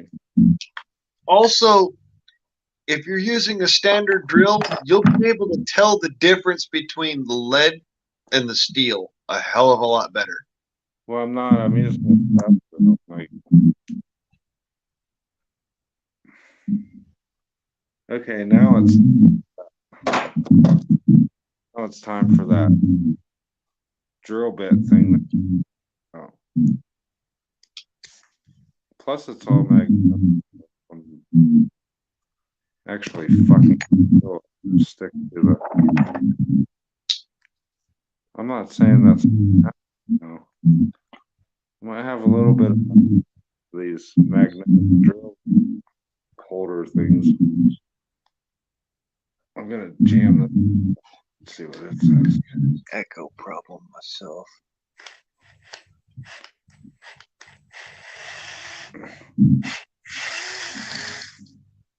Yep. Yeah.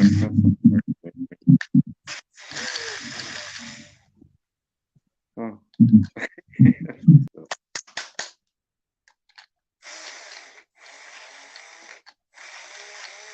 Yeah, I tried to order a new handle for this gun, and it's not even available.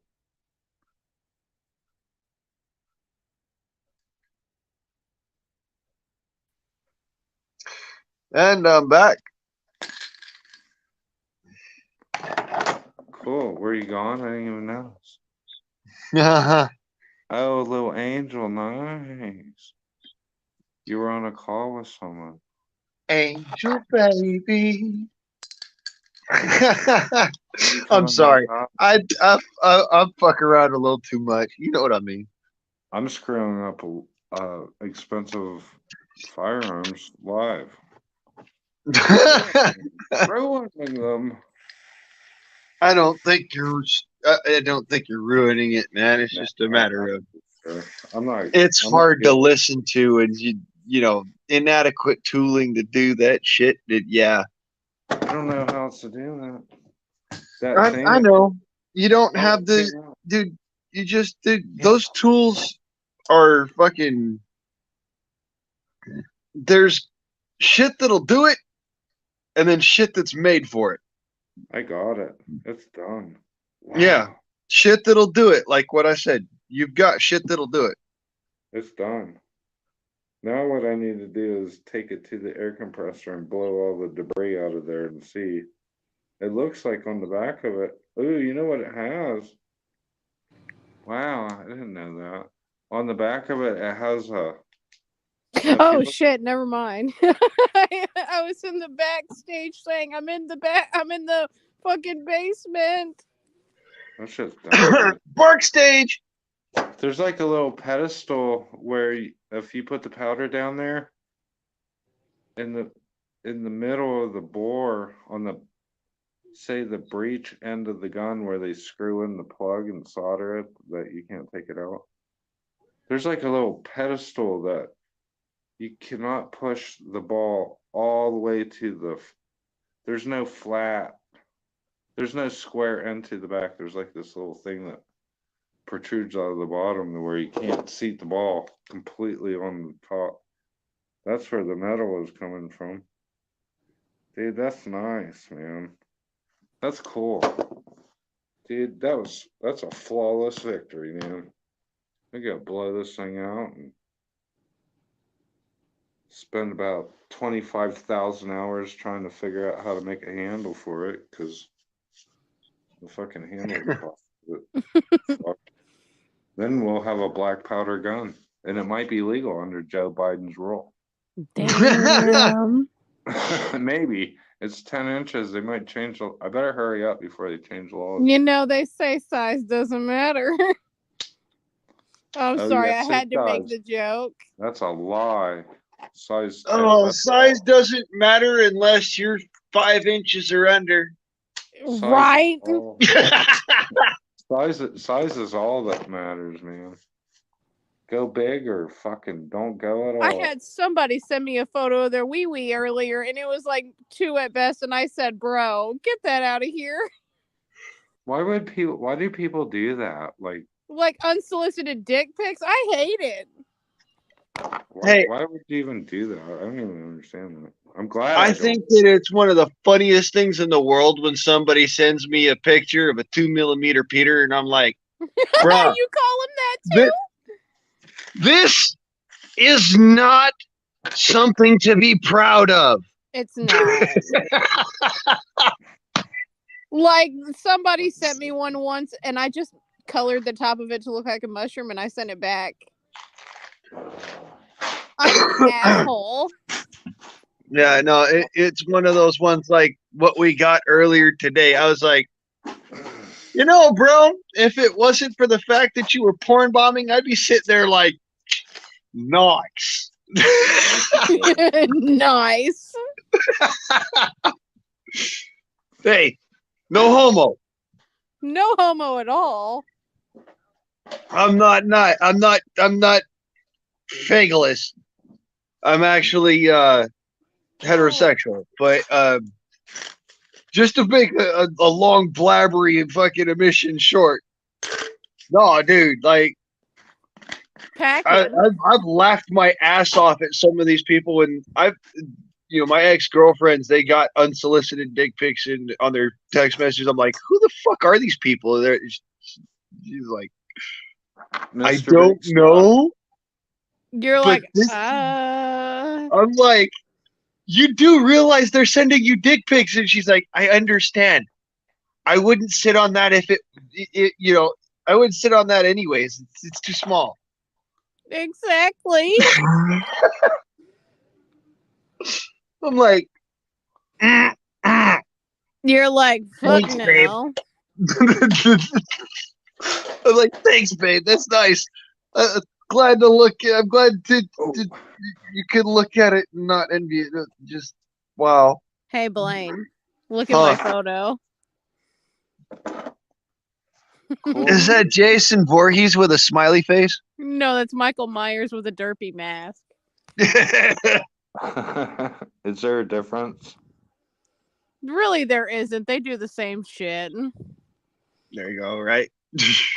They really do. All they go around doing is killing people, but in different fonts. Dude, that's so awesome! I can't believe it. But sorry, I was gone for a good minute. I was on a FaceTime call and a Discord call, like back to back. You didn't miss anything. Oh, interesting. Big old. Yeah, you didn't miss much. Like somebody tried to threaten me with they're gonna come to my house and tip over my motorcycle. I'm like, you must not know where you're coming to, son. By all means, bring it. You have a I giggled my motorcycle? ass off. I'm like, do you realize that if you come here, you'll be feeding my dog for a month? What kind of Damn. motorcycle? Yeah, we need dog feed anyways. Right? What kind of motorcycle do you got? 1970 CB 754. Damn. Oh, wow. Yeah, one of those Honda super bikes. It was Is it the all together? Honda. What color is it? It's the Super Hawk. Black. That's like Damn. Like the Shadow Hawk design, but the Super Hawk with the custom pipes and the high rise riders, not the ape hangers, just high rise. Makes for a comfortable cruising position. Because the bars that it came with originally would have had you hunched down over the top of the bike, looking like yeah, you're riding like a cafe racer. Yeah, cafe racer, exactly. Yeah, no, it's not. It's a 1970. It's a what they called a touring cruising bike. Dude, that's way cool. So yeah, somebody told me they're gonna go and tip my freaking $20,000 motorcycle over. I was like, you must not know who you are fucking with. By all means, try it, puss nuts. Where do I send the flowers?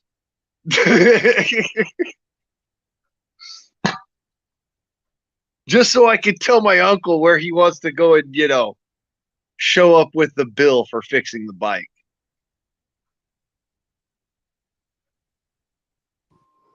God damn.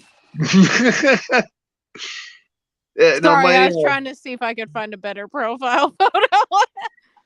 my uncle would probably show up to their place and be like, he'd just turn around to his kids and be like, all right, head, shoulders, knees, and toes. And Head, shoulders, knees and toes, Sorry, that's in my head now. No, but really, that's what he'd say: head, shoulders, knees, and toes. And I'll be back with the body bags. Oh fuck. Yeah, Uncle don't play around when you fuck with a motorbike.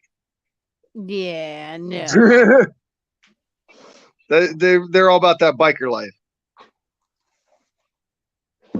Motorcycles are cool, dude. Yeah.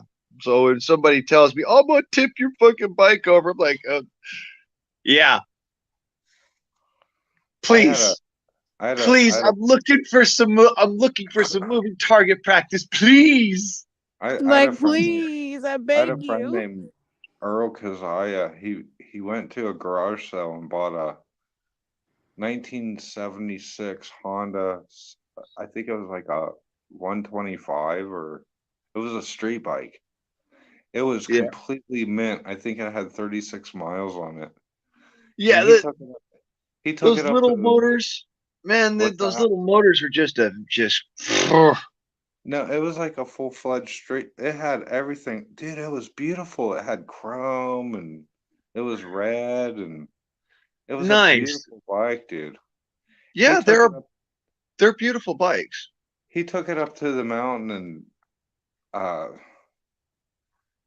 he literally burnt it. He caught it up. He just, I don't even know what he probably left it idling like some dick sneeze who thought that air-cooled engines run like water-cooled engines.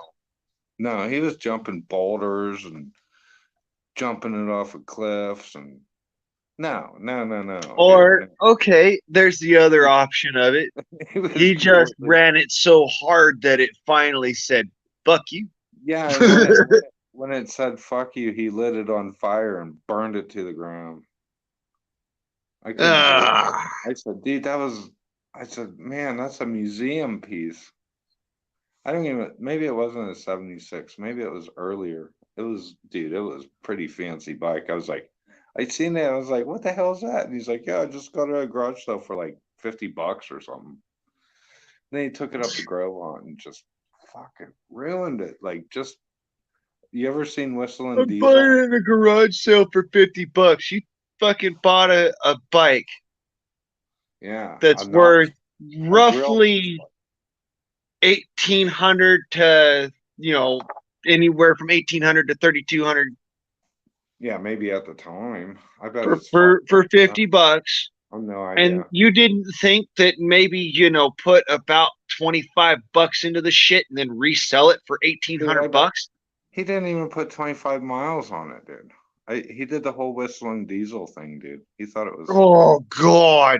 Totally fucking got drunk and just fucked that. It didn't come home. It was over. Oh man! Money off that bike. Fuck. What are you doing? Yeah, right. You could have made some serious bank off of that bike. Like $50 for a 125. That's. Yeah, it didn't even. I think it had 35 miles on it or something. Somebody bought it for Oh their kid. Jesus, man! That okay for like a 125 trail bike. I don't. Maybe it was It was a street bike. It was not the trail bike that you're thinking of. It was a full-on street bike, but okay, so it would have been either a 250 or a 350. Yeah, something like that. Dude, maybe it might have been one of the newer 450s, but the 450s were in the 4-cylinder configuration. It was just above the trail one, the Honda Trail that you're thinking of. It was a street bike. They had the Trail 70, they had the Trail 125, and then the Trail. Yeah, it wasn't that. No, there was a Trail 70, the Trail 90, the 125, and then you got up to the 250 after that. It had turn signals on it and the headlight and all the bullshit. It didn't have. Yeah, that would be a 250 at least. Didn't have the windscreen or any fairing of any sort on it at all. But it was brand new. I was like, fuck, and I couldn't believe it. It ran like a watch. He took off and then he came back. He got a ride back somehow. He's like, oh yeah, it's up there on fire. I was like, fucking Earl, man. He's dead now, but man, that was crazy. Nice driven silver, half moon, stars inlays. Cause I'm gonna say this real quick, cause you take the Dremel tool and you make sure that it's perfect. You're gonna be messing around with silver. You got to make sure it's perfect. My next step is blowing it out with the air nozzle thing. Yeah, that's all out of there, man. That's what I'm saying. Like, there's a little at the very breech end of the barrel. There's a tit sticking up in the middle of the barrel, so that you can't push the ball and you can't compress the powder. I think is why they're doing it, is so that you can't compress the powder to where the powder will hydraulic and blow up or something. No, it's actually so that the explosion has enough time to expand, so it will catch the powder that's already pre-compressed behind the ball. Yeah, there you go. Yeah, because when you compress black powder, you're basically making a rocket behind the ball. Dude, I did a good job. It's out of there. It's totally out of there. I didn't scratch the rifling because I was using those. They got a rubber coating on them. The drill bit extension things. Yeah. They're black, but they're it's kind of like a thick paint or something. I'm not screwing around. I got like 50,000 fucking shit going on here. I did a good job, dude. The rifling is not marred. Well, all I can say is fuck, you got a good hand then. I was gonna wrap tape around a drill bit, like that. You wrap the tape around the right way, but I didn't have a drill bit long enough to actually do the job correctly, so I just started stacking those rubberized, what do you call them, drill bit extension things that come out of the end of the, you know, the things that come out of the end of the screw gun that you put your little tips in? I just put a whole bunch of those together. And then had like a bit that would work in an impact driver. And yeah, I've done that before. I'm glad that you said that, and I switched the drill to the regular one. I had a little bit more control. Yeah, there's that too. Yeah, nothing has any problems.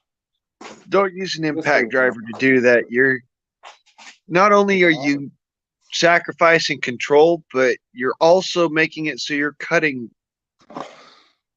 a lot less material. I'm good. I think it'll be fine. Now I have to make a handle grip thing, but I'm a woodworker, so I'll that take should about come second 8,000 nature. hours to make one. Yeah, that should come second nature. But that and bandsaw and fucking table saw and the plunge router again and a drill.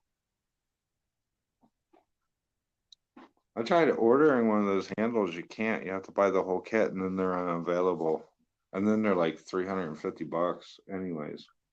Well, yeah, you're supposed to be able to make your own handles if you need to. Yes. I'm looking for, we found a piece of Osage orange burl that's under the ground, the root system. Yeah, that'll come out looking pretty. But I don't think I'm going to use it. I don't like it because it's so old that it's light. But I don't know. I'll find something. I got some weird wood laying around. Maybe a piece of bird's eye maple, I think. One of the strongest woods I've ever known, like ever had the pleasure of working with. Well, most dense, I'll say. I'll put it that way. The most dense wood I've ever had the pleasure of working with was fresh hewn apple. It's so dense that if you can get it to the point where it'll hold its moisture, or if you just were able to replace that moisture with oil, seal it in or replace the moisture with oil. Really? It's so dense that it will take the recoil of a firearm. Really? That's interesting that you say that, because I just happen to have half of an apple tree sitting out there that I got last fall. Huh. That's interesting.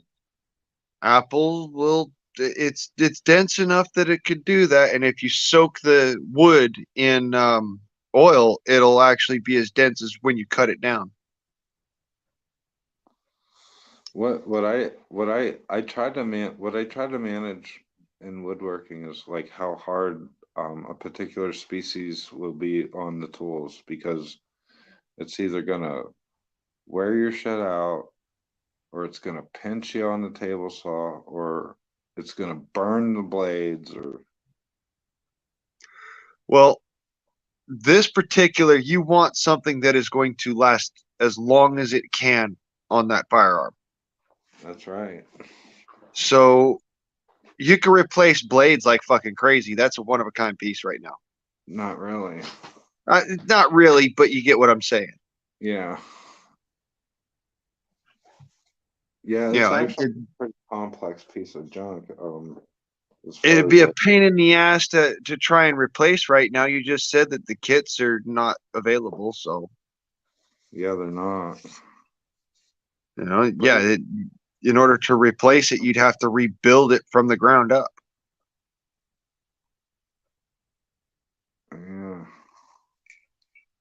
I don't know what brand. I can't remember what brand this is.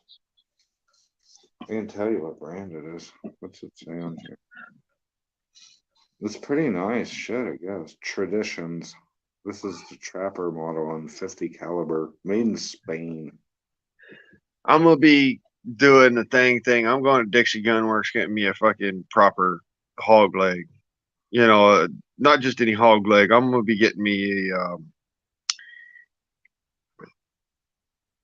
Wyatt Earp special.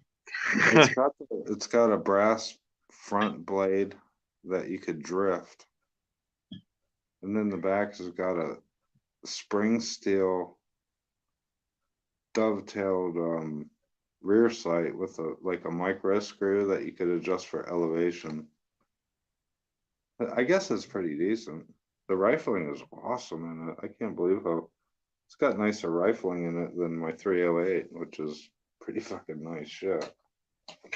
Well, black powder is known to burn out real fast, and the more surface area that it has to pit on, like anywhere that it would capture, like little pitting in it that's already there. It's corrosive, right? Yeah, it is corrosive. So Yeah. that's why you're supposed to clean out your black powder guns after every time that you shoot them. And if you're going to keep a cylinder loaded, then you need to lube it first and wax it. Yeah, with that beat boars, what do they call that? So it's butter, boar butter, some shit like that. I forget. Boar butter, shea butter, they both I work. had this shit one time. Well, again, like I said, it's not mine. It's Butter will work. the trigger system is pretty interesting. Double trigger, 2 trigger lever things. So I Yeah, guess it's set and the other one's a go button. yeah. No, there's something that's called the set trigger or a hair trigger. Basically, all that it is that you have the first trigger, and what that does is it'll set the trip hammer to where it doesn't have it. It takes the mainstay of the pressure spring off of the trip hammer. Oh. And so now all you've got to do is just barely touch that trip hammer and it goes. Yeah, that's what it's doing too. That's exactly right. Yeah, it's a side plate. But if you pull that second trigger, it should just do it by itself anyways if you put enough pressure on it. Oh, really? It should. Now, don't quote me on that. Some of them don't. Yeah, I'm not going to know that. I can't. I'm not going to play with it that much. Yeah, it does. No, it doesn't. The back one sets it and the front one trips it. It could use Well, the one that trips it should also trip it straight out the gate. It doesn't. It doesn't. Okay. That's what I'm saying. It doesn't. It only. It transfers to the front and then it pops. Very simple. It's really rough too. It looks like a cast almost. Might be. I don't know if I'd do a trigger job on that or not. Die cast, you know, they leave the little flanges on there. It's really rough. Yeah, it might be die cast as a matter of fact. But most of the time, die cast stuff is pretty tough. Yeah. Well, that's what it is, and that's what I'm playing with. And then there's a trigger guard that goes around both of the double trigger, the set trigger things, but it's bent because he threw it against, and it's cast bronze. So I'm gonna have to see if I can't heat that up and bend that back. No, you're not going to be able to do that. It's got to be liquefied. Tapping it back into place, you'd either have to anneal it and tap it, or anneal it, cool it and tap it, anneal it, cool it and tap it, anneal it, cool it and tap it until you finally get it back to true. Or you're going to snap it. Yeah, I have to figure that out. I know if I tried to bend it back, it's going to break. Yeah, that's why I said you'd be best off just recasting it. Yeah, I don't know how many times you can, like you're talking about, get it real hot, bend it, anneal it, bend it. Try to stay out of the work hardening. Well, yeah, that's the whole thing. You've got to work harden it a little bit in order to get it to move. But then you've also got to anneal it every single time you work harden it. Because that's how bronze is. It's like copper. When you tap on copper with a hammer, every single place on a piece of copper that you tap with a hammer becomes work hardened instantaneously as you tap on it. So you've got that much work to do, and then you've got to do it again. You've got to get it annealed again before you can do it again. You know what the funnest part about the whole thing is? If I fuck it up, I don't care. I just have to fix it. It's a learning experience. But yeah, if you don't want to fuck it up and have to spend money or time or what have you on it, little bits of freaking knowledge I could give you might help. I do want to spend the time on it. I don't want to spend any money on it. All my money is going to be in the grip, the handle. It's like the whole stock thing. It's like a whole. I don't even know. Yeah, that's pretty sad that somebody would treat such a fine gun so horribly just because they got pissed off. If I was mad at it, I'd be like, all right, I need to set this down. I'm going to walk over there for about 5 minutes and have me a cigarette and stare at this motherfucker real hard for a second. Then I'm going to come back and we'll fix it. He's my best friend, and he did that a long time ago. And I know that he won't act like that again. He's a little bit older now.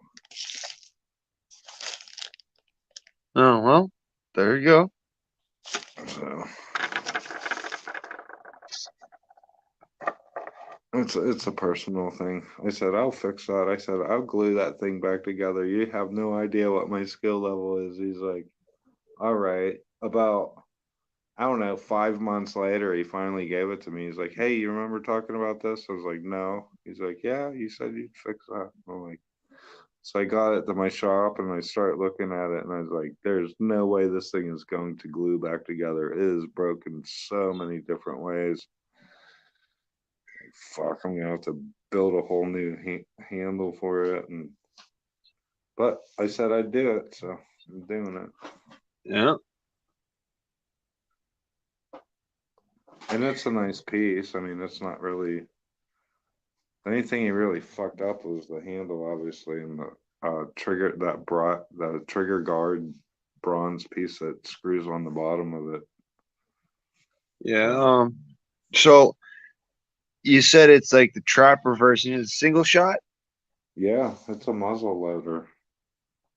It's a pretty cool fucking gun, dude. Actually, 50 cal muzzle loader, trapper. Traditions. You could look it up on the internet. You can't buy them because maybe you can now. When I looked it up, I don't know, a couple months ago, they were unavailable and there's no parts for them. You can't buy, you have to buy the kit or something. Yeah, it's like over to what do you call that? That big gun auction. Dixie Gunworks. Oh, or Rock Island. I think Rock Island does it too. Or at least they did for a little while. I was thinking of what's that one that the feds always haunt around in? Gunbroker and cheaperthandirt.com. I never go to Cheaper and Dirt. I tell everyone don't ever go there. But anyways, doesn't matter. I've never been there. But you can't hardly find the stupid things. They should be readily available. I mean, yeah, no, I had to talk to quite a few people and finally got around to it, talking to my cousin about it. Dixie Gunworks. You know, if they've had a huge influx of freaking orders lately, but as soon as it's available and I got the money and I'm not, having to throw it after other things, I want to get me a freaking the Wyatt Earp style Walker. Oh I yeah. think it's the 1864 Army or single Navy? action. It's the Navy. single action Navy. Yeah, that's the one I like. That actually, I think With the 12-inch barrel, not the 10-inch does barrel. is it more like the Dragoon or is it the top strap one? No, it's like the Dragoon. Okay, I like the Army one because it's got a top strap on it. I don't- wait a I minute. don't like the Does open it top. have the top strap on? I think it might actually have the top strap on. One of them does. I thought it was the Navy. I haven't shot black powder since probably 98 or 99. We used to shoot that shit out in the driveway all the time. Such a blast. And I No actually shit. I have done repairs to I've had to solder a front sight on the one of them. I forget what the hell it was. It was either I think it's the Army that has the top strap, dude. I could be wrong. No, I don't know. I don't remember. One of them is super cool, and it's a 44 too. Yeah, they're both 44s, but the one that I want has the 12-inch long barrel on the end. The other one's like a 10 or an 8. I wouldn't even care how long the barrel was. I want the longer barrel because faster acceleration, because a longer length barrel. More complete powder burn.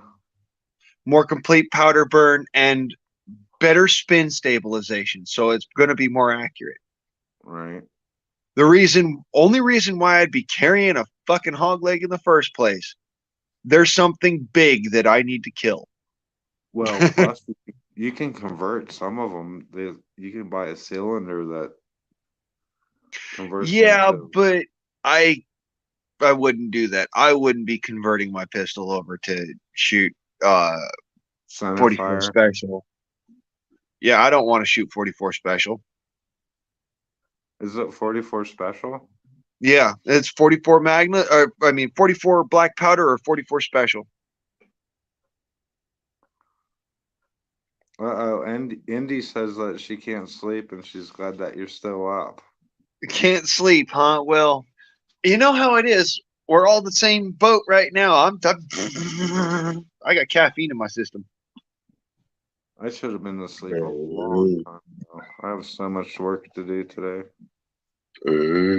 Whoa. I guess I'm gonna make some eggs and bacon or something. I don't have to get to work till 10, so. The pommel stone.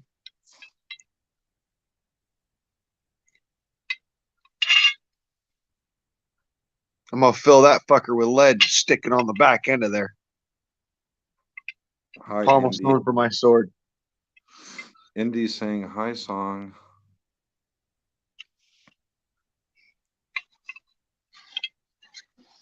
I think that's gonna be. I gotta go see if there's more coffee. Fucking wicked cool, man.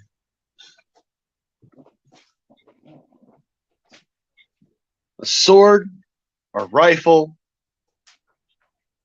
a pistol, and a proper tomahawk. I'll be outfitted. Everything I need.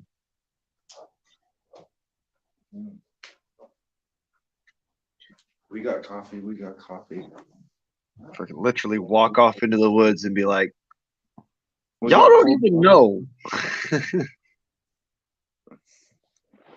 Anyone want my pancake recipe? It's pretty easy. Just put 2 tablespoons of powdered sugar in it, and everyone will love it. Now, is that the Peruvian marching powder or just confectioner sugar? Just confection sugar. Okay. Yeah, don't put Coke in your pancakes, dude. You'll never be able to make enough of them. You'll run out of flour and You'll run out of everything, dude. I don't think you can cook straight Coke on the. Maybe if you couple eggs, cup of Coke. Yeah, maybe. I don't know. Wow. Fucking heart attack platter. Like, whoa. Oh, fuck. You should be impressed. I made some strawberry compote in like, I don't know, 15 minutes. That's pretty fast, dude. Make some strawberry syrup for the pancakes. That's pretty interesting. That's pretty fast. 25 minutes for syrup. No, 12 minutes. What did I do? No, 15 minutes. Yeah. Fucking high 15 boil. minutes for syrup. That's even faster. Like, That's fast. It was kind of watery, to be honest with you, but I bet it's set up by now.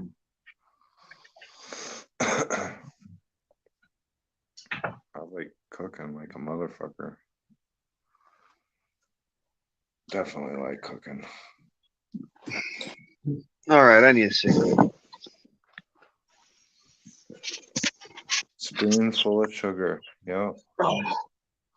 Yeah, I use the powdered sugar because it just, you can whisk it into your dry real fast. I don't know if it'd make a difference. Probably a little bit. Because the powdered sugar does taste a little different than regular granulated. Well, yeah, it's the corn. It's the cornstarch.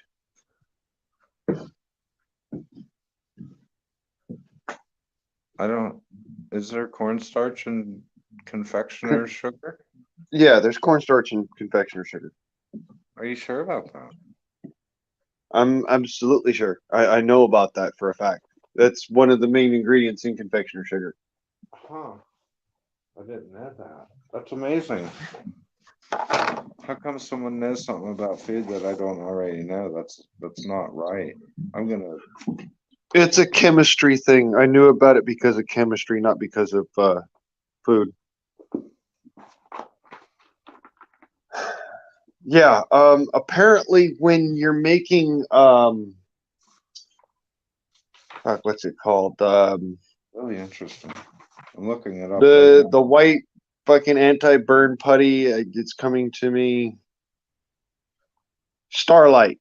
Okay, when you're making Starlight, it's actually better to use confectioner sugar than to use flour when making Starlight. I don't know what Starlight is. Okay, it's basically a carbon foam, ablative foam for like if you're making something to be fireproof. It just makes a carbon foam that once it burns, it insulates the rest of the material from the fire and it won't burn. Huh. That's very interesting. Who would have known? It's actually some of that hocus pocus NASA technology. Were you a sprinkler guy for a while? Sprinkler guy. Or how would you know about fire suppression like that? Because I do actual rocket science, Billy. Oh, you are way smarter than I am. I am so sorry, dude. I do actual rocket science, Billy. I'm sorry, that sounded kind of snarky. Well, who cares? It doesn't matter. It doesn't change the facts. Facts don't care about your feelings, Manuel. No, that's pretty smart. I didn't know that.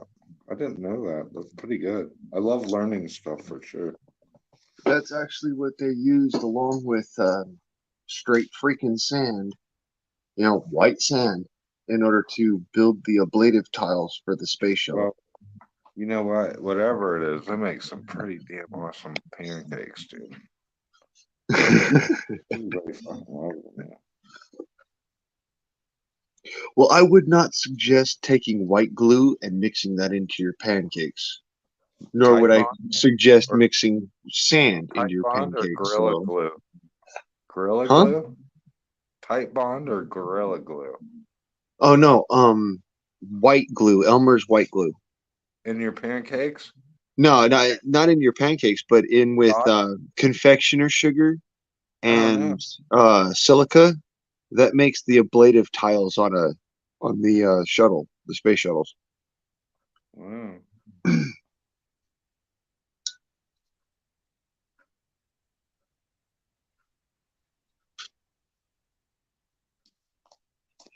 The more you know. The more you know. And see, I'm sure somebody's gonna turn around and say, "Yeah, that shit's fake."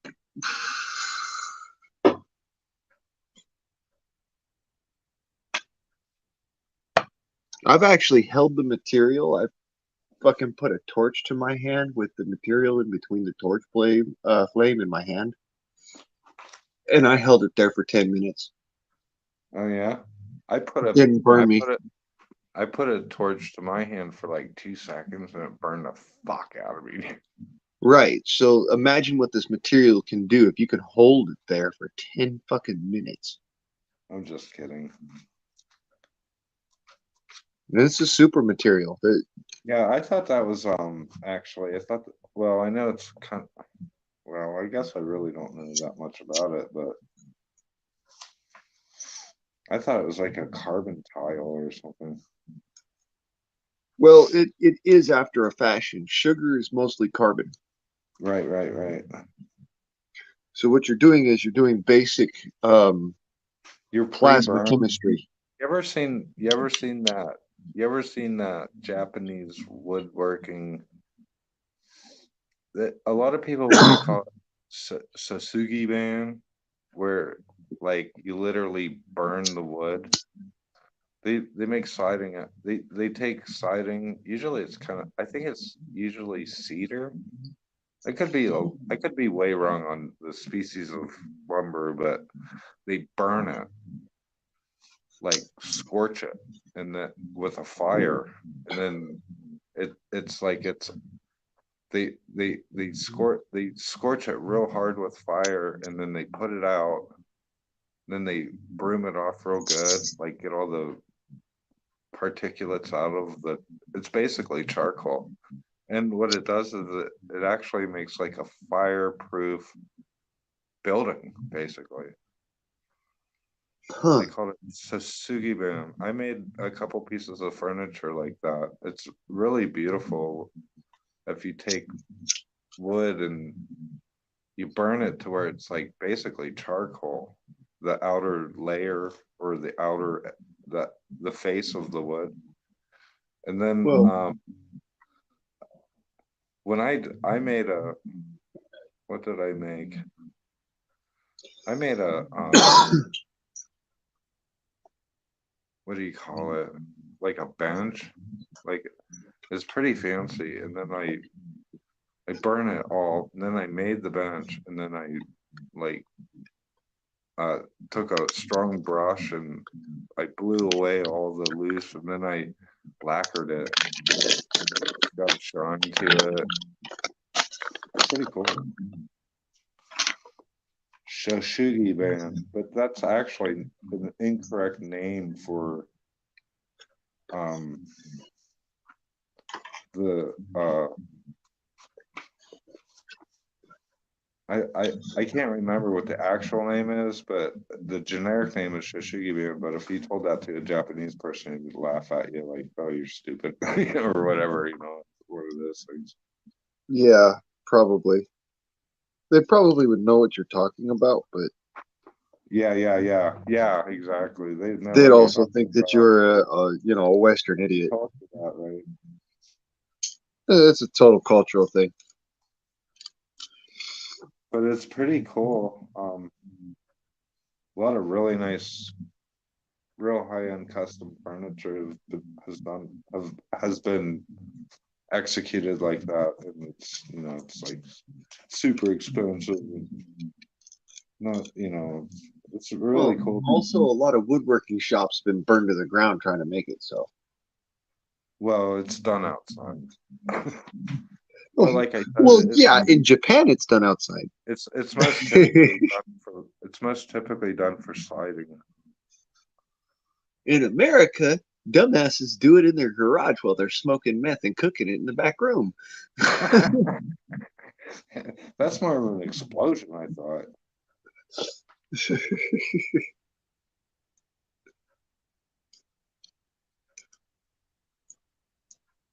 Be sitting there trying to do their best Johnny Blaze impression. Flame on!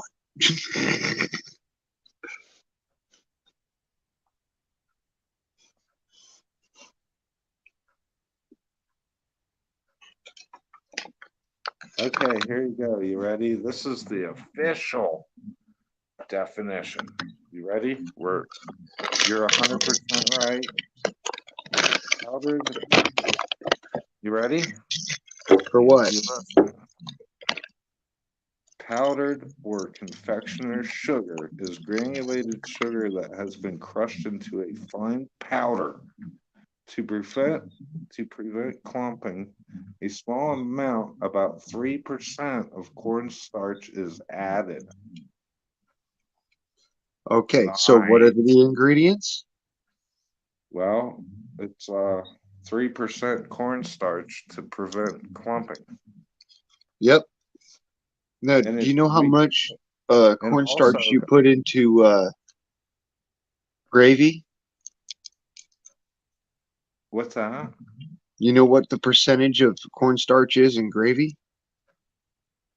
Yeah, whatever I put into it. Well, yeah, but no. Like if you were actually just making it according to a recipe, the percentage of cornstarch to gravy. I use it quite often, and it's pretty small. You have to premix it in water and then pour it into pan drippings, but it's pretty small. I'd say like half a tablespoon for a decent sized pan. Yeah, so about half a tablespoon to a quart. That's about. That's a no. About 4 to 6%. I probably use a little bit more. I probably use a half a teaspoon for a cup and a half or 2 cups of water. That's a lot. It's not very much. It's pretty good stuff. Well, and plus you can't overcook it, obviously. But well, yeah, and it actually it's not even 4%. It's like 0.5% or something like that. I don't know. I use a little. I'm pretty liberal on it. I don't measure shit when I cook. Typically, I've gotten away with it. So I just do what kind of feels right. Yeah, that's normal, but you know what I'm saying, though.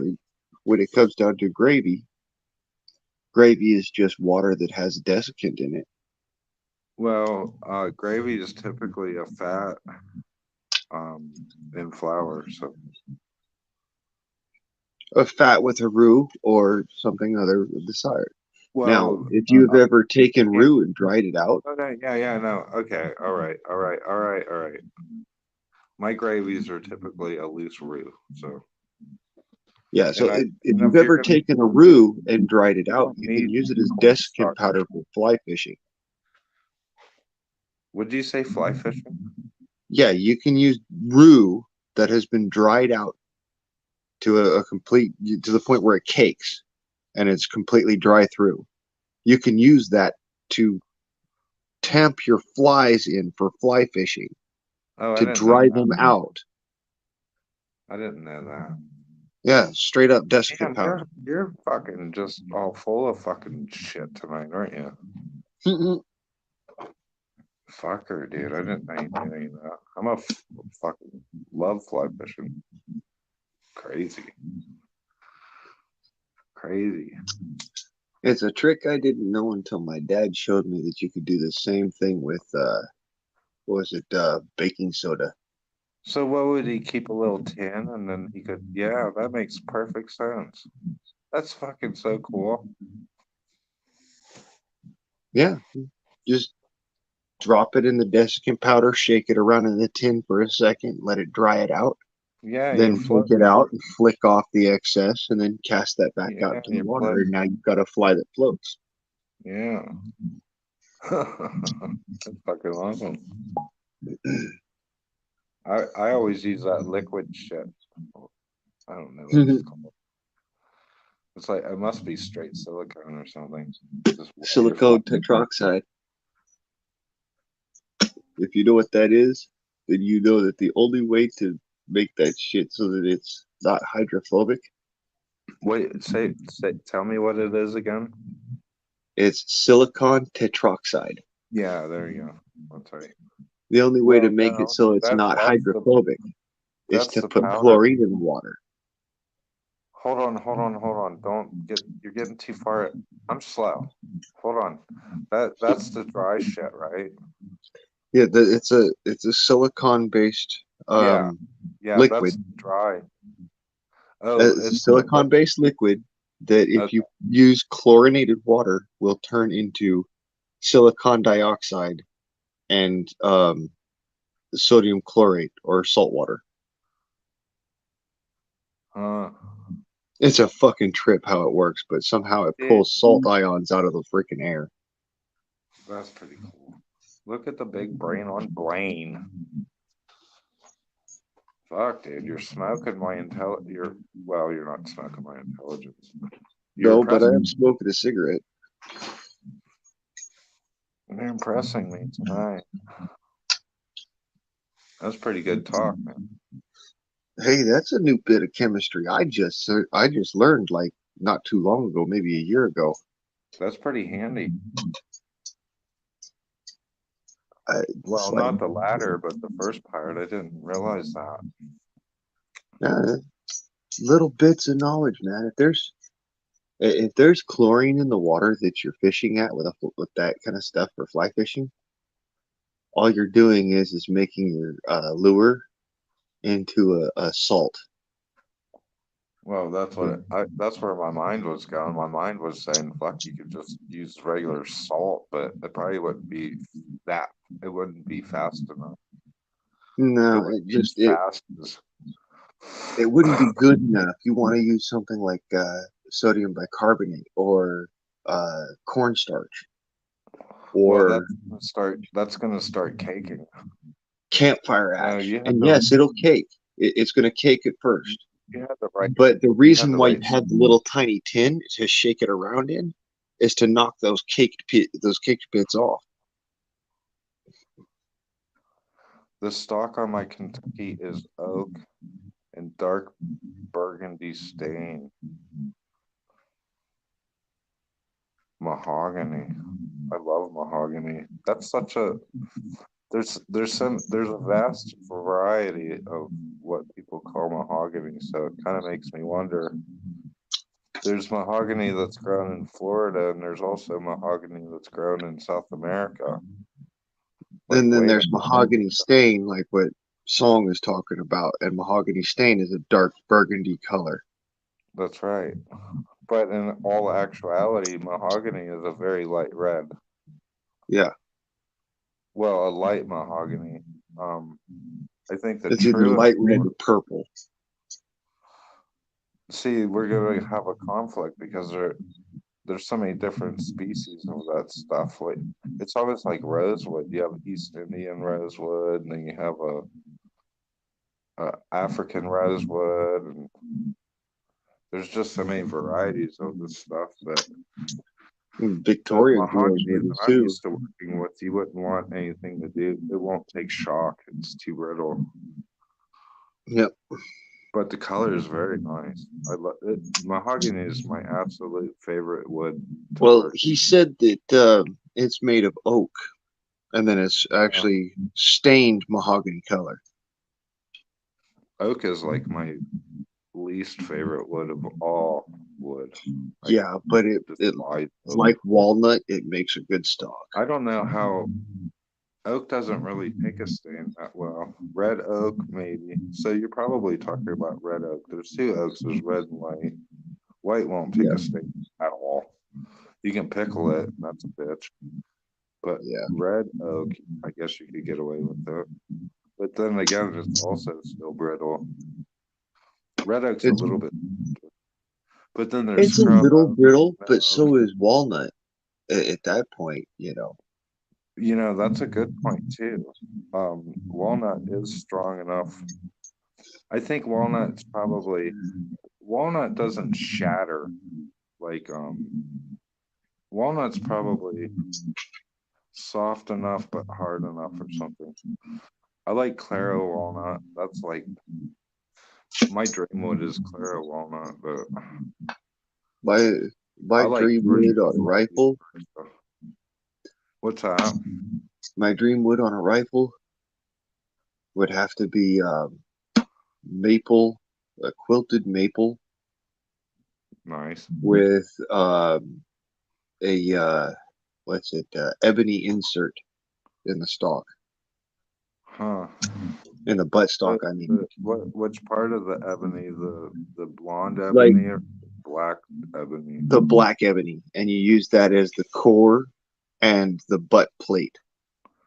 Oh, so you're going all Japanese swordsmanship on this shit. Mm-hmm. Fucker. I'm about to sneeze the shit out of some shit. He's like laminating. He's like doing the Damascus laminate fucking rifle stock. A laminate wood rifle stock. That would actually be pretty badass too. So bitchin', dude. That'd be so bitchin'.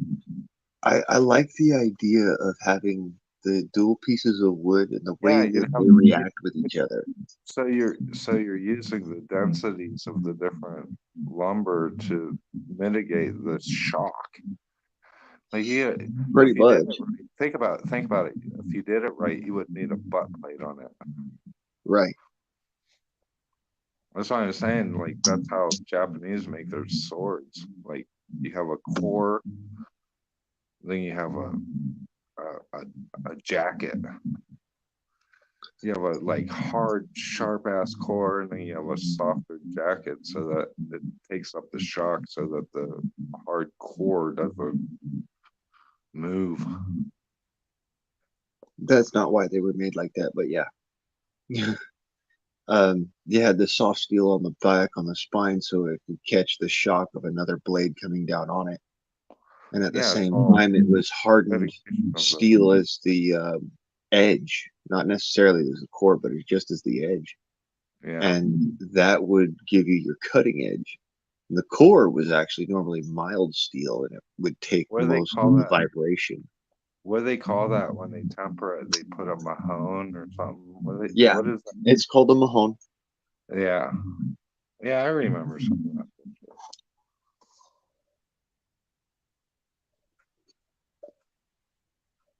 That's actually what I've been working on with my little sword bar over there. Is once I get it to shape, I'm going to start working on getting those. What's that clay that they use? Huh? What's that? It's that clay that I wonder what it's like, a white clay. This is just diatomaceous earth with some pine tar, juniper sap, whatever special mixture. They make it into a slurry. Dude, how do you know all this shit? Because my brain is like a fucking sponge, man. When somebody says something or somebody's teaching something, I learn. Every other time I've talked to you, you've never talked like this before. Weird. Well, that's just because it wasn't the topic. It wasn't just you and me talking about it. Appropriate. We were all too busy being. No, we were talking about a different type of steel, a different type of blade work, and therefore, it took different. Broadening the spectrum between metallurgy and woodworking, fine woodworking at that, and then I don't know, chemistry and fucking food and fly fishing. Gosh, you're almost hitting all the. What about aeronautics? Are you good at? Because that's about. Okay, well, what do you want to talk about? The basic physics, or do you want to talk about the jet engines? Fucking bullshit. Nuclear propulsion. I mean, no, fuck that. Yeah, aeronautics. I was into it big. Yeah, fucking aerospace engineering. We can start getting into shit right. Fucking. What are you're wasting your time over there. You should be working for fucking somebody Yep, that's good. I should be. So that makes you question, where the fuck is our society gone? Where? No one's spending money right now, to be honest with you. That's what I see. No one is spending money right now. No one, except the only person that's actually spending money right now is the United States government. They're spending money like motherfucking crazy. But as far as the citizen of the United States of America, nada. Yeah. I mean, I've tried applying my knowledge to get jobs with places like SpaceX and deep space industries, and Yeah, there's been some obviously. businesses where I could have gone pretty far, and I just never did. Can't tell you why. I don't know why. Maybe my credentials was lacking. I don't know. They used to say you're too smart for your own good, but they never did say that you're too smart for everyone else's good. And that's exactly what they should have fucking said in the first place. Could have played dumb all the time and got away with life. No. Yeah, no, you're so fucking smart that you can't even be around the smart people because you make them feel stupid. Nobody wants to talk to you. You're so fucking. You're an asshole. Mm-hmm. And I like being an asshole. Better than being a fucking dumbass or a dummy or I don't know. That sounded dumb. I'd rather be an asshole than.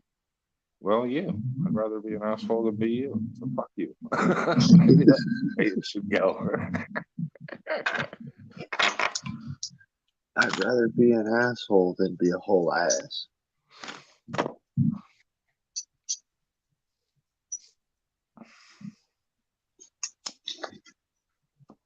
I can't believe I'm not getting any sleep tonight. It's amazing. That's good conversation.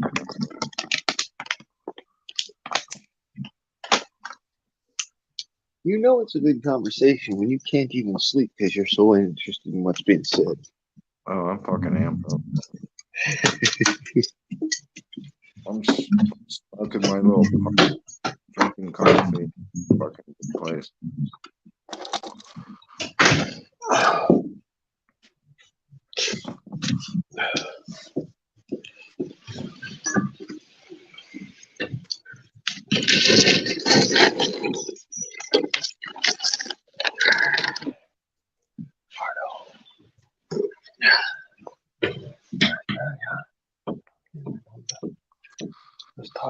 I got the Poverty Pony project going on too. I need to get that further. That's a difficult project. I don't know. I don't have hardly any time to do that.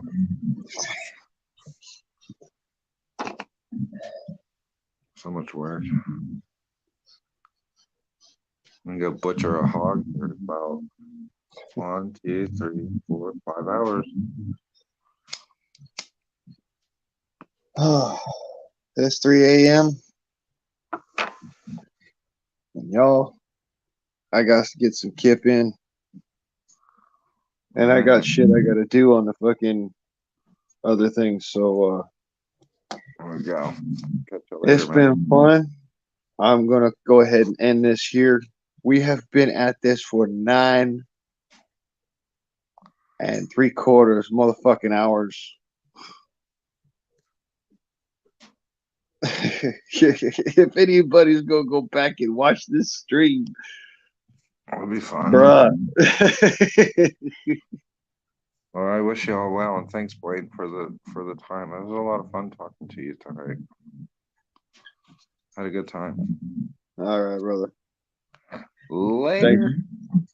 Thanks for coming out. And Yeah, motherfuckers, y'all know what time it is. I have been ye old guardsman. This has been the Freedom Forum. And to all of you rough and tumble Oden motherfuckers out there, I am out.